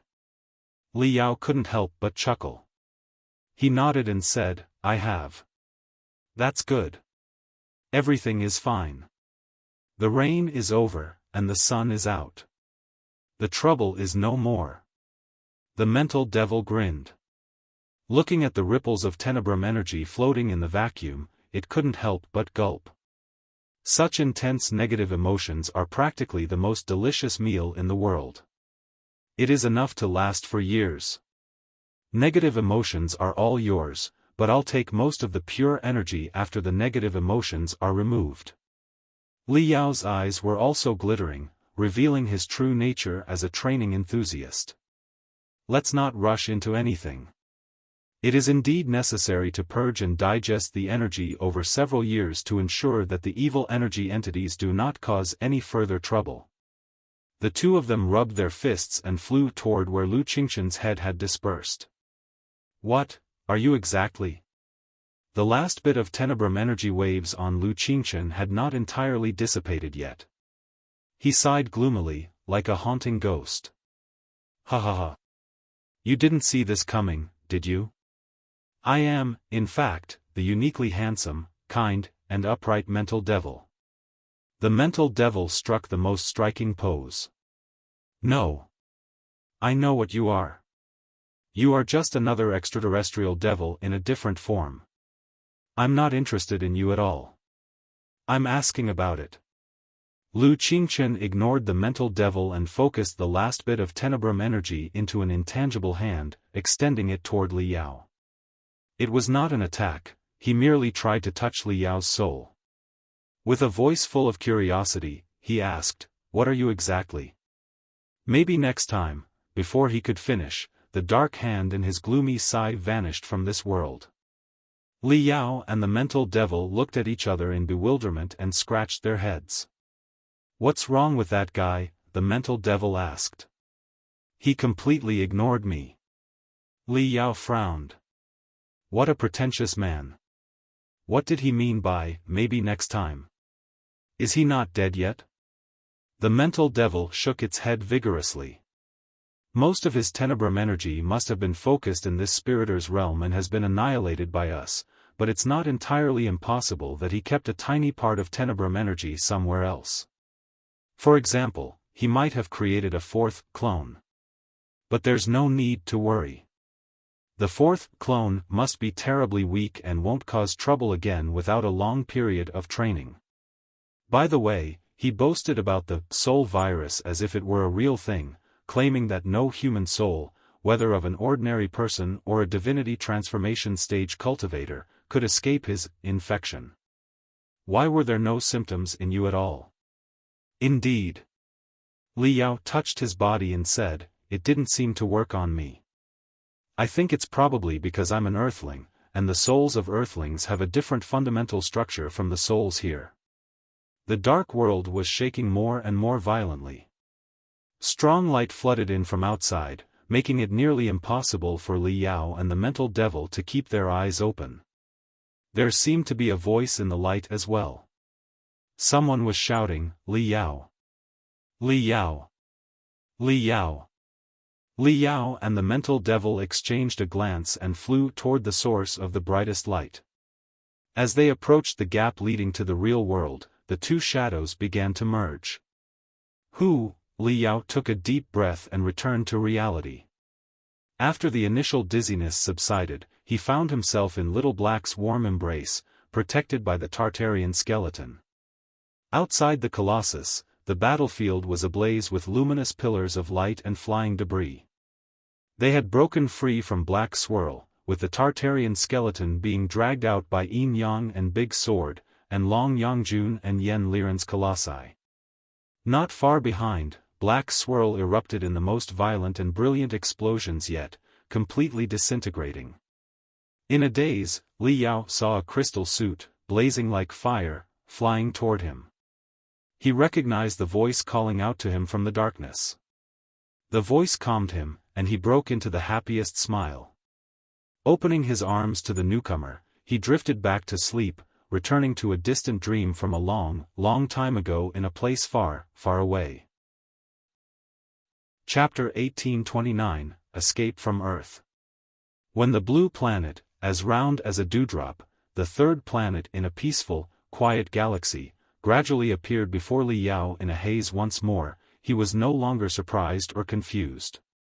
Instead, he was filled with relief and anticipation after a long wait. He felt like a wanderer who had roamed the sea of stars for thousands of years and was about to be embraced by the warm, familiar home once again. Earth, the mysterious homeland that haunted Li Yao's soul. Did it really exist in a certain space zone within the 3,000 sectors, or somewhere beyond? Was it a mysterious, indescribable being beyond the three-dimensional world? Was it non-existent, just an illusion of Li Yao's, a malicious joke played on him by fiends hundreds of times stronger than extraterrestrial devils? Are you really there, Earth? What are the so-called Earthlings, exactly? Li Yao stood above Earth, surrounded by the ocean of stars. The light from billions of stars formed his clear, glass-like body. He opened his arms toward Earth, and his thoughts turned into thousands of magnificent shooting stars that landed in every corner of the planet. Shwa! Shwa! Shwa! Shwa! Thousands of images from Earth unfolded deep within his soul, like an infinite scroll. Modern metropolises ablaze with lights, skyscrapers reaching into the sky, lively streets packed with cars and pedestrians, powerful armies that had developed without spiritual energy, and the healthy, smiling faces of people just like those in the Star Glory Federation. Earth. My Earth. Li Yao couldn't resist the urge to extend his hands through the atmosphere, the clouds, the towering high-rises, and the crowds, to touch the children playing carefreely in the parks. Some of the children were playing on seesaws, while others climbed on community bodybuilding facilities designed for seniors. The scene stirred something deep in Li Yao's memories, making him realize that he had experienced similar days in the past. However, before his telepathic thoughts could reach the children on Earth, the images began to burn and blacken. Ugly black spots appeared at the center, spreading rapidly as the pictures caught fire, as if colorful photos had been set ablaze by lighters. Li Yao widened his eyes and let out soundless roars, trying to warn the innocent children that their world was being consumed by flames. But it was useless. His throat was empty, and his vocal cords became a black hole that swallowed all his anxiety, panic, and fury. He could only watch as the children turned into skeletons, the carousels and seesaws burned to ash, the skyscrapers twisted and collapsed, and the glorious cities were razed to the ground. The furious flames seemed to be a monster with 10,000 tentacles, tightly enveloping the entire Earth, draining the vibrant blue planet and reducing it to a dying land with a mix of dark red and dim yellow.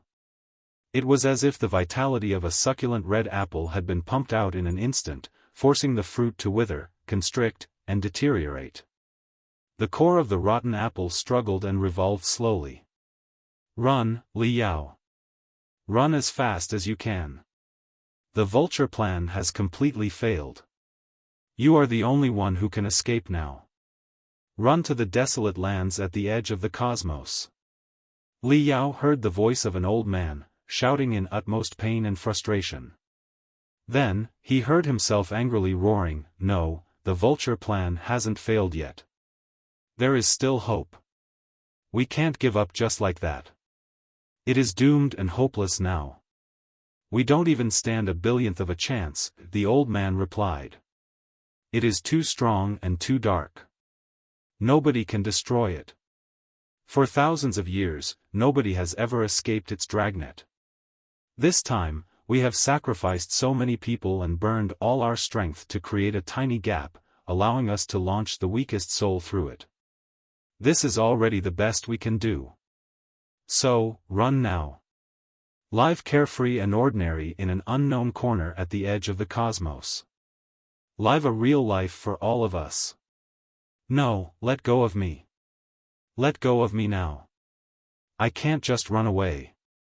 Li Yao heard himself shrieking. "I swear that even if you send me to the edge of the cosmos, to the desolate space not illuminated by any stars, I will come back one day and carry out the vulture plan to completely destroy it." "It's impossible," the old man's voice replied with bitter laughter. "So many magnificent beings have failed. This has been a trap from the very beginning. It intentionally lured us to activate the vulture plan so it could net us once and for all. Now, we defeated soldiers are about to be completely eradicated. You are the only one weak enough to pass through the holes in its impregnable web. The fire of your soul is so feeble that you are essentially just an ordinary person. Just give up your fantasies. Run now. Run away from its control. Forget everything about Earth and live a free life at the edge of the cosmos. This is your destiny and our last hope." "No, no, never." Li Yao heard himself almost crying. "I may be an ordinary person, but so what? I can train myself until I am stronger than any god or devil in the entire universe. Then, I will return and complete the vulture plan to destroy it. You can't train yourself." The old man's voice suddenly became stern. "Didn't I just tell you? Launching your soul to the edge of the cosmos is like plunging a fully inflated balloon into the ocean. The seawater will naturally reject you and try to push you back. Unless the balloon is as small as a molecule or an atom, you will have no chance of being embraced by the foreign universe. Remember my words, Li Yao. Conceal your radiance, abandon your pride, and forget all impractical illusions. Just live a peaceful life. To some extent, if you can do so, we will have defeated it. As long as I can emit the tiniest bit of light, I will never willingly turn it off. Li Yao heard himself shouting with utmost resolve. I understand now. If I remain the weakest and dimmest and live as an ordinary person, I might live in peace with the new world at the edge of the cosmos. But if I start to expand into a huge balloon, I will be rejected by the foreign universe and even be blown away, right? That's exactly what I want. I can train myself with the rejection of the foreign world. The more it rejects me and the more dangers and difficulties it throws my way, the more intense and faster my training will be. I will grow stronger, not just like you, but into something far beyond you, strong enough to destroy it. It's impossible, the old man's voice replied anxiously. You will die. You will be obliterated when you emit your first brilliance.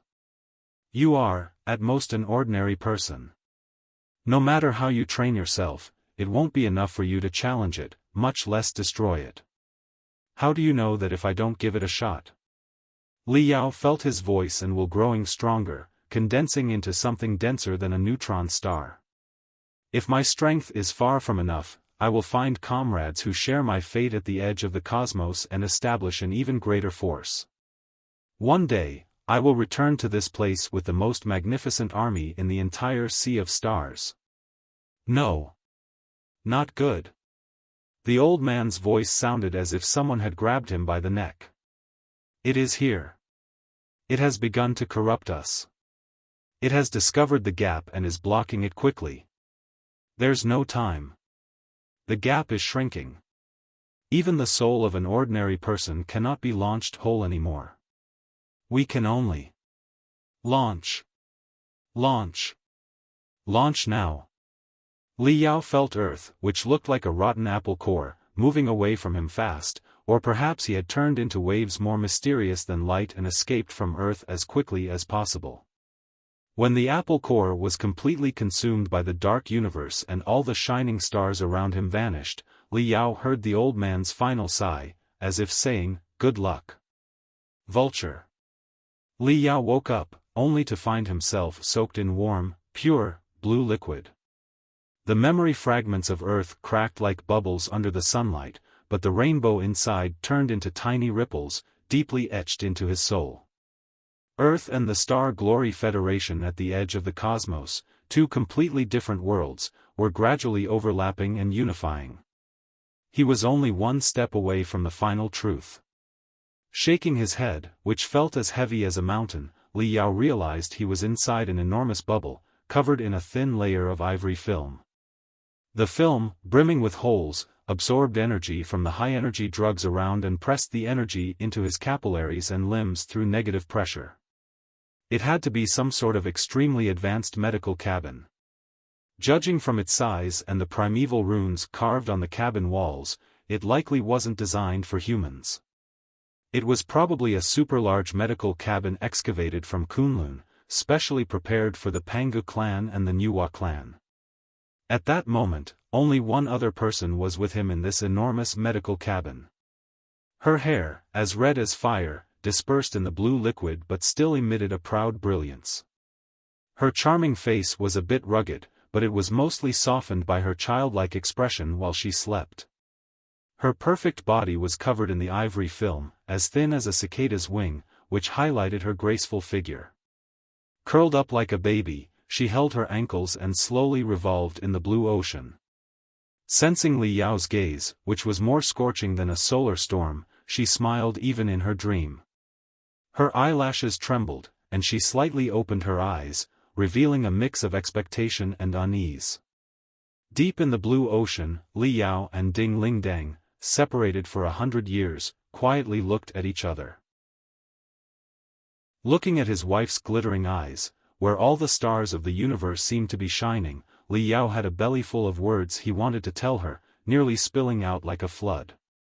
He wanted to share with Ding Lingdang the loneliness and mixed feelings he experienced while traveling deep inside the dark nebula. He wanted to describe the sight of a star 10,000 times larger than the sun unleashing a storm. He wanted to tell her about the glamorous nebulas, the enticing ancient sages sector, and all his discoveries in the new warship. He wanted to show her the colossi he had repaired, like a child showing off a toy, and invite his wife to choose the biggest and best one for herself. At the same time, he had many questions. He couldn't wait to hear about Ding Lingdang's experiences over the past 100 years.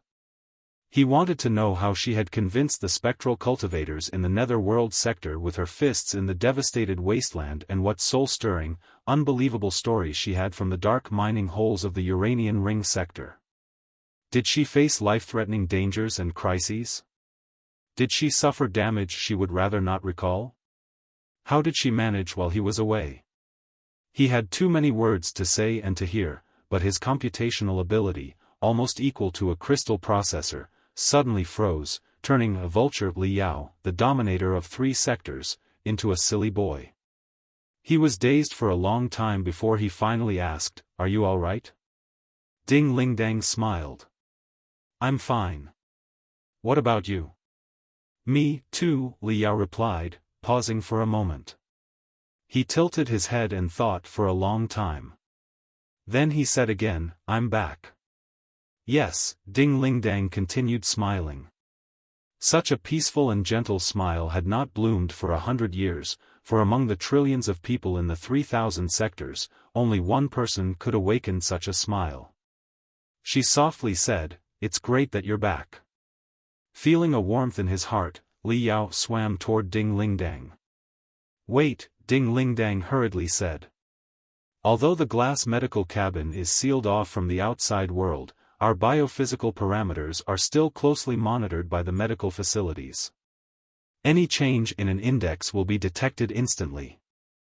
"I know," Li Yao mumbled. "I just want to hug you. I've wanted to for 100 years." Ding Lingdang was slightly dazed. Like a blooming flower, she yielded to him. They hugged each other so tightly that they almost melded into one. At that moment, the vast universe outside seemed to vanish, leaving only their synchronized breathing and heartbeats. Time became meaningless. They hugged as if for eternity, yet even that seemed insufficient, and it would still not be enough even if they hugged for another 10 eternities. This is enough," Ding Lingdang finally said, her cheeks flushed with a captivating redness. She pinched Li Yao's shoulder and breathed hard. "Mind the time and place. We can hug more when we are back home. I recently bought a new world fragment. The 9-colored prairie inside is spacious and comfortable, the perfect place for discussing the Tao. The war isn't over yet. Don't be so hasty, all right?" "Of course."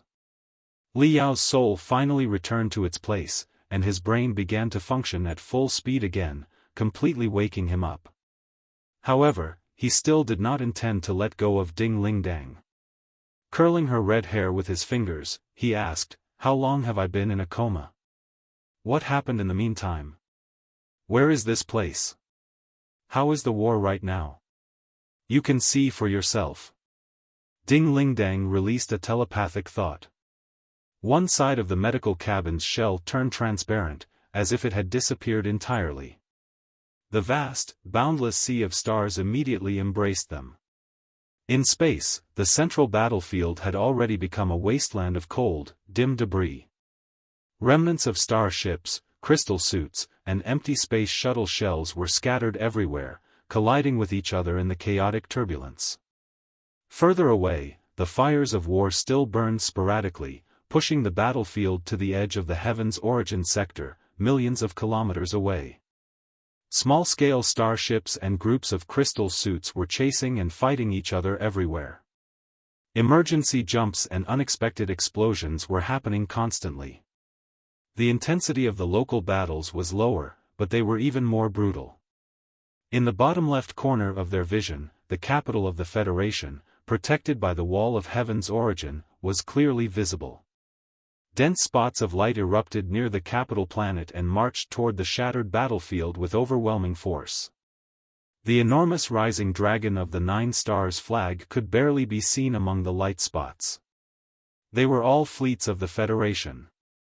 Despite his extensive experience in space cruises, Li Yao was still deeply awed by the scene on the battlefield after the fierce fight.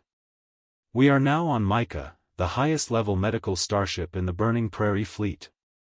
This is a medical cabin specifically prepared for experts in the nascent soul stage, Ding Lingdang explained. It was excavated from Kunlun 30 years ago and initially designed for the Nuwa clan. We have spent 30 years getting it operational and adapting it to be compatible with human beings. The medical cabin has the ability to heal severe wounds by absorbing natural essence. Therefore, we have embedded it in the outermost layer of the medical starship, like the eye of a fish. What you see is not a 3D light beam but the authentic universe. Have we won? Li Yao smiled, then nodded confidently. Our space gates have been repaired. The main forces from the Burning Prairie Fleet and the local garrisons from other sectors have all arrived. We've won. We secured our victory thanks to your unexpected assault and that of the experts from the Ancient Sages sector. Ding Lingdang couldn't help but smile. She pressed on Li Yao's ear and said, "You even demolished Hai Ming's Colossus, Black Satan." I almost leaped to my feet in fury. That was supposed to be my prey. Is that so? Li Yao blinked. I don't remember that now. Yes, it is, Ding Lingdang replied. It was Yen Liren and Long Yongjun, the two friends you made in the Ancient Sages sector, who told me. They said Black Satan suddenly split apart, spewing out the densest black fog from its body. Then, it reshaped into a bloody mouth and bit your Tartarian skeleton hard. The crimson thorns that entangled your Colossus darted out and stabbed into Black Satan's body. The two Colossi were locked in battle. While your friends were wondering how to separate them, the black fog surrounding the Black Satan suddenly dispersed. The Colossus itself was rusted and riddled with holes, as if it had decayed over 10,000 years. It then completely fell apart. At that time, the head of Black Swirl had already been completely blown up. There were intense explosions at the middle and rear parts of the starship as well. Fearing that you might be affected, they hurried to bring you out to escape. As for Hai Ming and Black Satan, they must have been killed in the big explosions. The Black Wind Fleet space gate was destroyed, eliminating the possibility of reinforcements. Half of their morale was gone. Then, their highest commander was slain by you, and even their flagship was blown into twisted debris. Do the remaining Immortal cultivators have any fighting will left at all? They are merely struggling to resist before their death. The real situation was much more complicated than what Ding Lingdang described. Li Yao did not know where to begin his explanation at the moment. He could only chuckle. Ding Lingdang sniffed and pinched Li Yao's shoulder before she declared, discontentedly, "Enough of that. We've all become used to the miracles you create. I won't be surprised no matter what shocking things you do, except for getting pregnant and giving birth to a baby." Pausing for a moment, she added, "No, for a monster like you, if you do get pregnant and have a baby or two after 10 months, it still wouldn't seem very strange." "You flatter me," Li Yao said solemnly. "Any insignificant achievements I have accomplished today are because my wife is smart, visionary, and educates and commands me well. 99% of the credit is yours. TSK, TSK, Tisk. You are indeed the legendary god of war in the Federation, to have taught your husband so well." Huh. Ding Lingdang was satisfied. This is more like it. She continued describing the situation to Li Yao. 15 hours had passed since Li Yao fell into a coma. After the highest commander's demise and the flagship's destruction, the Black Wind Fleet finally slipped toward collapse. However, collapse did not mean annihilation. Fighting a clean, neat battle of annihilation in space was 10,000 times more difficult than on the ground, bordering on impossible. According to Li Yao and the experts of the Ancient Sages sector's plan, Hai Ming would be their representative to clean up the mess. But Hai Ming was not deeply rooted in the Black Wind Fleet. She had never been among the most distinguished and had been missing for 10 years. Would she still have any popularity left? Despite the support of the 12 experts from the Ancient Sages sector and the aggressive fleets of the Federation, she managed to persuade only 20% of the defeated soldiers to surrender. Another 20% of the defeated soldiers were stubborn diehards determined to fight the cultivators to the end. The remaining 60%, in such a desperate situation, had little loyalty to the Imperium of true human beings. Driven by their survival instincts, they dispersed and fled to the outskirts of the Heaven's Origin sector. The universe was vast and desolate. Those star ships, heavily damaged in the war and with most of their fuel and supplies used up, had little chance of survival. Perhaps, as their boiling brains cooled and they realized their situation, they would turn around to surrender to the Federation. But it would certainly take time. A few starships performed space jumps without considering anything else, trying to return to the brown dwarf dozens of light-years away and join the main troops. However, space jumps were very dangerous. Not only did they require a long period of preparation, sufficient fuel, and spiritual energy, but the structural integrity of the starships needed to be high as well. When seriously twisted and damaged starships attempted a space jump, it was more like suicide than escape. After more than 10 starships broke apart and were torn to shreds during their space jumps, no other Imperium starships had the courage to follow their example. Besides, even if they could return to the brown dwarf, what then? The Black Wind Fleet had exhausted all their ammunition, crystals, and fuel in the assault. Even the only super-large space gate had been transported to the Heaven's Origin sector. The reinforcements near the brown dwarf were numerous but lacked combat ability. They found it difficult to perform long-distance space jumps. If they returned to the Imperium's homeland, despite the risks on the way, what would become of the defeated soldiers? The Imperium of true human beings was a paradise for experts but a slaughterhouse for the weak. The losers, who had just suffered a crushing defeat like them, were too embarrassed and discouraged to return to the Imperium. The battlefield had expanded from a narrow area of 1,000,000 square kilometers to hundreds of millions of kilometers and even farther. Although the winner and the loser had been decided, the battle was far from over. The situation mirrored the last phase of the Uranian Ring War. Despite the core of the Black Wind Fleet being destroyed, many of the Claw fleets still had the strength to resist, but they lacked supplies. They were even more dangerous and desperate, like wounded animals, and might attempt anything. Facing such unpredictable enemies, the Federal fleets did not want to press them too hard. They chose to maintain a certain distance and apply immense, continuous mental pressure, hoping to find an appropriate solution. This is a characteristic of space battles. There is no cover from high mountains, deep rivers, or dense forests in the vacuum of space, nor is there friction or air resistance. As long as the initial speed is high enough, a starship can rapidly flee in any direction with minimal power. Catching all the scattered ships could take not just days, but even a year and a half.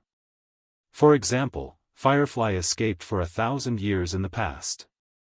Of course, Firefly's escape had been planned for a long time. It was a massive deep-sky exploration starship with a perfect internal ecological cycle and resource recycling system. Furthermore, it had absorbed numerous starships and supplies from dozens of sectors along its journey. These factors made the incredible voyage possible. In contrast, the Imperium's fleeing starships, which had hurriedly escaped, were running out of food and supplies. Even if they managed to escape the Federation's pursuit, dog-eat-dog tragedies were bound to occur sooner or later due to the severe shortage of resources, leading to the creation of small, dark forests.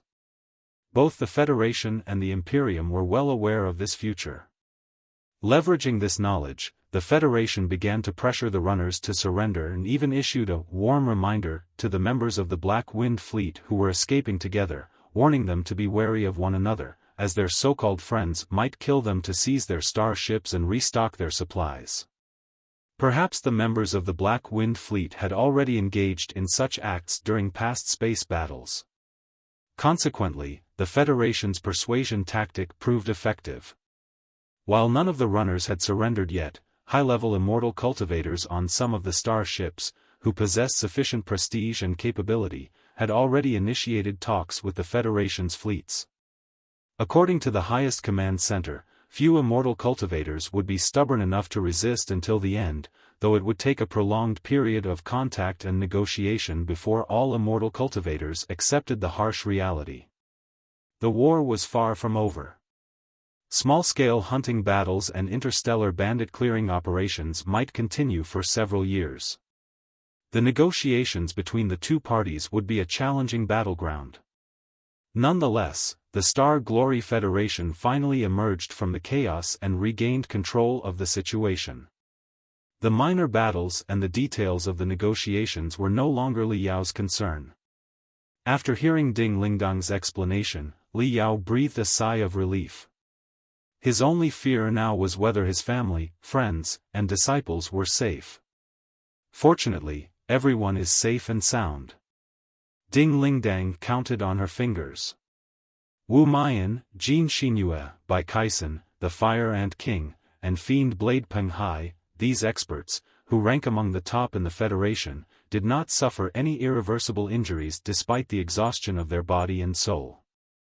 Our treatment today is far more advanced than it was 100 years ago, so it won't be long before they fully recover. Also, Xie Anan, Guo Chunfeng, and the others are coming to meet you on a starship. That's great, Li Yao smiled in great relief. Then he thought of something else. Right, before the three Colossi, including mine, invaded Black Swirl, a starship crashed into it brutally, seriously wrecking its internal structure and disrupting its mobility. Judging from the paint, it was from the Big Bai Fleet, wasn't it? I've seen Bai Xingjian, the commander of the Big Bai Fleet, before. What's up with him? Bai Xingjian had left a deep impression on Li Yao. He was a terrifying man who had triggered the strongest fighting will in Yen Liren, the sword maniac. Li Yao and his companions had only slain Hai Ming and the extraterrestrial devils.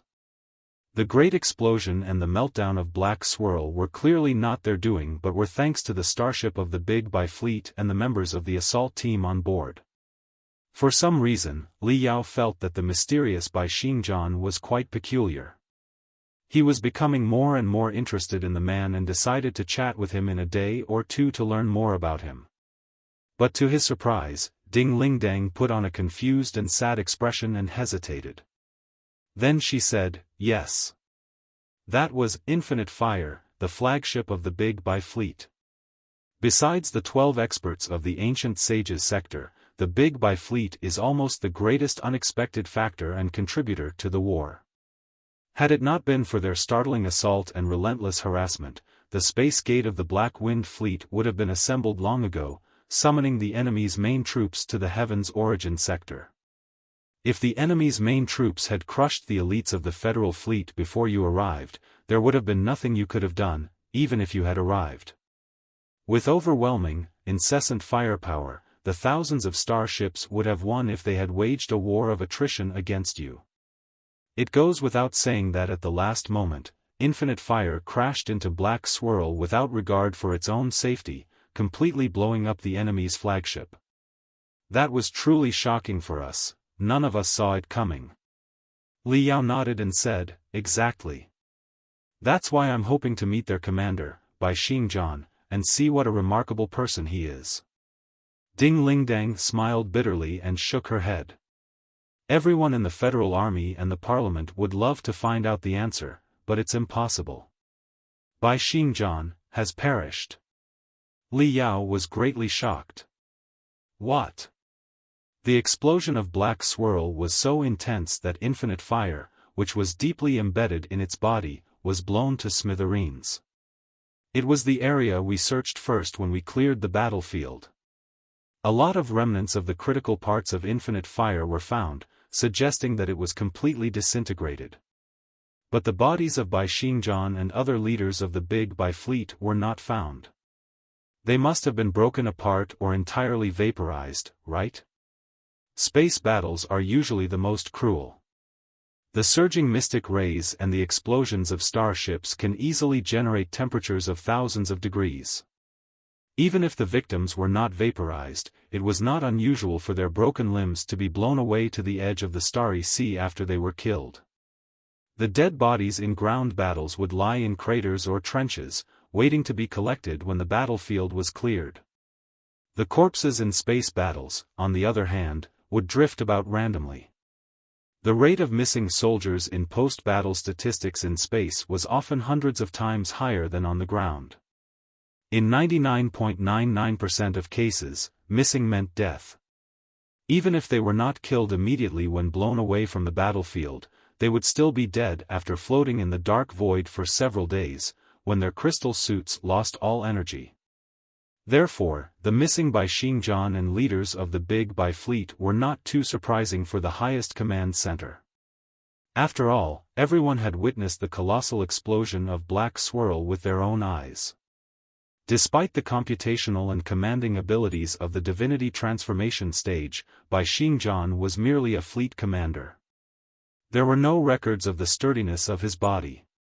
It was not surprising that he failed to survive such an enormous explosion. However, Li Yao was deeply suspicious. No one knew the strongest killing intent of sword maniac Yan Liren, who could wield a sword over 10,000 kilometers, better than Li Yao. Yet, even such a terrifying sword maniac had taken an interest in Bai Xingjian. Was the highest commander of the Big Bai fleet really just an administrative-type cultivator? Bai Xingjian, who are you exactly? Li Yao murmured, narrowing his eyes as he gazed out into the sea of stars. In a place beyond his sight, a glittering star was accelerating to escape. At the periphery of the heaven's origin sector, almost 2 billion kilometers away from the capital planet, in the dark, cold outer space, a seemingly ragged and lackluster comprehensive supply starship was moving at a high speed, disproportionate to its garbage-like appearance, with its back to the capital. Due to the chaos in the central battlefield, thousands of starships were escaping crazily, and 10 times as many hunters were in close pursuit. It was easy for them to lose contact with each other or lose their direction during the escape, ending up moving on their own like the supply starship. Thus, the supply starship from the Big Bai fleet was like a block of ice thrown into the ocean, unattractive and unsuspecting. At such a distance, there was not a second starship for millions of kilometers. Even if someone grew suspicious of the starship, nothing could catch up to it. At the rear of the supply starship, on the deck where the escape capsules were to be launched, dozens of members of the Big Bai fleet were crammed into 3 capsules. Their bloodshot eyes were wide open as they roared in confusion and anger. "Commander, what is the meaning of this? What do you want exactly? Our loyalty to the fleet and the Federation is unquestionable, and we didn't flinch once in the battle. Why are you doing this to us?" "I know," Bai Xingjian replied, looking at his subordinates who felt wronged and were struggling hard, his voice mixed with emotion. "In both this battle and all the years before it, your performances have always been impeccable. You are top-tier soldiers of the Federation. Having subordinates like you is the greatest pride of my life. Therefore, I have written the highest recommendations for each of you, clearly listing your specialties and military credits. I believe that you will certainly distinguish yourselves in new posts when you return to the Federation. One day, you may even command your own starships and fleets as pillars of the Federal Army. However, you and I are not the same kind of people. Every party has an end. Since our paths are different, we must go our separate ways now." Bai Xingjian slowly raised his hand and saluted the lost, blushing subordinates in the most standard way. Then, he took off the rising dragon of the 9 stars emblem on his military hat, the epaulet with 3 flowers and 2 stars on his shoulder, and the special mark of the highest fleet commander on his chest, before inserting them into one of the escape capsules casually. "Launch now." As if he had shed a heavy suit of armor, he smiled with great relief. Despite the lingering affection in his eyes, he waved his arms heavily without any hesitation. The 3 escape capsules were launched by brute force, like 3 cannonballs. The airtight gates slowly closed, reminiscent of the sharpest guillotines, severing the last connection with the Star Glory Federation in by Xingjian's eyes. With a long-expected smile, he strode to the bridge without looking back. Xiao Lishui, the chief of staff of the Big Bai fleet and an experienced opportunist, appeared beside him.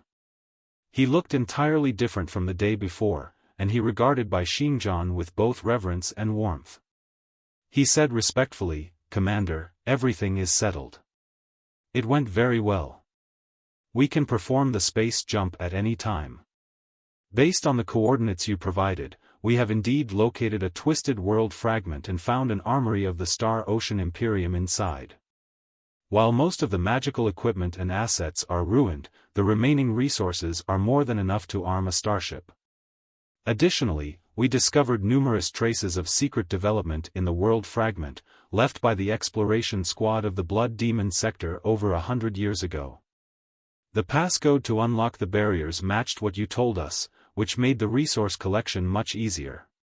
We will begin analyzing and decrypting the crystal processors, jade chips, and magical equipment units we removed from Black Swirl soon. We expect to parse a lot of coordinates about the core worlds in the Imperium of true human beings quickly. Although it is impossible for a large fleet to perform a space jump, the chances of a small starship like ours jumping over are still quite high. Right. The remote communication device from the Imperium of true human beings has been repaired. We are not out of the Heaven's Origin sector yet. If we set it to the highest power, we should be able to reach the home planet of the Heaven's Origin sector. I have connected the operation menu of the communication device to your portable crystal processor. You can contact the capital planet now. Alright. Give me 5 minutes. Bai Xingjian, who had walked to the door of the captain's room, casually said, "In 5 minutes, ask all the brothers to turn on their communication channels. There's something I want to say to everyone." Understood. Xiao Lishui, the old and weary space pirate, seemed to have been revived. His back had never been straighter as he saluted Bai Xingjian in a rather peculiar way. It was not the standard military salute of the Federal Army but the highest courtesy, more unrestrained and charming, of the space pirates from Spider Den. In the captain's room, Bai Xingjian looked at himself in the mirror and sent the first request for communication. There was no picture, only a voice. Old fart. The moment he heard the other speaker's metallic voice, Bai Xingjian narrowed his eyes and almost gnashed his teeth. How dare you trick me? I reviewed the entire battle and discovered that you lied from the beginning. All your talk about how the final victory would be ours if I launched a critical strike was bullsh*t. If not for Li Yao bringing 12 Colossi back to the Heaven's Origin sector, it would have been impossible to crush the Black Wind fleet, and the old brothers I gathered with such difficulty would have certainly died. But Li Yao's appearance was certainly an accident. There's no way you could have predicted it. So, you were just gambling. Wagering all the strength of the Big Bai fleet as well as my own life, you bet that a miracle would happen, didn't you? The craziest part is that you even bet right. There was no telling what the metallic voice on the other side of the communication channel said, but the fury on Bai Xingjian's face was so intense it almost looked fake. He sniffed and continued. Forget it. For us pirates, conspiracies are a daily part of life. I can only blame myself for being fooled and manipulated by you. I'm not exactly angry, but rather curious about one thing. How did you learn everything? If you knew it in advance, why did you tell me, a second-tier person who wandered out of the decision-making circle, instead of your daughter? And how did you learn my identity? You're not willing to talk. I won't force you. That's fine. Everyone has their secrets. A lot of things lose their charm when spoken. Thank you for the files you gave me, as well as the tremendous assets in the world fragment. The number of supplies far exceeded my expectations. It's much better than the terms we agreed upon at the beginning. Rest assured. Since the outcome is not bad, I will not go back on my word. Even though I have nothing to do with the Star Glory Federation now, for your sake, if your daughter ever faces trouble, I will do my best to help her once. But only once. Lastly, Bai Xingjian's voice suddenly grew somber.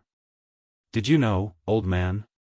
The thing I regret the most is that we never got to meet and have a good competition when our physical strength, soul power, and wisdom were at their peak. What a shame. What a shame. There may be a day when I and a monster like Li Yao are at loggerheads, but there won't be a chance for me to challenge you. The universe is vast, but few people can become my friends or enemies. This is truly helpless and depressing. Anyway, see you never. Jin Tui. Bai Xingjian cut off the communication and sighed in a somewhat lonely manner. Then, he rubbed his face against the mirror hard, putting on a scornful smile. After thinking for a long time, he finally sent out the second request for communication, his hands trembling. This time, a seriously distorted and jammed light beam appeared right in front of the mirror, displaying the chaotic bridge of the Burning Prairie. Bai Kaisen, the chief of staff of the Burning Prairie fleet, stared at him as if he were a ghost. You, Bai Kaisen jumped to his feet. It was unclear whether he was overwhelmed by excitement, joy, or rage when he shouted, You're not dead. Where are you exactly? Your signals are coming from the edge of the Heaven's origin sector. What are you doing? Don't do anything stupid. Hey! Bai Xingjian examined every part of Bai Kaisen's face and body carefully, as if he were counting every hair. But he simply replied, We haven't talked in years. Now that I'm leaving, can we talk about something less boring? You're leaving? Where? Bai Xingjian was somewhat panicked, but then anger took over. He smashed the control panel and shouted, Bai Xingjian, you're not thinking of defecting, are you? As I said, let's not talk about such boring stuff. Bai Xingjian took a deep breath and swallowed the sourness at the back of his throat. He casually said, Do you have nothing more important to ask me? I'll give you one last chance. Ask now. You. Bai Kaisen blushed. The high-level commander of the ace troop of the Federal Army, over 100 years old, was somehow at a loss in front of a junior. After a long daze, he finally gathered his courage and said, I want to know the truth about your mental derangement when you tried to break into the nascent soul stage 40 years ago. You've hated me and even wanted to kill me ever since you joined the Burning Prairie fleet, haven't you? But such disgust and hatred were completely unreasonable. We didn't know each other back then and had no grudges. We might have differed in our commanding and training styles, but it wasn't as if I couldn't tolerate what you did. Even if you were dissatisfied with me, it shouldn't have been enough to make you want to kill me. But you wanted me dead. I could tell very clearly that you, or something inside you, wanted to kill me. Your killing intent reached its peak the day you tried to break into the nascent soul stage. When I appeared in front of you, you almost couldn't resist attacking me. But how did you extinguish all that killing intent at the last moment, even at the risk of detonating your own soul and abandoning your cultivation and even your life? Don't lie to me, Bai Xingjian. Don't lie to me. I've spent decades reflecting on what happened that day, examining the tiniest details over and over again. That was the truth. There was a force inside you that tried to kill me, but it was obliterated by another force at the cost of mutual destruction. What exactly happened? Who are you? Are you the one? I think you are. Bai Kaisen's voice was shaking. Bai Xingjian was silent for a long time. Then he sighed and said, with everything coming to this point, there's no need to keep a lot of things secret. Bai Kaisen, do you know why I've been giving you trouble since the day we met, and why I mocked your commanding skills, calling them a piece of smelly dog crap? Why? Holding the back of his chair, Bai Kaisen breathed so heavily that he could barely keep himself steady. Because. By Xingjian's face radiated a solemnity that had never been seen before. Because your commanding skills were a fucking piece of dog crap. Do you want me to use more flowery words? Huh? Why are you so surprised? You think it's a big deal to be the chief of staff of the Burning Prairie Fleet? Compared to the real powerful fleets at the center of the cosmos, the Burning Prairie Fleet is like a countryside chicken. Go home and train for many more decades before you come back and brag to me. You. However. By Xingjian's eyes suddenly softened, and he almost put on a comforting smile. You managed to control the Burning Prairie to move forward at full speed in the final battle yesterday, despite the sabotage of 5 Colossi on board. This suggests that you have a bit of potential. Perhaps a flower can indeed grow out of the dog crap one day, right? Bai Kaisen was completely dumbfounded, lost for words. Anyways, nobody will wipe your ass for you after I'm gone. Brat, your future depends on yourself. Good luck. Bai Xingjian said. I left something at your home. It is some of my experience in commanding fleets after all these years. How much you can understand will depend on your own wisdom. By the way, your son looks rather handsome and much smarter than you. You've been to my house? How is that possible? Weren't you in a field drill before? Bai Kaisen almost jumped to his feet. Hey, don't cut off the communication yet. Let's talk things through, Bai Xingjian. Are you him? Are you my? Do you want to find out the answer? Bai Xingjian said with a smile. Then, become the commander of a real super fleet and come to the center of the cosmos. I'll be waiting for you there. His trembling finger finally pressed the button and cut off the video conversation. Chapter 1833, To Where the Stars Are Brightest. The faucet was turned on. Bai Xingjian buried his entire face in the cold water and rubbed his weaselly, ugly face for 5 minutes, as if washing away a camouflage shell to reveal his true self. Taking a deep breath, he smiled at the man in the mirror. He touched the wrinkled military uniform of the Federation with his long fingers. Without hesitation, he tore off the uniform and retrieved a vintage suitcase from his Cosmos ring. Pressing 2 iron buttons, he took out his distinctive battle robe. Universe, I'm back. Putting on the battle robe, Bai Xingjian couldn't have been more excited. He glowed like a sword honed for 100 years as he strode toward the bridge. When he appeared before the crew in his new guise, even the most disobedient and bold bandits from the old days gasped, finding it hard to believe their eyes. Bai Xingjian was now wearing a red and green silk t-shirt. Below, painted on the silk texture, were swaying coconut palms and sea waves, giving the shirt a tropical feel. His lower half was clad in a pair of red, loose beach pants, the color so deep it was almost purple. On his head sat a grass hat with a broad, golden edge. On his nose were dark red sunglasses. In his hands, he held a cup of coconut and mango mixed juice, topped with a tiny cocktail umbrella. The commander of the Big Bai fleet walked into the bridge in his slippers as if he owned the place. All the young crew members under 100 years old were struck dumb as if by lightning.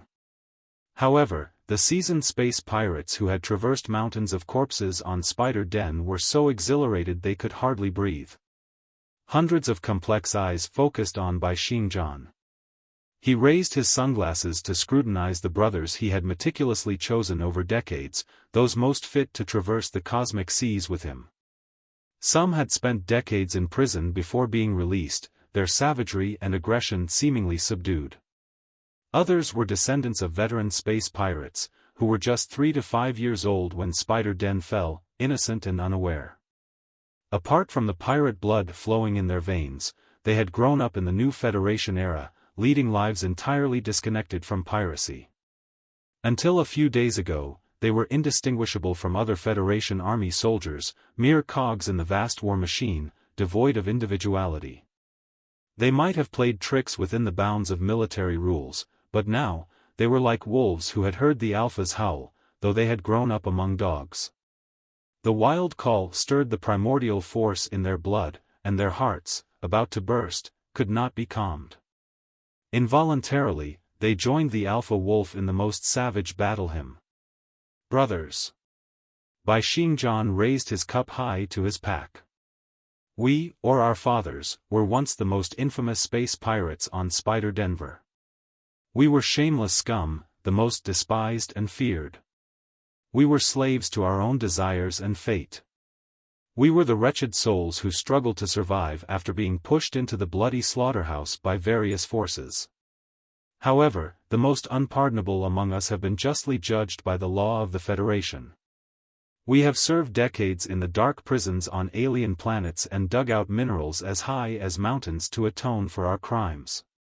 In the fierce battle yesterday, many of our brothers acted fearlessly and righteously, and to some extent, saved the entire Federation. Enough. Both legally and morally, all the debts we owed to the Flying Star Sector, and to the Star Glory Federation today, have been paid back with interest. From this moment on, we can be liberated from the shadow of the past. We are absolutely free. No country can demand our sacrifice, no fate will ever bind us, and no force will ever stop us. The old space pirates and their children and grandchildren held their breath and clenched their fists, listening to the roars of the alpha wolf. Freedom, that's the new meaning we will give to the name, space pirate. The space pirates of the past were just a bunch of worthless scum who only bullied the weak. Even the pirate potentate and the supreme space pirate were nothing more than leaders of groups of scoundrels. But in the new era of the vast universe, a new type of space pirate can certainly be born. That will be us. Even the demons, the culprits of the Great Dark Age who were irreconcilable with humans, could change and accept the cheers of the people in public. Why can't the space pirates pilot the fastest starships in the universe, control the most powerful crystal cannons, drink the most delicious wine, wield the sharpest chainswords and vibration sabers, and be the freest men in the entire sea of stars? Look! By Xingjian's finger, as if it were a super-heavy cannon dozens of meters in diameter, pointed toward the depths of the stars. There lies our path. That is where we will fight to our heart's content. At the center of the cosmos, the Imperium of true human beings and the Alliance of the Holy Covenant, two of the greatest superpowers in human history, are colliding brutally. This place has been ablaze for 1,000 years, and it is the perfect natural playground for space pirates. Countless broken starships await us, ready for collection and upgrading. Countless panicked troops can be deceived and tricked. Thousands of resource planets, with defense arrays riddled with holes, are ripe for the taking. Even the most important arsenals of the Imperium and the Covenant Alliance can be infiltrated, arming all our brothers to the teeth. Do you not want to explore the wondrous world at the center of the Star Sea? Do you not want to witness legendary, bizarre alien species? Do you not want to see the soul-stirring moment when 10,000 of the most powerful starships in the universe fire their destructive cannons together? Do you not want to uncover the relics of the Supreme Emperor and the Blood God, the unparalleled experts of humanity from 10,000 years ago, and retrieve their unrecorded techniques, or even remove their armor to see their decayed bodies with your own eyes? Do you not want the high and mighty people of the Imperium and the cold, ruthless citizens of the Covenant Alliance to know your name and tremble in fear at the mention of space pirate? By Xingjian's questions rose like tides, each higher than the last, until they finally consumed the entire sky. The hearts of every crew member were struck hard. Ravenousness beamed from their deeply hollowed eyes, and swallowing sounds came from their throats, as if they had already torn off a piece of the most delicious meat from the Imperium or the Covenant Alliance and were trying to stuff it into their bellies. Yes, we do. We want it more than anything else. The child's play at the edge of the cosmos is not fun at all. The space pirates should focus on greater jobs. Even if we must die, we will lay our bodies on the most precious treasures of the Imperium and the Covenant Alliance. Never-ending howls echoed through the wolf pack. In that case, what are we waiting for? Let's go. Xingjian grinned. Stars are the destiny of every man. Look how brilliant the stars at the center of the cosmos are. Come with me and rob the light of the stars for ourselves. We are the strongest space pirates in the 3,000 sectors. Glamorous radiance spread from the bridge. Under the effect of the grand illusionary land, mysterious ripples revealed themselves. The cabin walls and the facilities around were all gone, and they seemed to be floating directly in space, surrounded by the profound and splendid stars. The ex-soldiers of the Big Buy Fleet, the second Deep Sky Fleet of the Federal Army, and the new space pirates who had been revived could no longer contain their ambitions, desires, and pride that had been sealed for 100 years under the brilliance of the stars. They roared desperately at the top of their voices, baring their claws and teeth in every cabin as if they were lightning. Let's go to the center of the cosmos to have some fun. Let's loot the Imperium and the Covenant Alliance.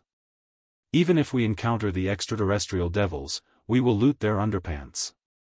We are the most magnificent and the freest space pirates in the whole universe. Stars are our destiny. Even if I must die, I will die on the brightest star. Long live freedom. Long live the space pirates. Long live the commander. Like thousands of rivers converging into an ocean, all the voices merged into the same echo. Long live the commander. Long live the commander. Long live the commander. Xingjian pressed his arms hard with all his strength for a long time before he finally managed to hold back the zealous howls of his crew. Brothers, today is the day we are reborn and given a new life. So, it is necessary for us to change how we address each other. He smiled and said, we no longer belong to the Federal Army or any other regime in the Star Sea. I am no longer a commander. Of course, I would rather not be called by weak names like Captain Bai. You may call me. He sipped the iced juice slowly, letting the long-awaited sweetness linger in his mouth before he swallowed it. Then, he finally declared, word by word, you may call me Boss Bai. Xi. Xi. On top of the extraordinarily large grass hat on his head, a tiny door suddenly opened, and a crystal and mechanical mouse crawled out. It crouched on Boss Bai's head, looking at everyone in ignorance. Move forward, the Big Buy pirate gang. Boss Bai finished the iced juice and burped in great satisfaction. He patted his belly and announced, to where the stars are brightest. As the reborn pirate potentate lunged at the stars, the capital city of the Star Glory Federation was embracing a new dawn. The first morning light that tore through the dark clouds had appeared in the sky, and a golden, red sun was rising on the horizon. However, most of the sky was still shrouded in darkness. The temperature was near zero, as if the night had been frozen. No one could tell how long it would take for true brightness to arrive. For all the middle school students, especially the boarding students, it was a night they would never forget. The evacuation for teenagers had begun the previous day. Children from kindergartens, elementary schools, and some middle schools were the first to be evacuated. However, before all the middle school students could be moved to the underground fortresses, the evacuation operation came to a halt. Many Federal Army soldiers were dispatched to the schools as guards, causing the hot-blooded, agitated students to spend a sleepless night amidst the forest of guns, cannons, and blades. Everyone knew that a competition deciding the fate of the Federation was ongoing in the sky, but news from the space battlefield was still strictly censored. The federal government's announcement, repeatedly urging citizens to stay at home or school, listen to the commands of the Federal Army and police, and maintain basic social order, had grown old. All veterans and cultivators with awakened spiritual roots were required to report to the nearest army station or register on the spiritual nexus and await their mission. As for the outcome of the final battle, none of the kids knew it yet. Fatty, hurry up. Big head, keep your voice down. I wouldn't have brought you if I knew you were so clumsy. We won't get away if you cause any noise. Jump. Jump already. The three of us are waiting for you down here. Why did you come with us if you're too scared to jump? In a remote corner of number 29 high school in the capital city, on an inconspicuous wall, 3 boys and a girl jumped down one after another. The girl seemed to have twisted her ankle when she landed and moaned in pain, which only raised more complaints from the boys. Then, the fat boy carried her, and the 4 of them carefully and stealthily made their way toward the downtown area. The 4 high school students were all in the most energetic and ambitious age. Their parents were all members of the Federal Army, and they had grown up listening to the battle tales of the Federal Army and the Cultivators. They had no doubt that one day, perhaps even that day, they would take up their parents' flags and become the heroes of new stories. Tiny hairs had just started to grow on the boy's upper lips, and the girl had already blossomed last summer like a balloon filled with air. Yet, they felt they were grown-ups, qualified and capable of doing something significant, anything significant. Their classmates had been confined in the dormitories for a whole night, like a bunch of squeaky chickens locked in an impregnable box, and were almost suffocated. So, the 4 of them had volunteered to go outside and gather the latest updates. We're going to the Federal Square in the downtown area. It's very close to the Federal Media Center. All the latest news will be displayed on the main light beam in the Federal Square. The 4 high school students explained their plan to their classmates, pretending to be sophisticated. Besides, even if we cannot learn anything from the Federal Square, we will know what is happening based on the movement and morale of the army on the street.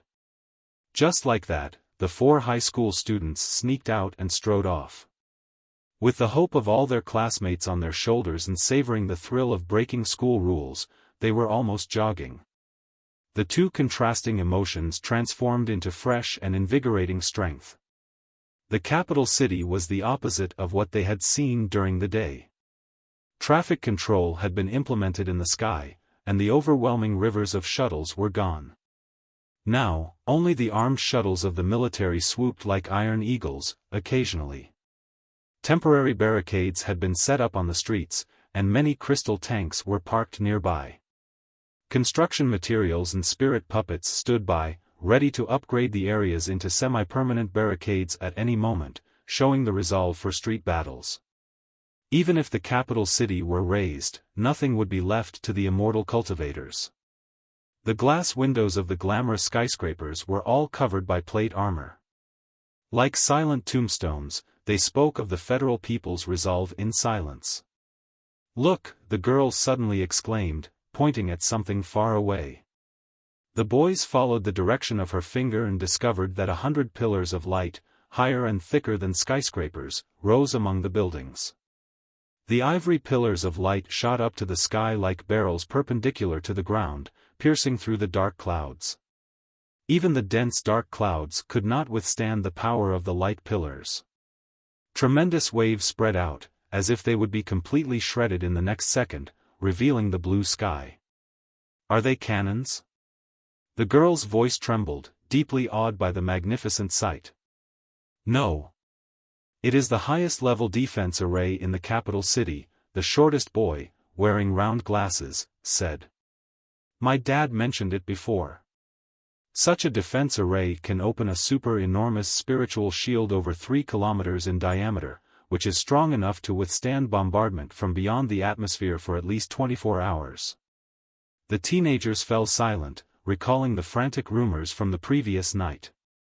It was said that if the expedition army of the Imperium of true human beings truly won the space battle, they would parade in the sky above the capital planet. They wouldn't need to launch a ground assault at all. Instead, they would likely pull massive meteoroids, attach the cheapest engines to them, and bombard the capital city and main industrial cities accurately with these meteoroids. They could destroy people's will without any street battles. "Anyways, we will win," the fat boy waved his arms. "If we lose the sky, we'll retreat to the mountains for guerrilla warfare. 10 years, 20 years, 50 years. We'll take back the Federation one day." "Exactly," one of the boys, with a particularly big head, said thoughtfully. "Think about it.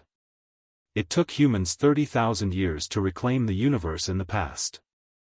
What's the big deal about a few decades? We will win, eventually. Freezing coldness seeped into their collars and sleeves, making the 4 teenagers shiver. But they did not stop. Instead, they continued walking forward against the wind. After a short while, as they passed an artificial lake, they were surprised to see an old man nearby.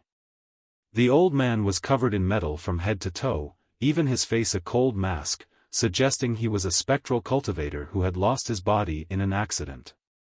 The reason they thought he was an old man was because his movements were rigid, as if he had become so rusted that he might fall apart at any moment. When they saw him, the old man was doing something quite common but extremely strange at a time like this. He was feeding birds.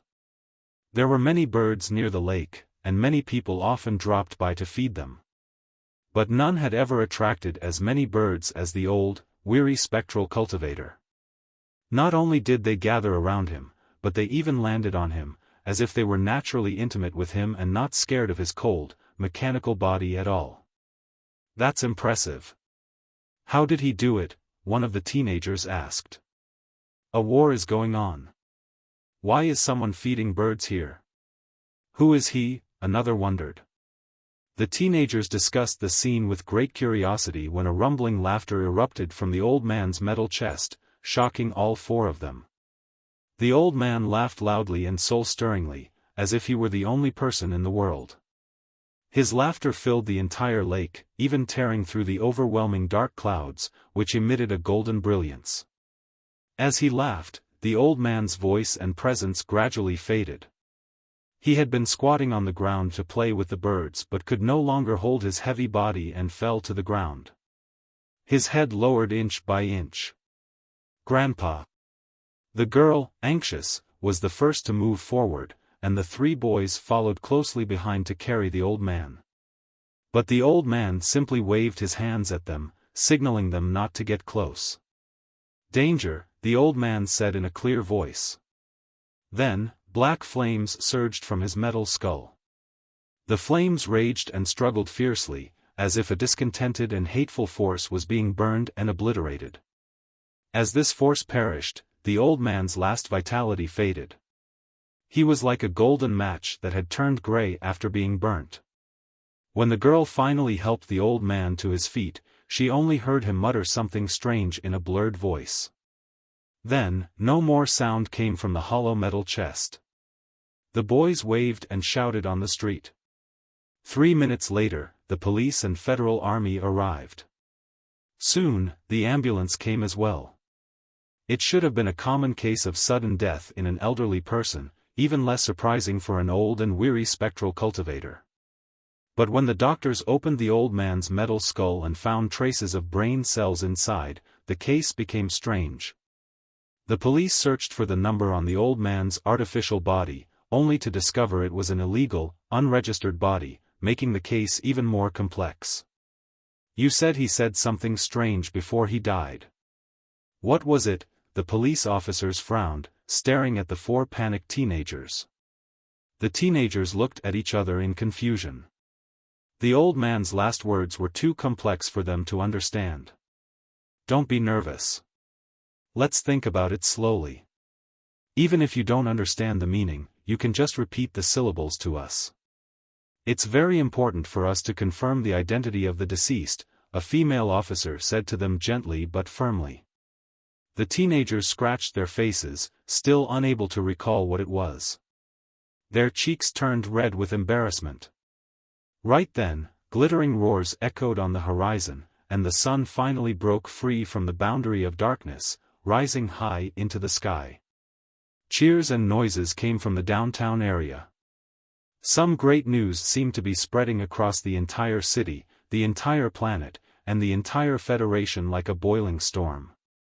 The girl widened her eyes. She finally understood what the old man had mumbled. I get it now.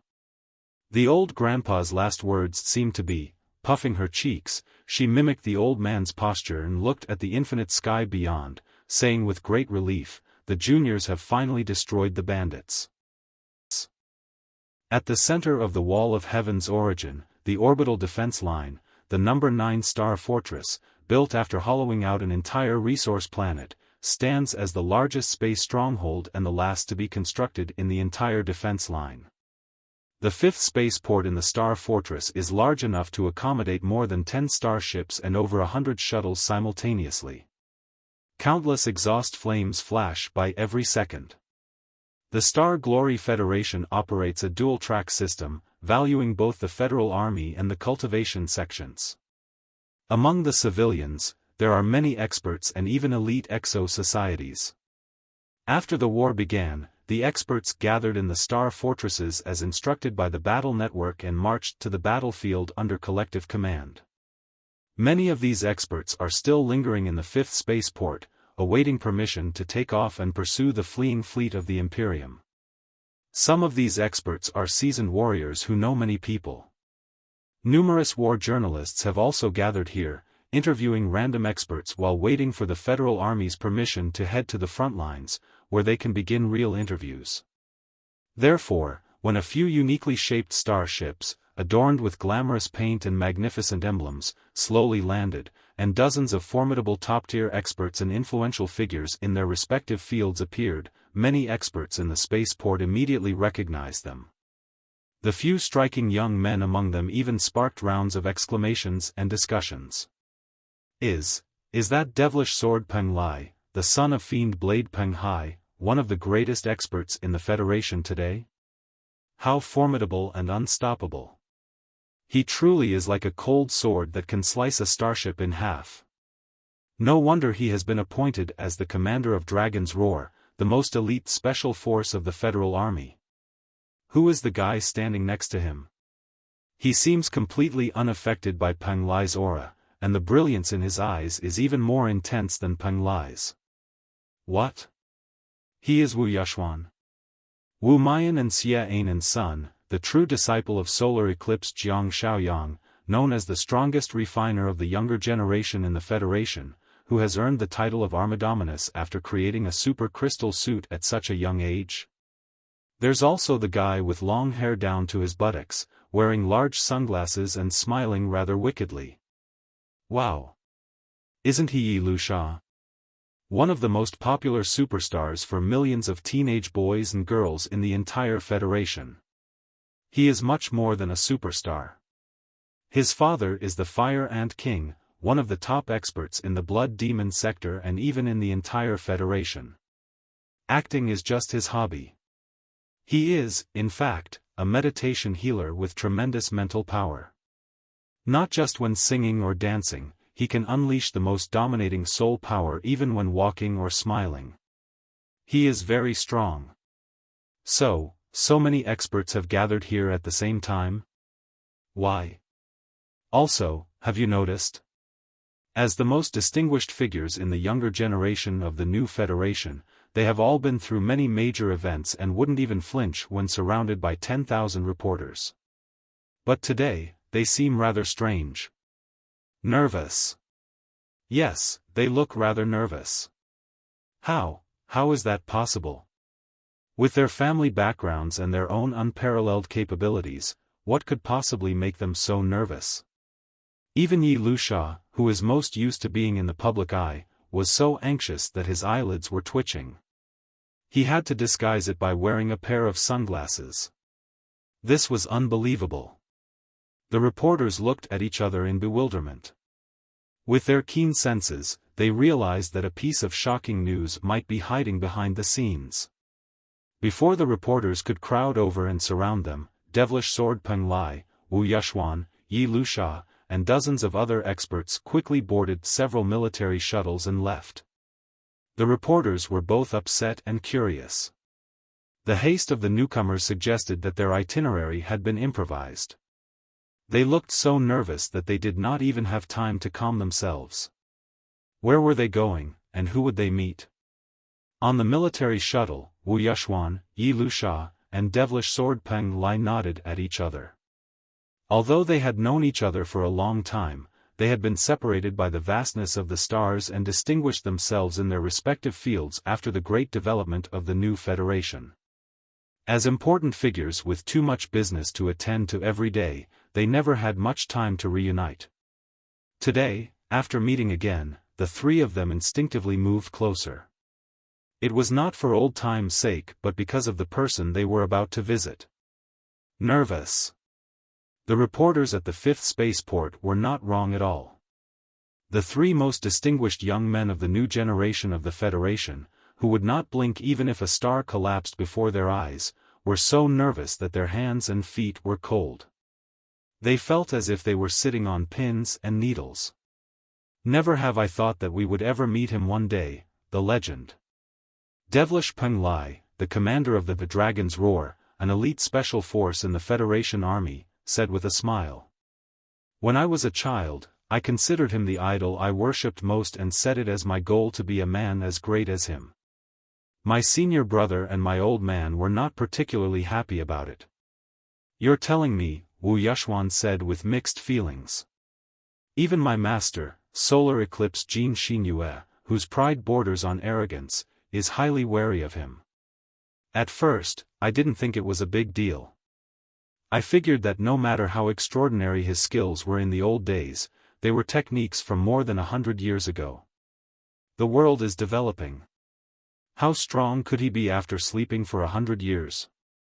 But it turned out, he only made some minor adjustments to the crystal suit I produced, and I couldn't resolve the problem after a day and a night. It's truly dreadful. We don't need to talk about his past deeds. Just this time, Yi Lusha combed his long, messy hair and smiled bitterly. Resolving the crisis in 100 Flowers City by himself and arriving out of nowhere with 11 experts at the peak of the nascent soul stage and even the divinity transformation stage. Such a twist is too unbelievable even for a drama. Just what kind of person do you think Vulture Li Yao is exactly? Is he really brilliant, resolute, righteous, and considers the world his responsibility, as the books say? Not necessarily. Such propaganda is usually too exaggerated. It's rare to find one trustworthy sentence out of 10. However, while he may not be brilliantly smart, he is certainly a very dominating, awesome, and probably stern man. He is, after all, the strongest old monster from the age of the old Federation. The more they discussed, the more uneasy they became. They even asked Yi Lusha to impose certain psychological hints on each other, so they wouldn't do anything inappropriate after meeting the magnificent Vulture Li Yao and being awed by the daunting aura of the unparalleled expert.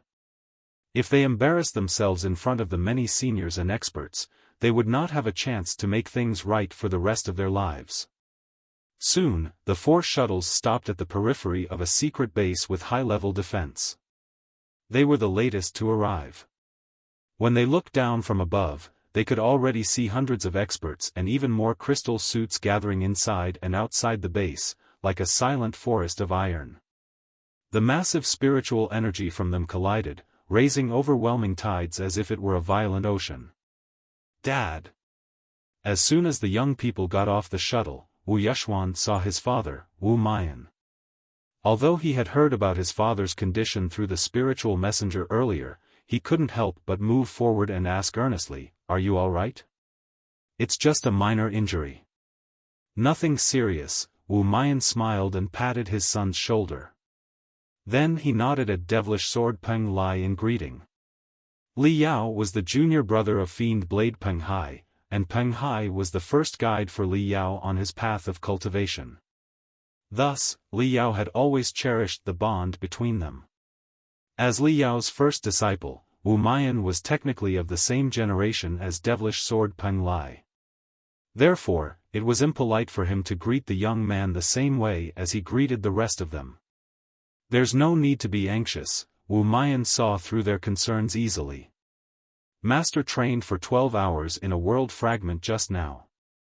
His physical strength and soul power were greatly exhausted. He is now recovering in the medical cabin and will soon be out. So crazy?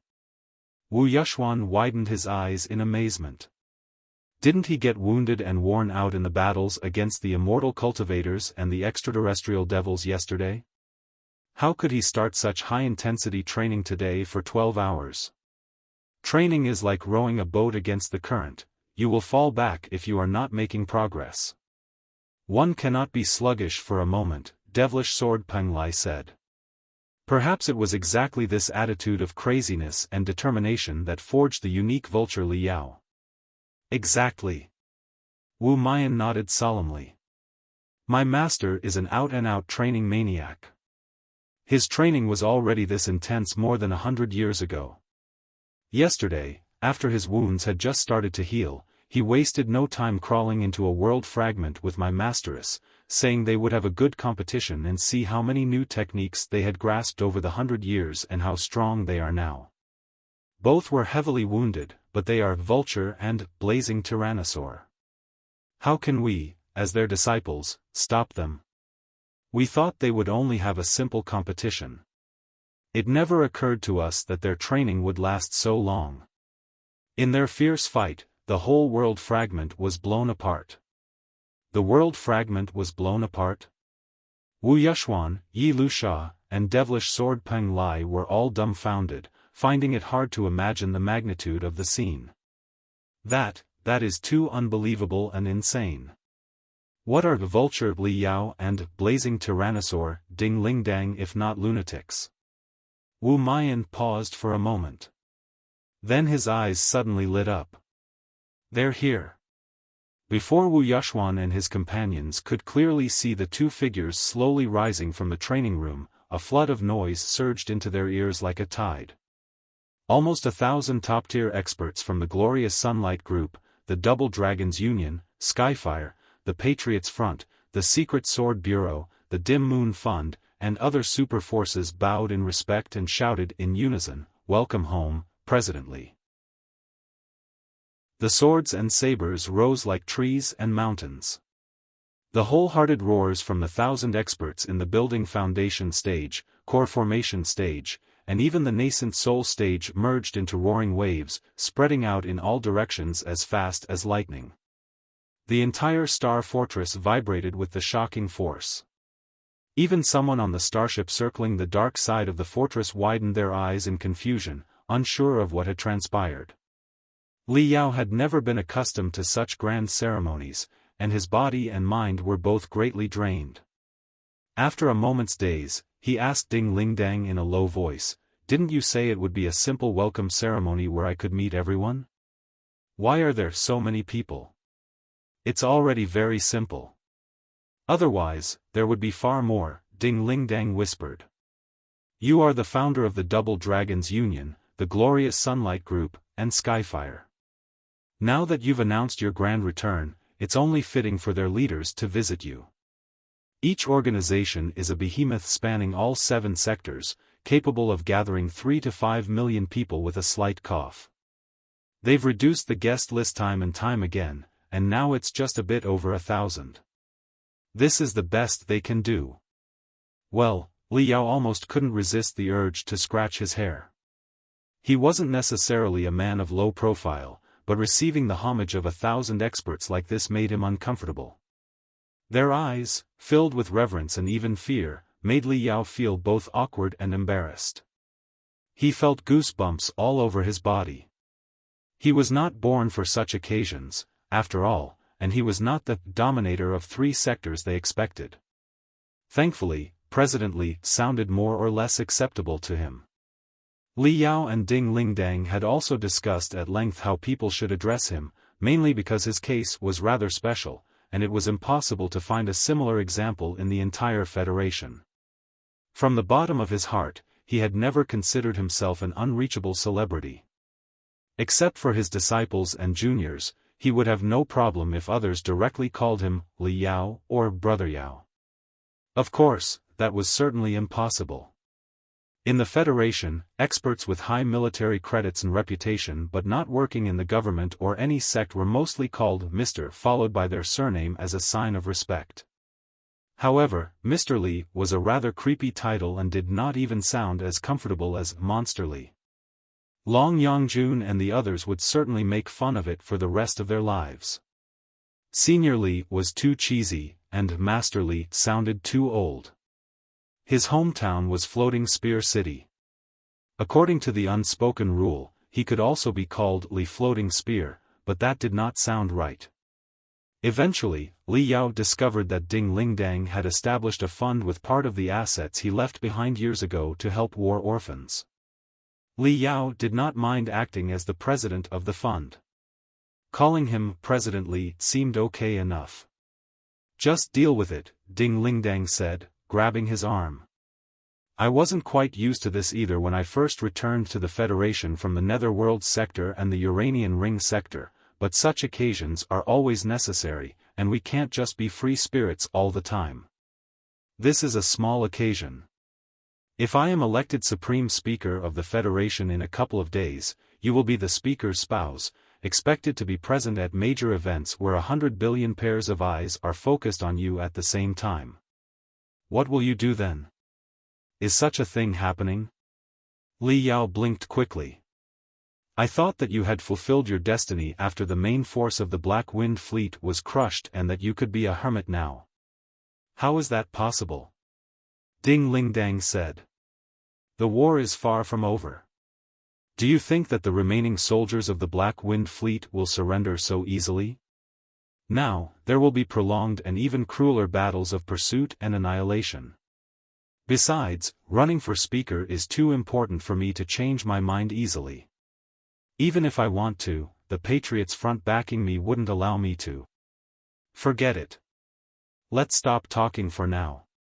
Everyone is looking at you. Say something to them. The military base, packed with people, was now caught in a strange silence. Everyone held their breath and stared quietly at Li Yao, who hovered in midair, not much taller or bigger than them.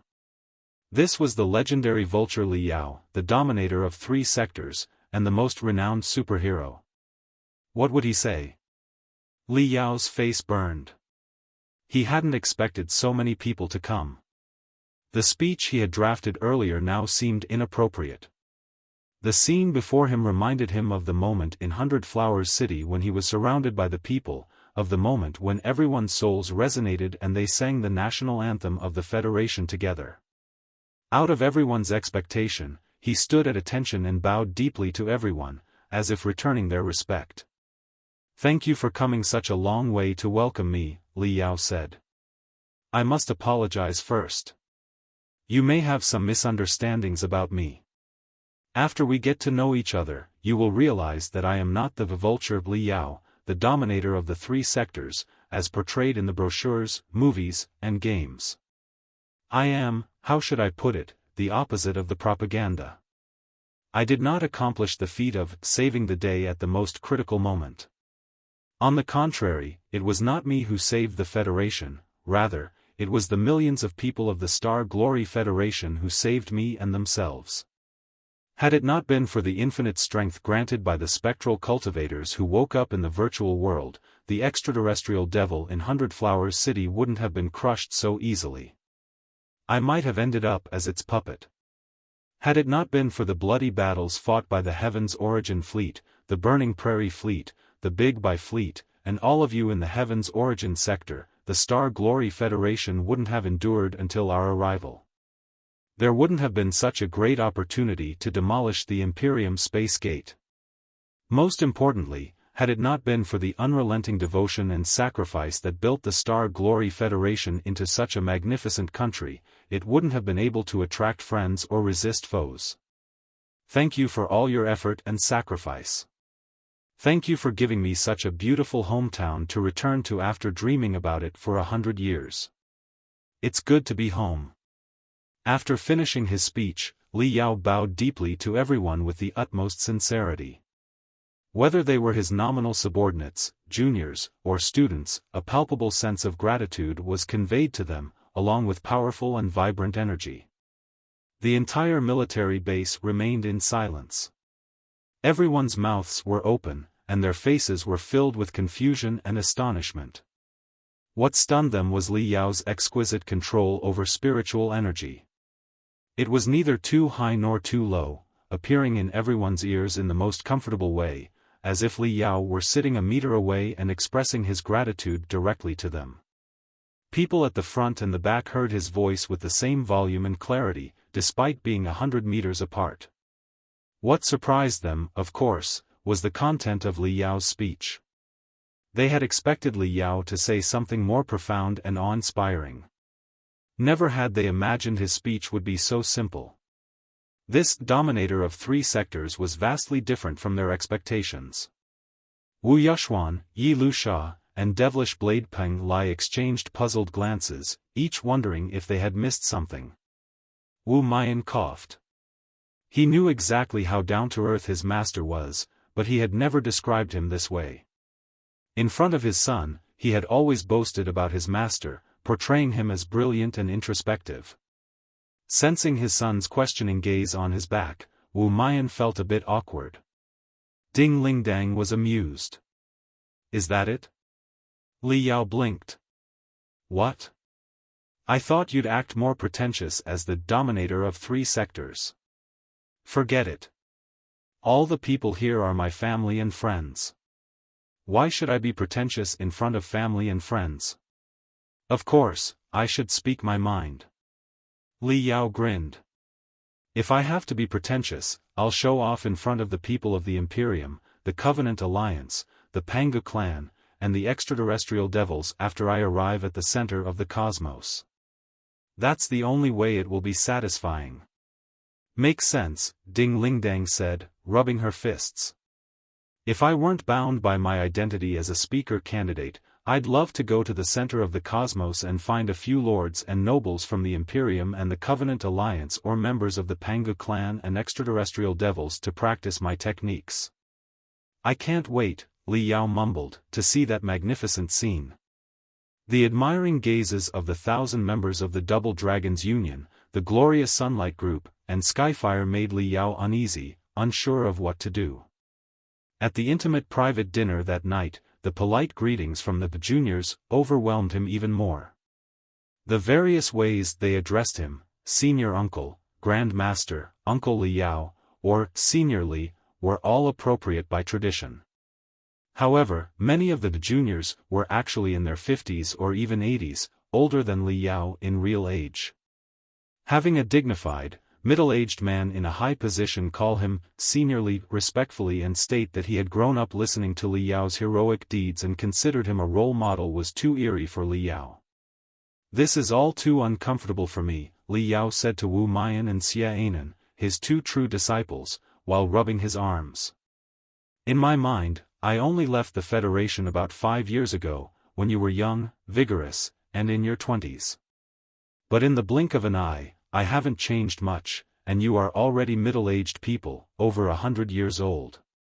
Even your child is older than you were when I left. This is truly a weird feeling. I feel as though I've lost 100 years for nothing and that I'm living in a different time dimension from you. I get it, Xia Anan nodded. The girl with round, red cheeks that looked like red apples, once shy but persistent, had grown into a calm, mature lady full of grace. The only thing that hadn't changed was the trust and admiration for Li Yao in her eyes.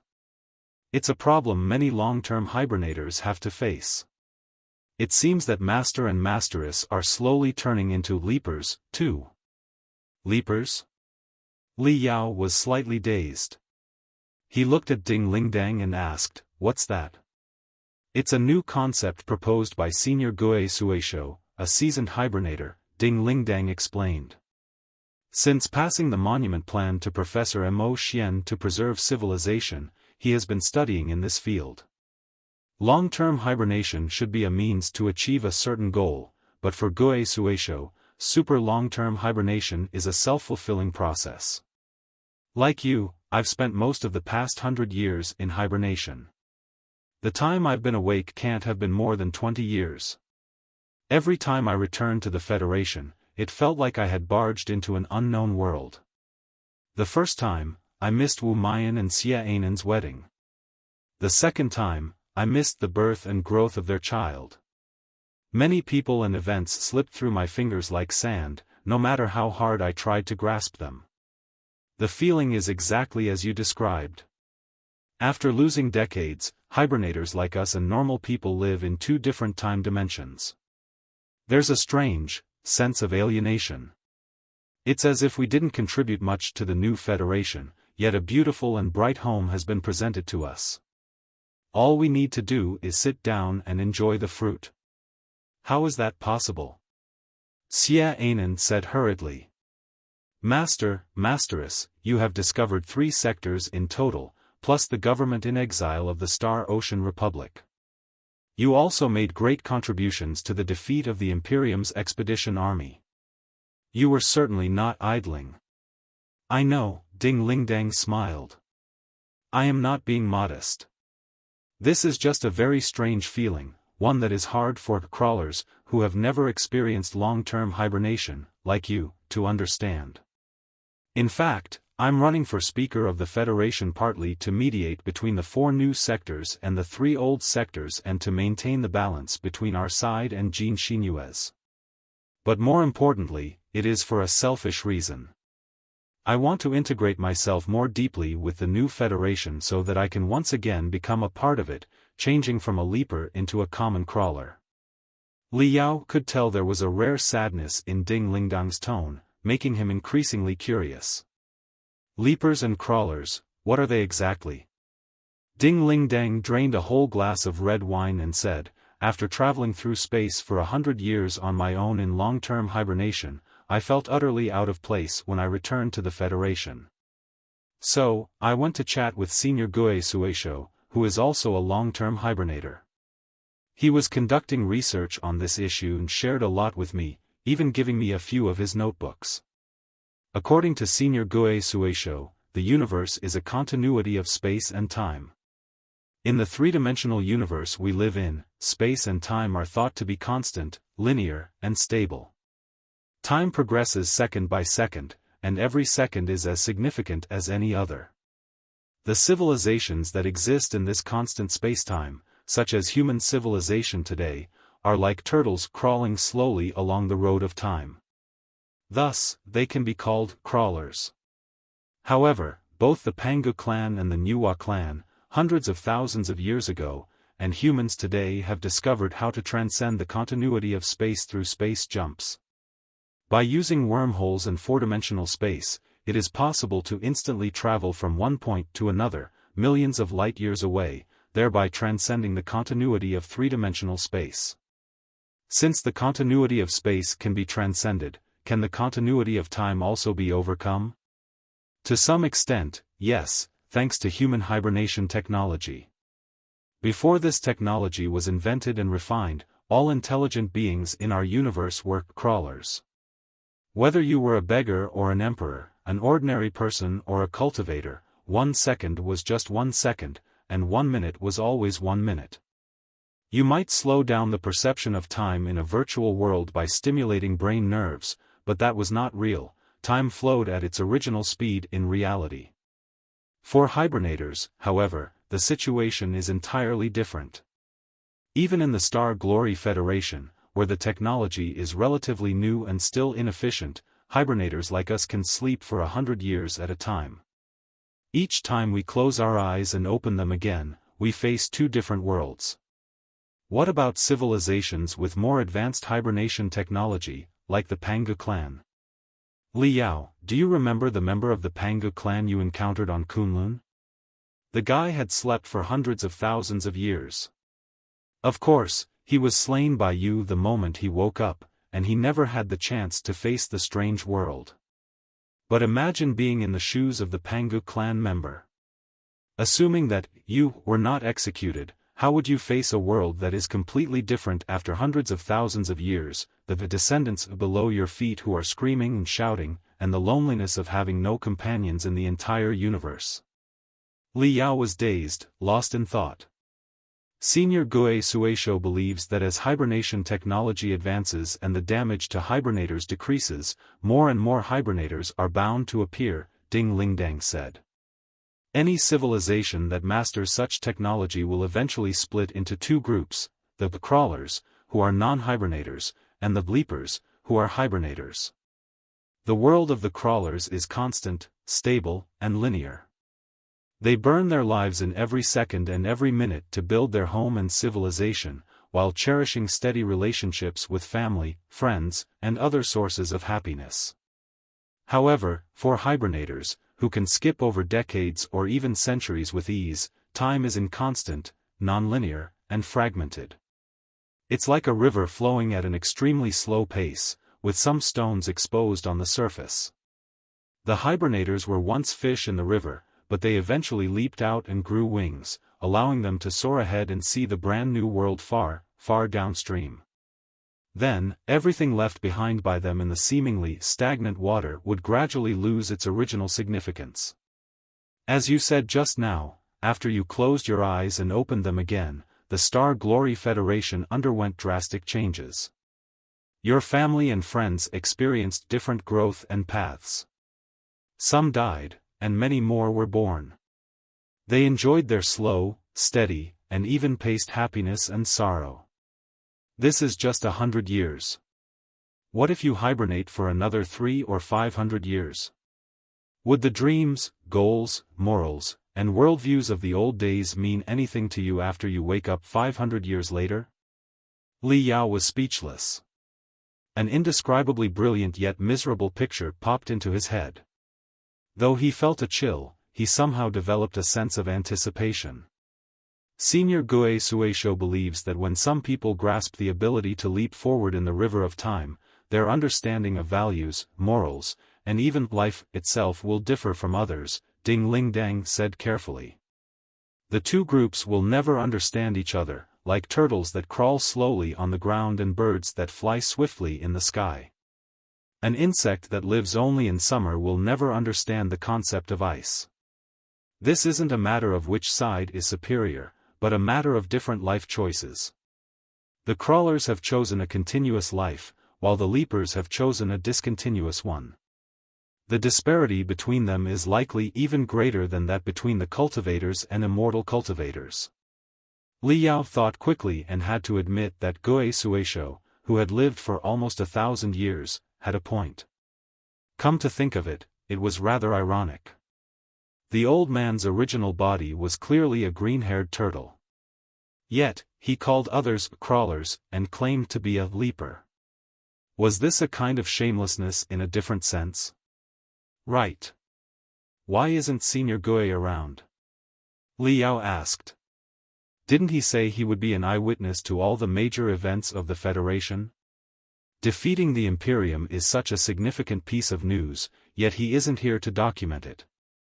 Senior Gue's level has improved again, Ding Lingdang said. He has fully entered the realm of the leapers.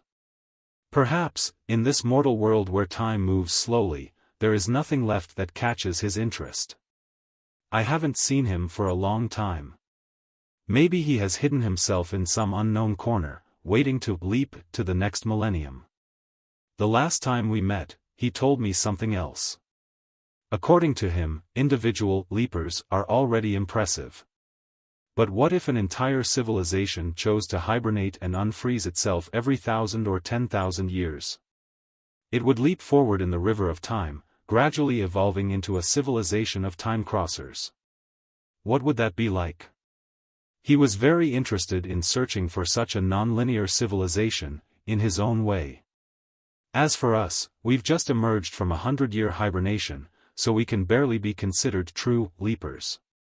We are an incomplete form, somewhere between crawlers and leapers. Old concepts are being destroyed, and new ones have yet to form. It's only natural that we feel out of place. Senior Gue Suesho has named these troubles TTC, Timeline Transcendence Complex. Chapter 1838, Let's Do It Together, Crawl or Leap. Li Yao thought for a moment and realized that the transcendence of the timeline was indeed the root of his problems. That truly seems to be the case. After getting back to the Federation and reading books like Chronicles of Li Yao or Chronicles of Ding Lingdang, I had a sense of alienation. It was clearly not me or the me in my memory. Now that so many friends, both familiar and strange, have shown up, the feeling is becoming more intense, Li Yao observed with mixed feelings. I finally understand why nascent soul stage cultivators and divinity transformation stage cultivators in ancient times were called old monsters.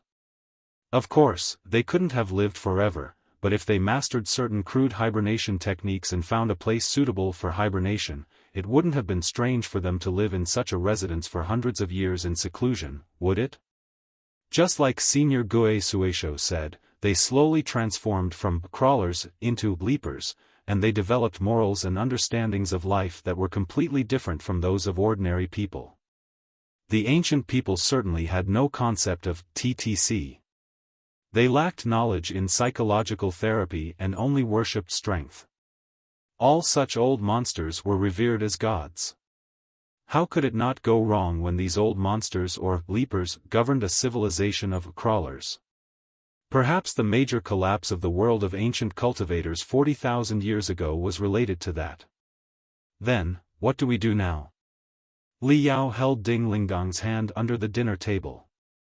The two of them were like two half-mature entities that had leapt out of the river of time, developing their fins into wings but not knowing how to adapt to the brand new environment. Perhaps they could only move forward bravely by holding each other's hands. Ding Lingdang felt the strength in his palm and said, "The Federation authorities do not approve of large-batch, long-term human hibernation. Each generation has its responsibility. If all the elites of our generation decide to reinforce the future through long-term hibernation, who will build the present, and who can guarantee that when the hibernators wake up, there will still be a future that needs their reinforcement, rather than a wasteland of death and destruction? What is the future without the present?" Li Yao, I remember you said that before. After pondering for a moment, Li Yao nodded. Having heard Ding Lingdong's explanation, he realized that it might not be a good thing for the distinguished individuals of a civilization living in a continuous spacetime to choose long-term hibernation. Of course, Ding Lingdang said, the Federation government cannot forbid anyone from hibernating. Currently, measures are taken partly through public education and partly through taxation. The inheritance tax and interest tax imposed on hibernators are shockingly high, even for nascent soul-stage cultivators. Ultimately, the fashion of hibernation is contained to an acceptable level. After pausing for a moment, she added quickly, of course, if it is for national strategic plans, and for those who entered hibernation before the regulations on hibernation taxes were implemented, their duty is waived. Li Yao scratched his chin. Fair enough. What about the people who wake up from long-term hibernation? There are indeed therapies for such patients. In a few days, a few sessions will be arranged for you. I've had some sessions before, too. However, Ding Lingdang hesitated for a moment but then shook her head. I don't think it will be helpful. We are both close to the divinity transformation stage, and our minds are as steady as anything. It's certainly difficult for extraterrestrial devils or mental devils to corrupt us. However, psychological treatment cannot reach the deeper parts of our mind either. According to Senior Gue Suesho, hibernation is a drug that you become addicted to after the first try. Once addicted, you will never return to your old state. You will always want to cross the timeline again and go to a later time to see a completely different world. With each leap, you will delve deeper and deeper until you complete your metamorphosis into a leaper, becoming a time traveler. Ultimately, for hibernators, life is no longer here and now, but future and the other side of the shore. Perhaps they can only truly be alive at the end of time. Everyone around the dinner table fell silent. The previously jovial atmosphere suddenly became rigid and heavy. Tilting his head, Li Yao thought for a moment and asked, "What about you? Do you want to be a crawler or a leaper?" Looking at all the family and friends around the dinner table, Ding Lingdong's eyes turned somewhat red. She bit her lip and said, "I can't bear to leave everyone, the Star Glory Federation, or my past self. However, I am tempted to abandon everything and take a look at the distant future, to witness the rise and expansion of the Star Glory Federation and even the civilization of mankind. I want to see the moment when the infinite sea of stars is illuminated by the radiance of mankind, and when the rising dragon of the 9 stars flags fly in every corner. What will mankind, the Federation, and our civilization be like by then? If I choose to become a crawler again, no matter how much I train and upgrade myself, there is no way I can see that day come. So, Li Yao understood. Under the table, he held Ding Lingdong's hand even tighter. He smiled carefreely, as if it were no big deal. It's fine. There's still me. If you choose to crawl, we will move slowly, second by second, minute by minute. If you want to leap, we will jump to the mysterious and unpredictable future after settling all the troubles at hand. Master, both Wu Mayan and Xie Anan were somewhat choked up. They raised their glasses to cover the moisture in their eyes. This isn't right. Isn't this supposed to be a welcome-back dinner for me? Why is the atmosphere getting so strange, as if we will never see each other again? Li Yao scratched the back of his head hard and waved his chopsticks, declaring, "Rest assured. No matter what time and place we may leap to, we will never forget the Federation and everyone here. Only by remembering the way home does it become a journey. If you have no memory of your family and friends at home or the way back, you are not a time traveler at all, but a time vagrant. Besides, Crawler and Leaper are just preliminary designs right now. The hibernation technology of the Federation isn't advanced enough for anyone to enter a 10,000-year sleep yet, is it? The nuisances at hand, the Imperium, the Covenant Alliance, Pangu, Nuwa, Chaos, and Extraterrestrial Devils, will take us decades to resolve. Ha ha ha. Come on. Let's worry about the future when it arrives and seize every second we have right now. At this moment, it's most important to eat and drink well." Li Yao raised his wine glass high again. The enormous cafeteria of the military base filled with laughter once more. The simmering atmosphere was almost blowing up the ceiling, surging into the immeasurable universe illuminated by stars from billions of years ago. Li Yao was unable to finish the welcome dinner properly due to the arrivals of Bai Kaisen and Jin Xinyue. It was still a time of war. The collapse of Black Swirl and the death of the commander did not mean the Black Wind Fleet had completely lost its combat ability. Moreover, no one could predict the insane actions of the defeated soldiers in their madness and desperation. The ancient sages sector, the crushed soldiers of the Black Wind Fleet, the main troops behind the Brown Dwarf, the Imperium's homeland's subtle attitude, the government in exile of the Star Ocean Republic on Firefly, and the Federation's own countermeasures. There were too many issues that required cautious and patient handling. Bai Kaisen and Jin Xinyue were preoccupied with military affairs, still hunting the defeated soldiers of the Black Wind Fleet. Li Yao absolutely understood and supported them, telling them they didn't need to return in a hurry. After all, they had already waited 100 years, so a few more days wouldn't matter. Besides, communication technology had become very advanced. Whatever they wanted to say, they could speak directly through the spiritual messenger. Still, they returned to the base one by one. Moreover, both had almost identical expressions, their faces were pale, and they were drenched in cold sweat, as if they had lost their souls. Bai Kaisen was the first to arrive. When he said he had urgent business to discuss with Li Yao, he was ushered into a secret room by Li Yao and Ding Lingdang. The first thing he did upon entering was pour a whole bottle of 50-year-old wine into his stomach. Li Yao and Bai Kaisen had known each other for years. Initially, when Li Yao was lost in the Flying Star sector, Lei Dalu and Bai Kaisen of the Great Horn Exo Society were among the first cultivators in the sector that he befriended. Lei Dalu was straightforward and didn't seem to care about many things.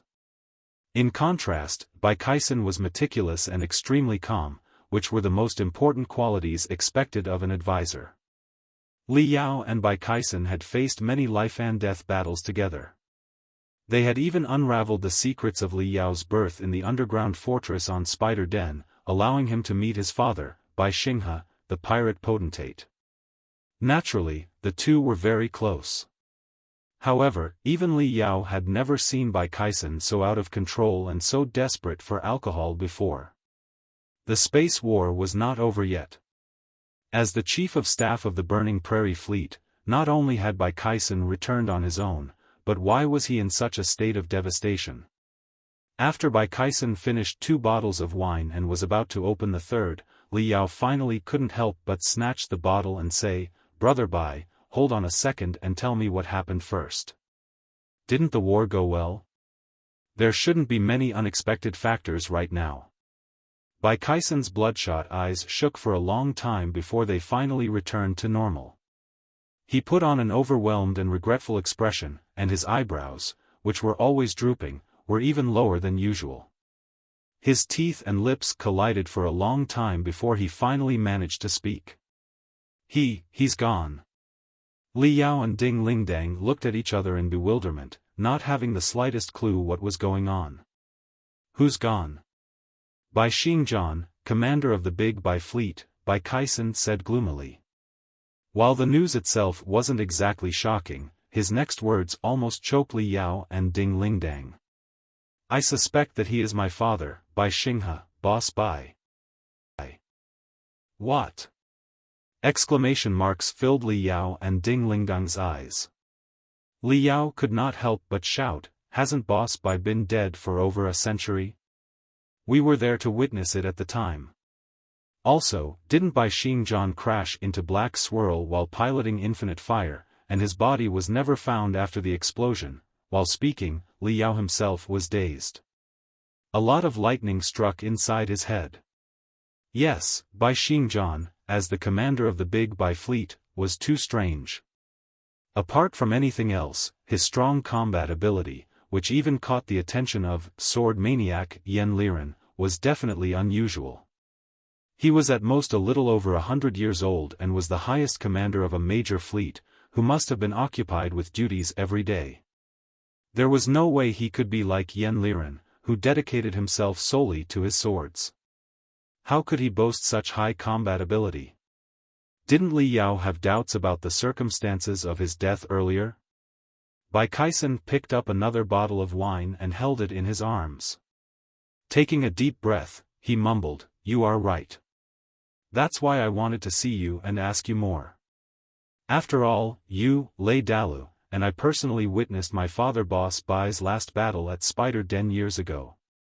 Also, you spent almost 10 years in the residence of Yen Xingjian, the supreme space pirate, and received part of Yen Xingjian's legacy, which helped you grasp the mysteries of the ultimate core. To some extent, you are a disciple of Yen Xingjian." Wait. The more he listened, the more confused he became. Aren't we talking about Boss Bai? Does this have anything to do with Yen Xingjian? Just hear me out. You'll understand soon, Bai Kaisen said. I want to confirm something with you first. Below Spider Den, during Boss Bai's last battle, neither you, me, nor Lei Dalu saw his death with our own eyes, right? Li Yao thought for a moment and realized that it was true.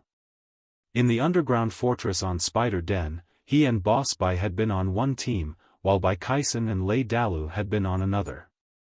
After the 4 of them met, all the mysteries had been unraveled. However, they still faced the collapse of the underground fortress and the pursuit of the Temple of Immortals, Black Spider Tower, Immortal Cultivators, and hostile space pirates. There was nowhere to run, as the enemy had besieged them from every direction, and the underground world was about to collapse. It had truly been a situation with no chance of survival. In the end, to ensure his son Bai Kaisen's safety, Bai Xingjian had volunteered to cover their retreat and distract the enemy's attention. After killing many immortal cultivators and hostile space pirates, he had died a valiant death. However, none of the survivors had seen Boss Bai's death in person, it was only their deduction. Even though he had indeed been killed in the battle, there was no knowing if his remaining soul had been completely obliterated. Seeing Li Yao nod, Bai Kaisen asked with an even more trembling voice, "Then, I want to know something else. Did Yen Xingjian's remaining souls all perish? Is it possible that a little bit of his unsubstantial soul escaped with you when you crawled out of his residence? Can you confirm or disprove this possibility?" Li Yao blinked rapidly. He was even less confident about this matter. Yen Xingjian had been the strongest expert at the edge of the cosmos in the pre-Federation era. His abilities in commanding starships and personal combat had been remarkably high. He was the first confident talent bold enough to attempt breaking into the divinity transformation stage in the surrounding sectors over the past 500 years. Unfortunately, he grew up in an age of isolation and ignorance, lacking the communication technology, resource support, and advanced training facilities of the Federation. He was also unaware of any experiences or solutions to handle minor apocalypses. Moreover, his heart was impure, and his soul was clouded with too many irrelevant thoughts. In the end, he failed in his attempt to advance to the divinity transformation stage. His soul shattered into hundreds of fragments, each occupying the body of a mouse, which slowly perished in the dark, sunless cave. By the time Li Yao opened the Supreme Residence, he had prepared for his own attempt to enter the divinity transformation stage. Most of the remaining souls attached to the mice had withered, like murals corroded by wind and sand. During his 10 years of training, Li Yao felt the tiny clones of Xingjian retrograding at an accelerating rate. Most of them had turned into ordinary rats, but whether a few of them escaped was uncertain. Li Yao suddenly remembered that when he left the Supreme Residence, a seemingly intelligent mouse had run away with him, though its fate afterward was unknown. Li Yao couldn't help but ask, are Bai Xinghe and Xingjian related? Perhaps. There's more, Bai Kaisen said. A third person is involved in this, a young man named Mouse Bai. He was an orphan on Spider Den at the beginning. There was no telling whether he was the offspring of some space pirates or hostages who had been kidnapped. Regardless, he was just an insignificant person, somewhere between a servant and a slave. When Spider Den was taken down, we discovered many such kids. To some extent, they were the most miserable victims of the chaos caused by the space pirates. Until we found valid proof of their crimes, we would not discriminate against these kids. Those were the days when the Flying Star sector desperately needed workers. Many children received formal education and later distinguished themselves in various fleets of the new Federation. As for Mouse Bai, his life almost ended when we stormed Spider Denver. At that time, he seemed to have fallen from a great height and suffered severe head injuries. He was incontinent and unconscious for a long time. Soon, he was thrown into a pile of dead bodies, left to die. But he did not die. He crawled out from among the dead and, by chance, joined the Burning Prairie fleet. In the end, he grew into the most excellent fleet commander of the Federation, step by step, becoming Bai Xingjian of the Big Bai fleet. Falling from a great height, falling into a coma, reviving from near death, what do you think of when you connect these events, Li Yao? Li Yao thought quickly and immediately understood. Possession and reincarnation? Exactly, Bai Kaisen said.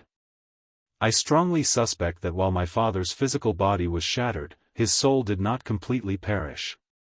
Meanwhile, most of Xingjian's remaining souls perished, but one managed to escape. The pirate potentate and the supreme space pirate, two equally powerful and repugnant souls, might have had some sort of strange attraction to each other, right? The strength of each of them alone was not enough for them to be reincarnated in a body. However, the two broken souls somehow joined into a brand new soul and entered the body of the young man, Mouse Bai, who was already dead. Then, the magnificent being, Bai Xingjian, was reborn. Bai Xingjian. Bai Xingjian. Bai Xinghe plus Xingjian? Li Yao finally understood the whole meaning of the name. He could not help but feel an epiphany. In such a case, Bai Xingjian's unbelievable and even ridiculous capabilities would be perfectly explainable. When Bai Xinghe and Xingjian, two of the most dreaded space pirates in the past 500 years, combined, they were certainly more than qualified to make Yen Liren draw his sword. Li Yao was quite amazed, but Ding Lingdang found it hard to believe. Brother Bai, this whole story is a bit too staggering and unbelievable. Everything is just your hypothesis. Do you have any more concrete evidence? Of course. Does their style and commanding count? Bai Kaisen said. A fleet commander's style of commanding is as unique as their fingerprints and retinas. Other people can mimic them, but they can never do exactly the same. In both Xingjian's and my father's eras, crystal processor technology was already quite advanced, allowing them to leave behind the data and files of many classic battle cases. Previously, Xingjian had concealed 80% of his capabilities and intentionally altered his commanding style, so no one thought about it that way. But during the last battle, he completely tore off his camouflage and revealed the magnificent abilities of the divinity transformation stage. This also gave us a chance to collect the traces of his real commanding style and the activities of his fleet. After the data was translated into various parameters, they were over 90% matched to the files left by Xingjian and by Xinghe. The only difference was that he had significantly upgraded and evolved beyond the foundation laid by Xingjian and by Xinghe. Li Yao nodded vigorously. It is very likely. No genius commander appears out of nowhere. He had already gained a reputation during the Uranian Ring War. Such an unpredictable and casual style is definitely not something every commander can achieve. Xinghe was silent for a long time before speaking. Before he left, he spoke to me and told me many things. Between the lines, he almost admitted his identity. After hearing what he said and recalling the events from when he tried to break into the nascent soul stage almost 50 years ago, I am 99% sure that he is my father, Boss Bai. Li Yao and Ding Lingdang exchanged looks. 50 years ago? There are too many details for me to explain properly right now, Bai Kaisen explained. But in short, I believe that Xingjian is the fusion of my father's soul and Xingjian, the supreme space pirate. For the first 50 years of his life, two incompatible parts, Boss Bai and Xingjian, coexisted within him, like two different personalities. The Xingjian personality seemed to despise me intensely and wanted me dead, while the Boss Bai personality naturally tried to stop him. 50 years ago, when Xingjian attempted to advance to the nascent soul stage, the hatred from Xingjian reached its peak, and the conflict between the two personalities erupted. In the end, the personality of Boss Bai overcame the personality of Xingjian, saving both me and himself. In fact, I grew suspicious after the incident. Everything I said just now was figured out over time. However, before I had the chance to challenge him and clarify everything. Why didn't you ask him before? Ding Lingdang asked hastily. Bai Kaisen smiled bitterly. This whole situation was too strange. How would you have asked him if you were me? Would you meet him at his office and ask him directly, "Hey, are you my father?" Would that work? Chapter 1840, The Ultimate Evolved Space Pirate.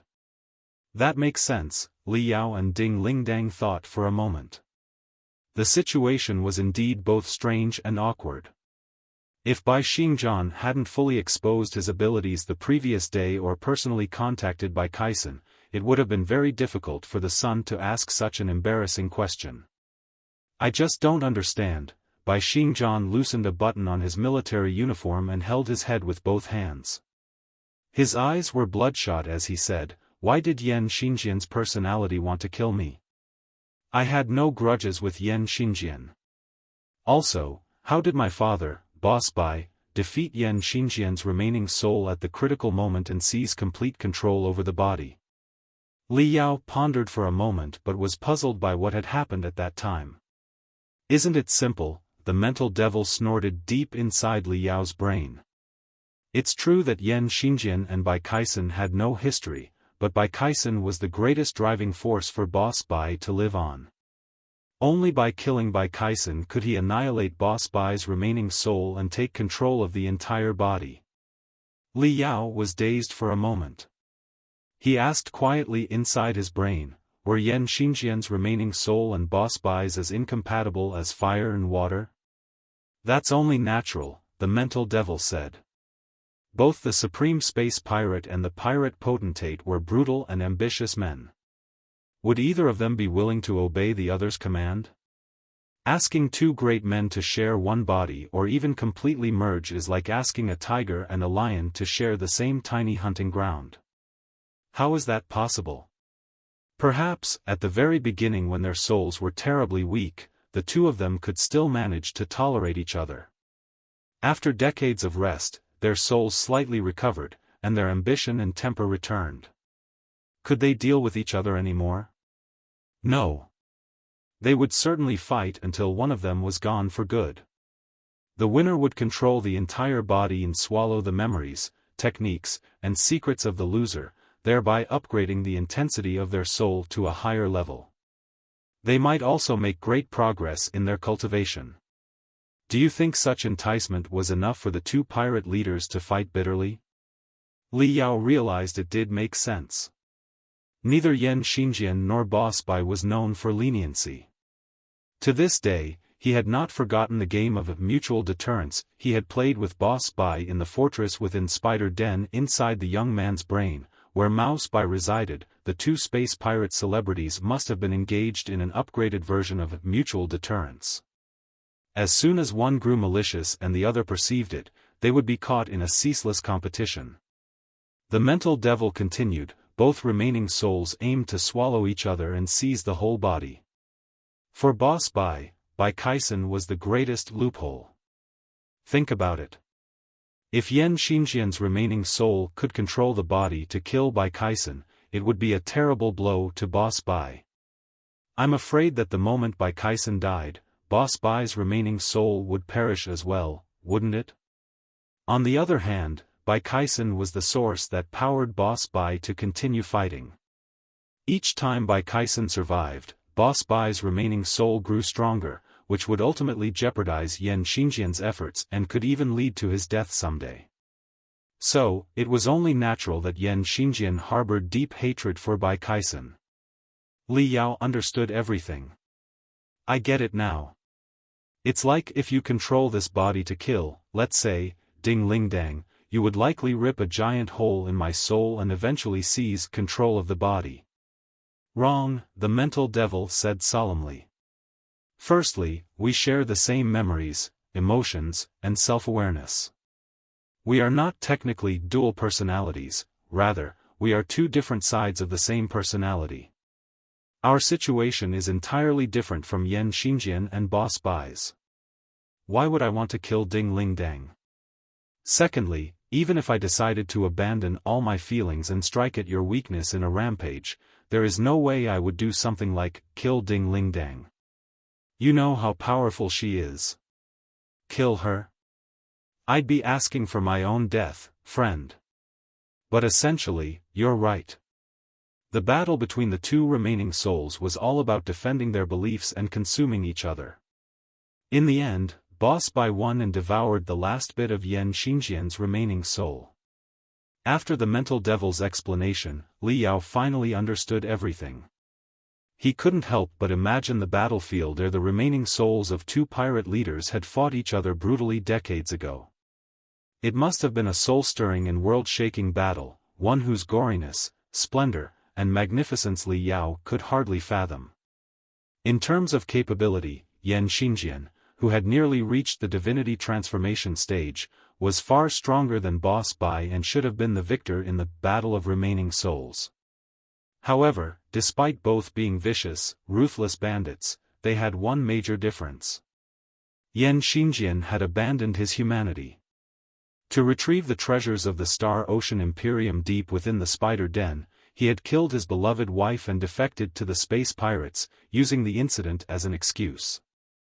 Even though he found the ultimate treasures and ascended to an unprecedented level, what did it matter? He was always alone, with no one and nothing to fight for. On the other hand, Boss Bai had suffered trauma when his parents were killed by Xiao Xuanzi, the leader of the cultivators, during his childhood.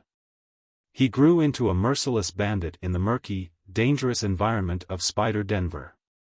However, deep within his dark heart, a tiny bit of warmth and light remained, which was his son, Bai Kaisen. When the two remaining souls collided, Xingjian stood alone, with nothing but himself. But no matter how weak Boss Bai's remaining soul had been, behind him stood Bai Kaisen, who meant the world to him. Perhaps extraterrestrial devil Lu Qingchen was not wrong about one thing: human emotions were truly the greatest power in the entire universe. Once the seal of this power was removed, all seemingly invincible enemies could be conquered. Boss Bai. Li Yao couldn't help but smile. He would not call Boss Bai an old friend. The few days they spent in mutual deterrence were perhaps the most thrilling and perilous of Li Yao's life. He had nearly been killed by Boss Bai multiple times. However, after learning that such a strange old acquaintance was still alive, Li Yao felt very delighted. He even had the uncanny urge to play a more exciting game of mutual deterrence with Boss Bai again. Boss Bai, I am entirely different from what I was on Spider Den, and you've been reborn and risen to a higher level after 100 years, too. Divinity Transformation Stage. I didn't know you would enter the Divinity Transformation stage earlier than me. Yan Xingjian's remaining soul must take part of the credit. Or maybe, during the process of defeating Yan Xingjian's remaining soul, you gained some new insight and mastered strength that was entirely different from the past. I wonder if we'll ever have the chance to have another fierce fight and continue the game of mutual deterrence that we failed to finish 100 years ago, to see who the final winner is. Bai Kaisen took the opportunity to tell him everything that had happened when he cleared the battlefield, including the conversation between Boss Bai and him. Hearing that Boss Bai had gathered the old, elite space pirates and their descendants, set sail for the center of the cosmos on a starship and challenged everyone to meet him there, Li Yao could not help but feel his blood boiling. He was so fascinated that he clenched his fists.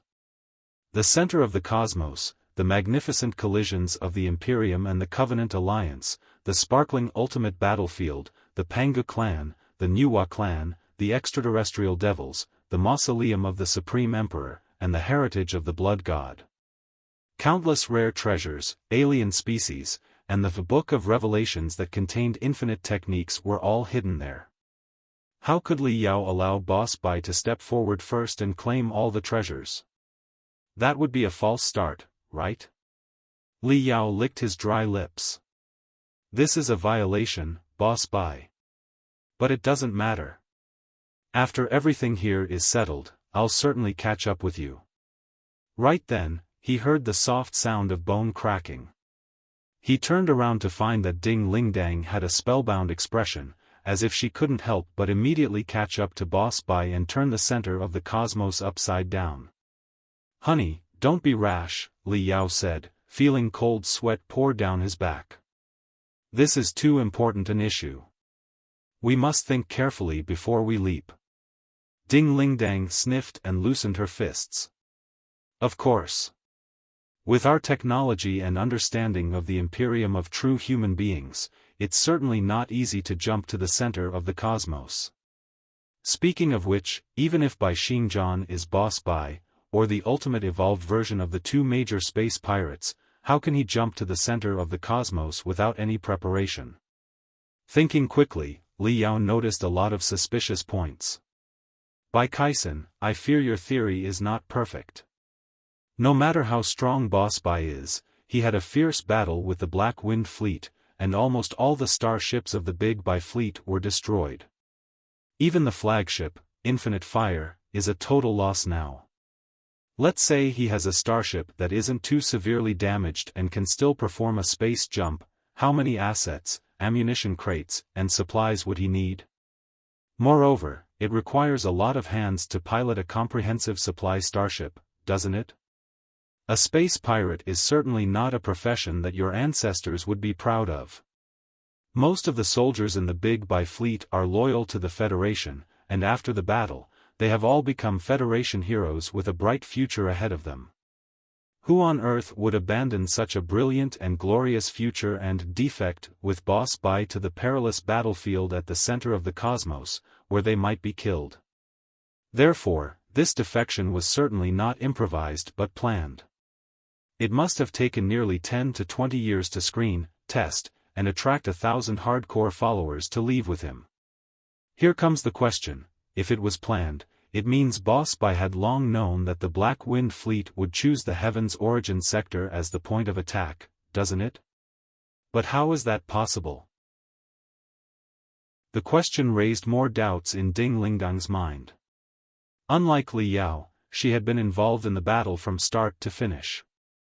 The bizarre and unstoppable attacks of the Big Bai fleet left a deep impression on her. She couldn't help but feel puzzled as well. Boss Bai certainly had planned everything in advance, Ding Lingdang said confidently. The Big Bai fleet was supposed to go to the number 2 and number 3 space gates to join the main force of the Burning Prairie fleet and secure the arrival of the following troops from the Burning Prairie fleet, as per their orders. But after the Burning Prairie fleet's elite forces arrived, all the space gates and even the spiritual nexus were severely damaged. There were no following troops at all. If the Big Bai fleet had followed the orders from the highest command center, they would have lost the best opportunity to disrupt and stall the Black Wind fleet's operations. From the very beginning, Boss Bai refused to obey the command center's orders and instead made the best choice on the battlefield. But how was he so certain that he was right? Why was he so determined to defy a military order in such a crucial battle? Boss Bai might not have cared about the Star Glory Federation.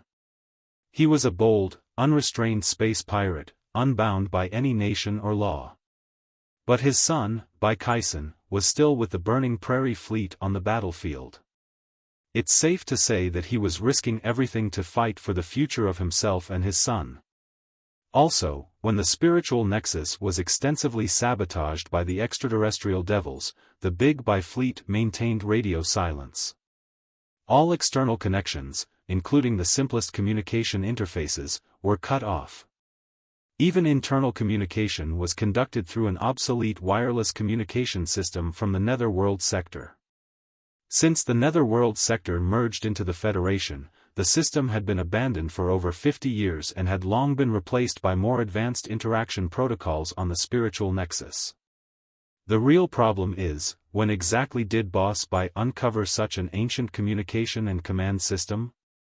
Why did he replace the latest interaction protocol with this old version, and how did he manage to keep it entirely hidden from the outside world, ensuring no data could flow in or out? It was because of these precautions that the Big Bai fleet remained uncorrupted by the virus on the spiritual nexus and was able to penetrate the Black Wind fleet's defenses so decisively. It's almost as if he not only foresaw the Black Wind fleet's assault on the Heaven's origin sector but also knew that the extraterrestrial devils would destroy the spiritual nexus, right? The questions from the two made Bai Kaisen sigh gloomily and shake his head. There's more to it. You aren't fleet commanders, so it might be hard for you to understand just how terrifying my father was yesterday. He truly exploited every bit of the fleet's potential. But the issue is, teamwork and cooperation are crucial in a battle. A commander's intuition and passion alone are not enough. It requires seamless coordination between the commander, the chief of staff, the captains and chief mates of the starships, every soldier, and even the mechanics in the engine rooms to execute a new tactic effectively. The fluent and flawless tactics they demonstrated yesterday couldn't have been improvised or used for the first time. They must have been drilled repeatedly. They came fully prepared, and that's how they achieved what they did. The communication system from the Netherworld sector involved some very ancient communication magical equipment, which must have been installed secretly over the past year as well. He secretly prepared an intact, comprehensive supply starship and an abundance of assets sufficient to support a space jump. He also recruited a large group of subordinates destined to become space pirates, who were unwilling to be bound by the constraints of army, law, or country. All this work couldn't have been done overnight. It must have taken him years, if not decades, to prepare. The drill last year was the final step in his scheme. Who knows where he took the Big Bai fleet, what kind of training they underwent, and what else they did. Li Yao and Ding Lingdang looked at each other and asked simultaneously, so, Boss Bai learned a lot of things several years ago? That's unbelievable. How could he have seen it coming? Bai Kaisen shook his head and hesitated, glancing at the door. Supposedly, a certain person can tell us the answer, but... Just then, Xingjian opened the door and walked into the room. The Black Wind Fleet had been defeated, and the Federation had seized the initiative. The demons had distinguished themselves greatly in the battle. Although the Wormhole bomb had failed to teleport Black Swirl to a distant alien world, it had heavily damaged the flagship of the Black Wind Fleet, creating favorable conditions for the thunderous strikes of Li Yao, Boss Bai, and the others. 80% of the Dim Moon plan had succeeded, and the demons had played an irreplaceable role in the battle that marked the Federation's rise. Xingjian's innocence had been proven, and the critical errors she had made were fully corrected. She should have been jumping with joy or at least smiling at the success of her plan. However, Xingjian had red, unfocused eyes. She looked so lonely and vulnerable that a gentle breeze might blow her down. Master, Xingjian called him in a pitiful, chicken-like voice, with tears welling up in her eyes. Li Yao was immediately at a loss. What was going on? She hadn't been like that when he spoke to her earlier via the communication channel. At that time, her eyes showed 30% prudence, 30% cockiness, and 30% expectation of being complimented. Pride shone through her big, bright eyes, as if she were saying, "Look, Master. I did a pretty good job in the 100 years while you were away, didn't I?" Ding Lingdang nudged Li Yao quietly and whispered, "Why don't I give you special permission to hug her and comfort your little disciple?" Well, Li Yao opened his arms. "Don't cry. You're a girl more than 100 years old now. Whatever is troubling you, just tell your master. Your master and mistress are here for you. We can certainly take care of anything for you." Before his arms reached her, however, Xingjian sobbed out her answer. My father is gone." Li Yao was utterly dumbfounded and froze. Looking at Bai Kaisen and then at Xingjian, he couldn't help but suspect that the two had come intentionally to puzzle him. Hadn't Xingjian's father, Jin Tui, been sentenced to death as a war criminal 100 years ago to remove the greatest obstacle to the reconciliation of demons and humans? Although the death sentence hadn't really been carried out, he had been sealed with very crude hibernation technology. The deal was that he would be executed once methods to treat his brain and restore his self-awareness were found. But right now, Xingjian claimed that Jin Tui was gone. What did that mean? This is what happened. Seeing that both Li Yao and Ding Lingdang were greatly troubled, Bai Kaisen hurried to explain, "When we investigated Bai Xingjian's defection, we discovered that he sent 2 communication signals to the Heaven's origin sector before performing the space jump. The second signal was for me, but the first signal was sent to somewhere in the capital city. After tracing the signal back to its source, we found it was from an unregistered magical device for secret communication. This revealed another person involved, known as Jin Tui according to Xingjian. Xingjian has been investigating the issue and must have found something. Let her explain the facts." Li Yao, Ding Lingdang, and Bai Kaisen all looked at Xingjian, full of questions. Seeing Xingjian's sorrowful face, Li Yao immediately realized part of the truth. Jin Tui woke up from the hibernation state and regained his ability to think long ago? Xingjian nodded first but then shook her head. Looking at Li Yao carefully, she bit her lip and said, "He did wake up from the hibernation, but I never knew that he had fully recovered his thinking ability. I thought his brain was still severely damaged." "What exactly happened?" Li Yao asked suspiciously. 86 years into his hibernation, humans and demons had long reached an accord, Xingjian said. With the participation of the New Worlds and the approaching expeditionary army of the Imperium, the old grudge between the Heaven's origin sector and the Blood Demon sector was gradually forgotten. The fate of the old war criminal was no longer the center of public attention. Or rather, few people even remembered that such an ancient hibernation cabin still lay in the dustiest, darkest corner of the warehouse of hibernators. Of course, I would never forget my father. As my position in the Federation rose steadily and the power of the Dim Moon Fund expanded, and with Director Guo of the Secret Sword Bureau keeping in touch with me in secret, I was very tempted to get him out, seeing that everyone had forgotten him. Since the first-generation hibernation technology was used on him, and he traded his identity as an experiment subject for a temporary exemption from execution, many faults occurred during the hibernation process. Most of his body parts were damaged due to freezing. Taking advantage of this, and by pulling strings, I finally managed to ship him out stealthily and send him to someone trustworthy for treatment and modification.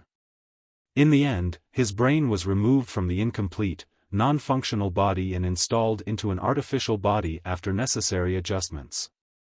Parts of his wisdom and movement were recovered. Although he could not return to his state as the commander-in-chief of the coalition army of demons and was now just a silly old man, I was already very satisfied. I didn't ask for much other than spending some time with my father to talk with him. Li Yao frowned. This is a very clandestine issue. Where exactly did you send him for the procedures of brain treatment and modification? Deep Blue Super Brain Hospital in Hundred Flowers City, Jean Xingyue replied. What? Li Yao jumped to his feet immediately. Chapter 1842, Counterattack of a Great Man. I didn't know what was happening at Deep Blue Super Brain Hospital back then. It was almost my only option. Jean Xingyue defended herself, almost on the verge of tears. In terms of professionalism, it was one of the best special hospitals for brain disorders, far more capable than ordinary hospitals when it came to the recovery of brain injuries and the awakening of vegetative patients. Moreover, it was a private hospital that would keep the information of major clients absolutely confidential. This was crucial because I didn't want the whole situation to leak and escalate into a shocking scandal. Most importantly, it was Professor Mo Xian who referred me to the hospital. Professor Mo Xian is your teacher, and I have been in contact with him for a long time. He knew the truth about why my father was sent to the war tribunal. He also knew that my father was more inclined to peace and that the war years ago was stopped by my father, you, and me together. The surrender of the Blood Demon sector was also facilitated by my father. My father was not a real war criminal. Therefore, he had always been sympathetic toward my father. Additionally, Professor Mo Xian gave the impression of a noble gentleman. He was passionate about the advancement of technology and the distant Tinder plan. He had never been involved in any power struggles. Naturally, I had absolutely no doubt about his integrity. When he referred me to Deep Blue Super Brain Hospital and promised to do his best to help, did I have a second option? Li Yao was stunned. Blinking rapidly, he remarked, "This is terrible. This is too terrible." Since Jean Tui's brain was altered at the Deep Blue Super Brain Hospital, the lair of the extraterrestrial devils, Lei Yuqin and Professor Mo Xian must have played tricks on him. After he was sent back to you, wouldn't they know everything about you and the Dim Moon plan? You must have told the details of the plan to Jean Tui, didn't you? Yes, Jean Xingyue nodded. He was my father. He dedicated his life to the reconciliation of humans and demons. The Dim Moon plan was an extension of the Red Tide plan. Naturally, I needed to tell him. No wonder the extraterrestrial devils knew your plan so clearly and even set up a series of schemes and countermeasures based on the Dim Moon plan. It all makes sense now if they had Jean Tui as a spy. Li Yao tilted his head, pondered for a moment, then shook his head again. But this still doesn't add up. If the extraterrestrial devils had sent such a super emissary to you, how could their plan have failed? Besides, Jean Tui was the other person Boss Bai spoke to before leaving the Federation. What could those two seasoned, sophisticated men have discussed? Did Jean Tui give Boss Bai the insight he needed beforehand? And you just said that Jean Tui. He is gone forever, Jean Xingyue said gloomily. As the fire of war drew near, his dementia and sluggishness worsened, as if he were suffering from cerebral sclerosis again. He could no longer walk in daylight, and given his condition, I couldn't bring him to carry out the dim moon plan with me. Therefore, I had him settled in an absolutely safe underground fortress, planning to send him to the Deep Blue Super Brain Hospital for treatment after the war was over. But he somehow escaped from the underground fortress and ran to an artificial lake to feed the birds. The Feather Clan has always been intimate with birds. In the past, in his free time, one of his greatest hobbies was grabbing a handful of rice to feed the birds in the Blood Demon sector and listen to them sing freely. When he was discovered, he was already dead. It's said that his death was quite mysterious. Fierce flames surged out of his brain, burning up his brain, soul, and mind, leaving nothing behind. He died resolutely, without any hesitation. The time of his death should have been soon after his conversation with Boss Bai. It must have been when he learned that we had secured a decisive victory. Li Yao frowned. Was it suicide?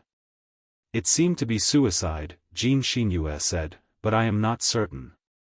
His brain was severely damaged and slowly ossifying. How could he have triggered such immense force to burn up his soul? It must have required incredible strength and determination. Li Yao, Ding Ling Dang, and Bai Kaisen all fell into silence. Master, Xingjian said, tears in her eyes, my father's death was not unexpected. After all, he should have died 100 years ago. I am more than satisfied to have spent the last few years with him as a regular father and daughter. But I want to know what this was all about. Was he really corrupted by the extraterrestrial devils? How did he die in the end? Moreover, I'm even more eager to know if it was Jean Tui who kept me company over the past couple of years, or was it something else, like a deviant spirit, the artificial intelligence you mentioned before? The question was even more perplexing than the mysteries of Bai Xingjian that Bai Kaisen had raised moments earlier. Li Yao felt like his head was as huge as a pot. His mind in a mess, he counted his fingers and listed all the facts. It's a bit messy. Let's sort everything out first. First of all, Jean Tui was alive and probably implanted with some sort of virus during the procedures at Deep Blue Super Brain Hospital, right? Everyone nodded in agreement. Li Yao continued, his mission was to monitor Xingjian and figure out the whole content of the Dim Moon Plan. He might have even secretly influenced the Dim Moon Plan as a father to better fit the extraterrestrial devil's design, right? Everyone exchanged looks. It made sense. But he did something very strange. He reached out to Boss Bai, another super badass, and eventually made Boss Bai a crucial person for us to win the war. Li Yao paused for a moment and said, then, after his last conversation with Boss Bai, where he learned that we had secured a decisive victory, he finished himself in the most determined way, ensuring that not the slightest trace of his soul remained, right? Yes, Xingjian wiped the tears from her eyes and said, full of expectation, Master, as someone who spent nights talking with my father, you are one of the people who know him best in the new Federation. Can you infer the missing parts of the whole issue? It's very complicated, Li Yao scratched his head, somewhat embarrassed. The whole thing is simply too strange. Although I have some vague theories, it's difficult for me to connect them for the time being. How about this? Do you mind if I tell someone else about the issue? I have two suitable candidates who can help us analyze the situation. One of them has even greater deduction and analysis skills than I do. Xingjian and Bai Kaisen looked at each other. After a moment's thought, they both agreed. This is too important an issue to keep secret. As children of Jean Tui and Boss Bai, we will be obligated to write countless reports for the military and parliament to figure out what exactly happened. Since they are the candidates Master recommends, they must know what they're doing and won't cause any further disturbances. So, let's invite the two experts to unravel the interconnected and enigmatic puzzles together. An hour later, countless critical pieces of intelligence, as well as two ancient individuals, appeared in the secret room. They were Long Yongjun and Han Bailing. Cultivator Han, Li Yao said, this is all the evidence we've collected so far about the connections between Bai Xingjian and Jin Tui, along with their background files. You've also heard the entire incident described from the perspectives of Bai Kaisen and Jin Xinyue. Have you come to any conclusions? Of course, I have some possible conclusions, Han Bailing frowned. But I don't understand. Why did you ask me to study the case? Naturally, because of your unparalleled analysis and deduction skills at the edge of the cosmos. Li Yao praised. Han Bailing was slightly dazed. Is that so? Of course. Li Yao and Long Yongjun nodded in unison. I dare not say that I'm unparalleled. Nobody could really refuse flattery, especially when it came from Monster Li, the dominator of 3 sectors. Even someone as extraordinary as Han Bailing could not help but feel satisfied. He coughed lightly and elaborated, however, you are all deeply mired in the trap and influenced by your emotions. Naturally, you cannot figure out the truth quickly. However, from an outsider's perspective, once all the evidence and files are presented, the truth becomes more than obvious. Jin Tui's mind must have been tampered with by the extraterrestrial devils at Deep Blue Super Brain Hospital. There's no doubt about that. Jin Xinyue's dim moon plan was a critical part of the extraterrestrial devils' scheme. They must have tried to place spies near Jin Xinyue. Since Jin Xinyue had offered herself to them, how could they let go of the rare opportunity to create a super emissary? Monitoring and influencing Jin Xinyue through Jin Tui to control the progress of the dim moon plan was the foundation of the extraterrestrial devil's confidence in sitting on the fence and watching the tigers fight. However, while the extraterrestrial devils had everything figured out, Jin Tui was too remarkable a man to be completely at their mercy without fighting back. Although his brain was severely damaged and ossifying, and despite the extraterrestrial devils implanting all kinds of viruses, barriers, and seals, and despite his entire brain being deformed and reshaped, Jin Tui was still Jin Tui, a man patient enough to win a war over a span of 1,000 or 10,000 years. Jin Xinyue could not help but exclaim, Are you suggesting that my father was still resisting the extraterrestrial devils? Then why didn't he tell me about their plan? Han Bailing shook his head and said, the extraterrestrial devils must have controlled him at a very deep level. The barriers, seals, and viruses that invaded his brain must have been very peculiar, allowing them to monitor every second and minute when the two of you were together and forbid him from telling you any information. He couldn't even think about revealing the truth, and he must have made a tremendous effort to suppress any such thoughts. Otherwise, if the extraterrestrial devils had noticed any anomaly, all his previous efforts would have been in vain. Chapter 1843, Such a Trap, Such a Father. Hearing what Han Bailing said, Jin Xinyue suddenly covered her mouth and, in a trembling voice, said, according to Lei Yuqin, the director of Deep Blue Super Brain Hospital, my father's brain was highly unstable and still prone to outbreaks of cerebral sclerosis and the aftereffects of his hibernation.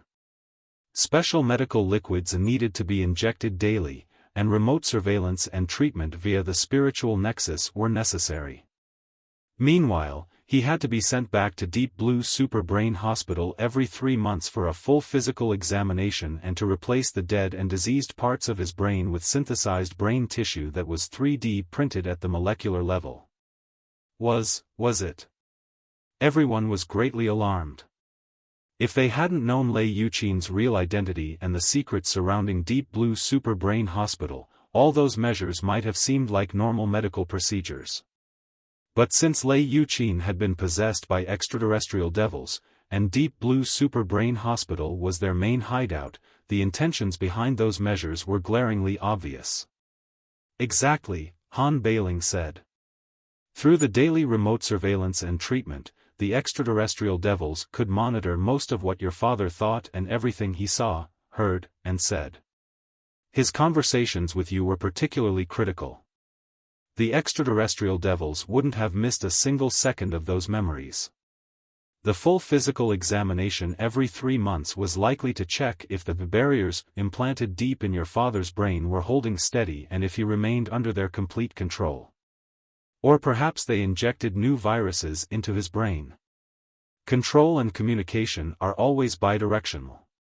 While the extraterrestrial devils manipulated your father, he must have known he was under the influence of some evil and creepy force. But he couldn't reveal the truth. Even a hint as small as the tip of a needle would likely have been detected by the extraterrestrial devils, leading to deeper brainwashing, sealing, and control. Or worse, as you feared, his self-awareness could have been wiped out, replaced by a vast, complex database, creating an artificial intelligence nearly identical to your father. Trapped in such a desperate situation with no escape, your father struggled to resist. As the one who drafted and implemented the Red Tide Plan and single-handedly bridged the chasm between humans and demons, he would have resisted in his own way, making the extraterrestrial devils who controlled him pay a terrible price. Imagine yourself in Jean Tui's position. How would you have resisted under such circumstances? Everyone was deep in thought. Standing in Jean Tui's shoes, they all felt the chilling, overwhelming horror. Li Yao swallowed hard. If he were Jean Tui, this would have been his fate. Because of brain sclerosis and hibernation, he gradually lost his clear mind and willpower. His soul slowly sank into a sunless swamp, and he lived in ignorance for decades. One day, he awoke to find his limbs and body gone, leaving only a highly degenerated, half-broken brain. But even that brain had fallen into the hands of the extraterrestrial devils, who had implanted barriers, seals, and viruses into it while repairing it with 3D molecular printing technology. Almost every brain cell was now under their control. He knew that the extraterrestrial devils had a scheme, one that would destroy his lifelong efforts, the mutual hope of humans and demons, and, above all, his daughter. But he could not speak. He could not even think about it, as the extraterrestrial devils would periodically perform a full physical examination of his brain and soul. He could not allow the extraterrestrial devils to discover that he had the slightest will or ability to resist. Even the slightest resistance would dissipate like soap bubbles in sunlight. Was it possible to tell his daughter the truth and persuade her to abandon the dim moon plan immediately, without considering the consequences? That was not an option. First, the invasion of the Black Wind Fleet was inevitable. If the main force of the Black Wind Fleet was not decisively defeated in a space battle, the Star Glory Federation would be dragged into a prolonged war. Even if it were not destroyed by the Black Wind Fleet, it might fall to a second or third expeditionary force from the Imperium of true human beings. Extending the Federation's life for a few more decades was not the ending Jean Tui wished to see. Secondly, the extraterrestrial devils were mysterious, unpredictable, and insubstantial. Even if their plan was exposed, as long as they were not fundamentally harmed, they could lie in wait for several more decades before stirring up trouble again as the Federation teetered on the brink of destruction. Faced with the dual threats of the Imperium of true human beings and the extraterrestrial devils, not just one Li Yao, but even 100 would not be enough to turn the tide. So, hard. Hard. This is too hard. Li Yao realized that Jean Tui was like a prisoner trapped in a dark, iron cell with no doors or windows, his limbs severed. There was nothing he could do and nowhere he could run. He could neither live nor die. No, Jean Tui's real situation was 100 times more distressing and painful. If his limbs were chopped off and he was thrown into a dungeon, only he would suffer. However, Jean Tui had to watch his daughter fall into the trap, knowing the scheme existed. He even became part of the trap, beyond his control. When Jean Xinyue spoke of the dim moon plan with delight before him, describing her dream and vision with pride and looking forward to the rise of the demons and the Federation, as a father who knew his daughter was doomed to fail or die and would go down in history as a symbol of infamy, how many surging waves must have flooded his soul and what magnificent willpower he must have used to suppress his emotions without the extraterrestrial devils sensing anything. Li Yao covered his face with both hands and rubbed it hard. Still, he felt the great horror haunting and burning him. It was true hell. Just picturing it was enough to freeze his heart and stop his breath. Glancing at the people around him, he noticed that Ding Lingdang, Bai Kaisen, and Long Yangjun were deep in thought, their expressions showing fright and shock. After a long daze, 2 lines of tears streamed from Jin Xinyue's red eyes, smearing her delicate makeup. After a sigh, Han Bailing observed in amazement, "Had I not seen the files and evidence in person, I would never have believed that there could be such a vicious trap in the world or such an iron-willed and visionary man." Later, the man's struggles and resistance in boundless darkness and loneliness were finally rewarded with the best present, a most distinguished comrade. It was Boss Bai, who had been reincarnated through possession and swallowed the remaining soul of Yen Xingjian, the strongest expert at the edge of the cosmos in the past 500 years, allowing him to ascend to the ultimate level. Everybody has limited capabilities. If Jin Tui had been fighting on his own, no matter how determined, wise, and tenacious he was, it wouldn't have made a difference. The best he could have hoped for was to delay the scheme of the extraterrestrial devils by several decades, at the cost of his own life. But then, he noticed the anomaly in Boss Bai. Nominalistically, Boss Bai was Jin Xinyue's most trusted general in her faction, and the Big Bai fleet was established and expanded under her financial support. As both Jin Xinyue's father and a spy for the extraterrestrial devils, he naturally paid some attention to Boss Bai and the Big Bai fleet. Normal people might not have been able to see through Boss Bai's disguise, but Jin Tui, who devised the Red Tide plan, would have noticed some loopholes, to some degree. I think the extraterrestrial devil surveillance on Jin Tui couldn't have been constant. While they might have been capable of it, continuous surveillance could have easily caught Jin Xinyue's attention, rendering their efforts futile. Another possibility is that the extraterrestrial devil surveillance was indeed thorough and flawless, but Jin Tui skillfully managed to escape it for a while using certain secret techniques. For example, he might have earned 5 to 10 minutes of absolute freedom for himself every day. He couldn't use the time to contact his daughter because she was monitored from different angles by other people. He couldn't have been the only spy near her. Given this, wasn't Boss Bai, with his whole fleet and his incredibly strong, mysterious background, the best target for Jin Tui to communicate with? As for exactly how they communicated, what they talked about, and what kind of deal they reached, we certainly can't determine such details now. Based on the eventual outcome, however, the two of them must have made some sort of pact. Jin Tui convinced Boss Bai of the evil force that could control the spiritual nexus. More importantly, he made Boss Bai believe that, by joining the battlefield out of nowhere, he would be able to crush the force. You mentioned just now that Boss Bai jumped to the center of the cosmos, didn't you? I don't know much about the technology involved in space jumps, but I do know that it requires tremendous spiritual energy and fuel. The starship needs a lot of supplies, and the sailing routes as well as the coordinates of the destination at the center of the cosmos must be known in advance, right? It would have been barely possible for Boss Bai to complete all the preparations for the space jump after just finishing a fierce, exhausting battle. But what if Jin Tui was involved? Jin Tui was not only the commander-in-chief of the coalition army of demons in the past but also the leader of the space exploration programs in the Blood Demon sector for decades.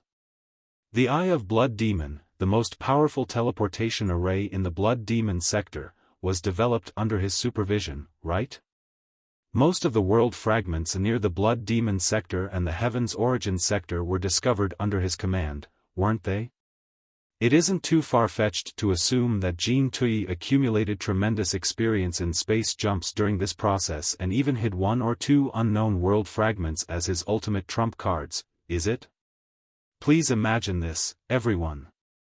If Jin Tui reached out to Boss Bai in a very clandestine manner, revealing his true identity and convincing him of the existence of extraterrestrial devils, and offered him a few world fragments rich in resources as gifts and part of a deal, would Boss Bai believe him?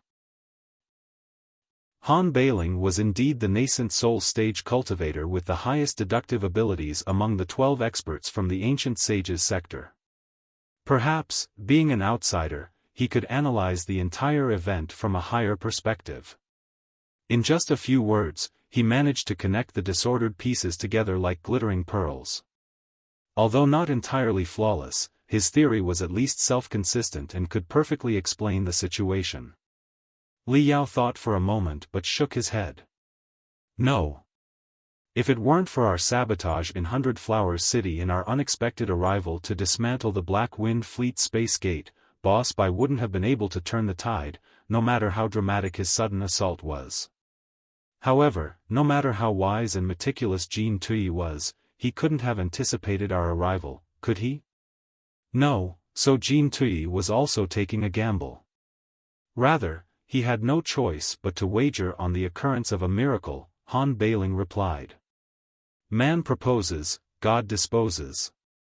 Even on the tiny, solitary planet of the ancient sages sector, who among the heroes vying for world domination would dare to claim that fate was in their favor and that they would surely claim the world? Didn't they just unleash all their wisdom, determination, and valor, and wager on the slim hope with odds of perhaps 1 in a million? For Jin Tui, he had done everything he could under such circumstances.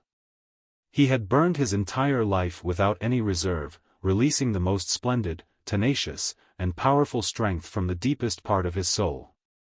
Then, the only thing he could do next was to pray, that there were indeed miracles in the universe, right? Han Bailing put on a rare smile and said to Li Yao, I remember you saying this before, quoted in multiple editions of the Chronicles of Li Yao. This time, you have indeed brought a new miracle to Jin Tui, to Boss Bai, and to everyone in the Star Glory Federation. Li Yao coughed. Though he was not necessarily a humble and low-profile man, he was secretly delighted by his grand return and miraculous appearance. But right now, first Boss Bai, and then Jin Tui, the two senior figures had shown him what a miracle truly was with their actions. Miracles don't happen because of prayers, Senior Jin Tui created one himself, Li Yao said solemnly. I didn't bring a miracle to him. It was Jin Tui who brought the greatest miracle to me, to his daughter, to everyone in the entire Federation, and to himself. Indeed. Han Bailing nodded. I believe Jin Tui must have been elated when the news of victory arrived, and he learned that Black Swirl, the Imperium Space Gate, and the extraterrestrial devils had been located and destroyed. Perhaps no one else in the Federation understood the causes and consequences of the event, and the dread of the extraterrestrial devils, as well as the difficulty and unlikelihood of the triumph, better than him. How could he not have roared in ecstasy for such a glorious victory? Jin Xinyue couldn't help but interject, but he. Yes. He chose death because he knew the war was not over yet.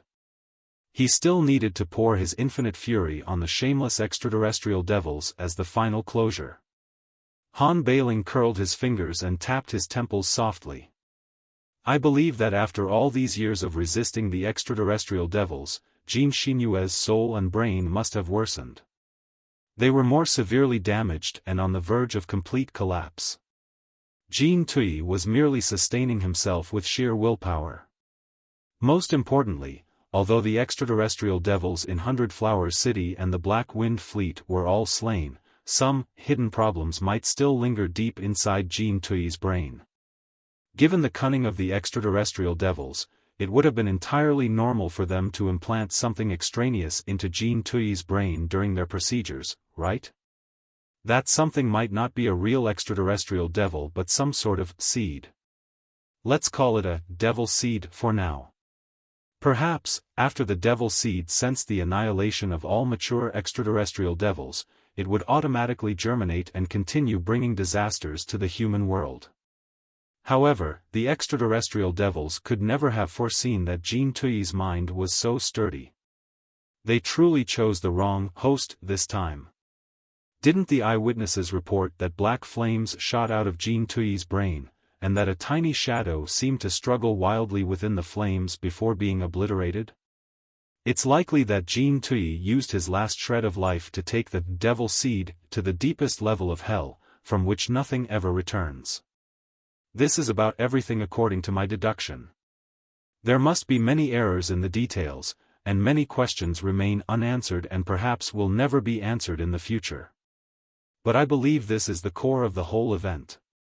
Jin Tui was the real hero who supervised the entire situation from behind the curtain and dealt a fatal blow to the extraterrestrial devils. Dad, Jin Xinyue was already weeping, unable to say anything more. She crouched on a chair, her shoulders moving up and down. She felt as if she had been transported back 100 years, to the moment she saw her father's true appearance for the first time and heard all his hopes and expectations for her. The Red Tide plan has succeeded. Through her tears, she mumbled to herself, the plan you worked on for 100 years has succeeded. You have truly saved our entire civilization, and probably, the entire world. The moonlight enveloped the hazy yard like water, with ripples spreading out in all directions. Rooms in the number 9-star fortress were in high demand. Despite Li Yao and Ding Lingdang's status and physical condition, they were only allotted rooms slightly more luxurious than those of the high-ranking officers. The yard, which simulated a natural environment, was almost their sole place of entertainment now. Squatting in the yard, Li Yao crossed his fingers and gazed at the bright, virtual moon, lost in thought. His facial expressions were erratic, shifting from gritted teeth to bursts of fury, then to panic, and finally to a rampage. But ultimately, he was enveloped by darkness and despair time and time again. Ding Lingdang approached from behind and pressed her hand on his shoulder. What's on your mind? I can feel that you are very anxious. Your soul is in disorder, too. I am standing in the shoes of Boss Bai and Jin Tui, studying their mindsets when they faced desperation. Li Yao did not look back, but he held Ding Lingdang's hand on his shoulder, feeling that his wife's hand was unusually warm and soft. In fact, I find it hard to imagine exactly how they won their respective wars. When Boss Bai challenged Xingjian or Jin Tui resisted the extraterrestrial devils, their opponent's strength should have been far greater than their own. If it were me, I definitely wouldn't have been able to do what they did. What kind of strength supported them to persist in desperation and defeat such invincible enemies like Xingjian and the extraterrestrial devils? It seems that I can't find such strength. Ding Lingdang laughed. Isn't it simple? They had children, but you don't. You can claim that you are fighting for your compatriots, your beliefs, your country, your civilization, or any other bright and righteous causes, but how could all those things combined amount to a real, living child? No matter how invincible their enemy was, they had to win the war because, if they failed, it would be not only them who were destroyed but also their children, by Kaisen and Jin Xinyue. Li Yao was slightly dazed. He mumbled, so, children are more important than compatriots, beliefs, nation, and civilization? Not exactly. Ding Lingdang thought carefully for a moment. She couldn't help but touch her belly and said, I think it is more like this. Only after someone has a child, sees their bloodline being passed on in such an amazing way, touches the new life, and feels the infinite joy and trouble the child brings, can they better understand the concepts of compatriot, nation, civilization, and all the other ideas, right? Fight for your compatriots, country, and civilization, but what exactly are compatriots, country, and civilization? Perhaps they are not so complicated. They are just thousands of young children right behind you. They have infinite possibilities in their future, but you are the only one who can defend them right now. Wouldn't such an idea bring greater force to you? After pondering for a moment, Li Yao widened his eyes and exclaimed, Honey, you are much more sophisticated after 100 years. Your words are now so philosophical. Huh? Ding Lingdang squinted and pressed Li Yao's shoulder harder. Are you implying that my words before were not philosophical at all? No, that's not what I meant at all. Li Yao had accidentally fallen into his own trap. He hurried to beg for mercy, grimacing and trying to change the subject. What I'm trying to say is, well, in fact, I almost disliked little kids, especially the mischievous ones who roll on the ground screaming and breaking things.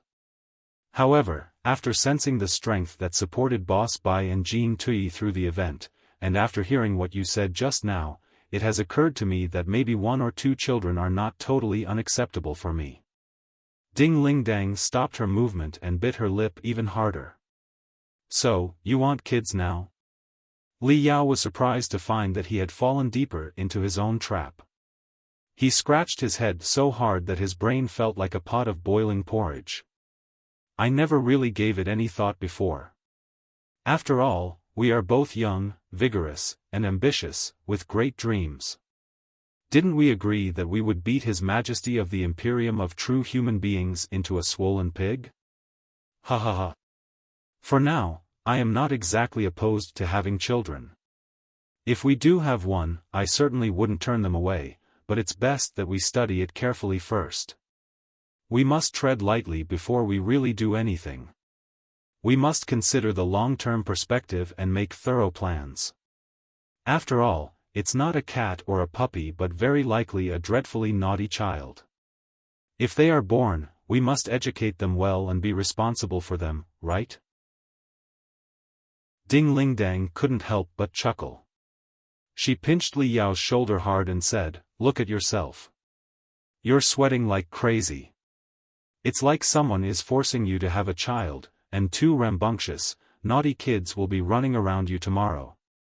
She sat down near Li Yao, crossed her legs, and supported her chin with her hands. "Don't underestimate me. Your wife is also on the rise in her career, all right? If there are no unforeseen factors, I'll be the next Supreme Speaker of the Federation. In the next 5 to 10 years, I'll be even busier than you. Chances are, I'll barely have any time for personal training. Do you think I'll have enough time to take care of little kids?" Pausing for a moment, she softly bit her lip and gazed at the artificial moonlight. A few lovely and vicious figurines seemed to be jumping in her eyes, hinting at her thoughts. She laughed aloud, clearly amused. "Maybe I am still not a qualified mother, am I? I'm so bad-tempered and impatient. If it's a really naughty kid who can make you burst into fury, I might spank their pink bottom hard when they don't listen to me. TSK, TSK, TSK. The thought is so dreadful. Let's forget it for now, shall we?" Li Yao couldn't help but smile. "So, you're not ready for children either?" "Of course not." Ding Ling Dang glanced at him. "Until a few days ago, I didn't even know which dark corner of the star sea you were hiding in. Why would I ever think of having children? Are you really going to be the Speaker of the Federation?" Li Yao asked hesitantly. Fate can sometimes be the most ridiculous thing.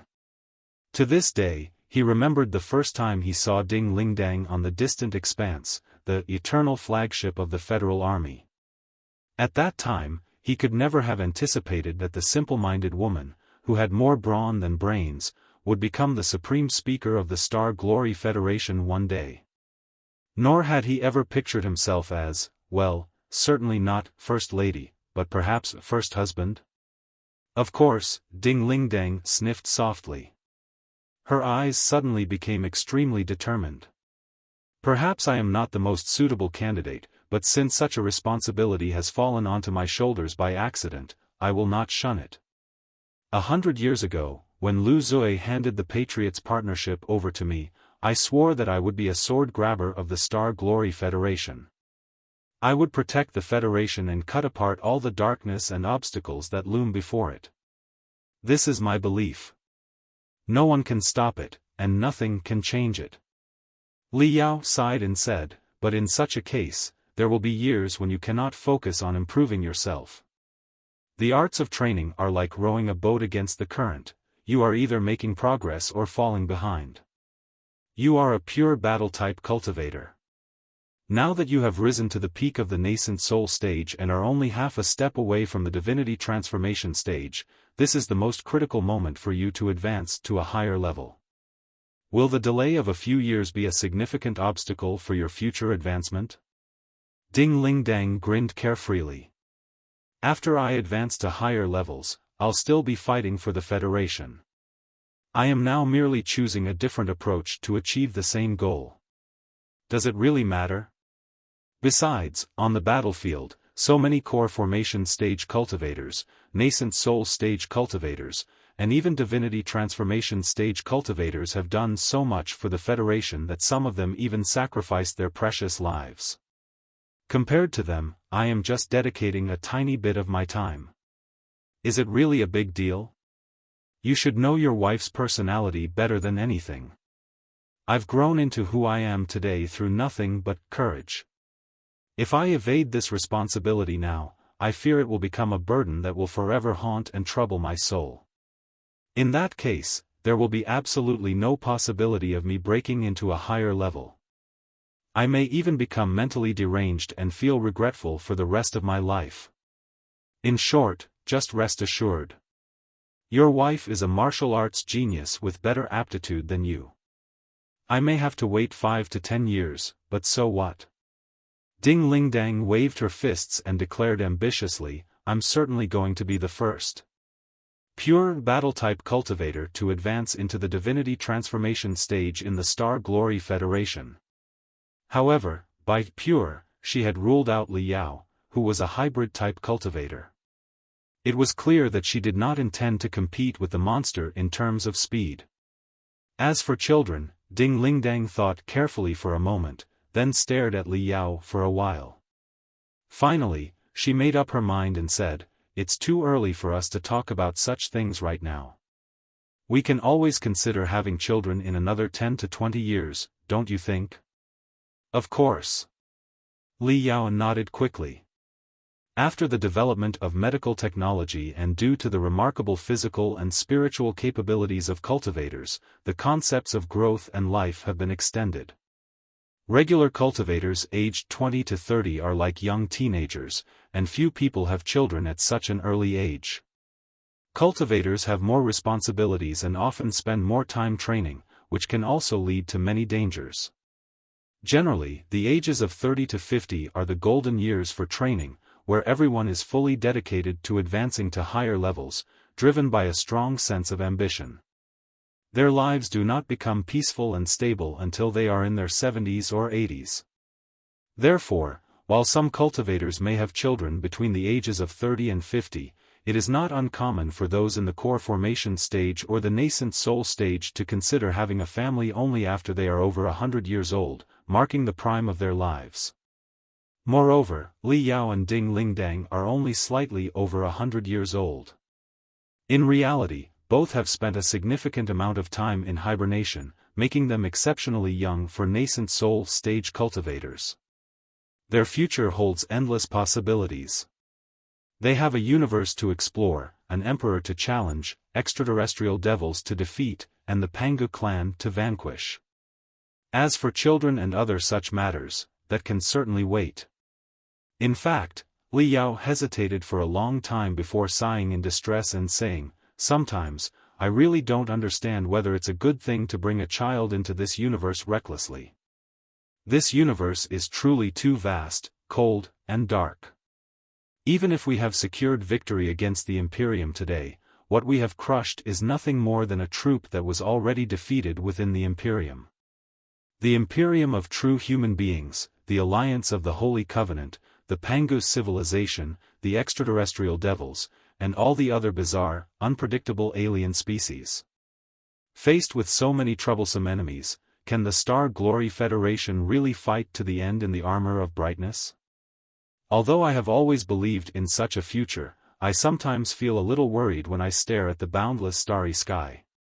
If we really have children, can I protect them forever from the scourge of any darkness and ensure that they live in a perfect new world?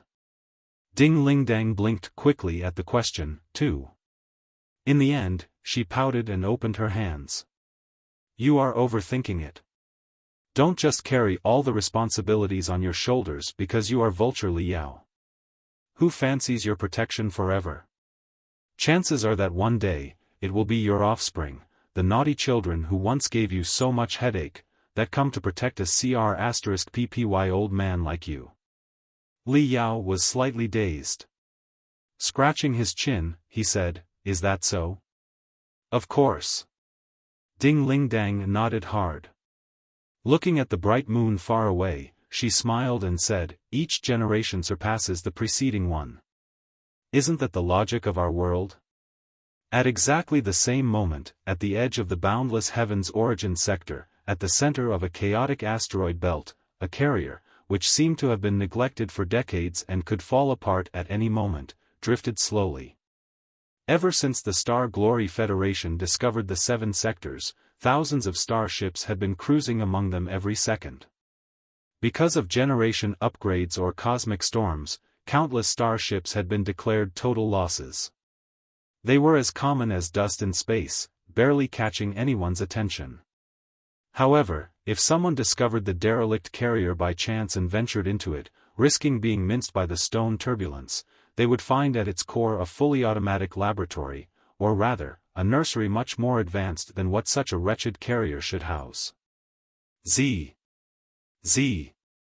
Z. Z. Z. Z. The derelict carrier was empty, but the core deck had a defense array as formidable as that of a warship. Faint waves emanated from the crystal processor and the tubes of spiritual energy, while artificial arms moved up and down with precision. 2 cabins had been prepared, filled with warm liquids akin to amniotic fluid.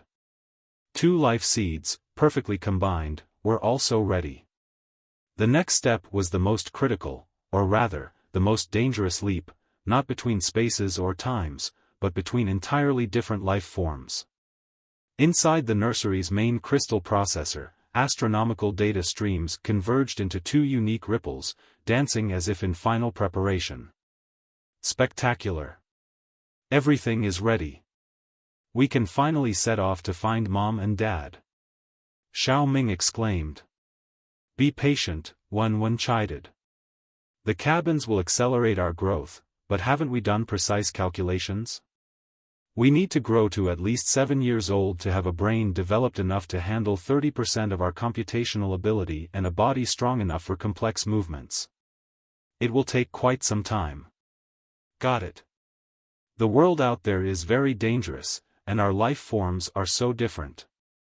We need to ensure we can protect ourselves before setting off to look for Dad. Then we must hurry. Increase the growth speed. I can't wait to find Mom and Dad and ask them all the questions I've been meaning to ask. What are we exactly? Do we count as human beings? Mom probably doesn't know the answer. She's too different from us. But Dad gave us real life. He must know who we are, where we come from, and where we are going, mustn't he? A month passed. The children from countless kindergartens and elementary schools on the home planet of the Heaven's Origin sector finally got to enjoy real sunlight again after a whole month. A month earlier, the space battle near the home planet had prompted the entire planet to enter the highest alert state. All children under the age of 10 were evacuated to the deepest part of the underground fortress. Although the flagship of the Black Wind Fleet had been destroyed and its elite forces dispersed shortly after the evacuation began, the situation remained uncertain. No one knew exactly what was happening in the homeland of the Imperium of true human beings or if it would send out a second expeditionary force upon learning of the Star Glory Federation's dominance. They were even less sure if the defeated soldiers of the Black Wind Fleet would resort to more desperate and insane actions, such as using all their crystals to strengthen the spiritual shields of their starships and then piloting them into the planet like high-speed meteors. In such a scenario, even if the defensive firing net on the wall of Heaven's Origin thoroughly shredded the burning starships, the falling debris could still deal catastrophic damage to major cities on the capital planet. For their safety, all children were asked to stay in the underground fortress for a month.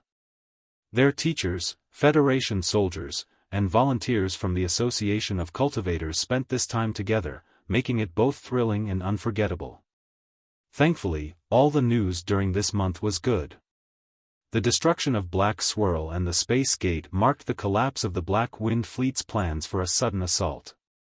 For the expedition army of the Imperium, who lacked a stable base in the rear, were separated into two parts dozens of light-years away from each other, and were seriously short of ammunition, crystals, and other supplies. It was almost a death sentence, especially when many soldiers were worn out by the extraterrestrial devils and had lower morale than ever. During the month of struggles and resistance, most of the defeated soldiers in the Heaven's Origin sector escaped to the periphery of the galaxy. The commanders were unwilling to abandon their last hope. They tried time and time again to escape the pursuit and blockades of the Federal fleets and regroup at the periphery of the space zone. At the very least, they hoped to gather the defeated soldiers effectively before making a new plan. Naturally, the Federal fleets would not let things go their way. Probably due to deep-seated motivations from his father, Boss Kyson struck the enemy ruthlessly and relentlessly, as if he had gone mad, with the assistance of the Colossi, which were far more numerous than the enemies. He decimated the defeated soldiers who had just regrouped, forcing them to flee to more remote and desolate parts of the universe. In the third week of the chase, an angry Tiger-level arsenal warship, managed by an Immortal Cultivator in the nascent Soul stage, sent a message to the hunters, announcing their intent to drop their weapons, provide intelligence about friendly troops, and even assist the Federal Army in deceiving and capturing those troops. The conditions they proposed were that their action should not be regarded as a surrender, but a battlefield uprising. The term battlefield uprising seemed a bit ironic given that their flagship and Space Gate were both destroyed and their main force troops were utterly crushed. But considering that it was the first high-level arsenal starship of the Black Wind Fleet to offer surrender to the Federal Army without being surrounded, led by the first Immortal Cultivator in the nascent Soul stage who was willing to bow to the barbarians, at the edge of the cosmos, the highest command center agreed to their terms after much deliberation. The strong preyed on the weak, and the victor was the king. Deference to the experts was a tradition of the Imperium of true human beings. Sometimes, this tradition could be quite cruel, but in such situations, it significantly avoided more destruction and slaughter.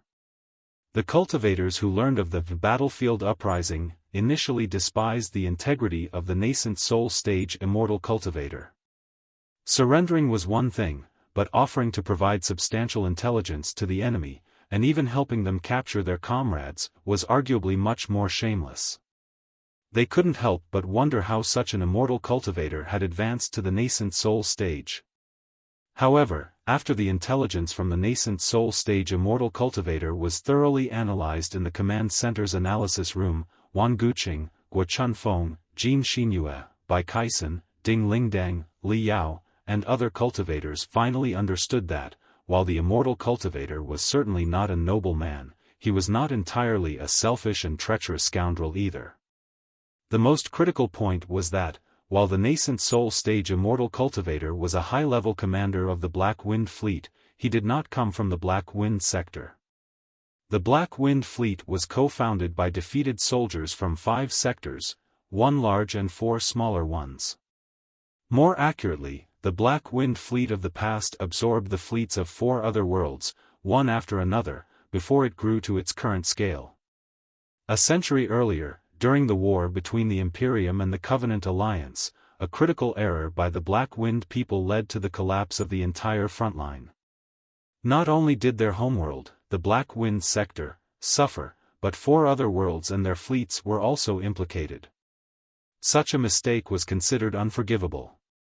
Even if the merciful Emperor were willing to spare them, the warlords and nobles, who had been sharpening their blades, would certainly tear the Black Wind Fleet apart and devour them. At this critical moment, Hai Ming, the leader of the Black Wind Fleet, did not admit fault or beg for mercy. Instead, he swiftly absorbed 4 other groups of defeated soldiers, who shared the Black Wind Fleet's experience, through a combination of allure and coercion.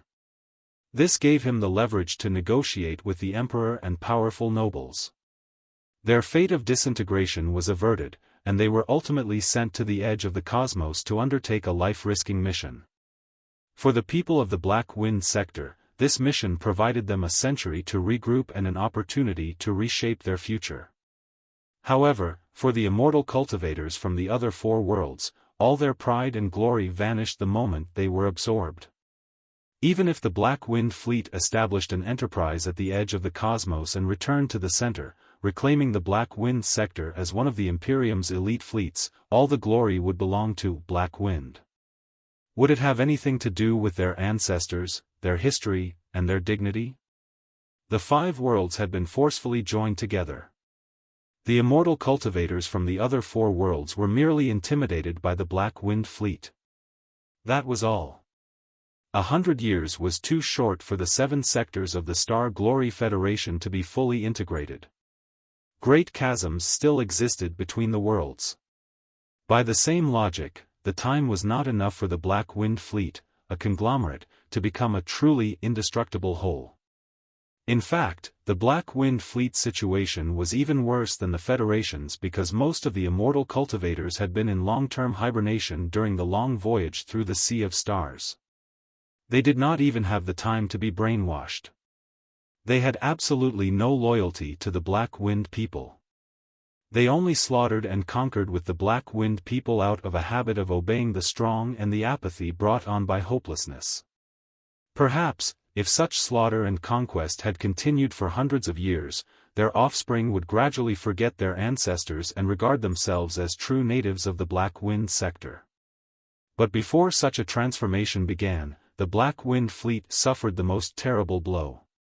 The seemingly invincible Black Swirl was destroyed, and Hai Ming, who had sat atop them and meticulously manipulated them, was also killed in the battle.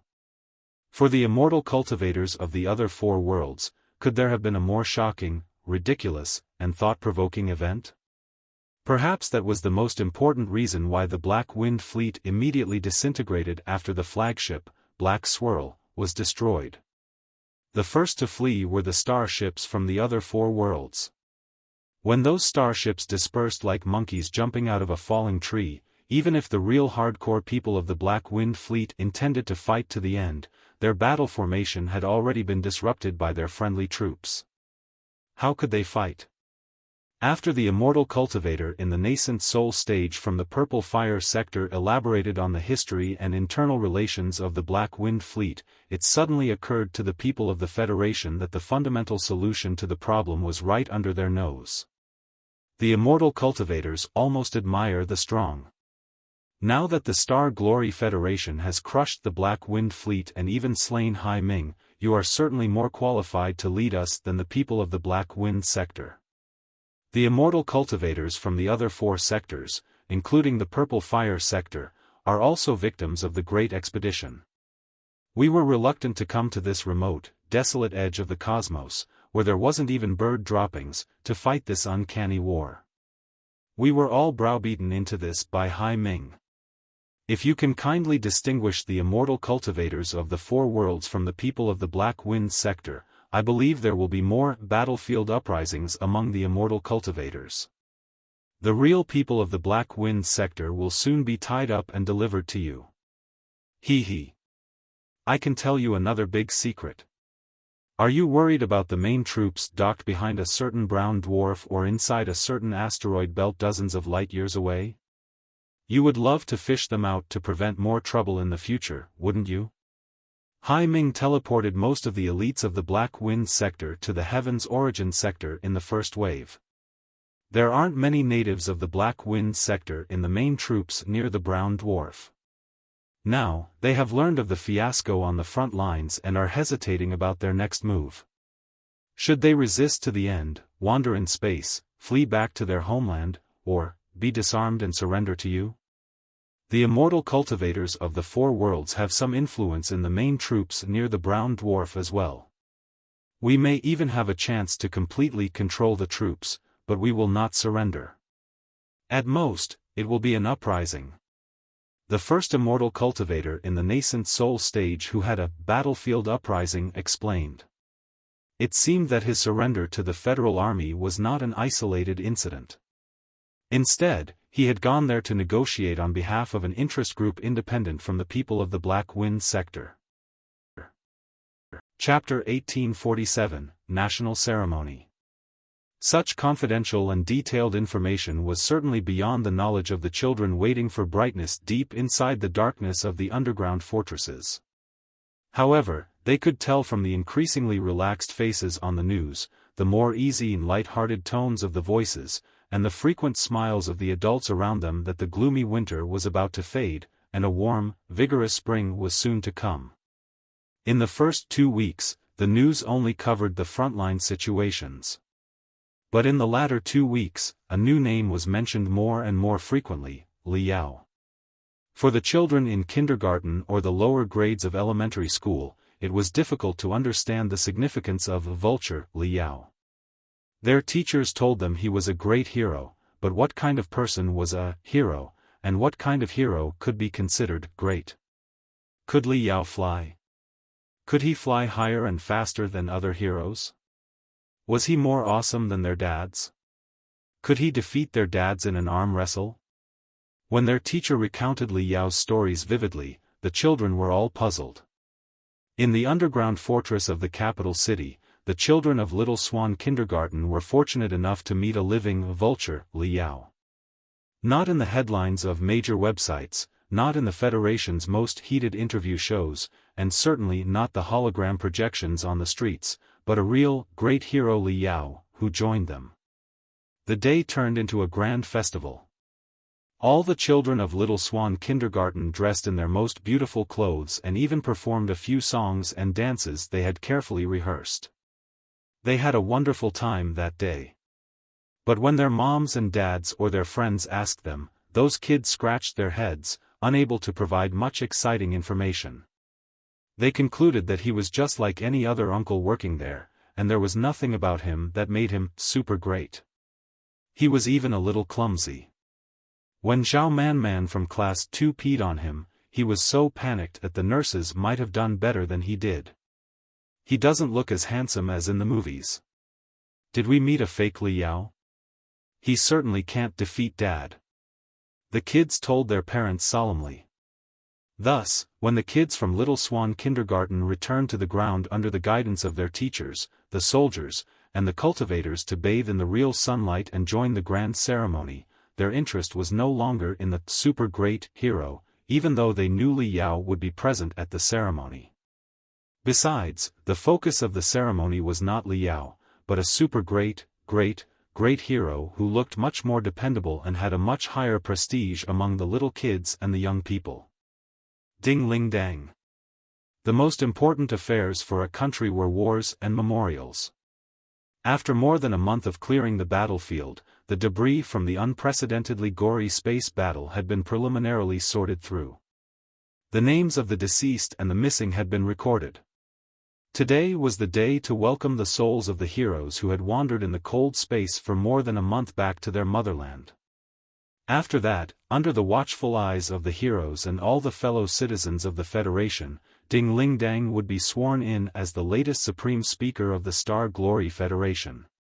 After Liao announced his grand return with 11 experts from the Ancient Sages sector and 12 magnificent Colossi, there was little suspense about Ding Ling Dang being elected as the Speaker of the Federation. The main force of the Black Wind Fleet had been crushed, but the Imperium of true human beings, the Alliance of the Holy Covenant, the Pangus civilization, and even the recently emerged extraterrestrial devils remained. The heavy shadows of war still loomed over the Federation, marking only the beginning of the conflict. True peace was still far away. The Star Glory Federation desperately needed a determined, persistent war speaker to lead everyone into a bloody battle for survival in the dark space.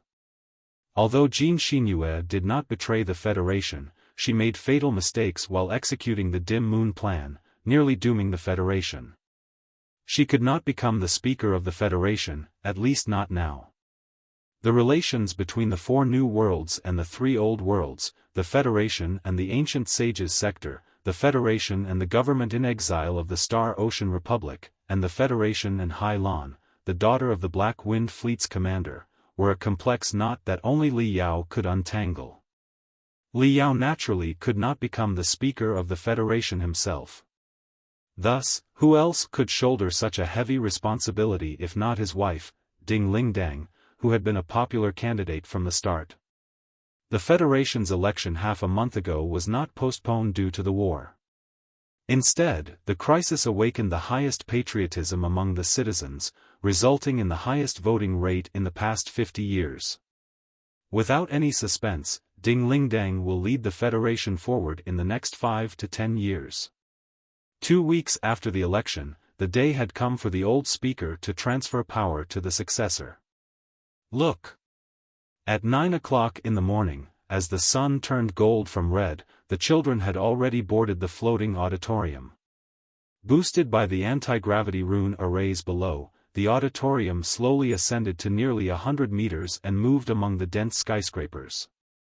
Leaning on the blockade web and peering through its holes, they were amazed by the sea of people and the lively atmosphere as millions gathered. Before they could exclaim in disbelief, they heard deafening noises above them. They raised their heads to see almost 1,000 space shuttles enter the clouds after activating their combat mode for atmospheric battles. Amidst the powerful airwaves, they sped by, precisely dividing the sky into 1,000 equal parts. The space shuttles, designed for the zero-gravity environment of space, were not suitable for even slight use within the atmosphere. In addition to the severe wear on the camouflage paint and the defensive rune arrays on the shuttles, the noise and air disturbances were 100 times more intense than those of regular shuttles. But at this moment, even if their noise was 10 times louder, it would not have drowned out the cheers of the millions of people below. Even if the air disturbances were as violent as tornadoes, they could not have blown away a single rising dragon of the 9 stars flag that flew on every street and avenue. On the contrary, the high-speed space shuttles caused all the red flags, both in the skyscrapers and on the ground, to flutter furiously. Many children covered their ears and squatted. When they looked back, the space shuttles were long gone, leaving behind 1,000 colorful, dazzling trails. But it did not matter, because a moment later, 100 starships, each hundreds of times larger than the space shuttles, broke through the splendid clouds and appeared right above them, surrounded by red and purple smoke. Wow! The kids raised their heads so high that their necks almost snapped. They could not say a word, but they gasped hard as they gazed at the undersides of the starships. They were like little fish in the deep ocean, watching countless whales descend slowly from the surface. Those gigantic starships were like small planets, carrying the most intense gravitational fields. The kids felt they were about to be pulled toward them. Many could not help but reach toward the sky, unsure if they were trying to hug the magnificent starships or hoping to transform their arms into wings to fly into the starships and become pilots. The sight of hundreds of starships appearing in the city sky was 100 times more visually stunning than the earlier rush of space shuttles. Young or old, all the people of the Federation widened their eyes and held their breath, silently sensing the undying fighting spirit and refusal to admit defeat. The enormity of the starships left them speechless. But the rising dragon of the 9 stars emblems on the sides of the starships filled them with pride. It was their own fleet. The 100 starships loomed like dark clouds as they slowly passed over the city. From the ground, the lowest starship almost brushed the highest antenna on the skyscrapers. After the main fleet passed, more than 10 heavily damaged, ragged, and dusty starships of the Imperium followed. The power rune arrays and weapon systems of these starships had all been dismantled, with only the anti-gravity rune arrays functioning normally. They were controlled by more than 10 Federation starships through the force field, dragged forward like bound captives. Seeing the Imperium's once daunting and magnificent starships now reduced to wretched garbage, the Federation's people wore proud smiles. Many even spat on the contorted, mottled lightning trident emblem of the Imperium of true human beings, cursing in disdain. You deserve this. That must be the enemy's starship. The children pointed at an enormous starship over 10 kilometers long and shouted, "It's the biggest, hugest starship ever." While the flagship isn't always the largest or most impressive ship in a fleet, Black Swirl, the flagship of the Black Wind Fleet, had already been destroyed. Even its largest remnant couldn't have been more than 300 meters long and was impossible to restore. This was merely a comprehensive mothership of the Black Wind Fleet. Despite its size and vast space, it was designed for logistical support and lacked significant combat ability. However, the children weren't entirely wrong.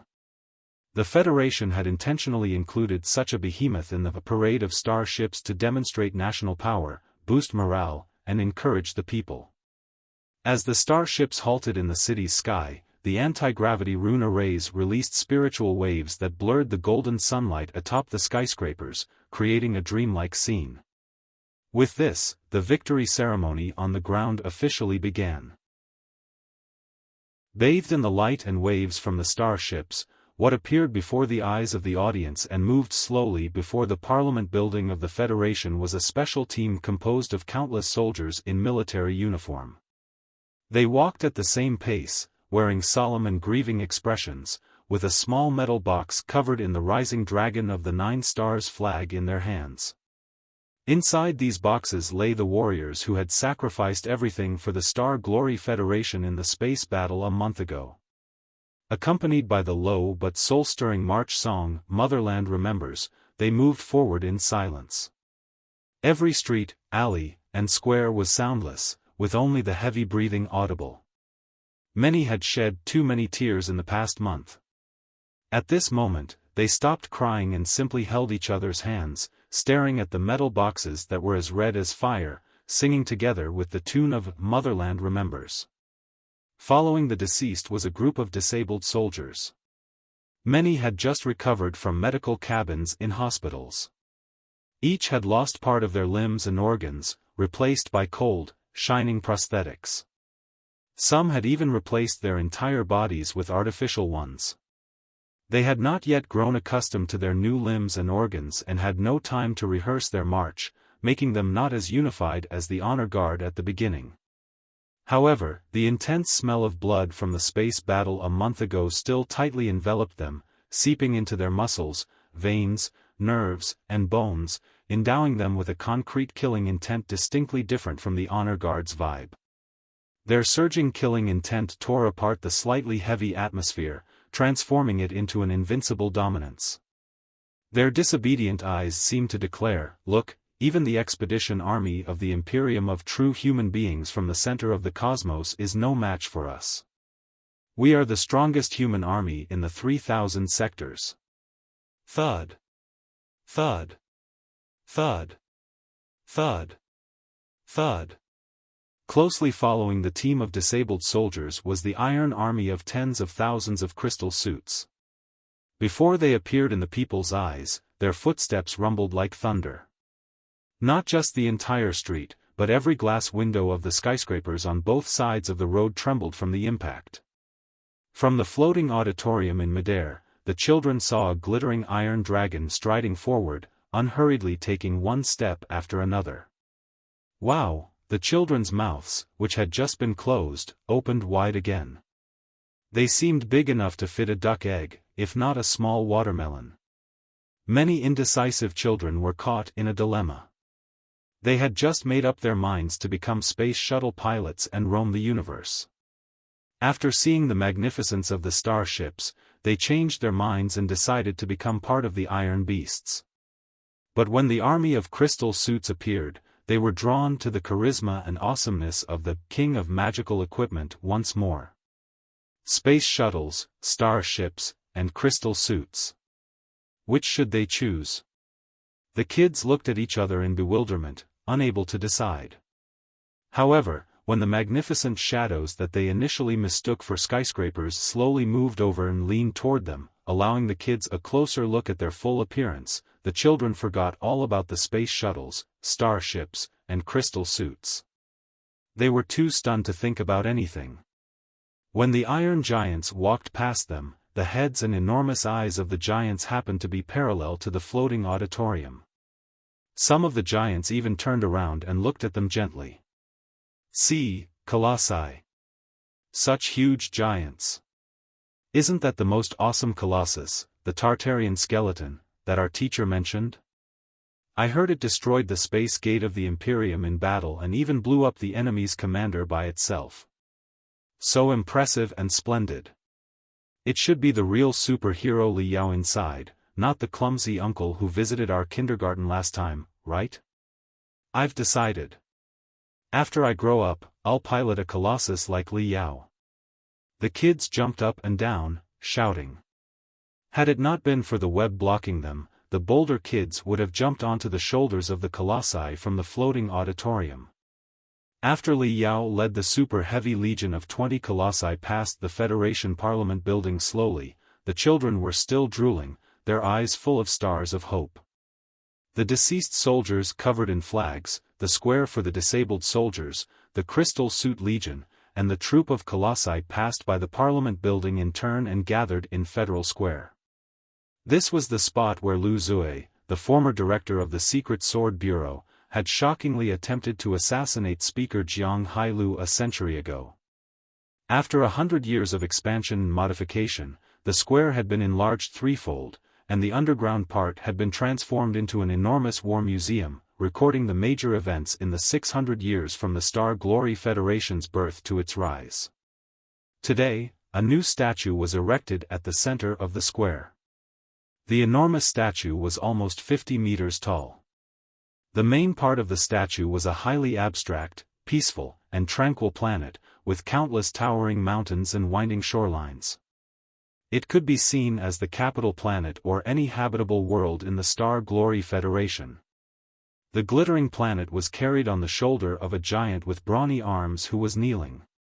From the protruding veins in his muscles, the gritted teeth, and the knee deeply embedded in the ground, it was clear the planet was exceedingly heavy for the giant.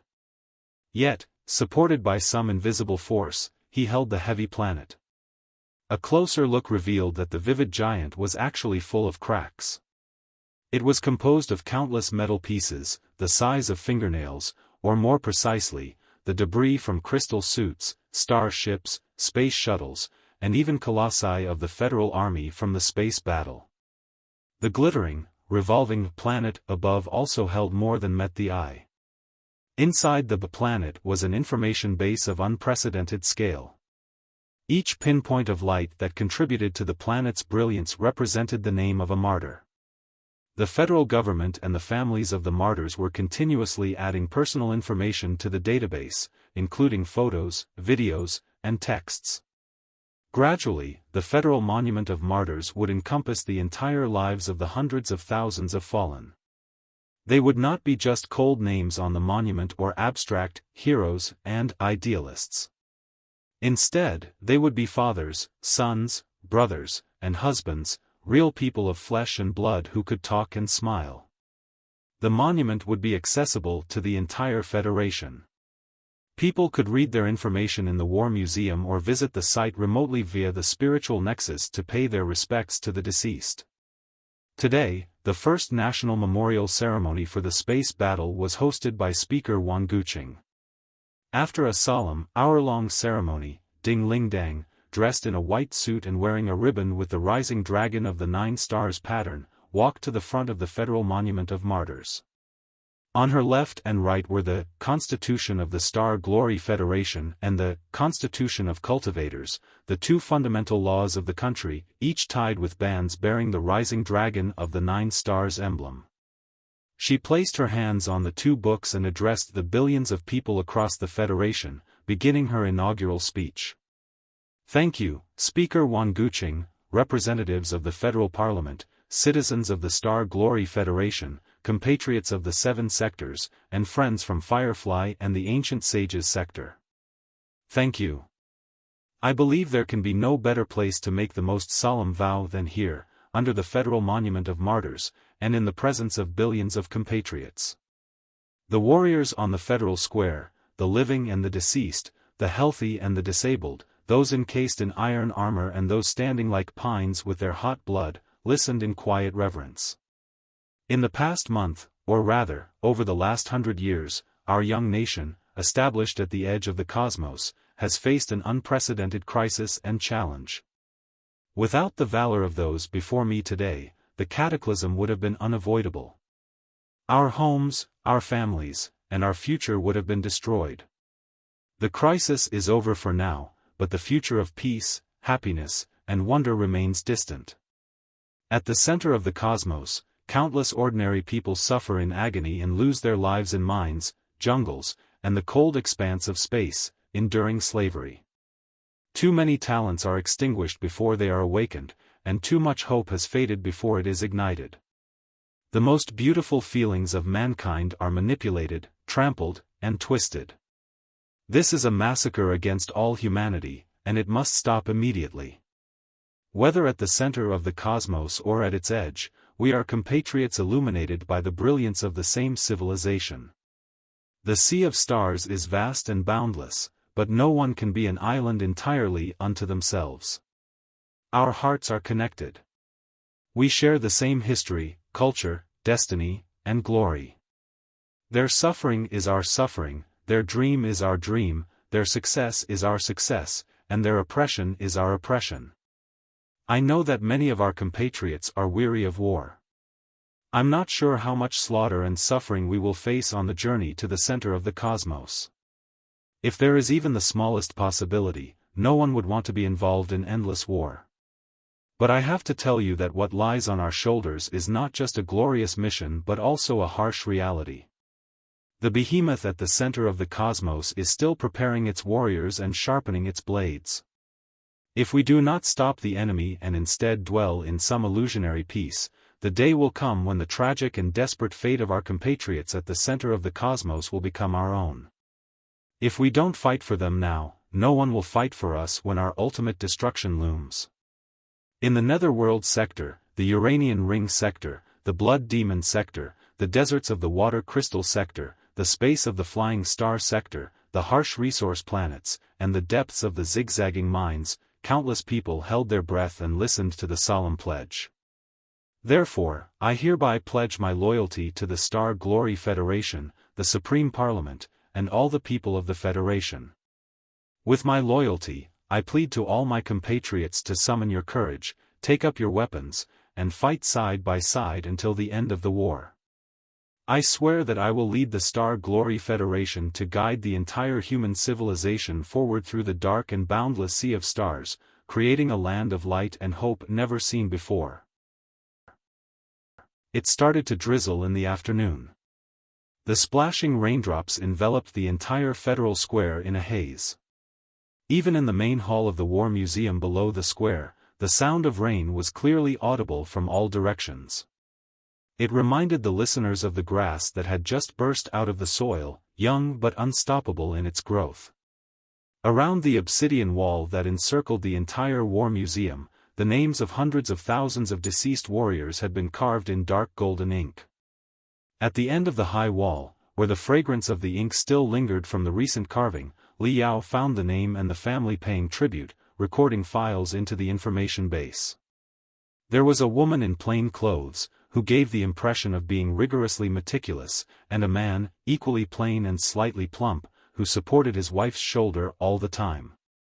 There was also a vigorous boy with intelligent eyes, counting the dense names on the wall from top to bottom, his head raised high and cheeks puffed out.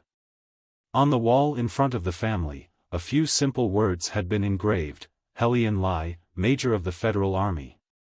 When Li Yao approached, the woman happened to look back and saw him. Her face remained unchanged, but her eyes flashed. Though the two had made the appointment in advance, Li Yao still felt a bit awkward. He coughed and walked forward. The man, recognizing his identity, was both panicked and wary. The boy, unaware of who he was, simply looked at him curiously, his large eyes reminiscent of Helian Lai's. The woman, however, remained calm.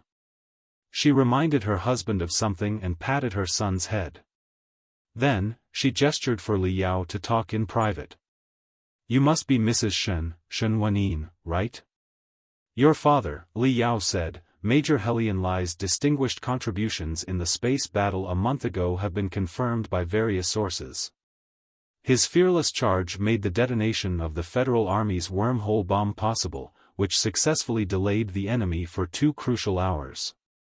In the end, this gave us the chance to demolish the Imperium space gate. Your father was the key to the battle and a role model and pride to millions of soldiers in the Federal Army. Regarding the assessment of his military credit, his posthumous award, and the compensation for his family, the results will be out very soon. Your father and I, were sort of old acquaintances. After learning that he still has offspring in the world, I felt it was my duty to tell you the result in person. Shen Wenyin listened quietly. She bowed deeply first and then observed Li Yao carefully for a while. Then, in a hoarse voice, she said, "Thank you, President Li. I thought you wouldn't have tracked me down." Li Yao smiled. "It was indeed not easy to find you. The military did not have your mother's information. It seems your father and mother separated soon after they were together. Also, you took your mother's last name. It took us quite some time to deliver the notice to you." I didn't intend to come at first," Shen Wenyin said, looking at the families of the martyrs who were paying homage to their loved ones far away. She subconsciously played with an imaginary cigarette with her fingers. After much hesitation, she folded her arms and softly said, "Helian Lai was not a good husband, much less a good father. I hated him. My mother and I both hated him. I only wanted to get as far away from him as possible so that I would never see him again, not even in such a form." Well, Li Yao blinked rapidly. He was slightly surprised, but based on the remarks about rabid dog, Helian Lai that he had gathered over the past month, her attitude wasn't too strange. Shen Wenyin stared at Li Yao with complicated feelings. "President Li, do you want to know more about my family, about Helian Lai?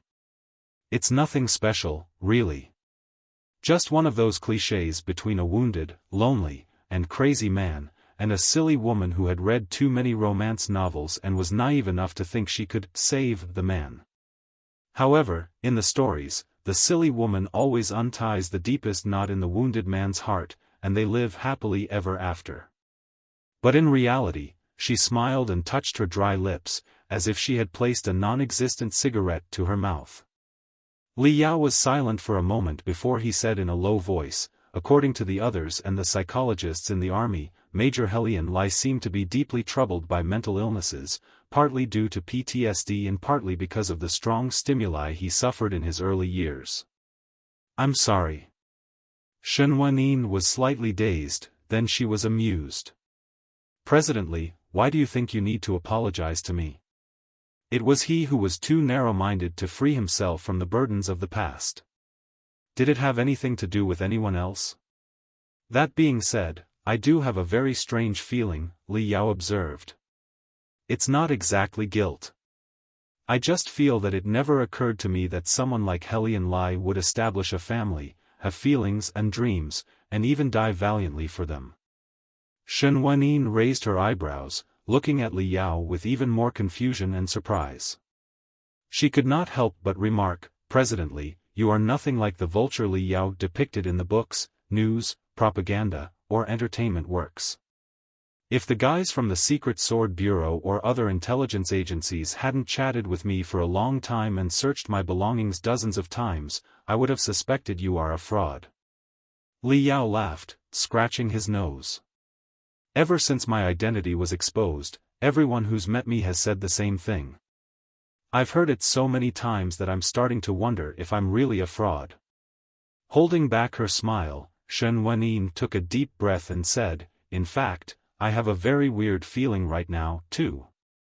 The thing I've dreamed of for decades has become a reality, but it feels so unsubstantial that it doesn't seem real at all. Did you know, President Li? There was a time when I hated you very, very much. It was when Helian Lai got mentally deranged from overtraining. He would cry and vomit, holding his stomach while yelling at my mother and me like an animal. At that time, I was about 6 years old and already knew a lot of things. I also got in touch with the earliest legends of Vulture Li Yao through various sources. I learned what a disreputable role my father played in those legends. Naturally, I cannot blame you for anything. Everything was simply his own fault. You did nothing wrong. You were a victim yourself. However, when Helion Lai tortured himself and both of us to such an extent that almost none of us could survive, as a 6-year-old girl, couldn't help but wonder, if there was no you, if Vulture Li Yao had never existed, and if Helion Lai hadn't been taught his lesson, would our fate have been entirely different? Would my life have been easier, more like the lives of other children? At the very least, other kids wouldn't have pretended to be my father, being beaten by you in their war games or chased after me, mimicking my father's voice. The sound of more than 10 kids mimicking my father's voice haunted me for a long time. I could even tolerate everything Helion Lai did to me and my mother, but I couldn't bear the voice that was intentionally faked. In my worst days, I even thought of suicide, 97 times. Li Yao blushed and said, "I'm sorry. While I don't think what I did was wrong, if given another chance, would probably choose a more controllable way." Shen Wenyin smiled again. Her face was so peaceful, as if she were telling someone else's story. "Presently, you must not change your mind, or it will be too terrible." I cursed myself, you, Helion Lai, and even my mother countless times. I cursed the wretched fate for playing such a cruel joke on me. But one day, when the most beautiful thing happened to me, when I ran into another man and then, had a tinier man, I suddenly felt that everything that happened to me in the past, all the good and bad things that occurred before I was born, had their own significance. The whole significance of all those things was for me to slip on a snowy morning while walking down the street. I fell so hard that half of my body went numb, and I couldn't get to my feet for a long time. Then, memories of the past flooded my heart. I completely collapsed, crying and screaming like a baby. It was because I cried so hard that the silly big man who is peeping at us from the side right now noticed me and staggered over to help me up. To this day, I still remember shoving him hard and saying something stupid through my tears. I said, "Go away, my dad is Helion Lai."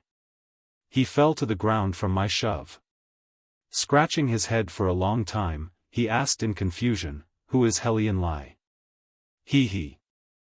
I've imagined a million times what the world would be like without you, but if Vulture Li Yao hadn't beaten Helion Lai and completely changed his fate, he wouldn't have met my mother.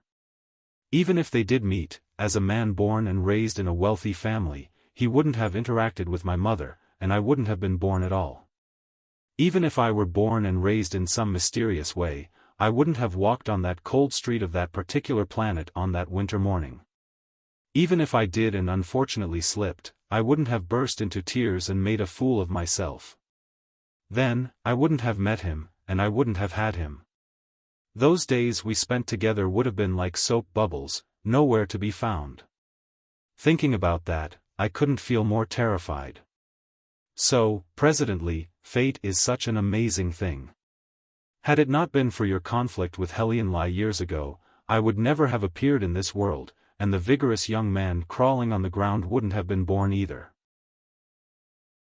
Li Yao did not know that so many things had happened to Helion Lai's daughter, nor that these stories had amazing connections to the choices he had made in the past. He recalled Ding Lingdong's speech from that morning. While most of the content had been modified and polished by someone else, there was one line that Ding Lingdong insisted on keeping: "Nobody is an island entirely of itself, the fate of everyone is connected in a wonderful way." Shen Wenin's eyes were initially nonchalant, but they now softened and warmed, like a frozen lake melting under the spring breeze. With a glow of happiness on her face, she softly said, "When I saw the sunlight illuminating that little furry head for the first time, I made peace with my fate. I still hate Helion Lai, but I don't hate anyone else anymore. I don't hate myself, my mother, or you. When I was a teenager, I had many wild thoughts about how we would meet someday. At that time, I vowed to spit in your face to show my disdain and resistance to Vulture Li Yao. But now, I don't want to do that anymore, especially when faced with a Li Yao so different from my imagination. There are so many precious things for me to love, cherish, and protect. How could I have the time and energy to continue my hatred?" Hearing this, Li Yao took a deep breath, feeling a great relief as if a heavy burden had been lifted from his heart. Shen Wenin smiled. President Li, is there anything else? If not, we need to leave now. We have to catch the last public carrier home. Thank you for your notification. This is perhaps the best conclusion for my relationship with Helian Lai. Li Yao thought for a moment and said, Major Helian Lai died a valiant death, perhaps partly to protect you. Would you hate him less because of that? Shen Wenin shook her head. I know him too well. I dare say that at the last moment of his life, he might have thought of you, but he certainly did not think of me or my mother. I will hate him forever, as much as he hated you. However, I remember that when I was a child, whenever he roared like an ignorant animal during overtraining or mental breakdowns, he would shout that he would achieve something extraordinary to change how my mother and I saw him and to make the entire Federation proud of him. At the time, I couldn't hate such a loser's crazy talk more. I trembled in fear and nearly threw up. I never expected that he would actually succeed. He has indeed fulfilled his promise and changed his fate. I still hate him, but I have to admit that I was wrong about him. He was not a loser. At the very least, at the last moment of his life, he was a real hero. I came today to apologize to him. Perhaps, a long, long time ago, when nobody believed in him, as his daughter, should have trusted him more, at least once. After saying that, Shen Wenin bowed deeply to Li Yao again and turned to walk toward her husband and son. Thinking for a moment, Li Yao raised his voice and said, Mrs. Shen, this is my number. I've been told that your son is quite gifted at training. If there is anything I can help you with, please don't hesitate to come to me. Shen Wenin paused but didn't turn around or pick up Li Yao's number. Waving her hand, she replied, Thank you for your kindness, but I'm afraid I'll have to turn you down. Although neither my son nor I carry the surname Helian, the blood of the Helian family still flows in our veins. People of the Helian family will live a good life even without Vulture Li Yao's help. Shen Wenin and her family supported each other and walked away, disappearing into the hazy drizzle outside the War Museum. That night, on a cross-continental floating airship, most passengers were sound asleep. Shen Wenin was touching a somewhat blurry photo. In the picture, Helian Lai was wearing a tiny, neatly trimmed uniform. His face had been carefully modified, and only a few traces of injury and madness remained. Next to him stood two women who looked very similar to each other. This was the beginning of their fate. Both the woman and the girl were smiling brightly, as if their moment of happiness had been frozen in time.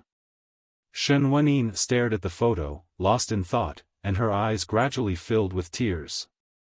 At that moment, her son, who hadn't fallen asleep and was secretly watching a live stream, touched her and said, Mom, look. It's the uncle who talked to you today. Shen Wenin was slightly dazed.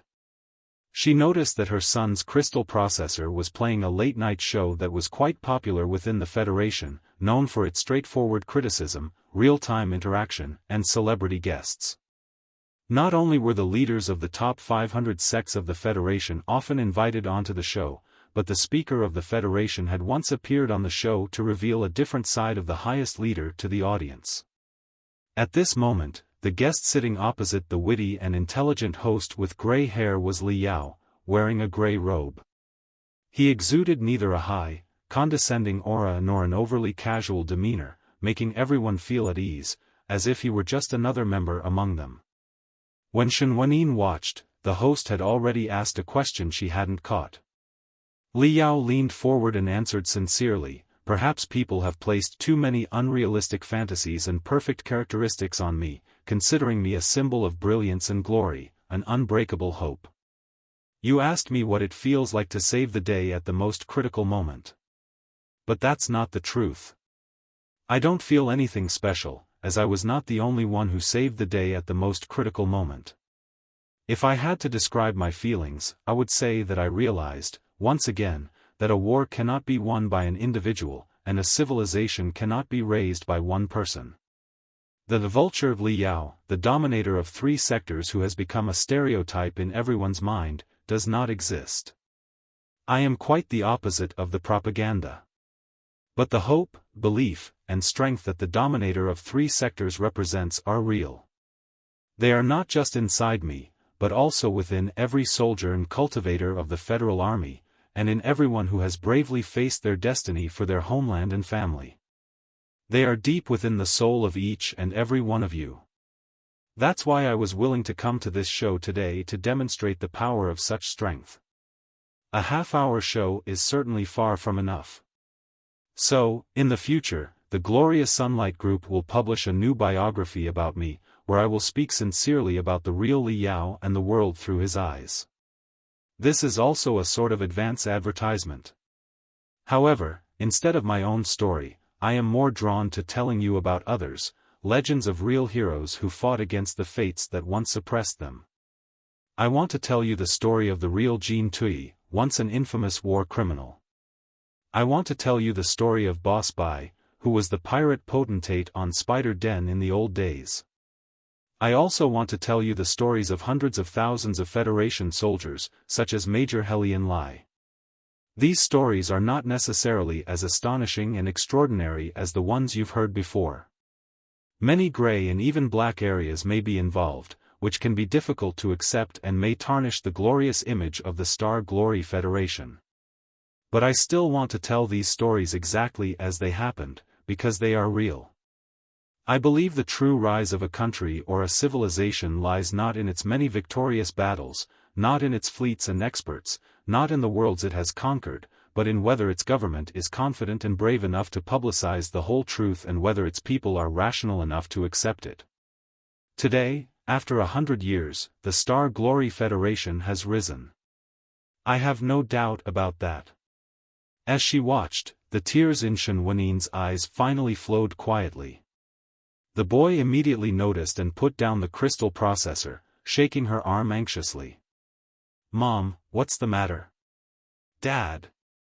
It's fine. Don't wake your dad up. He's exhausted after the long day." Shen Wenin hushed her son. Touching her son's big, warm head, she softly said, "Little Hui, do you want to hear your grandfather's story?" The boy was slightly dazed. Then he nodded enthusiastically. "Of course, I do. I asked you at the War Museum today, but you were reluctant to tell me. I want to know more about him." "Right. Even a great hero like Vulture Li Yao came to talk to you today. Did he come for Grandpa, too? Were they good friends?" "I get it now. Grandpa must have been his old comrade. The two of them must have fought side by side to slay evil and defend the Federation, didn't they?" Shen Wenin smiled. Leaning back in the chair, she closed her eyes and softly murmured, "It's a story from a long, long time ago, but it doesn't matter. Your mother has lots of time to tell you all about him." "Okay." The vigorous little man crouched on his mother's lap. He drew a tissue for his mother to wipe her eyes and then solemnly said, "You can stop crying now, Mom. Although Grandpa is gone, Dad and I are still here. Whatever happens, Dad and I will certainly be there for you." Shen Wenin felt her nose stuffy. She couldn't help but open her eyes, only to be distracted by the starry reflections on the window, as they were flying past the sky of a metropolis ablaze with lights. "Ah!" The little boy's eyes widened. "Are we home?" "Not yet." Holding her son with both arms, Shen Wenin smiled from the depths of her heart. "But it is not far away now. Home is right ahead of us." End of Volume V, Rise, Prelude of Volume 6, Imperium. Boss Bai, the Imperium is right ahead of us. The treasures, the heritages, everything is right ahead of us. Strike, the big by pirate gang. Li Yao, I am going to the Imperium. All the secrets await me there. Long Yangjun, the Imperium. How interesting. Ding ling dang, Li Yao, wait for me. I'm going to the Imperium to blow up the head of the Emperor. Wen, Xiao Ming, though rain and snow may block our path, we'll find Dad in the Imperium. The experts from the Federation, the Ancient Sages sector, the Covenant Alliance, and the Extraterrestrial Devils, among others, the Imperium. The Imperium. The Imperium of true human beings, sweats. I'm feeling a lot of pressure. Hi, everyone. Welcome to the end of Volume V. Unlike the previous volumes, Volume V delves into detailed descriptions of universal battles, though not always to everyone's satisfaction. In earlier volumes, most of the plots revolved around Li Yao's personal adventures, sometimes with teammates. Once the supervillains were defeated, the crises were resolved. However, in Volume V, it is impossible for Li Yao to handle the head-on clash of two major fleets single-handedly. He must rely on the help of his friends and compatriots. If 40 Millenniums of Cultivation is divided into two parts, Volume V marks the end of the first part. This means that most of the important characters from the previous volumes must reappear. However, it is impossible to bring back all the significant characters. Sure, here is the cleaned and slightly edited version. So, if you are interested in the ending of a particular character that the author doesn't describe, the author suggests using your imagination. Grinning face with smiling eyes anyways, as Li Yao has neatly summarized, the Star Glory Federation has risen. The main stories in the next volume will take place in the Imperium of true human beings. More secrets about the Pangu clan, the Nuwa clan, Earth, and the Extraterrestrial Devils will be revealed. Stay tuned. Slightly smiling face.